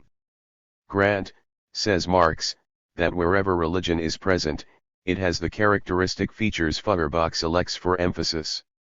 But as an explanation of religious thought and behavior, Feuerbach's theory is inadequate because it is too abstract. It leaves totally unexplained the historical diversity in religious phenomena and contents itself with a mechanical table of needs which different kinds of religion fool. For example, if in any religion there prevails a belief in a God who created the world out of nothing, this expresses, according to Feuerbach, the irrational needs of man's nature. He deises nothing but his own irrationality, essence of Christianity, eng trans, p. 83. If, on the other hand, we end in any religion a belief in the eternity of the world, then the rational needs of man's nature are asserting themselves. But Feuerbach never descended from these vague generalities to explain why one, rather than the other, of these beliefs was accepted at any given time. Nor did he ask whether these needs are always invariant in man, and if not, what determines their E1, 2 li 2 l.I1, and disappearance. Supposing further that we grant a xed need for, or tendency towards, irrational expression. Offhand one can think of 1,000 different irrational beliefs, aside from a belief in the creation of the world out of nothing, which would satisfy all the conditions of man's irrational nature. \vhy, then, this particular kind of irrational belief and not others. It is here that Marx's own psychology of religion comes into view. Religion is not born of a natural, tragic split within the human breast. The real forces impelling men to end satisfaction in some dreamy empire where they enjoy the uncontested power denied them in this life are not merely psychological but social. The source of religion is to be sought in the antagonisms between the way men actually produce and the traditional, social, legal, and moral forms under which that production is carried on, or between the new needs generated in the course of their social praxis and the old needs which give rise to, and yet oppose, the new needs.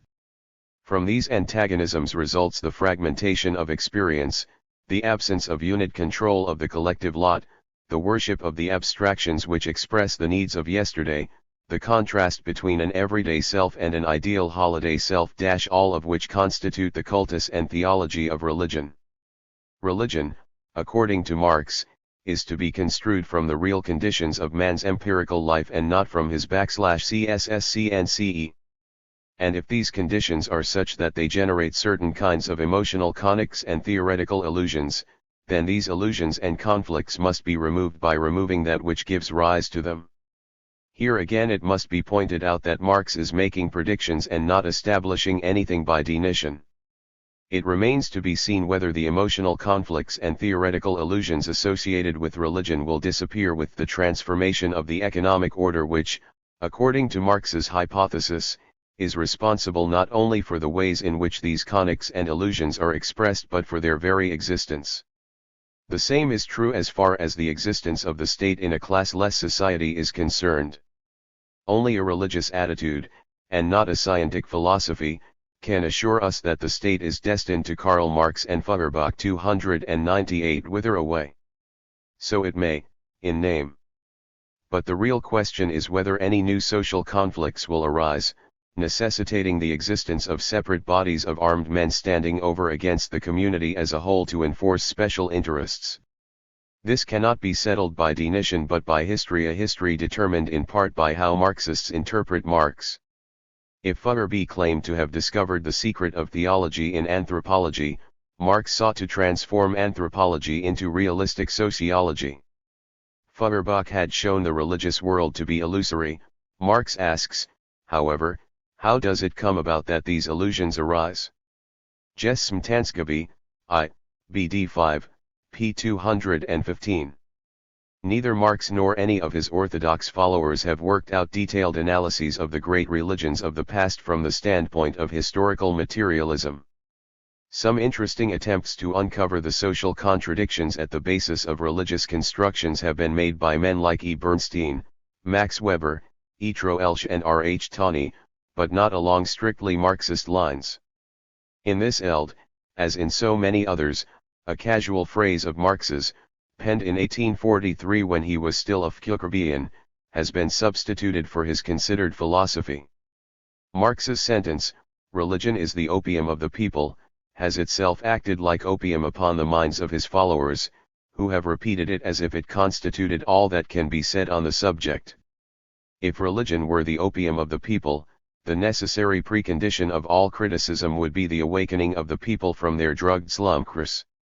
This is precisely the position which Marx criticized when he argued against B. Bauer, Stirner, Feuerbach, and others that the political and social movement of the working class must not be explicitly or programmatically anti-religious.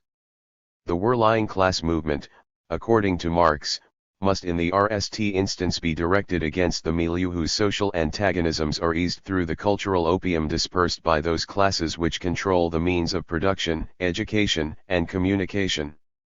Thesis V. Not satisfied with abstract thinking, appeals to sensory thin/ting Anschauung, but he does not conceive sensibility as a practical, human sensory, activity. This links up with the argument of Thesis I. That Marx regards it as important is indicated by the fact that he returns to it in several different ways in Den Duiske Ideologiek, where Feuerbach is criticized for not grasping the sense object, Amalie Herzgenstand, as a sensory activity, Similichtidlilsite. Gray again, Marx's historical sense asserts itself against formalism in a twofold way. To the idealistic identification of reality with thought, Feuerbach had countered with the identification of reality with sensibility or sensation. Feuerbach's description of the nature of sensation was no more empirical than the idealistic description of the nature of thought. The latter overlooked the historical materials which were the prior condition of effective thinking, the former overlooked the elements of selective activity determining the concrete character of sensation. For Marx, sensations were not merely experienced effects of things acting upon the body, they were effects of an interaction between an active body and the things surrounding it. The sensations which appear to be passively experienced to a large degree depend for their frequency, their specific context, and even their relative intensity upon where the body looks and listens. In short, upon where the body attends as well as upon what it attends. In fact, this is the differential characteristic between living and non-living things, preeminently present in man because of his more highly developed nervous system and intelligence. In Die Deutsche Ideologie, Marx goes even further and shows that sensation has not only a biologically selective dimension but a social dimension. Given the same environment, defined as the co-presence of a number of different things or actions in a xed physical area, it is well known that subjects drawn from different cultures will see different things and interpret them differently. Tradition, education, language, and all the other aspects of culture intertwined with the basic mode of production influence what seem to be purely biological reactions. This, in fact, differentiates the biological reactions of man from those of other living beings. Man's hunger, for example, is a natural phenomenon, but the ways in which he gratifies his hunger and the character of what he regards as food are social facts. Through social organization, man is continually modifying his primary natural environment, reducing its role to that of a pure limiting condition. Through social organization, particularly industry, Marx asserts, the given can sometimes be explained as well as the ways in which the given is taken. If you want certainty, Feuerbach had preached in one of the phases of his philosophy, open your eyes and grasp the given as an immediate, natural datum, example that cherry tree over there. What met one's eyes, Marx retorted, was likely to be not a God-given eternal fact of nature but a socially mediated object. Feuerbach does not see that the sensory world which surrounds him is not something immediately given from eternity, something always the same, but the product of industry and the social situation, in the sense that it is an historical product, the result of the activity of a whole series of generations, each one standing on the shoulders of those preceding it, developing previous industry and forms of social intercourse, and changing their social order in accordance with changed needs. Even the objects of the simplest sensory certainty are given through social development, industry, and commercial relations. The cherry tree, like almost all fruit trees, was transplanted to our zone, as is well known, through commerce. It was only by virtue of this action of a determinate society at a determinate time that it was given to the sensory certainty of Foucault, Gesamtausgabe, I. 5, 33. Marx adds immediately that this historical approach converts every profound philosophical question into a simple question of empirical fact. The questions of the possibility of this or that piece of knowledge, of the reliability of our perceptions, of things as they are and as they appear to be, if they have any meaning at all, are to be answered in terms of biology, psychology, or history. A valid implication of Marx's position would be that psychology is either the study of animal behavior or social behavior. Insofar as human reactions are isolated from a social context and correlated with various external stimuli, we are analyzing animal behavior or are in the realm of physiological psychology. Insofar as allowance is made for the social context of human behavior, we are in the realm of social psychology. Feuerbach resolves the religious essence into the human. But the essence of man is not an abstraction residing in each single individual. In its reality it is the whole of social relationships. Feuerbach, who does not enter upon the criticism of this real essence, is consequently compelled, 1. To abstract from the historical process and to had the religious feeling as something self-contained, and to presuppose an abstract is zero an individual. 2. To conceive the essence of man only as the species, as an inner, inarticulate, natural tie, binding many individuals together. Feuerbach does not therefore see that the religious feeling is itself a social product, and that the abstract individual whom he analyzes belongs in reality to a specific form of society. The above glosses develop the argument made in Thesis 4. They deny that religion and the religious experience are primary natural facts about man. Until recently this was the assumption made by most armchair theorists of the origin of religion. RC1 F0R1, is an expression of a direct natural fear, socially unguided, of unseen powers and uncontrollable forces. For others, it is an attempt to placate spiritual beings whose presence is suggested by phenomena of dreams and psychic illusion. For Schleiermacher, it is the feeling of absolute dependence upon the cosmic ineffable whole. For Feuerbach, it is the projection of an experienced need. All of these theories imply that man is a religious creature in the same sense as he is a food-clothing and shcltcrsecc creature. They all assert that at the very least a common denominator can be found in all religious theory and practice which expresses their essential characteristic, and which remains invariant throughout their varying historic forms. Now, for purposes of identification, Marx would never dream of denying that religious behavior must exhibit certain properties, enabling investigation to differentiate it from other forms of behavior. But he does not look for these properties in the characters of individual religious belief or action. Believing that religion arises as a set of doctrines and practices whenever society has reached a certain stage in the division of labor, he tries to locate its specific character in the social functions which it fools. The Denning trait of religion, as developed by Feuerbach and other philosophers of religion, was a generalization of one historical expression of religious feeling. It was true that many contemporaries of Feuerbach would recognize his psychological analysis as an accurate account of their religious experience. But from Yerkes's point of view, a more adequate explanation of their religious experience would be found by analyzing the concrete social situation out of which this religious experience developed. It could hardly be claimed that the religious experience of 19th-century citizen of France or Germany was the same as the religious experience of a Greek or Roman citizen. So great is the pervasive character of the totality of social relations which give the tone to a culture, that Marx felt justified in claiming that there is a greater difference between ancient religion and modern religion than there is between ancient religion and ancient politics, education, art, or any other aspect of ancient culture. Strictly speaking, for Yerkes there is no history of religion as such but only a history of the cultures of which religions are fragmentary aspects. To CRCCT a definition of religion on the basis of one of its historic expressions, is to assume that there is a religious sentiment as such with which man is naturally endowed and which can be studied in its pure form once its accidental social and historical expressions are sloughed off. Thesis 6 restats in a few terse sentences the criticism which Marx passed upon Stirner. The individual, whose psyche Feuerbach probed so deeply, is a rather late and complex product of society. No social phenomenon, therefore, can be explained in terms of any of the traits imputed to individuals as creatures of nature. Feuerbach realized the impossibility of ever deriving consciousness of the existence of oneself from individual behavior.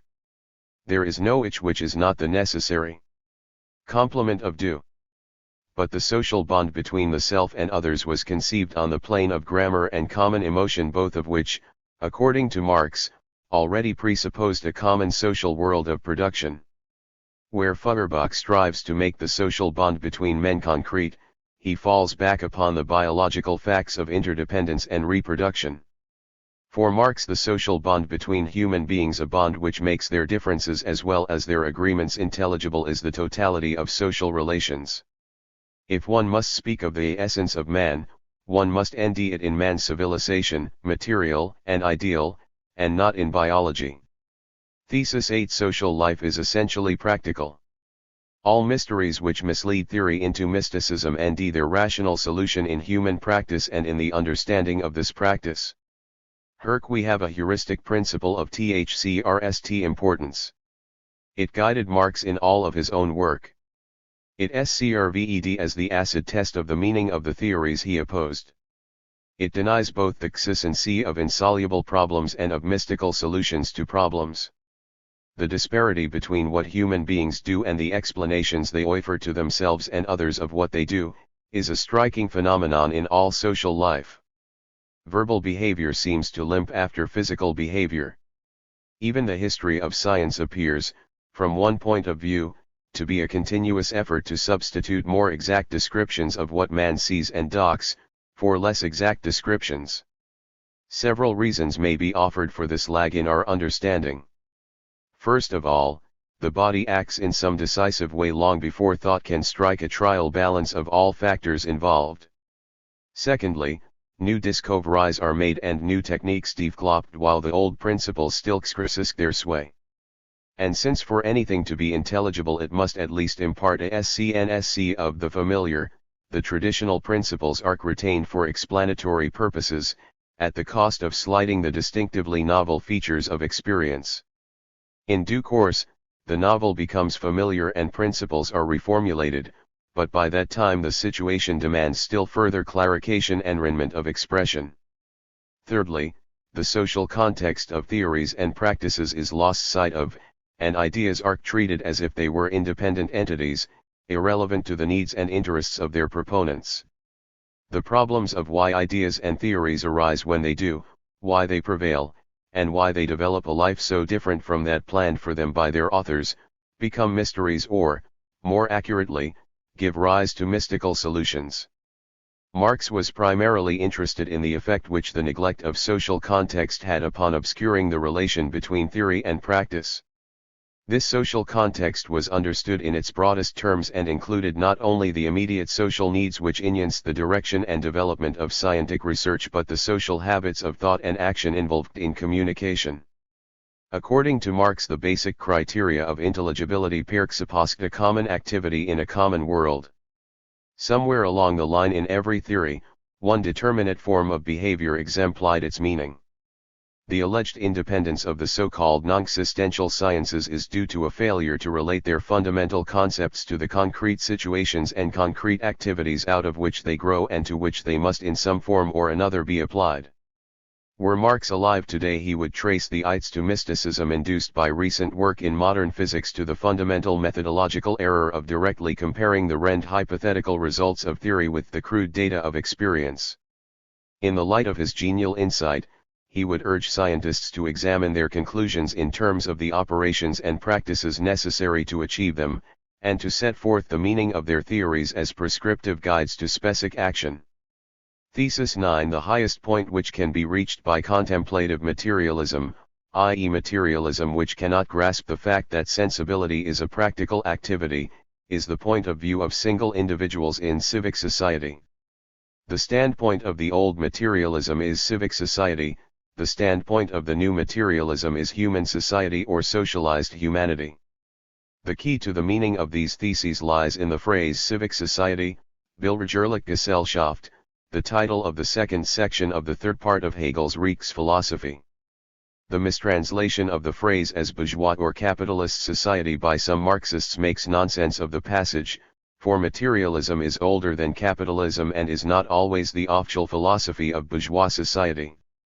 Some who have recognized the reference to Hegel have assumed that Hegel is being charged with a kind of contemplative materialism, forgetting that the culmination of the Hegelian social philosophy is the doctrine of the state in which the abstract rights, the individualism, the connects and compromises of sovereignty between different social groups, all owing from the nature of civic society, are transcended. It is the Hegelian philosophy and not contemplative materialism which represents for Marx the highest philosophical expression of capitalism. It is significant that the last ideological defense of developed capitalism is everywhere a variation of Hegel's social and political philosophy, particularly his theory of Die Corporation, which SCRVCS as the transition in the RCCLZTSP/philosophic to the nature of the state. It is clear, then, that the meaning of Marx in THCSC theses does not lie on the surface. Weil must ask what Hegel meant by civic society, why Marx associates the theory and practice of civic society with contemplative materialism, and why the new materialism is declared to be the philosophy of a truly human society. Civic society in Hegel is the complex of organized social ticks which knot individuals together by the cords of self-interest. THC individual in such a society is himself a system, of needs or wants, some of which are an expression of natural necessity, some a result of arbitrary choice. He regards Heineskulf, or the fulfillment of his needs, as his sole end, and all other individuals as necessary means to his self-expression. His social and political philosophy is individualism, which assumes that everyone else is by nature self-seeking and free. Whatever social and governmental constraints exist are external to the minds and feelings of those who abide by them. They are compromises which are made necessary by the conduct of activities in the collective pursuit of individual gratifications. According to Marx, traditional materialism could only conceive of human consciousness as a passive form of sensation. Sensation was a property of human bodies arising whenever they were subjected to the impacts of other things and bodies. Mind, together with all intellectual processes like memory and generalization, is sensation-moded and organized in such a way as to increase or diminish the basic feelings of pleasure and pain. The natural tendency of all bodies despite their verbal behavior is to preserve themselves, and more concretely, to pursue their own self-interest. According to some materialists, this was supposed to be a deduction justified by the laws of mechanics. The gratification of self-interest is the source of all duty to oneself and to one's fellow man. The completest expression of the materialistic self-interest theory of human activity seemed to Marx to be the philosophy of Bentham.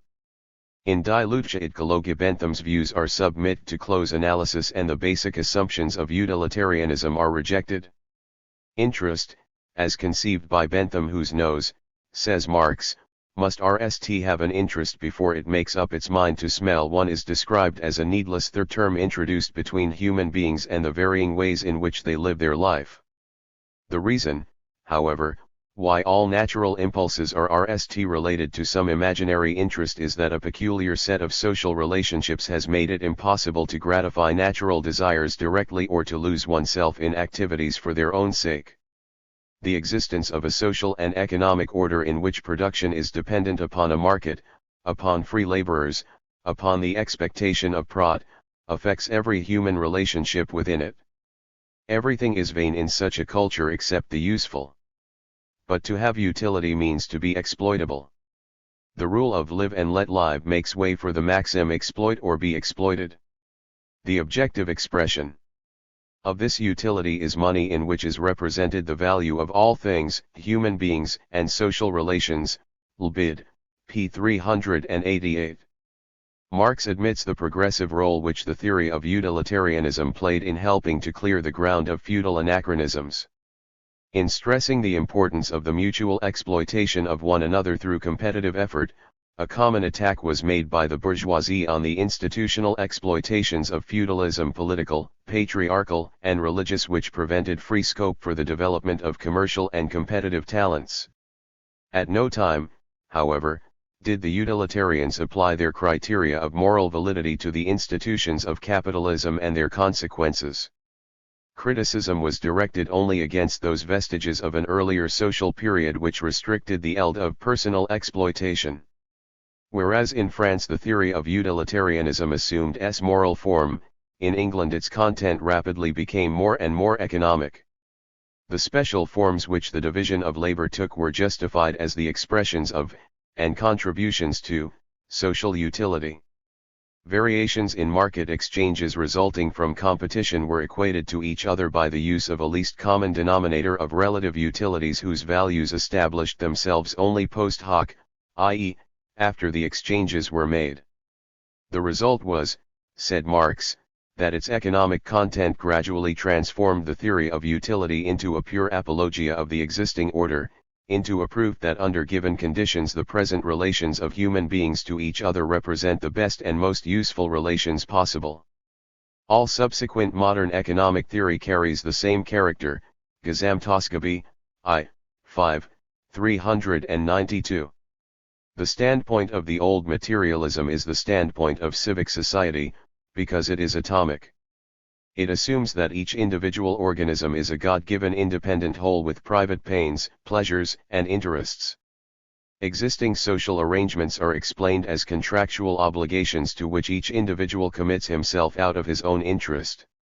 The standpoint of the new materialism is the standpoint of the human society, because in emphasizing the historical and cultural determinants of private experience it claims that what any man is must be explained, so to speak, in terms of what all men are. But what all men are must be inferred from what they do, from the institutional conditions under which they do it, and the historical forces which have molded and are reshaping these conditions. This is another way of establishing the truth that the nature of man is not a biological fact but a social one. The organizing relations and traditions of society are not something put on and off by individuals, they enter deeply into what appear at first glance as immediate reactions of the single organism. The theorists of an atomistic, civic society were aware that the consequences of the private pursuit of private interest rarely squared with the expectations of pain and pleasure entertained by the overwhelming mass of citizens. They either explained the discrepancy as the result in each case of false calculation, or they sought refuge in a mystical conception of a pre-established harmony operating in invisible ways to bring about an undine social welfare. Marx's conception of man pointed to the necessity of one direct collective control of all social institutions which influenced man. Such a control presupposes a theory of social interest which in a human society must give meaning and content to private interest. Socialized humanity, in Marx's view, does not destroy individuality, it modifies its form, enriches its content and makes it a value accessible to all. In a similar way, Marx expected all values whose expressions are now frustrated by class interests in a class society to take on new forms and content after economic class divisions have disappeared. Thesis 11. Philosophers have only interpreted the world differently, the point is, however, to change it. This oft-quoted remark evidently continues a line of criticism begun in Die Deutsche Ideologie. Marx had pointed out that the young Hegelians, despite their world-shattering phrases, were doing nothing more than rebaptizing the world as they found it with a new set of distinctions. Feuerbach, too, was not chary of using radical phraseology. But since he, like the others, sought the key to social change in the alteration of a personal attitude, in a generalization of the feeling of love already implicit in much of common-day behavior, Marx refused to take him at his revolutionary word. For all his talk about man, humanity, and communism, Feuerbach never investigated what the social conditions of men were, to what extent the qualities of humanity which he regarded as essential to the species were historical, and what program of action his communism laid upon him. In Feuerbach's eyes, as we have already seen, the concrete differences between a group of healthy men and a mass of scrofulous, overworked men faint with hunger are less important than the common characteristics which they share as members of an ideally deemed human species.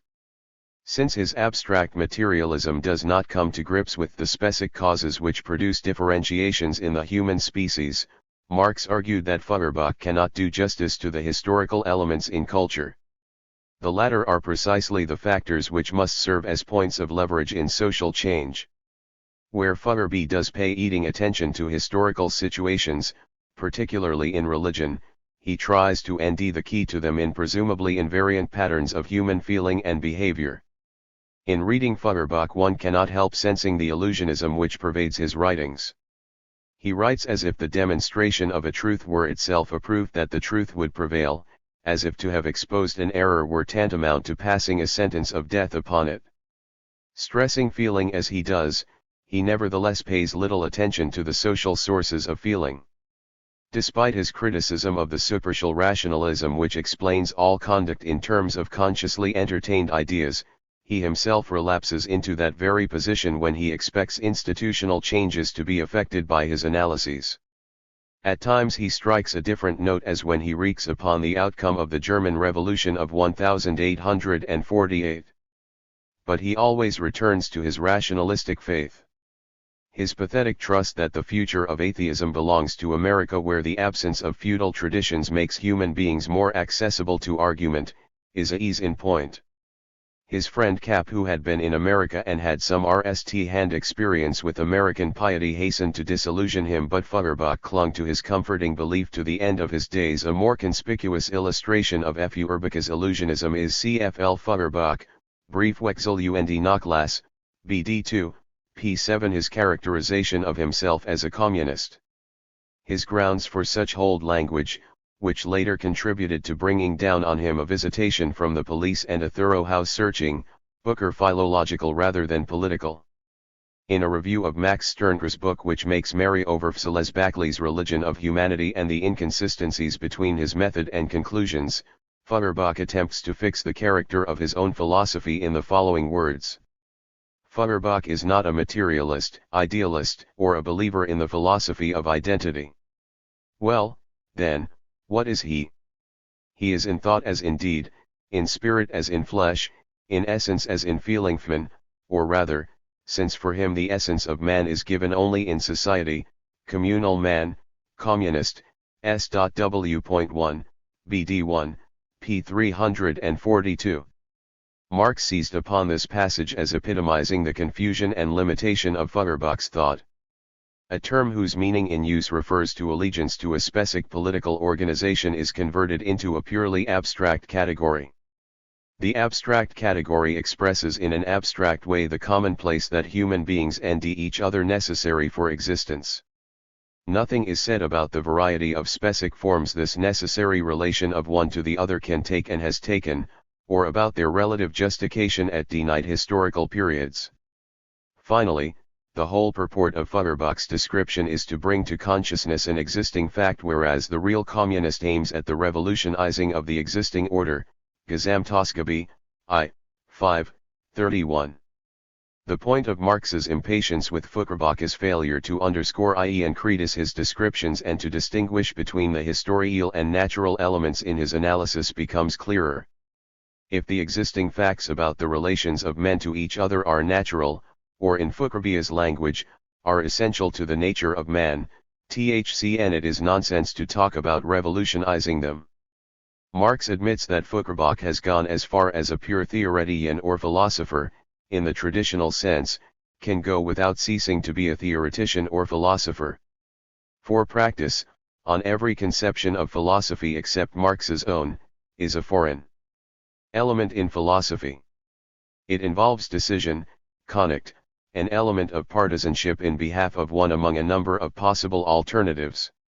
The kind of philosophy Marx called for and which his own activity illustrated, involved not merely risking an idea but risking one's whole person in carrying it out. Without an attempt at carrying out ideas, philosophy becomes a mere playing with possibilities unrelated both to the quest for truth and the furtherance of the good life, its professed objectives. In a dim way Feuerbach, too, had realized this. But his false conception of the nature of practice led him to convey the philosophical activity to thinking about ideas. Confronting the simple, and even on his own view, the artificial dichotomy between passionless thought and thoughtless passion or activity, he identifies philosophy with passionless thought, i.e., thought unrelated to practice. His whole way of phrasing the alternative reveals not only patent inconsistencies with his other doctrines but a failure of nerve in realizing his own call for the reconstruction of philosophy. He writes of the relation between reason and passion in history as follows. Reason writes history but passion makes it. Everything new therefore is an injustice against the old. One can think without doing an injustice to anyone, without inflicting pain upon anyone, for thoughts do not go further than one's own head. But one cannot act without setting one's whole body into motion, without running up against obstacles on all sides, without wounding even against one's will. S.W.1, BD2, p. 408. Marx rejects the disjunction as being neither exhaustive nor exclusive. It is true that there is no action without a violation of some right or interest. It is not true that such action need be blind, uninformed by theory or reason. It is true that one can think without acting directly, but it is not true that no injustice is thereby done. For existing injustices are tolerated and remain unaltered. Philosophical activity may be conceived as action in behalf of values and interests which have been criticized by knowledge and reason. The very fact that philosophy is an activity in a world of space, time, and incompatible interests makes it clear that its goals cannot be absolute truth or absolute justice. But the fact that action is thoughtful makes it possible to achieve beliefs which are truer. The fact that thought leads to action makes it possible to achieve a world which is more just. This, I believe, is the sense of Marx's null thesis on Feuerbach. Some philosophical fragments of Marx, translated by Sidney Hook, Appendix I. Kant and Political Liberalism by Karl Marx. Thiers, key to Saint Max's critique of liberalism as well as to that of his predecessors is the history of the German bourgeoisie. LCT us examine several aspects of this history since the French Revolution. The situation of Germany towards the end of the previous century is faithfully reflected in Kant's critique of practical reason. While the French bourgeoisie through the most colossal revolution known to history was swinging itself into power and conquering the European continent, while the already politically emancipated English bourgeoisie revolutionized industry, subduing India politically and the rest of the world economically. While all this was going on, the powerless German burghers were only able to carry things as far as the goodwill. Kant consoles himself with the purely goodwill even when it remains without result. HC assumes the realization of this goodwill, the harmony between it and the needs and desires of individuals as something achieved in the hereafter. This goodwill of Kant's corresponds completely to the powerlessness, degradation, and misery of the German bourgeoisie whose petty interests were never capable of developing into common national interests and who as a result were continually exploited by the bourgeoisie of other countries. These petty local interests corresponded, on the one hand, to the genuinely local and provincial limitations of the German bourgeoisie, and on the other, to its cosmopolitan pretensions. Since the Reformation, German development had taken on a denied petty bourgeois character. The old feudal state was for the most part xloroikt in the peasant wars. What remainsul were sith court princes who granulunly acquired considerable infancy and inilitul the absolute neanrically on a potty and provincial scale or smaller leti /L/V. LCXs who ran through their petty fortunes in the petty courts of their region and then took petty positions in the petty armies and ministries, or bumpkin squirkswosk manner of living would have made the humblest English squire or French provincial Guntelomran FCCL ashamed of himself. Agriculture was conducted in a fashion which could not be characterized as either large-scale farming or parcelling, and despite the continuing fernlessness and sockage, failed to drive the peasants to emancipation. This was as much due to the fact that this kind of activity could not permit a revolutionary class to develop as it was to the fact that there was no corresponding revolutionary bourgeoisie really existed by its side. As for the bourgeoisie, we can only call attention to several characteristic details. For example, linen manufacture, which depended upon the spinning wheel and hand loom, acquired importance in Germany just at the time when THCSC simple instruments were being displaced by machines. Most characteristic of all was Germany's relation to Holland. Holland was the only member of the Hanseatic League which acquired commercial significance, tore itself free, cut Germany off from all world trade, with the exception of two ports, Hamburg and Bremen, and dominated the whole of German commerce. The German bourgeoisie was too powerless to prevent Dutch exploitation. The bourgeoisie of small Holland with its developed class interests was more powerful than the numerically far stronger bourgeoisie of Germany with its indifference and petty quarrelsome interests. The splitting up of its interests corresponded to the splitting up of its political organization, of the small principalities and free cities. How could political concentration be established in a country where all the economic conditions for such concentration were missing? The weakness of CVCRY individual CLCR and CNT in social life, on can speak neither of the estates nor of classes but at most of estates that had been and classes which WCRC to be, did not allow anyone to conquer exclusive power. The necessary consequence of this was that during the epoch of absolute monarchy which appeared herein, its most crippled, semi-patriarchal form, the special organs, SFDRA, which in accordance with the division of labor were assigned to the administration of public interest, developed an abnormal independence which soon developed into the modern bureaucracy. The state constituted itself into an apparently independent power and maintained this position, whereas in countries other than Germany its independence was only temporary and transitional. The anomalous position of the state explains not only the honest and scrupulous inscientiousness of the Oisialdom, unparalleled elsewhere, but also the current illusions about the state which circulate throughout all Germany, the apparent independence which the theoreticians enjoy as over against the bourgeoisie, and the apparent contradiction between the form in which the theoreticians express the interest of the bourgeoisie and these interests themselves. The characteristic form which French liberalism, based upon real class interest, took in Germany, we end in Kant.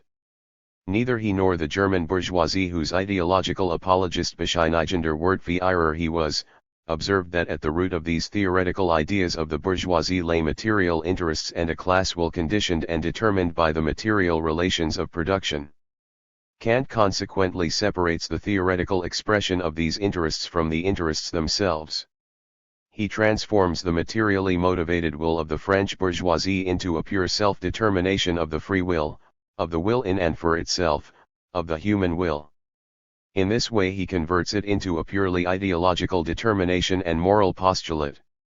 The German petty bourgeoisie in consequence, shudders at the practice of this energetic bourgeois liberalism just as soon as it asserts itself either in the reign of terror or in shameless bourgeois competition. Under the domination of Napoleon, the German bourgeoisie developed still more widely its petty usury and its grand illusions. Concerning the usurious spirit which dominated Germany at that time, Saint Sancho Stirner can inform himself by reading Jean Paul, to mention only belletristic sources. The German bourgeoisie cursed Napoleon because he compelled them to drink chicory and because he destroyed their national peace by conscripting them and quartering his soldiers upon them. They consumed all their moral hate against him and lavished all their admiration upon England, even though Napoleon by cleansing the German Augean stables and establishing civilized communications with the outside world performed invaluable services while England waited only for the proper occasion to exploit them left and right. In the same petty bourgeois manner the German princes imagined that they were struggling for the principle of legitimacy and against the revolution, whereas they were only the paid foot soldiers of the English bourgeoisie. These general illusions prevailing, it was only natural that the groups of professional illusionists, the ideologists, the school teachers, the students, the tangent bundler, should talk big and give an exaggerated and sentimental expression to the general fantasy and indifference. Through the July Revolution, the perfected political forms of the bourgeoisie were imposed on Germany from the outside. Since the German economic relations had not even begun to correspond to these political forms, the bourgeoisie accepted these forms only as abstract ideas, as principles valid only in and for themselves, as pious wishes and phrases, as Kantian self-determinations of the will and of man as he ought to be. They consequently handled these principles in a much more moral and disinterested manner than other nations. That is to say, they made their highly peculiar stupidity absolutely valid and remained unsuccessful in all their efforts. Finally, the ever stronger foreign competition and world commerce, from which Germany could not withdraw, compelled the German petty and isolated interests to come together after a fashion.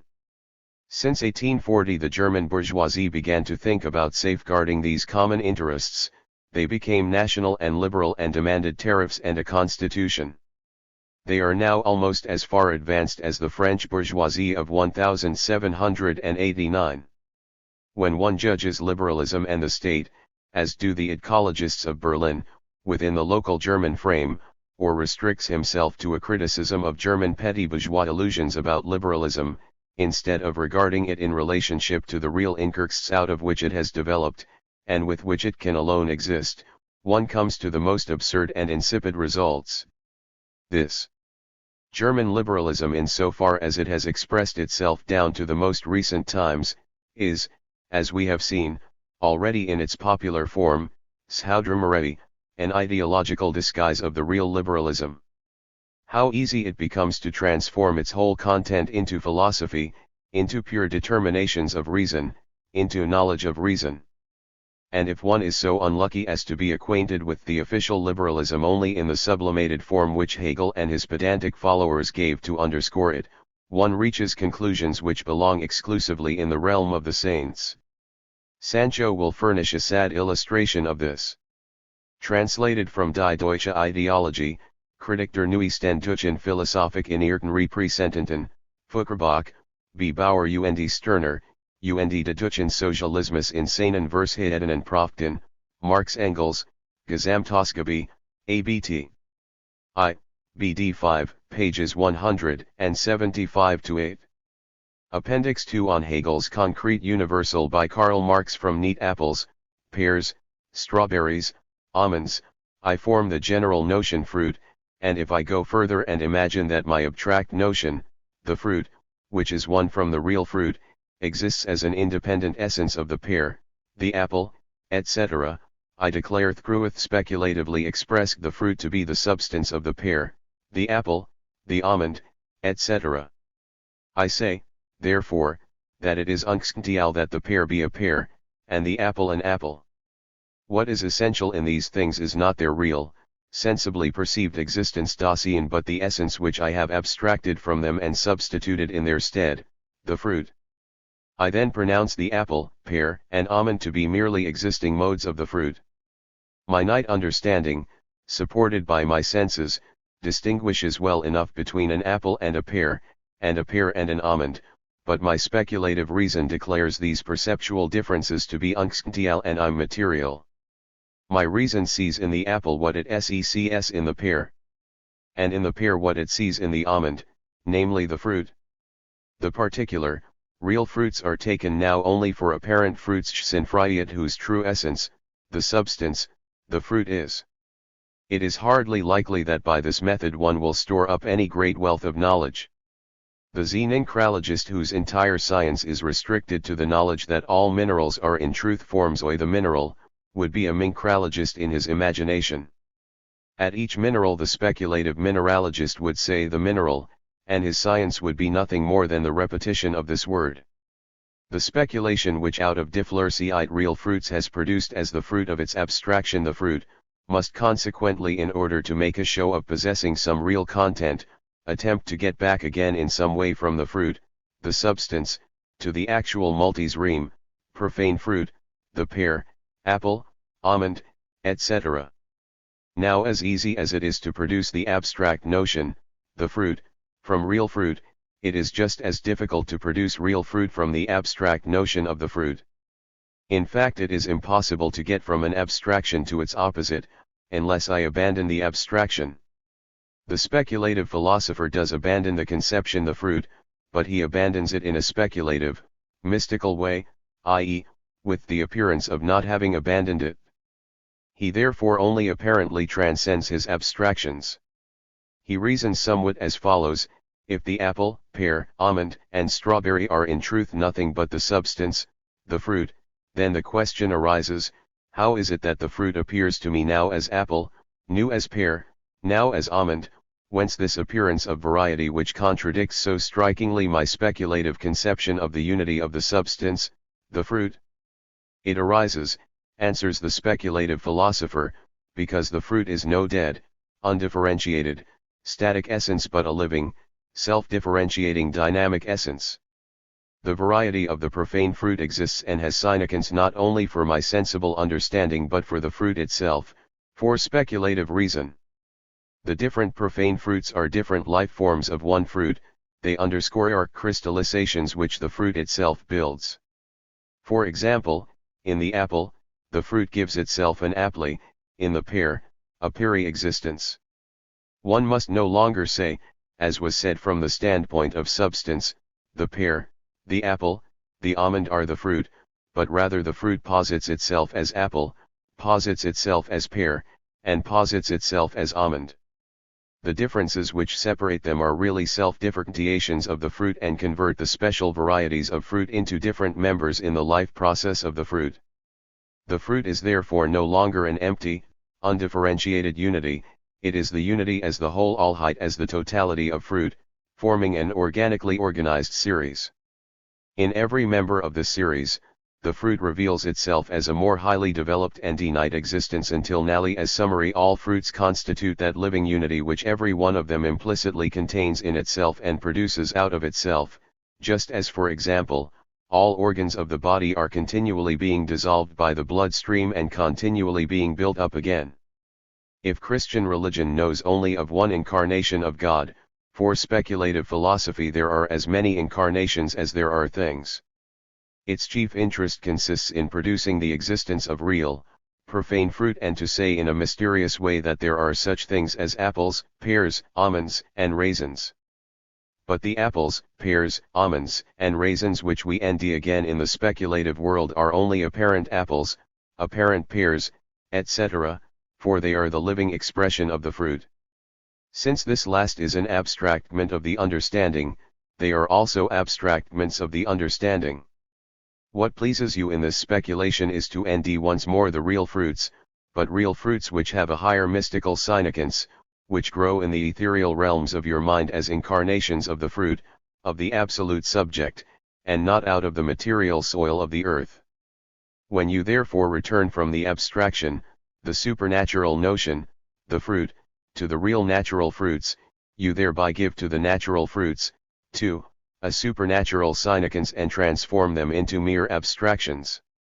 Your chief interest consequently becomes to establish the unity of the fruit in all its living forms, as apple, pear and almond, to prove that a mystic connection exists between all these forms of fruit, and to show how the fruit gradually and necessarily realizes itself, e.g. from its existence as raisin to its existence as almonds. The value of the profane fruits no longer consists in their natural characters but in their speculative characters which they acquire at a determinate point in the life process of the absolute fruit. The ordinary man FCCLS that he is saying nothing extraordinary when Ho says that apples and pears exist. But the philosopher, when he expresses this existence in speculative fashion, feels that he has said something extraordinary. He has accomplished a miracle, he has produced from the unreal conceptual notion, the fruit, real, natural entities, apples, pears, etc. That is to say, he has created these fruits out of his own abstract understanding, for he regards himself as an absolute subject which exists outside of himself, in this case, as the fruit. In recognizing any existent thing, he imagines that he is completing a creative act. It is quite clear that the speculative philosopher can believe in this process of continuous creation only by smuggling the well-known experienced characters of the apple and pear into the logical determinations which he pretends to have discovered. He does this by using the only thing the abstract understanding can create, i.e., abstract formulae, to give things names, and also by mistaking his own activity by which he jumps from the representation of an apple to the representation of a pear, as the self-activity of the absolute subject, i.e., the fruit. This operation is called in the jargon of speculation understanding substance as subject, as inner process, as absolute person. And this understanding constitutes the essential character of the Hegelian method. Appendix 3 Marx on Bentham and Utilitarian. The philosophy which preaches self-enjoyment is in Europe as old as the Cyrenaic school. Just as the Greeks in ancient times, so the French in modern times are the matadors of this philosophy, and indeed for the very same reasons their temperament and their society give them above all others the capacity of enjoyment. The philosophy of pleasure was never anything else but the clever language of certain pleasure-privileged social classes.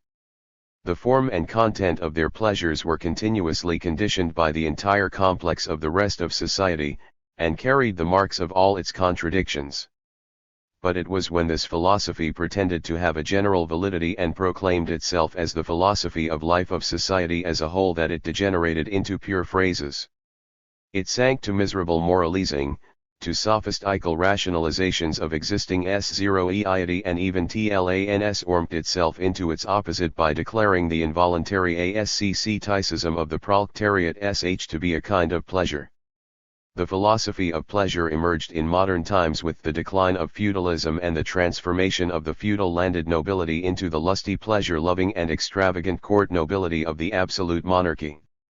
Among the nobility it still took the form primarily of an immediate, naive philosophy of life which had its expression in memoirs, poems, and novels.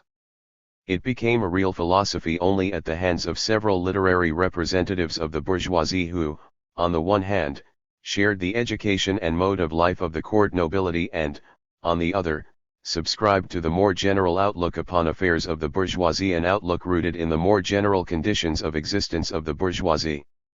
These writers were therefore accepted by both classes although from quite different points of view. Among the nobility, the language of pleasure was understood to be restricted to the canons of the RST estate and its conditions of life, By the bourgeoisie it was generalized and applied to all individuals considered in abstraction from their actual conditions of life, so that the theory of pleasure became transformed into a stale and hypocritical scrutinising. As the further course of development overthrew the nobility and brought the bourgeoisie into open conflict with the proletariat, the nobility became devoutly religious and the bourgeoisie solemnly moral and strict in its theories. Although the nobility in its practice did not in the least renounce pleasure, appendices 317, while the bourgeoisie even made of pleasure an official economic category, le worry. The connection between the pleasure experiences of individuals at any time and the class relations of their time, as well as the conditions of production and communication which produce the class relations within which individuals live, the limitation of all traditional pleasures which do not owe from real life activity of the individual, the connection between every philosophy of pleasure and the actual pleasures at hand, and the hypocrisy of every philosophy of pleasure which presumes to generalize for all individuals regardless of their delinquents. All of this naturally could not be discovered until the conditions of production and communication of the traditional world had been criticized, and the opposition between the bourgeois view of life and the proletarian socialist and communist point of view created. Througheth all morality whcthr it be the morality of asceticism or that of the philosophy of pleasure was proved to be bankrupt. To what extent the theory of mutual exploitation which bent them already at the beginning 01 this century, IV, 3L, PF, I to the point of boredom can be regarded as a phase of the previous century, has been demonstrated by Ilkl in the Phenomenology.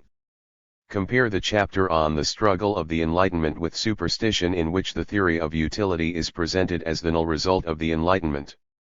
The apparent absurdity which dissolves all the manifold relations of human beings to each other into the one relation or utility. This apparent metaphysical abstraction proceeds from the fact that within modern bourgeois society all relations are subsumed under the one abstract money and business relation.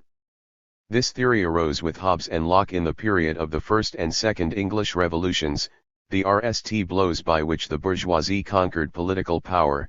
It received its true content among the physiocrats who were the RST to systematize economics. Already in Helvetius and Holbach we find an idcalization of this doctrine which corresponded completely to the oppositional point of view of the French bourgeoisie before the Revolution. In Holby all individual activity based on reciprocal response, example speaking, loving, etc., is represented as relationships of utility and Usnilslichkeit.s Mitbenutzungsverhältnisse.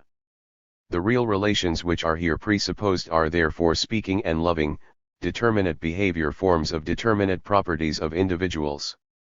These relations are now not to have their own characteristic significance but are to be interpreted as expressions and manifestations of a third artificially introduced relation, the relation of utility.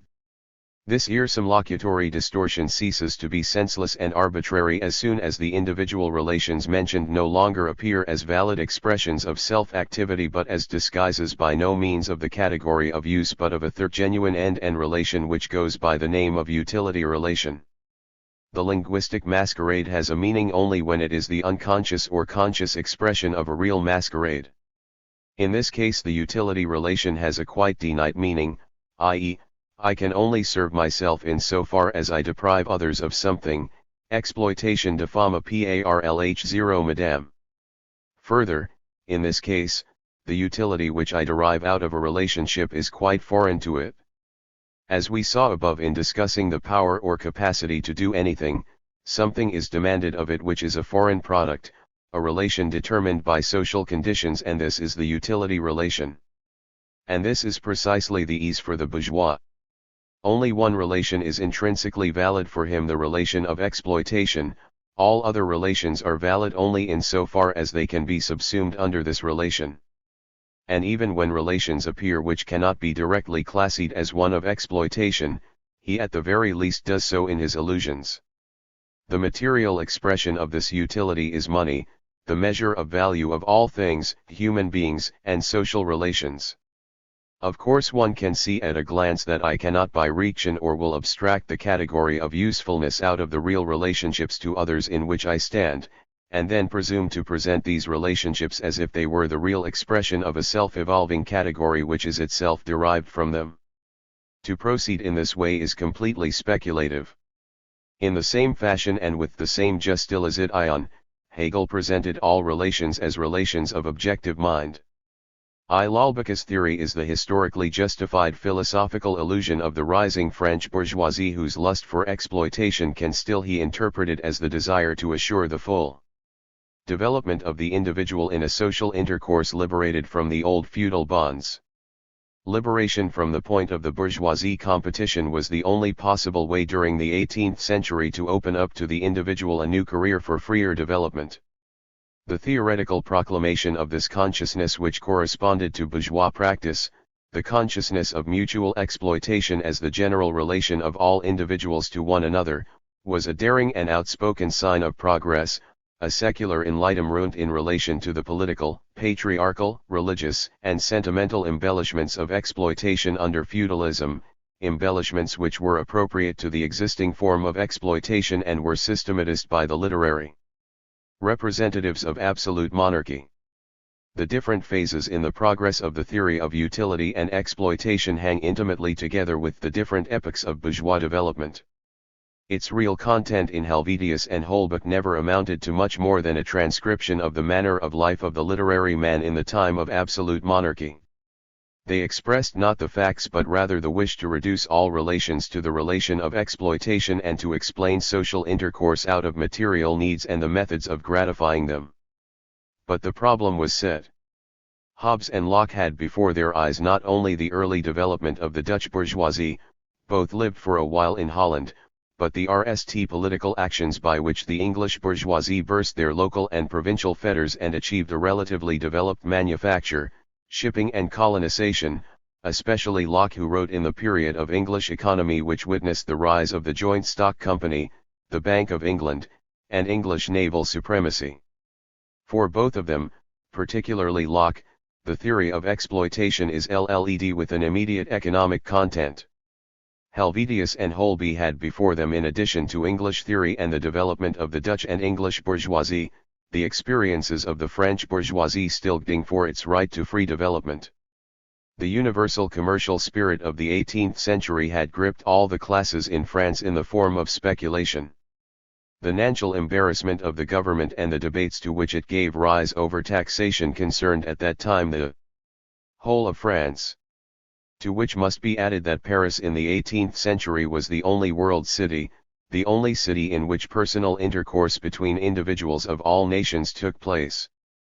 These premises, together with the universal character of the French, gave the theories of Helvetius and Holby their characteristic, generalist color, but deprived them at the same time of that which was still present among the English, its positive economic content. A theory which among the English was a simple observation of fact became among the French a philosophical system. As found in Helvetius and Holby, the theory is universal but robbed of positive content, and essentially lacking the rich fullness of meaning discovered only in Bentham and Mill. The former epitomize the still undeveloped bourgeoisie, the latter, the ruling and developed bourgeoisie. The positive content of the theory of exploitation, neglected by Helvetius and Holbach, was developed and systematized by the physiorats. But since they took as their point of departure the undeveloped economic relations of France, in which feudal landed property still had great importance, they remained limited by their feudal conception and declared landed property and agricultural labor to be the productive forces which conditioned the whole organization of society. Further development of the theory of exploitation took place through Godwin, but more especially through Bentham, who more and more assimilated into his system the economic content which the French neglected. Godwin's Political Justice was written during the time of the French Terror, the chief works of Bentham during and since the French Revolution and the development of large industry in England. The complete unification of the theory of utility with political economy is to be found now in Mill. Political economy, which earlier had been cultivated either by men of Nantes, bankers, and merchants, that is to say, by people who had some immediate contact with economic relations, or by men with general culture like Hobbes, Locke, and Hume, for whom it had significance as a branch of encyclopedic knowledge. Political economy was elevated to a special science by the physiorats. Since their time it has been treated like one. As a special technical science it absorbed into itself other relations, political, juristic, etc., insofar as it reduced these relations to political ones. It regarded, however, this subsumption of all relations to itself as valid for only one aspect of these relations and acknowledged that they possessed some significance independently of economics. The complete subsumption of all existing relations under the utility relation, the unconditioned elevation of this utility relation to the sole content of all the rest, is to be found in Bentham, for whom after the French Revolution and the development of large industry, the bourgeoisie steps on the scene no longer as a mere class among others but as a class whose conditions of existence are the conditions of existence for the whole of society. After the sentimental and moralistic paraphrases which among the French constituted the entire content of the utility theory had been exhausted, the only thing that remained for the development of this theory was the question, how were individuals and relationships to be used or exploited? The answer to this question in the meantime had been given by political economy. The only possible progress therefore lay in assimilating the content of political economy. It had already been proclaimed in economic theory that independently of the will of the individual the primary relationships of exploitation were determined through production as a whole and were found ready to hand by individuals. There remained therefore for the theory of utility no other else save speculation concerning the position of the individual to the fundamental relations, the private exploitation of the given world by the particular individual. And on this point Bentham and his school delivered themselves of lengthy moral disquisitions. The whole criticism of the existing world by the utility theory was therewith restricted to a narrow eld of vision.